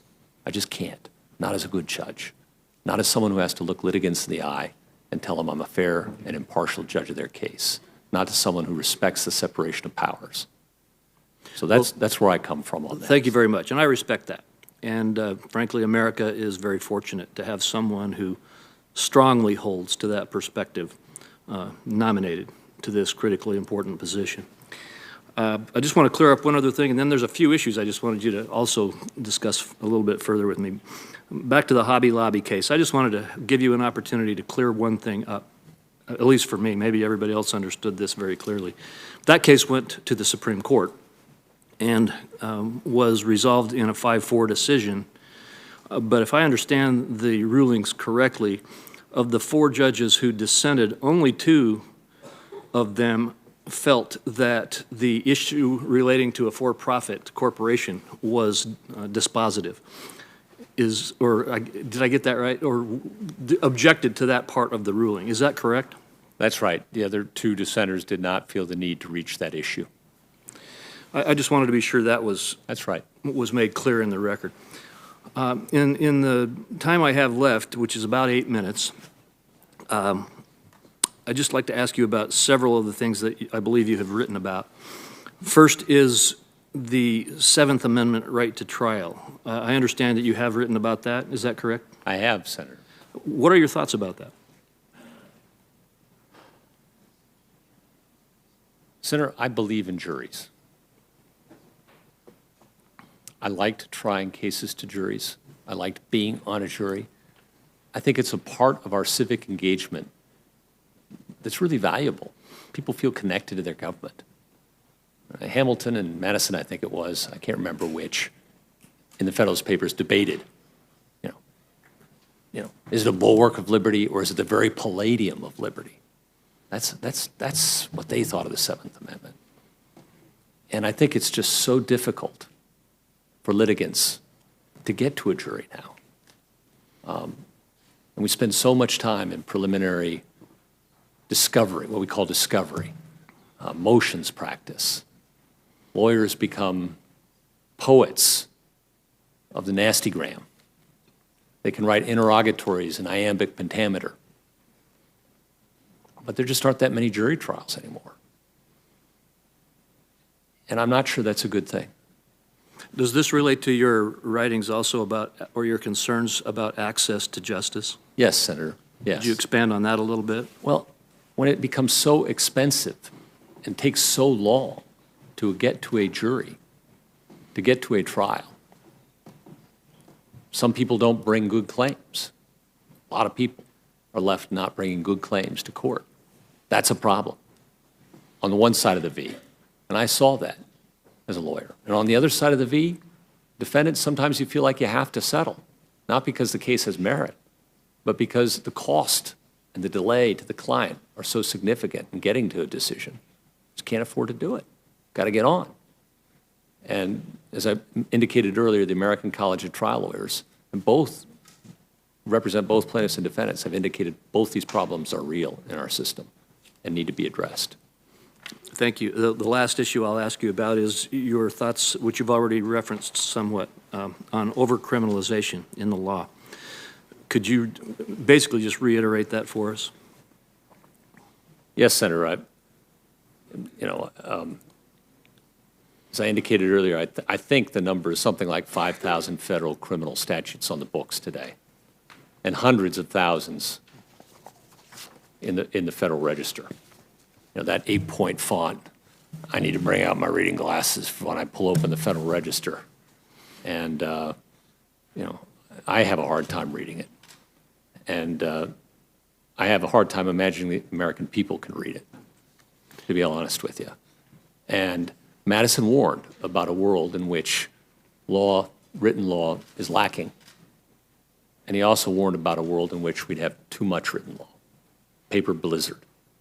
So much so that the prosecutor can choose his charges with impunity, and the people don't have notice really what's expected of them. So I think both of those things on both ends of the spectrum are a concern. And Aristotle was right there, too. We're looking for a golden mean. Well, and I think earlier today you also referenced maybe you meant to in these comments, the regulatory explosion of criminal penalties. Is that a part of this as well? I would say it's been part of, I don't know about an explosion, but it's just a fact of life that's been with us for a while and growing. Yeah, I won't ask you to comment on this, but I think it's an explosion, and not just in the criminal side, in the civil side as well, just the regulatory growth that we have seen in our government recently. This is not an issue for you, at least to discuss with me today, but I think we have a lot of difficulty simply because of the complexity that we are creating in our legal system. And many of those difficulties will need to be resolved at the policy level. I understand that. Judge Gorsuch, again, I just want to thank you for being willing to step up and do this service. It was notable to me, I think you said earlier, that Justice White only spent about 90 minutes in his hearing. Is that correct? That's what I'm told. Remarkable. Thank you again. Enviable. No, this has been a great pleasure, a great honor to be here with you, Senator, and with all of your colleagues. Well, we understand what you and your family and friends are going through. We know the commitment that you have made simply to agree to be nominated and move forward through this process. And I want to thank you for doing that as well. I truly do appreciate it. Thank you very much. And before I yield my time, I would like to ask unanimous consent first to enter a letter into the record from the President of the Colorado Farm Bureau endorsing Judge Gorsuch. Secondly, a letter from Todd Seelman, managing partner at the Denver office of, I'll probably mispronounce this, Louis Brisbois, Bisgard, and Smith in support of Judge Gorsuch's nomination. Another letter from the Lincoln's Inn Society of Harvard Law School, which is a number of people who know you from this group and who have commented on your humility, thoughtfulness, and intellect, which we have seen today. And then finally, an article from a Colorado District Court judge, John Kane, in which he rebuts basically the notion that there is any kind of ideological bias in your record. And I think says very positive things about Judge Gorsuch. I'd ask unanimous consent to put these documents into the record. Without objection, the documents will be entered into the record. Thank you very much. From Hawaii. Thank you, Mr. Chairman. The end is nearing for today, Judge Gorsuch. We've sat here for close to 10 hours now, and you have not told us your understanding of cases already decided by the Supreme Court, except to say that they are law and precedent. You have not told us your view of cases currently before the court, and you will not tell us your view on issues that might someday be presented to the court. In fact, you have provided us less in the way of answers about how you would approach cases than previous nominees to the Supreme Court. So how should we divine what you would bring to the Supreme Court in terms of your judicial philosophy? By looking at your judicial record, by looking at your writings? I see a pattern that is very much on a par with the Roberts Court's steady march toward protecting corporate interests over individual rights. That is not protecting the rights of the minority, as you told me in our meeting, which is the purpose of Article 3. So I hope that in answering my questions, you can provide some reassurances that you will be a judge or justice for all Americans. You had an extended discussion today with Senator Franken about your dissent in the Trans Am trucking case. I want to talk to you about another case, Longhorn Services Company v. Perez, in which you overruled an agency decision about worker safety. You were in the majority in a 2-to-1 decision. Could have gone the other way if you had gone that way, that overturned a sanction against the company based on a strained distinction between a floor hole and a floor opening. The dissenting judge, a President George W. Bush appointee, described this distinction as nonsense and said the distinction between a floor hole and a floor opening did not matter in this case because the company was in violation of an OSHA standard either way. Why did you believe it was appropriate to rely on a strained distinction between floor hole and floor opening at odds with the law's intent and purpose to protect worker safety? Senator, I appreciate the opportunity to address that. As I think you've indicated, I was not the author of that opinion. I didn't write it. One of my colleagues wrote that opinion. Another one of my colleagues dissented. You're quite right about that. I don't have a dog in the hunt when it comes to holes and openings and floors, but apparently OSHA does. OSHA distinguishes between floor holes and floor openings when it comes to Excuse me. spaces. Excuse me, Judge. That case held that you overruled the agency decision, Yes. which did not make a distinction. With respect, Senator, OSHA regulations do make a distinction between, as I recall, it's been a while, but Not in this case, sir. Well, Senator, there are different regulations for floor openings and floor holes in, I think this is an oil and gas rig or maybe a fracking rig. And what you have to do in terms of remediation, cover or a handrail, there are different consequences, whether it's a hole or an opening, as I recall. And the party there, nobody was injured, but they got a fine for not doing, maybe covering it up, I don't recall, whatever the agency wanted them to do. And the question is whether they've been provided notice they were being charged with, whether it was a hole versus an opening. And Senator, all I was trying to do there, I agreed with my colleague who wrote the majority opinion, that OSHA charged what it charged, it had to prove, and that it can't change the charge in the middle of the proceedings, as I recall. Well, the dissent indicated that this distinction was nonsense, and therefore Well, that might be true. Yes. I mean, I don't know. As I say, I don't have a dog in that hunt. I'm just trying to apply the OSHA regulation. If I can go on. So that law, though, was for the purpose of worker safety. And I think you responded to one of the questions from my colleagues that you do look to the purpose of the law, and that is what judges should effect. So the purpose of that law was worker safety. So I'm really not understanding why you went with the majority in making that kind of distinction. Let me move on. Earlier, you had an extensive discussion, as I mentioned, with Senator Franken about Trans Am trucking and whether you understood the impossible choice your decision would have given to the driver in that case, Alphonse Madden. And if your decision had been the majority, which it wasn't, it would have made a driver like Mr. Madden choose between endangering his own life and health or keeping his job. I'm hoping that you will share more about your approach to cases like transfer trucking. Your dissent dismissed the argument that the law should be interpreted in light of its purpose of protecting public health and safety, saying that those goals were too ephemeral and generic. Did the purposes of this law to protect an employee from being fired for acting in response to safety concerns play any role in your decision? Senator, I appreciate the opportunity to talk about this again. The statute there protected individuals who refused to operate a motor vehicle. And at least as I saw it, and this is just one judge and how I saw one case in 10 years, and I saw that the individual drove away. He operated the motor vehicle.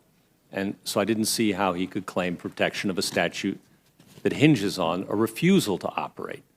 I'm relieved to know that he was fine and was able to meet up with his employer 15 minutes or so later, as I remember the record. But my heart goes out to him, and I said that in the opinion that he was put in a rotten position. And I go home at night with cases where sometimes the law requires results that I personally would not prefer. I think that you could possibly have interpreted the definition or the requirement that he actually refused to drive the vehicle. He refused to drive the vehicle with the attached trailer. That's what but you could have held, I would think, that he refused to drive the vehicle in an unsafe way. So, I mean, the way I look at this decision, and you were not in the majority, is that if judges are going to work this hard to strain the text of the law to undermine the purpose, which was for the safety, and that a driver who made a decision based on that would not be fired, I think that makes it pretty tough for any laws that Congress passes or will pass to really be effective in protecting American workers. I'd like to turn to Citizens United.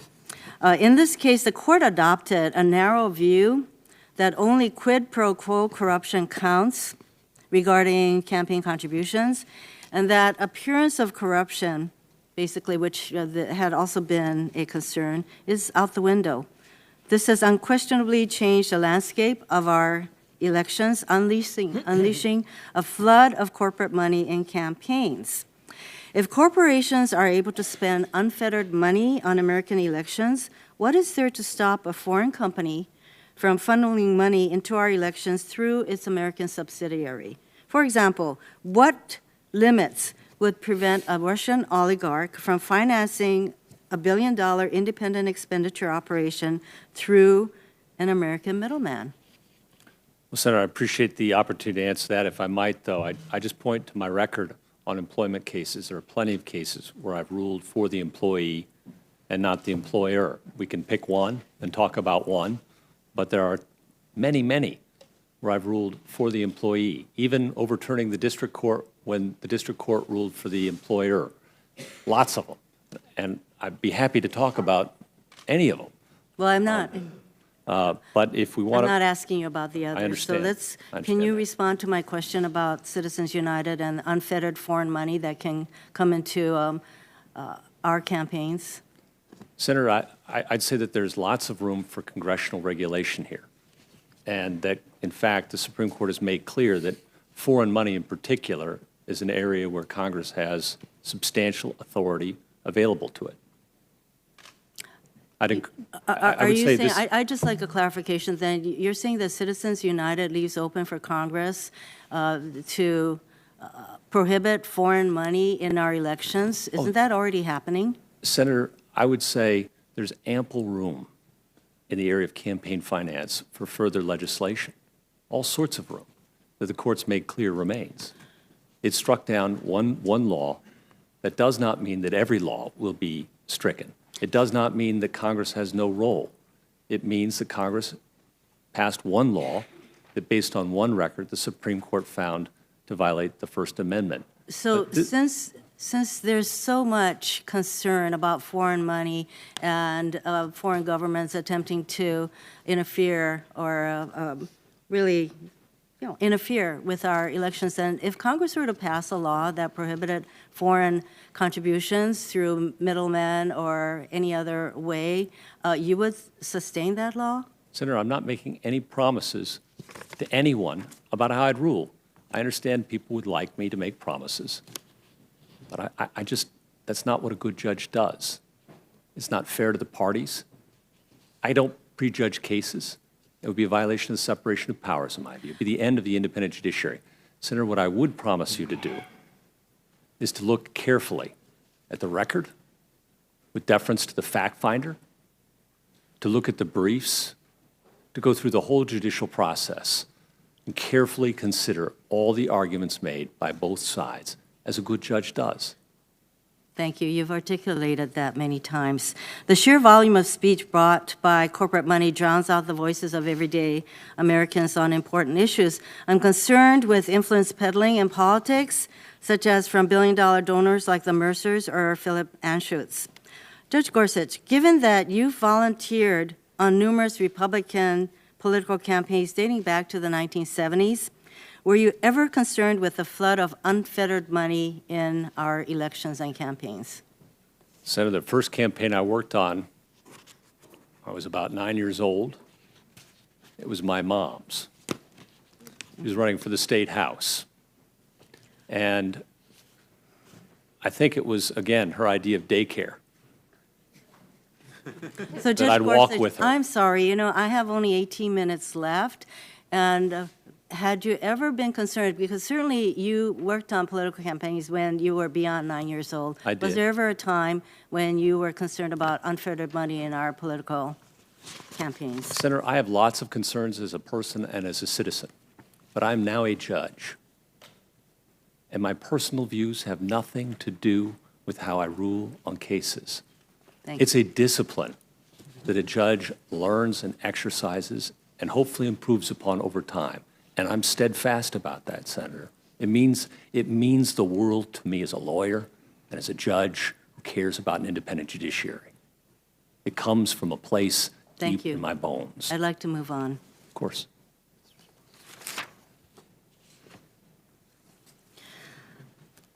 I listened to your conversation with Senator Coons about the Hobby Lobby case, and it's a decision that you joined in the 10th Circuit and was supported by the Roberts Court.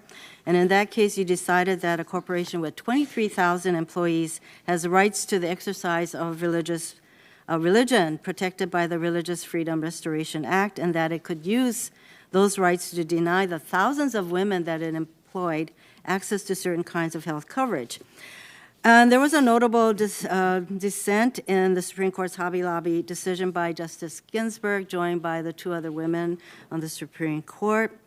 And Justice Ginsburg wrote, quote, the exception sought by Hobby Lobby and Conestoga would deny legions of women who do not hold their employees' beliefs access to contraceptive coverage. How much did you consider the significant need of the 23,000 Hobby Lobby employees, of which a significant number of them were women working paycheck to paycheck, for access to health care that they would now be denied? Senator, I appreciate that question. The answer is I considered it very closely, very carefully. And so did the Supreme Court of the United States, which affirmed our court. And as you know, the Religious Freedom Restoration Act goes above and beyond the First Amendment in protecting religious liberties. It's a judgment made by this Congress that it's free to amend at any time if it wishes. It can eliminate corporations from coverage. It can eliminate the strict scrutiny that's required, and it can eliminate the act at any time. But, Senator, I gave every aspect of that case very close consideration. That was an en banc decision by our court. You did write a concurring opinion on that. I did. And I think your concurrent opinion could even be deemed an expansion of the plaintiff's rights in that case. So in your view, the corporation did make claims about contraception based on religious beliefs which are directly contravened by scientific research. And by accepting as facts these religious beliefs and probing no further and agreeing that the corporation could deny coverage, the Hobby Lobby decision leaves us in a tough spot. So are there any limits, and if so, what are those limits, on what a corporation may claim as a belief and justifying its denial of health care for its employees? Senator, the sincerity of the belief, I believe, was undisputed by the government, at least in our court. So I just don't think that was at issue. Are there limits to how far the statute goes? Yes, there are. The government may force someone to forego and accept a substantial burden on their sincerely held religious belief if it can prove a compelling interest, which the Supreme Court accepted in this case, and can also show that it's the most narrowly tailored way to achieve that compelling interest. It's strict scrutiny. It's the highest standard known to law. And the problem in that case, again, as the Supreme Court and my court saw it, was that the government had managed to find a way to achieve its compelling interest in providing coverage to women in many other cases without requiring any any compromise. So I realize that the compelling state interest was conceded to the government, but my question really relates to the first part of the test, which is the sincerely held belief. Yes. And while that may not have been an issue in this case, even though if you were to look at their sincerely held beliefs, then there was evidence that some of their beliefs were scientifically not valid. So my question is really, how would you go behind the sincerely held belief to determine whether there's really a basis for this belief? You're asking me whether I would, as a judge, decide that someone's sincerely held religious belief is wrong? Well, based on scientific evidence or some other factual evidence? So that I, as a judge, I just want to make sure I understand the question, that I would say that the belief is scientifically invalid and therefore not protected by the statute? Is that the question? Well, therefore, could not be a sincerely held belief. Sometimes a court will hold that a belief is not sincerely held. That's true. That does happen. I've had a case involving just that scenario, and it involved a group of drug distributors who claimed they worshipped marijuana. I was here when you responded to that. And, I hate to be rude, but I'm down to less than 12 minutes. So if you don't mind, sir, I'd like to go on to another area. In 1942, an ordinary American took an extraordinary stand. His name was Fred Korematsu, who boldly opposed the forced internment of Japanese Americans during World War II. After being convicted for failing to report for relocation, Mr. Korematsu took his case all the way to the Supreme Court, and the High Court ruled against him. It took 39 years before a California judge overturned Mr. Korematsu's conviction in another proceeding, but the Supreme Court never overruled Korematsu. So Korematsu has joined the short list of the most regrettable decisions in the court's history. And even though most American citizens of Japanese ancestry were loyal, the court in Korematsu found that the government's curfew and internment program was constitutionally acceptable because some unknown faction or fraction of that group posed a special statistical risk of disloyalty and danger. Today, if the court were to assess special restrictions on U.S. citizens of Iranian, Yemeni, Somalian, Syrian, Libyan, and Sudanese ancestry, do you believe Korematsu would be applicable precedent for the court to consider? No. And let me compliment Neil Katyal. When he was acting Solicitor General of the United States, he confessed error by the government in that case. That was an admirable move. Thank you for that yes and no answer. I appreciate that. Going on to Hamdan. During your time as a senior official in the Bush Justice Department, you appeared to play a significant role in developing and promoting the arguments in Hamdan v. Rumsfeld, including the argument that the president himself had the power to set up military tribunals to try Guantanamo detainees without key human rights and other protections in the Geneva Convention and the Uniform Code of Military Justice. Judge Derek Watson, a Hawaii Federal District Court judge, recently issued a stay of significant portions of President Trump's second executive order banning nationals from 6 predominantly Muslim countries. And without commenting on the current case, do you believe that there are executive orders that are outside the scope of appropriate judicial review to determine if a president has overstepped his constitutional authority? Senator, to me, one of the beautiful things about our system of justice is that any person can file a lawsuit about anything against anyone at any time. Any person has access to our courts of justice on any subject, and a judge, a neutral and fair judge, will hear it. I think that's a remarkable thing. It doesn't happen everywhere in the world. Is your answer that there is no executive order that would not be judicially reviewable?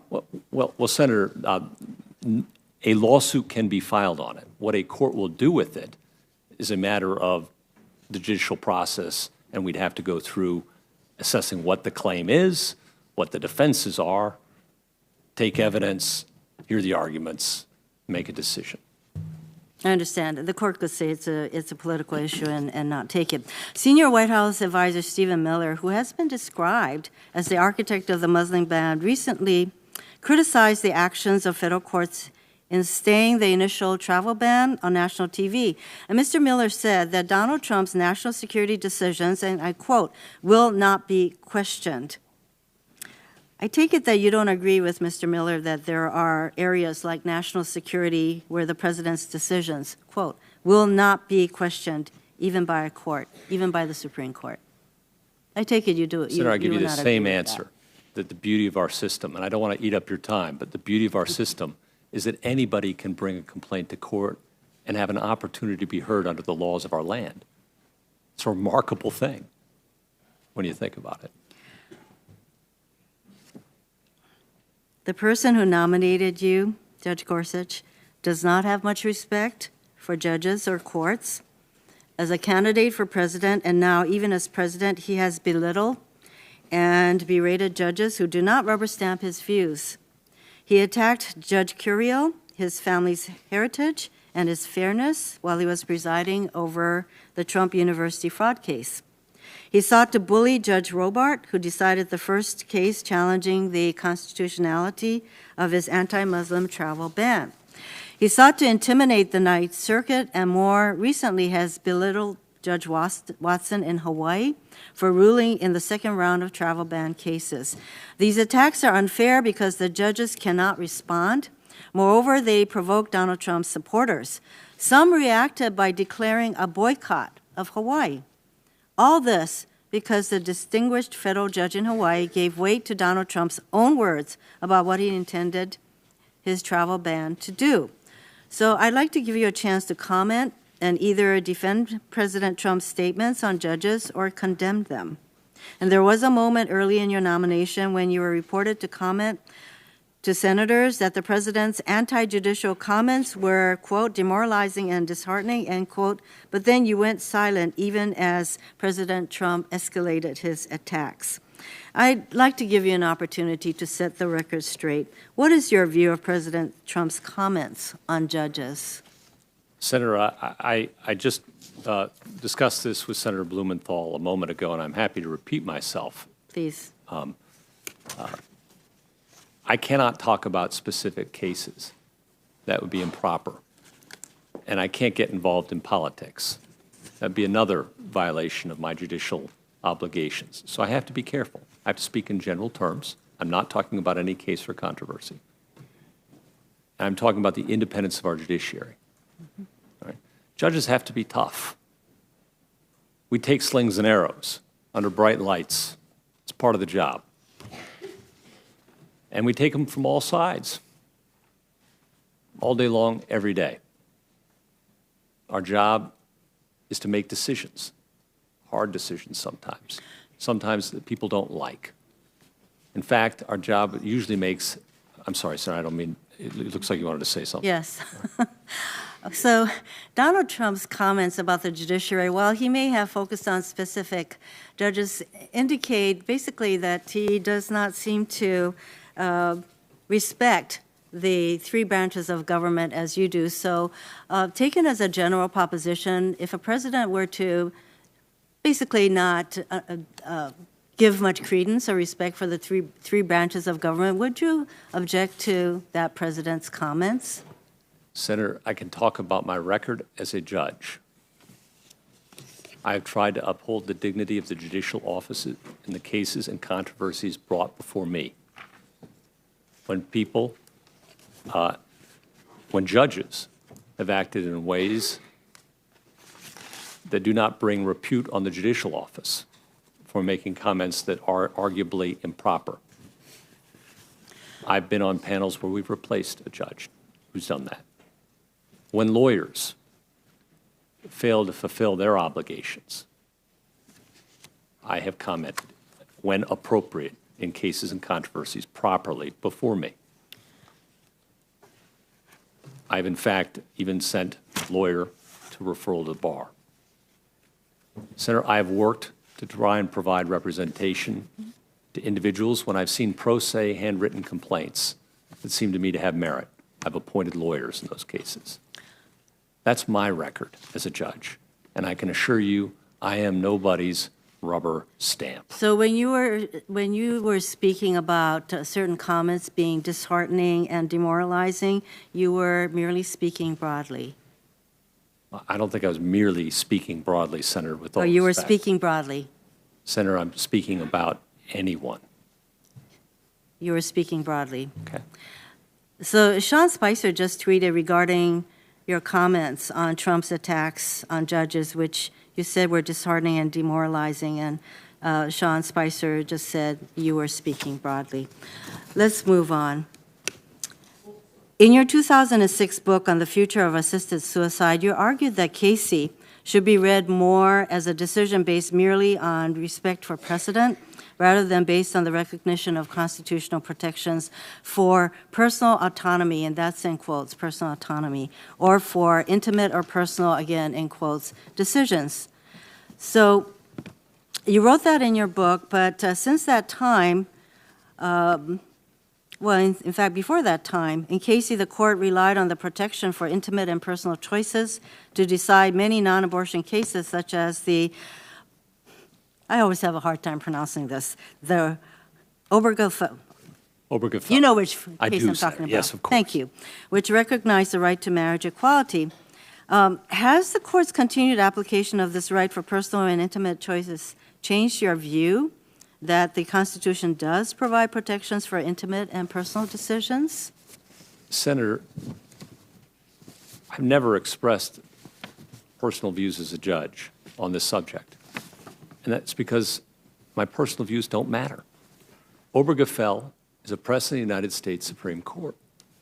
It entitles persons to engage in single-sex marriage.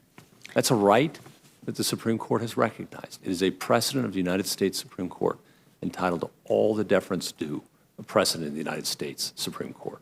And that's quite a lot. So in your view, the Constitution does provide protections for intimate and personal decisions, and we shall see how far that constitutional protected right goes in other decisions. So basically what you wrote in your book is your personal opinion, and we can pretty much forget about it.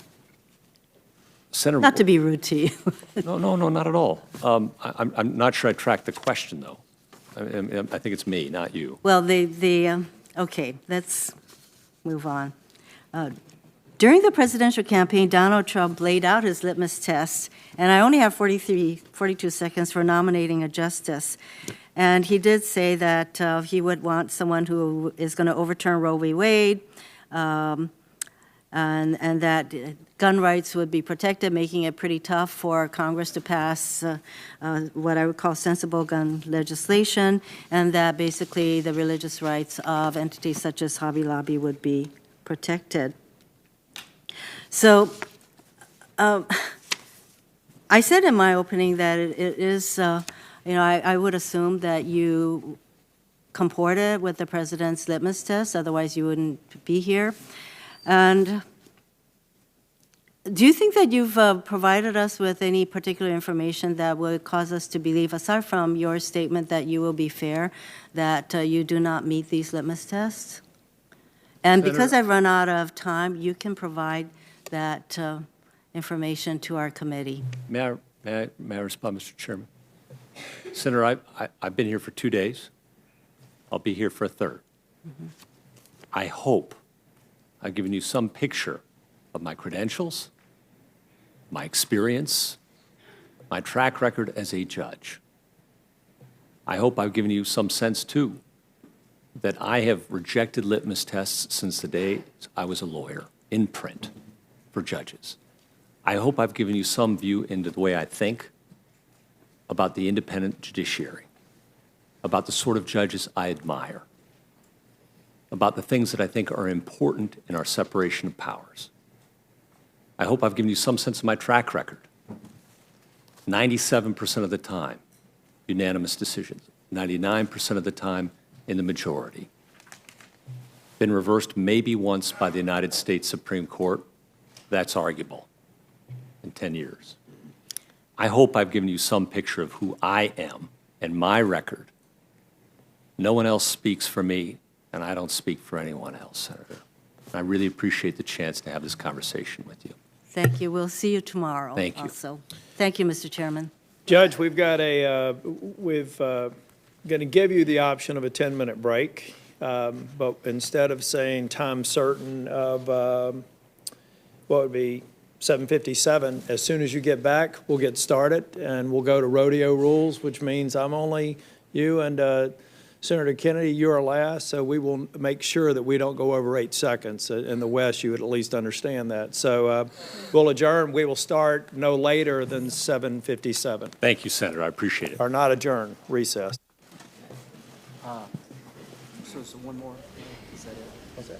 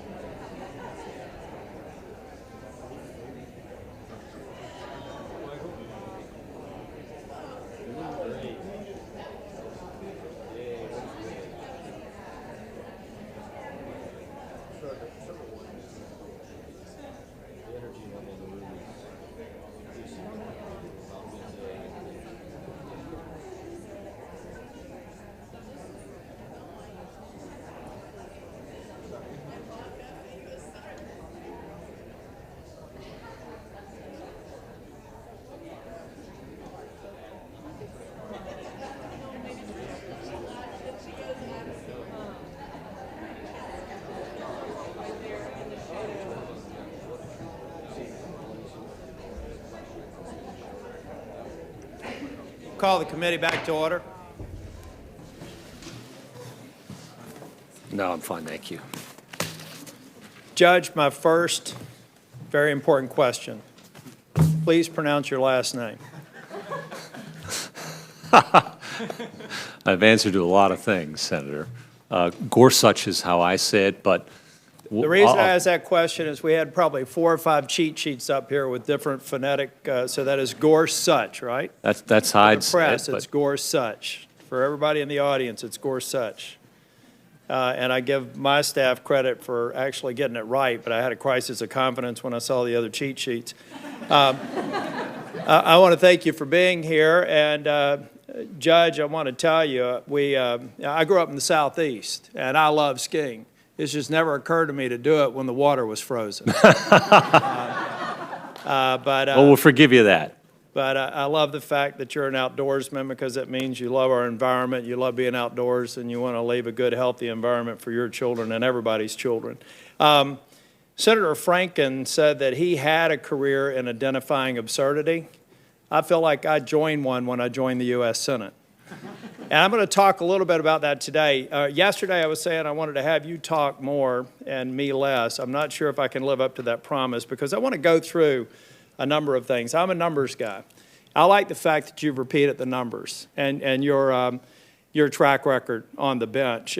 Best I can tell, if I double the number of cases that people have made at issue with you, that is 0.003 of your cases. 0.3 of what is that, 1,000th of your cases are in question here. And I'm going to go back to those because they're fairly limited. But before I do, let me talk about another piece of absurdity. Absurdity would be talking about how President Trump set some sort of a litmus test and not recognizing that candidate Clinton told a town hall audience, I have a bunch of litmus tests. We have to preserve marriage equality and we have to make sure Roe v. Wade stays in place. That sounds like a litmus test. I wouldn't have used that comment by a candidate if we were going with the President Clinton nomination. I don't understand why it's relevant here. It's not you. We're here to talk about you and your qualifications. Another absurdity that I think we'll see over the next couple of days is the absurdity of people saying that you're sidestepping the questions about cases that may come before you. I actually think you're following a code of conduct. You're following a code of conduct for United States judges, Canon 3A6. You're following the American Bar Association model code of judicial conduct, Rule 210, A and B. I appreciate you respecting and living what you say, and that's the rule of law and code of conduct of judges. Now I want to get into some specific cases, and I guess I'll start with freedom of speech.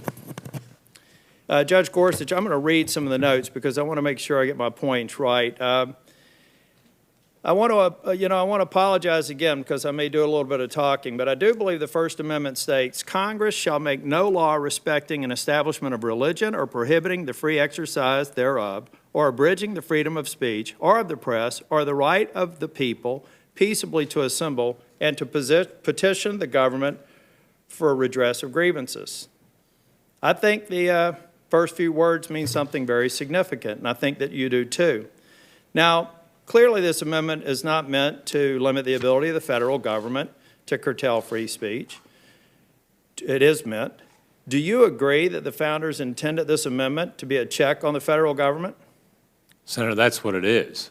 Is it fair to say that the framers, when they were crafting this First Amendment, were concerned especially about political speech as opposed to, say, activity like exotic dancing or other speeches or activities that people argue are covered by the First Amendment? The Supreme Court has held that political speech is the core of the First Amendment. So it's fair to say the Supreme Court has routinely held that political speech, especially during a campaign for public office, is at the core of the First Amendment. It has. A lot's been said today about money in politics and a landmark case called Citizens United. Citizens United is a very popular punching bag for some of my colleagues across the aisle. You spent a lot of time talking about this with Senator Whitehouse earlier today. If you listened to them on the subject, you would think this decision resulted in the ability for a corporation to pump hundreds of millions of dollars directly into political candidates. The facts of the case get wrapped around buzzwords like dark money. However, I want to use some of my time today to walk through the facts of this case. First, at its very baseline, this case was a challenge brought to a federal statute. The federal government, through Congress, passed a statute aimed at limiting certain speech. And it was Congress's activities in regards to speech that the framers were concerned about. In fact, the statute prohibited entities such as corporations, including nonprofits, and labor unions from using their general treasury fund to fund any advertisement that used a candidate's name within 30 days of a primary or 60 days of a general election, including to promote a movie, as well as many express advocacy communications. This case had nothing to do with direct contributions and spending coordinated with specific campaigns and candidates. In other words, this case is not about corporations making direct campaign contributions at all. Citizens United was about an entity's ability to speak independently of any candidate or campaign. Judge Gorsuch, do you remember what behavior was in question, or in other words, what the Citizens United wanted to advertise? Well, as you say, Senator, there was a movie involved. It was a movie available on demand in-home. The organization wanted to broadcast the film or to advertise the film before a 2008 Democratic primary. The federal government went into court and said a nonprofit couldn't produce or advertise a movie highly critical of a candidate. Judge Gorsuch, are you familiar with the oral arguments of the case? I remember listening to them on tape at one point, but it's been a while since. Well, during the initial oral argument for the case, the government was asked whether or not the same law could prevent a company from publishing a book that was the functional equivalent of expressed advocacy. Specifically, Chief Justice Roberts asked if it's a 500-page book and at the end it says, "So vote for X," the government could ban that? The response from the Deputy Solicitor General, who was defending the statute, stated, "We could prohibit the publication of the book." In the oral arguments, Justice Souter stated, "To point out how far your argument would go, what if a labor union paid an author to write a book advocating for the election of A and defeat B? And after the manuscript was prepared, they went to a commercial publisher, say Random House. And Random House says, yes, we'll publish that. We're talking about how far the constitutional ban would go. And we're talking about books. The Deputy Solicitor General said the labor union's conduct would be prohibited. He goes on to say, I think it would be constitutional to forbid the labor union to do that. I want everybody here to know, and everybody who's listening, to realize the consequences of this position. The government at one point defended the statute by saying it could prevent the publication of a book by a corporation like Random House if the book advocated for or against a candidate. That's not the end of the story. The Supreme Court was shocked that the federal government would take this position and ordered re-argument. Then the Solicitor General, Kagan, slightly retreated from the government's position. Then Solicitor General Kagan said that while the law could apply to a book, the government had not applied it in the past. But when asked again by Chief Justice Roberts about a pamphlet, she responded, I think a pamphlet would be different. A pamphlet is a pretty classic electioneering. Again, I want everybody listening to realize what we're talking about here when we talk about Citizens United. They argue that there was a constitutional authority to actually prevent the publishing of a pamphlet opposing a candidate if produced by a nonprofit organization. If we as a country have a long history of people being able to criticize the government, which includes specific offices in government. Sometimes this was done anonymously because disclosing the speaker's identity had serious implications. Whether it was the American Revolution, the Jim Crow South, or today. Therefore, we must be cautious in giving the federal government, including the executive branch, power to limit or penalize core political speech. Judge Gorsuch, you may not be able to see that. Do you recognize this book? I can't see it. We got this from the Library of Congress. It's actually, it has a number of Paine's writings, including Common Sense and other political writings. In this pamphlet, he urged American colonies to declare independence and sever ties with the British monarchy. What some of my colleagues from the other side have attempted to do is tie you to a court case which you had nothing to do with. They painted a picture of this case as support for big money in politics, where big corporations win and the voter loses. In reality, the facts of this case were much different. The federal government argued it could stop a movie because it contained political speech. Then it argued it could ban a book because it contained such speech. Then it argued it could ban a pamphlet because it contained such speech. That's the Citizens United case. I find it curious my friends are so concerned about executive power and not concerned about the federal government arguing its authority to prevent production of movies, books, and pamphlets. It's foundational to our democracy. So as I stated previously, they're attempting to link you to Citizens United and continue a narrative that I think is absurd, that as a judge, you will support big money and corporations and never side with the little guy. The facts dispute that. The number of cases you've heard dispute that. Now, I want to close out here with a little bit of discussion about some of the discussion about maybe your political positions or your past being instructive to the decision by some as to whether or not they should support your confirmation. Let's talk a little bit about now Justice Kagan on Citizens United as the Solicitor General. Let's keep in mind, and actually the reason that this came to my attention today earlier when people were asking about the role that you played when you were working as an attorney on behalf of the government. So who was your client? The United States. So let me go back to when Justice Kagan was in a position. When she was nominated, she was a lawyer at the Department of Justice. In fact, she was the Solicitor General. As we've talked about, she argued with Citizens United.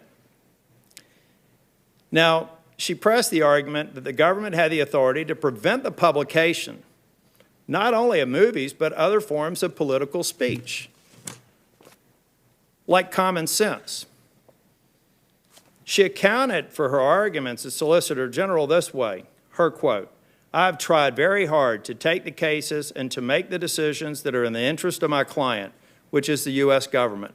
My guess is that's what you were doing when you were in a different role representing the U.S. government. So I don't think there's much power to the arguments if for some reason you advocated for the government, unless we want to go back and revisit now a Supreme Court justice's history in the same. I think that what she did was fine.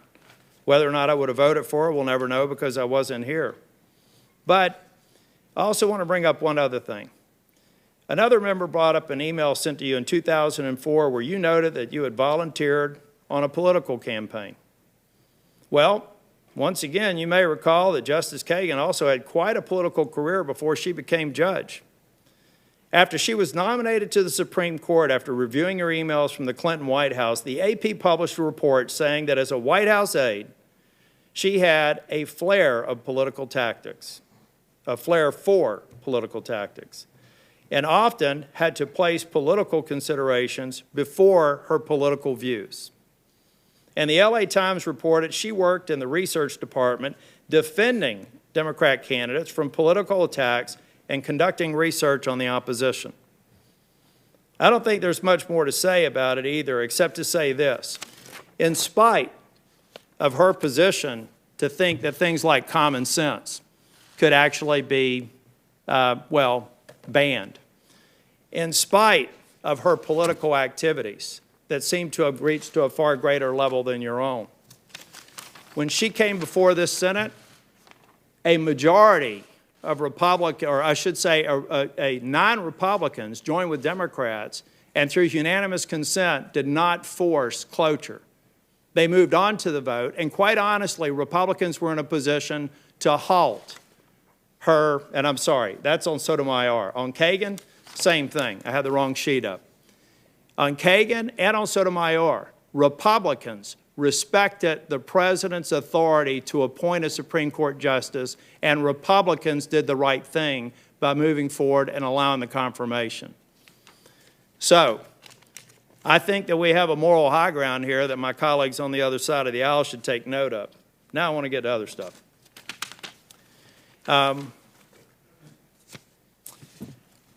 Judge Gorsuch, I want you to go back briefly. I've got 15 minutes, and I'm going to go really quick. This will be a lightning round. The ethics class. This is another, I'm going to go back to absurdity. I appreciate that Senator Franken mentioned what he did because it's a perfect theme for my line of questions.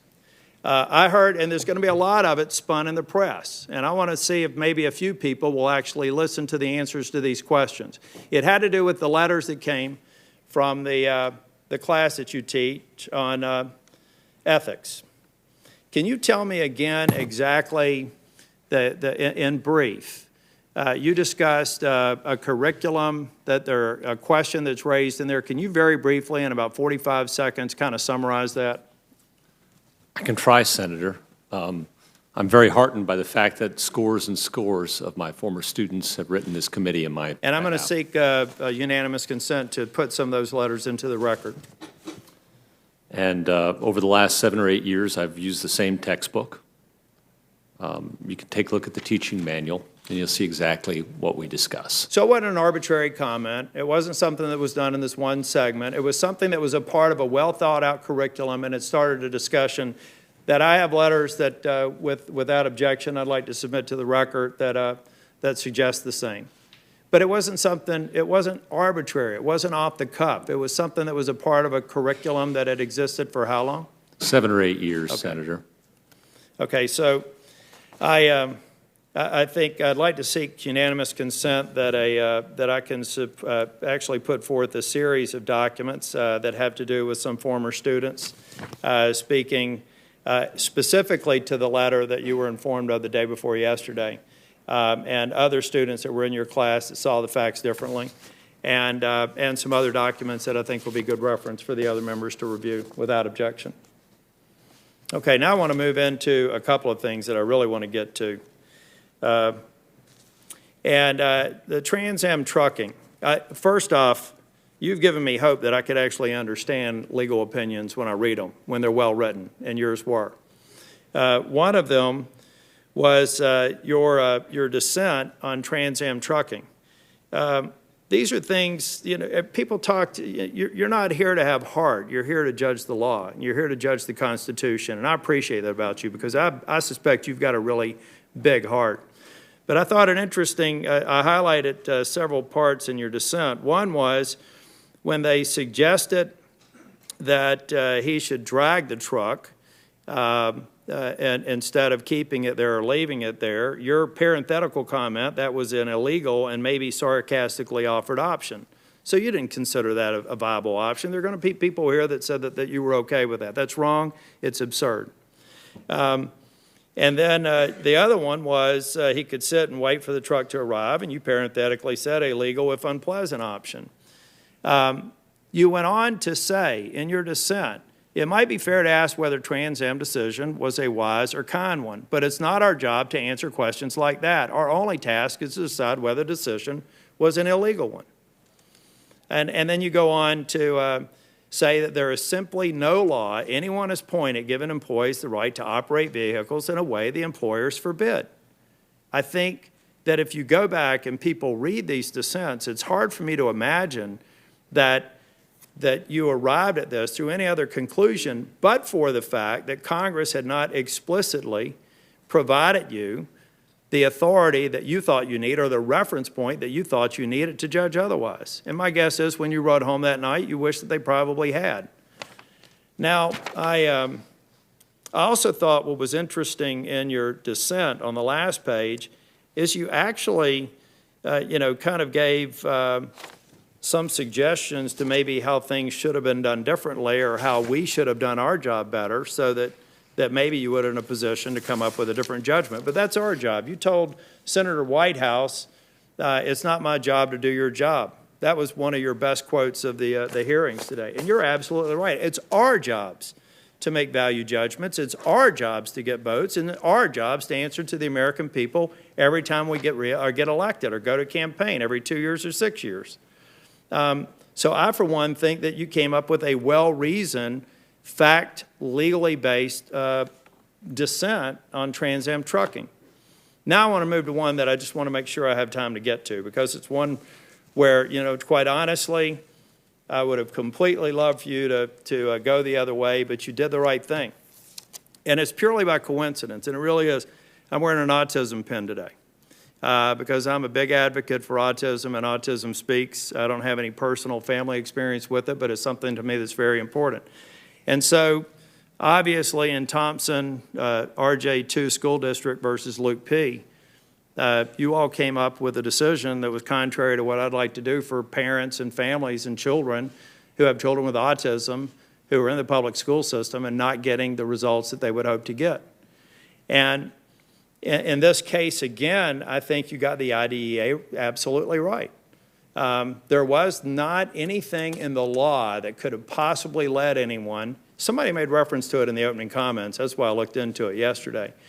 But there's no way that you could have reached that far to support what clearly had to be, in this case, it was appeal, that would have been sympathetic to Luke P. and his parents. You made the right decision. You know what I did in North Carolina? I changed the law. I did my job. You made it very clear that the IDEA didn't do it, so as Speaker of the House, we went in there and when we said that a parent, after spending a year in public school, didn't think that their child was getting what they needed, then we would actually allow them to go to a private school and have money follow them so they can do it. So by doing my job, we've got a few hundred kids now who are getting the education that they need in a private school setting. Thank you for forcing me to do my job. It preceded my time as Speaker of the House, but we knew we'd run into problems there, and we solved the problem. Thank you for making us do our jobs. And then finally, the case, I want to go back to this real quick to make sure I get my notes right. Oh, speaking or talking against, one thing I like about you is sometimes your decisions seem to make everybody mad, which is probably means it's a pretty good decision. So I think sometimes maybe you even exceed the 50% rule. Like the case in My Riddle, daughters would agree with you. Like the case in Riddle versus Hickenlooper. I mean, that's a position where the Democrats and the Republicans were spitting mad at you. Mm-hmm. And there aren't many more. I mean, when you put every other minority party that was being treated unfairly as a result of actions that were taken. I don't know if it were Democrats or Republicans in control when they passed that. But that was a classic example where you obeyed the law. But the other thing that was interesting, or you respected the law.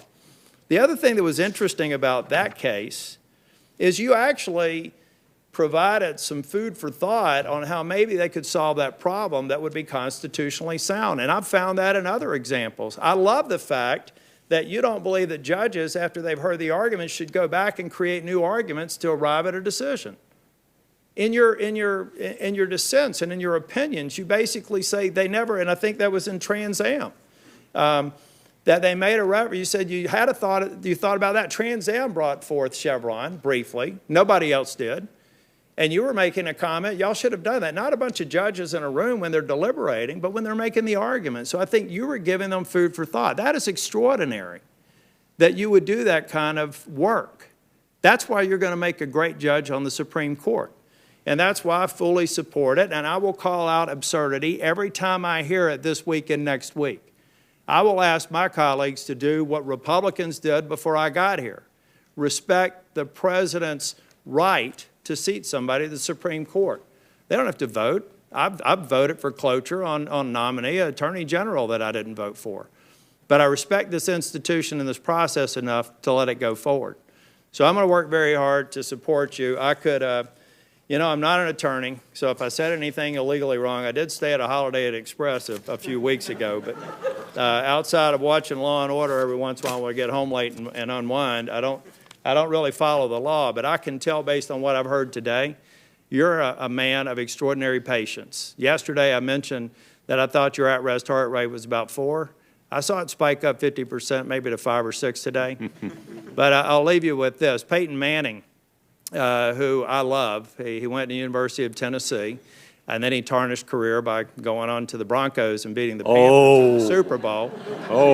But let me tell you something that Peyton, I love Peyton Manning. In fact, I've got a quote on his wall that I make my staff look at every day. And it says, pressure is something you feel when you're not prepared, when you don't know what you're doing. You clearly know what you're doing. You haven't exhibited one iota of pressure. That's what's going to make you a great judge. The respect that you've shown when disrespectful questions were lobbed your way was remarkable. And I appreciate you being here. I appreciate your patience.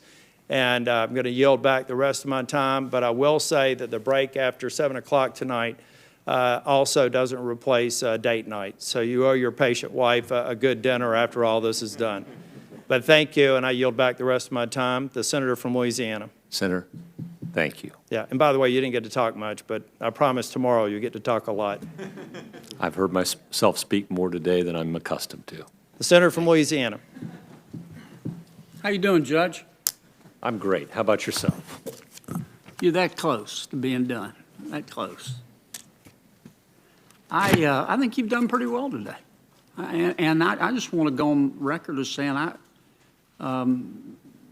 this is an important nomination. And I appreciate all the questions asked today, even the ones I disagree with. I didn't know what to expect. I mean, this thing could have turned into the Gong Show real easily. It didn't. And I appreciate that. I want to ask you a couple of questions, some things that maybe we didn't get to talk about much. First, why have you recused yourself in almost 1,000 cases? Well, Senator, in the 10th Circuit, we have procedures. Mm-hmm. And one of the procedures is we make a list of all potential recusal possibilities. And for me, it was significant because I had been in the government at a position where we oversaw a number of different litigating units. That causes a fair amount of recusal right there. And, Senator, I was blessed with an active and robust practice and partners who went on to do much better without me than they did with me. And they had a lot of clients. And it was my view as a circuit judge that I didn't want to cause an unnecessary recusal problem later. Sometimes after a court decides a case, a recusal issue pops up. Judges miss things. We're human. It happens. The problem when that happens, of course, is then you have to get a new judge in and start everything all over again. That's a cost to the system that's not insignificant to your colleagues and taxing on them. And it also raises questions, of course, to the parties who have to start all that over and cost them money and time. And I did not want to create that kind of problem for the litigants and for my colleagues. And so I set up a process consistent with the practice of my colleagues. I talked to my colleagues about how they do it and tried to conform to the practices of the 10th Circuit as best I could. And as you know, most of the recusals are not really, I mean, recusal is not even the right word. They're screened out by the clerk's office before they ever get to me. We're on a wheel. Right. And so I just get the next one on the wheel. Everybody gets the same workload. It doesn't affect our workload, but it does affect confidence in the judiciary. And The recusal rules are different from the U.S. Supreme Court, as I appreciate it. yes, Senator. Okay. I want to ask you about the relationship between the United States Constitution and a state constitution and the interaction. And let me get specific so you'll understand what I'm talking about. I think this is well-settled law. A DWI, we call it DWI in Louisiana. Some states call it DUI, but a DWI roadblock. I think it's well-settled. A number of cases, U.S. Supreme Court, that says a DWI roadblock, so long as you use neutral criteria, it's perfectly permissible in the Fourth Amendment. If I say anything wrong, stop me. It's clearly a seizure, but as long as you have neutral criteria. Do you remember why the Supreme Court made that decision?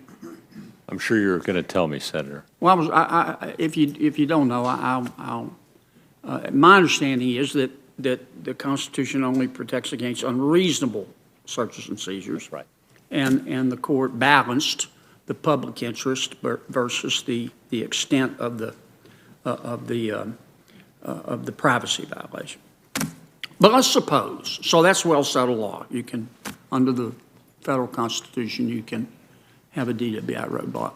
Let's suppose the Supreme Court of Massachusetts, I wish Attorney Franken was here, said, you know, we appreciate that, and we appreciate that's federal law, but we have a Fourth Amendment in the Massachusetts Constitution, and we want to go further, and we want to outlaw roadblocks. We want to give more protection. We don't want to take away protection that our citizens have under the United States Constitution, protection from government. We want to give them more protection from government and no roadblocks, period. Do you think that's permissible? Senator, generally speaking, decisions based on independent and adequate state grounds are permissible. The primary precedent in this area is Michigan versus Long, a decision by Justice O'Connor. The state has to make clear that it's deciding on independent and adequate state grounds and not resting on the U.S. Constitution. If there's some ambiguity, we may, as federal judges, consider it to be a decision based on federal law. But a state is free to add to the liberties of the people, generally speaking. Well, what if the adequate and independent state grounds aren't clear? What do you do? Well, that's Michigan versus Long, and there's a precedent, there's a test for it. And again, if it looks like it could have been on the decision could have been made on federal grounds, then the federal court will examine it on that basis. State court makes clear that it's independent and adequate state grounds, well, then state law controls. Do you think it makes sense? I mean, isn't the law complicated enough? Do we really need 50 rules for DWI roadblocks? Well, Senator, that we have this thing called federalism. I've heard of it. Yeah, I figured you might. And it's part of our separation of powers. And it's part of how we preserve liberty. Right? We diffuse power to protect liberty. And federalism is a key part of it. Okay. I haven't read all your cases, but I haven't seen many where you dealt with substantive due process or equal protection. So I want to talk about that for a few minutes. If you have a case where you don't have a fundamental right or fundamental liberty, and you don't have a suspect classification, so you're not going to use strict scrutiny, you're going to use the rational basis test, which means you're going to uphold the statute if the legislature has a rational reason that's connected to a legitimate goal.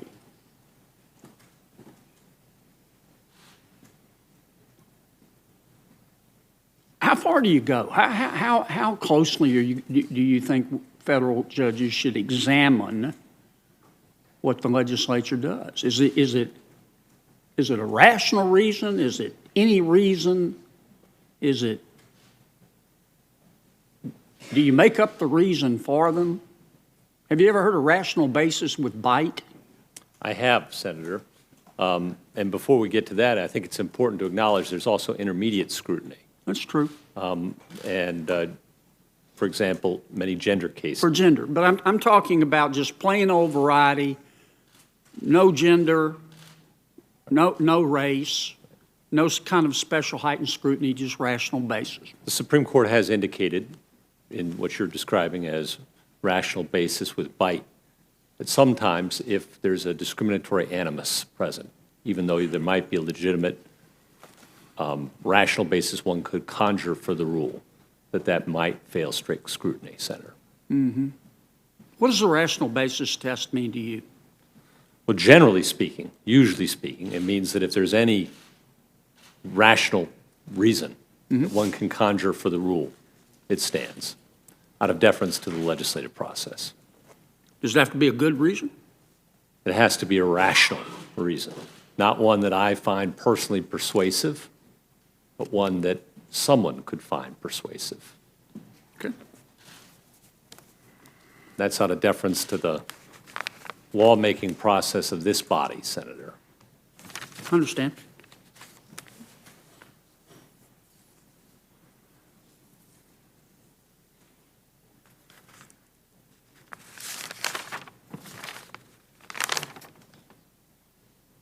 I want to ask you about the Trans Am case.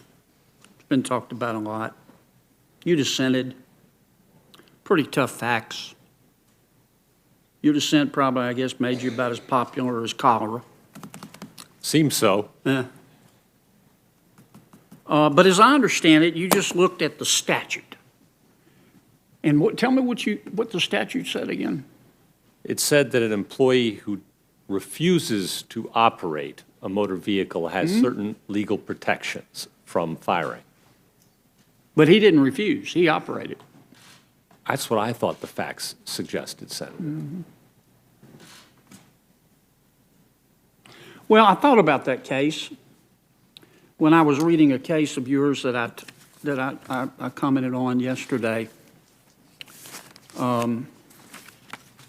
AMV Holmes. I love his case. Pretty recent, last year.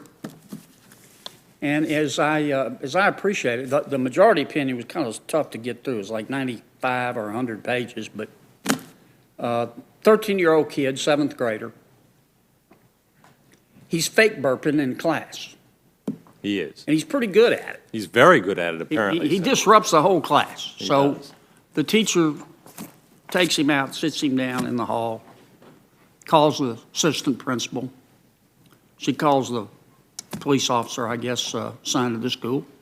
They can't take him to the principal's office, and the police officer arrests him. And kid's mom sues. I think it was a 1983 action, if I recall. That's right. His mom sues. And the majority held qualified immunity. And this is the way you describe the case. If a 7th grader starts trading fake burps for laughs in gym class, what's a teacher to do?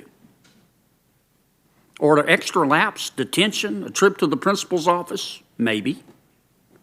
But then again, maybe that's too old school. Maybe today you call a police officer.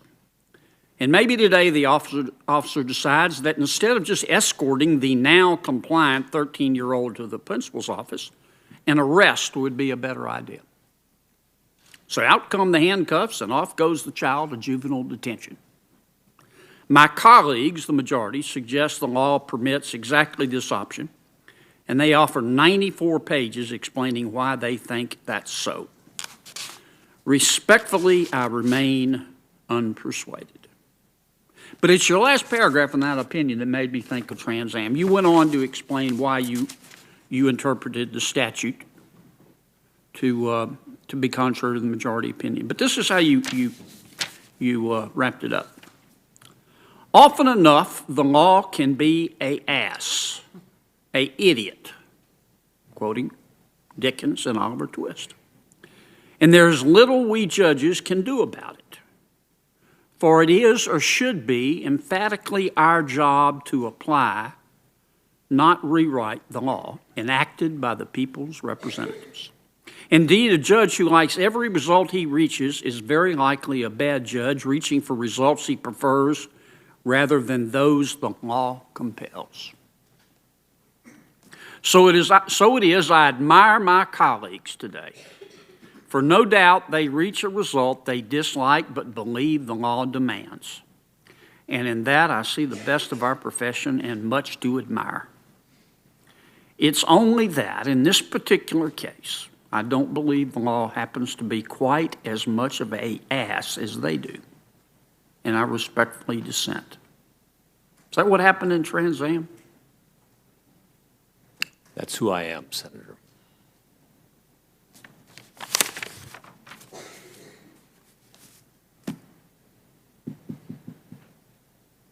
Can you tell me something that you think is a good idea, but you think's unconstitutional?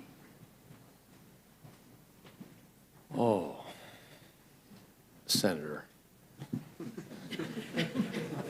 It's been a long day. I know. But And you're this close to CSI No, man, no, okay? no, no, no. Senator, I've loved every minute I've spent with you and with all of your colleagues.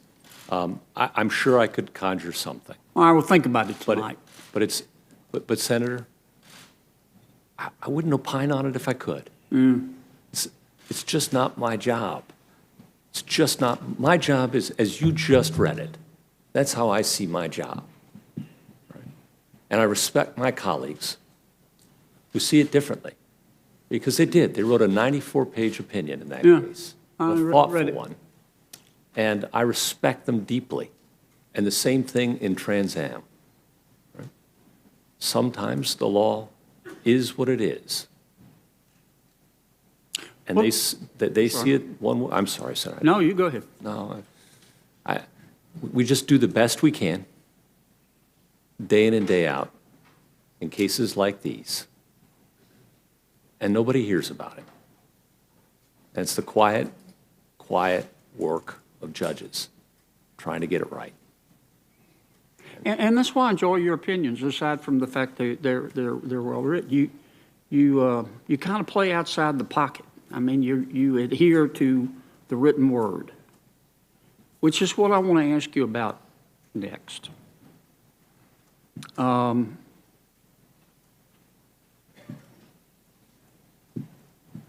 It's clear you don't like labels.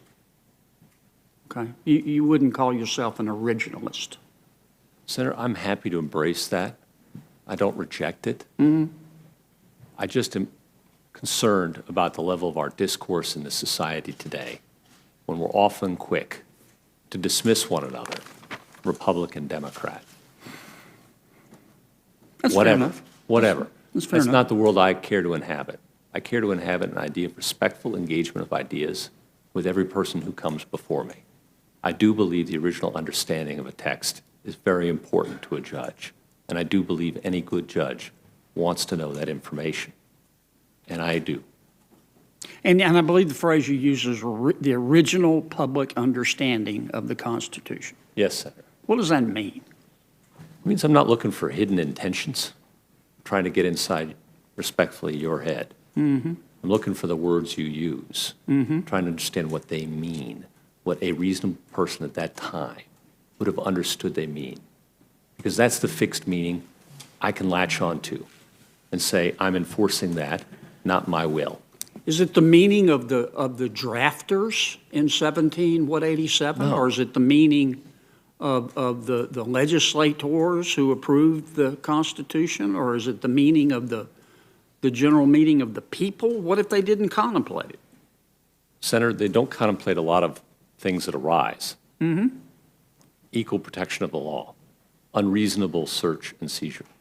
These are broad terms, but we can give them content by looking to what the original understanding at the time was, right? What a reasonable person would have understood them to mean. The fish case in the statutory construction scenario. What would a reasonable reader understand that to mean? And it serves a couple of important functions. First, it doesn't necessarily decide cases. It doesn't determine outcomes. And no one's looking to go back to horses and buggies. I know that. All right. What it does do is give us a way to communicate with one another that's neutral, that we're aiming at something outside ourselves as the basis for decision. That's part of the separation of powers. Not legislating, judging. Second, it's a due process concern. It's a fair notice concern. I can charge, I'm putting people in prison for long periods of time as a judge. I'm complicit in that. And I want to do it on the basis that I know that that person had fair notice of the laws that are applicable to him or her. That's important to me. And I think to all judges. I don't mean to cut you off. No, I'm sorry. I just have to be mindful of the clock. I'm sorry. What's a penumbra?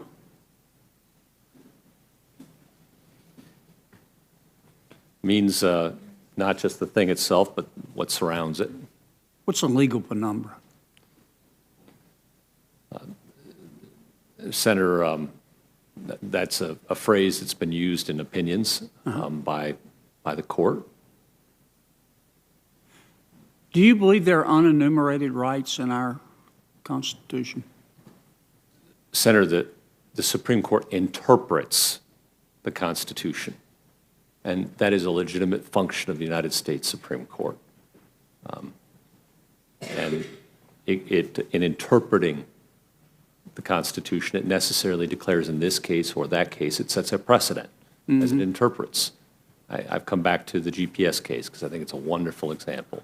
Or Heller, it's another example. You can pick all sorts of examples where the court is interpreting a textual right in the Constitution or a statute. Let me ask you about euthanasia.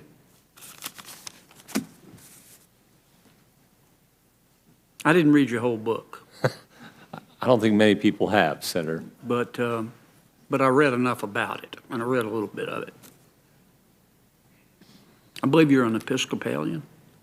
I attend an Episcopal church in Boulder with my family, Senator. Yeah. I'm a Methodist. I was a Presbyterian, and Becky and I got married. She was Methodist. I was Presbyterian.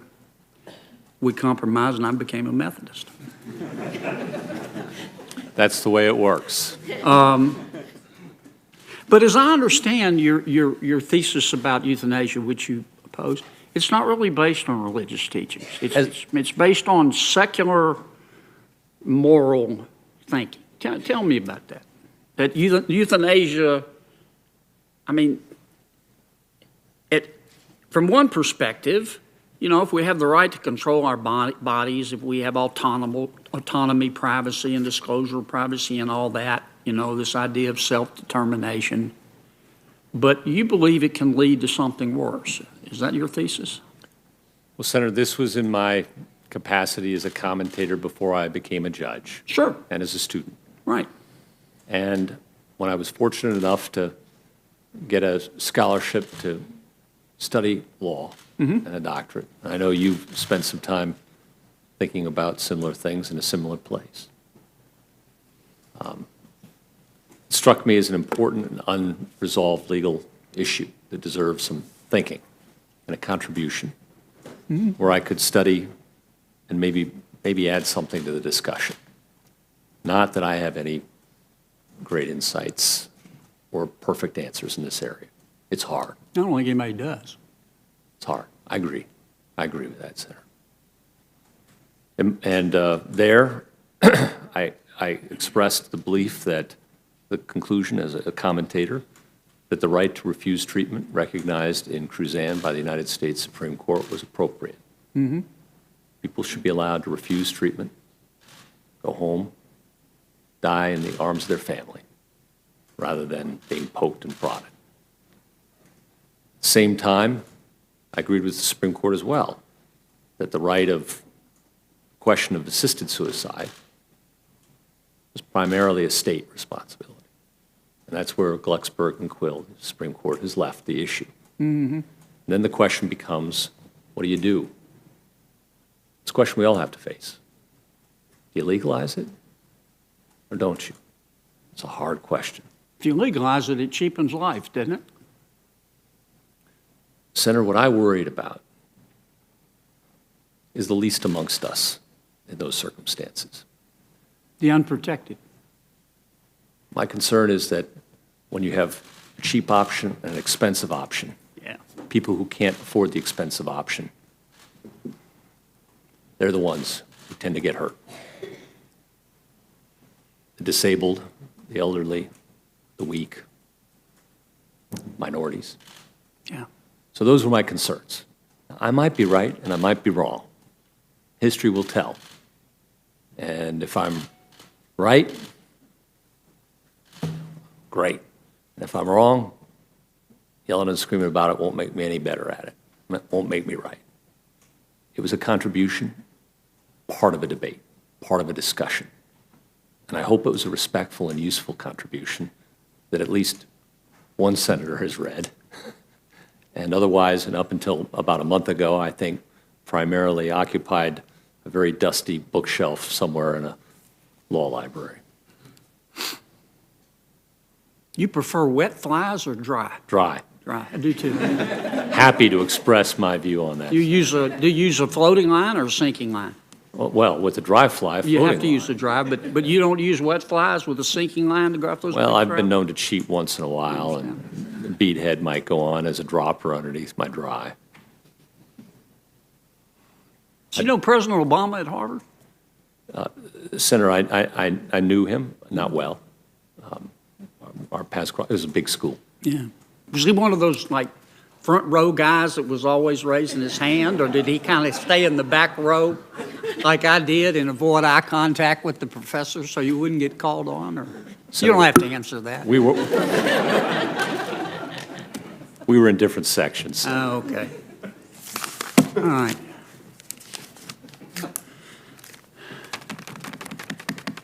I just want to ask you one last one. It's about legislative intent. I've read where you've said that trying to discern legislative intent is a, quote, notoriously doubtful business, and I agree with that. I mean, legislators and congresspeople have a multitude of reasons for voting as they do. But that doesn't make it the search for legislative intent and looking at the legislative history. It may not be dispositive, but that doesn't make it useless. I mean, wouldn't you love to have a verbatim transcript of everything that was said at the, 1787 convention, 1789? Senator, I respect very much what this body does. I hope my career, my body of work, reflects my respect for this institution. As a judge, I have to look at what's presented to me, and I look at everything that's presented to me. Everything that's presented to me. I read everything that's presented to me. And I have used legislative history from time to time, as you've seen, and I know you read a whole lot of my stuff. I do worry when I'm putting someone in prison, for example, or involved in a ruling involving their liberty in particular, about charging them with knowledge of what happens in a committee room, or a statement that might be presented only on the floor by one individual, rather than by the law that has suffered through the process of compromise, bicameralism, through both houses, and presentment and signature by the president, and goes in the law books. Hidden law can be a problem. I worry a little bit about that, particularly in the criminal context, Senator. It's a matter, again, of due process and fair notice. So those are the considerations that a judge, I think, always considers. What's fair in terms of due process and fair notice, at the same time being respectful of this institution and the hard work you do for the American people. I don't know if you're a drinking man, but you may want to have a cocktail tonight. Just kind of relax. I'm done. Just don't drink vodka. Stay away from vodka for a while. Senator, I'm going to hit the hay. Thank you very much. You've never been to Russia, have you? I meant to ask that. No. Strike that. Strike that question. I've never been to Russia. Thank you, Judge. Thank you, Mr. Senator. Chairman. Thank you. Let's go home. Thank you, Senator Kennedy. Judge, you're done for the day. We want to extend the thanks to you and to the fellow members who played it out. We'll start a series of 20-minute rounds tomorrow.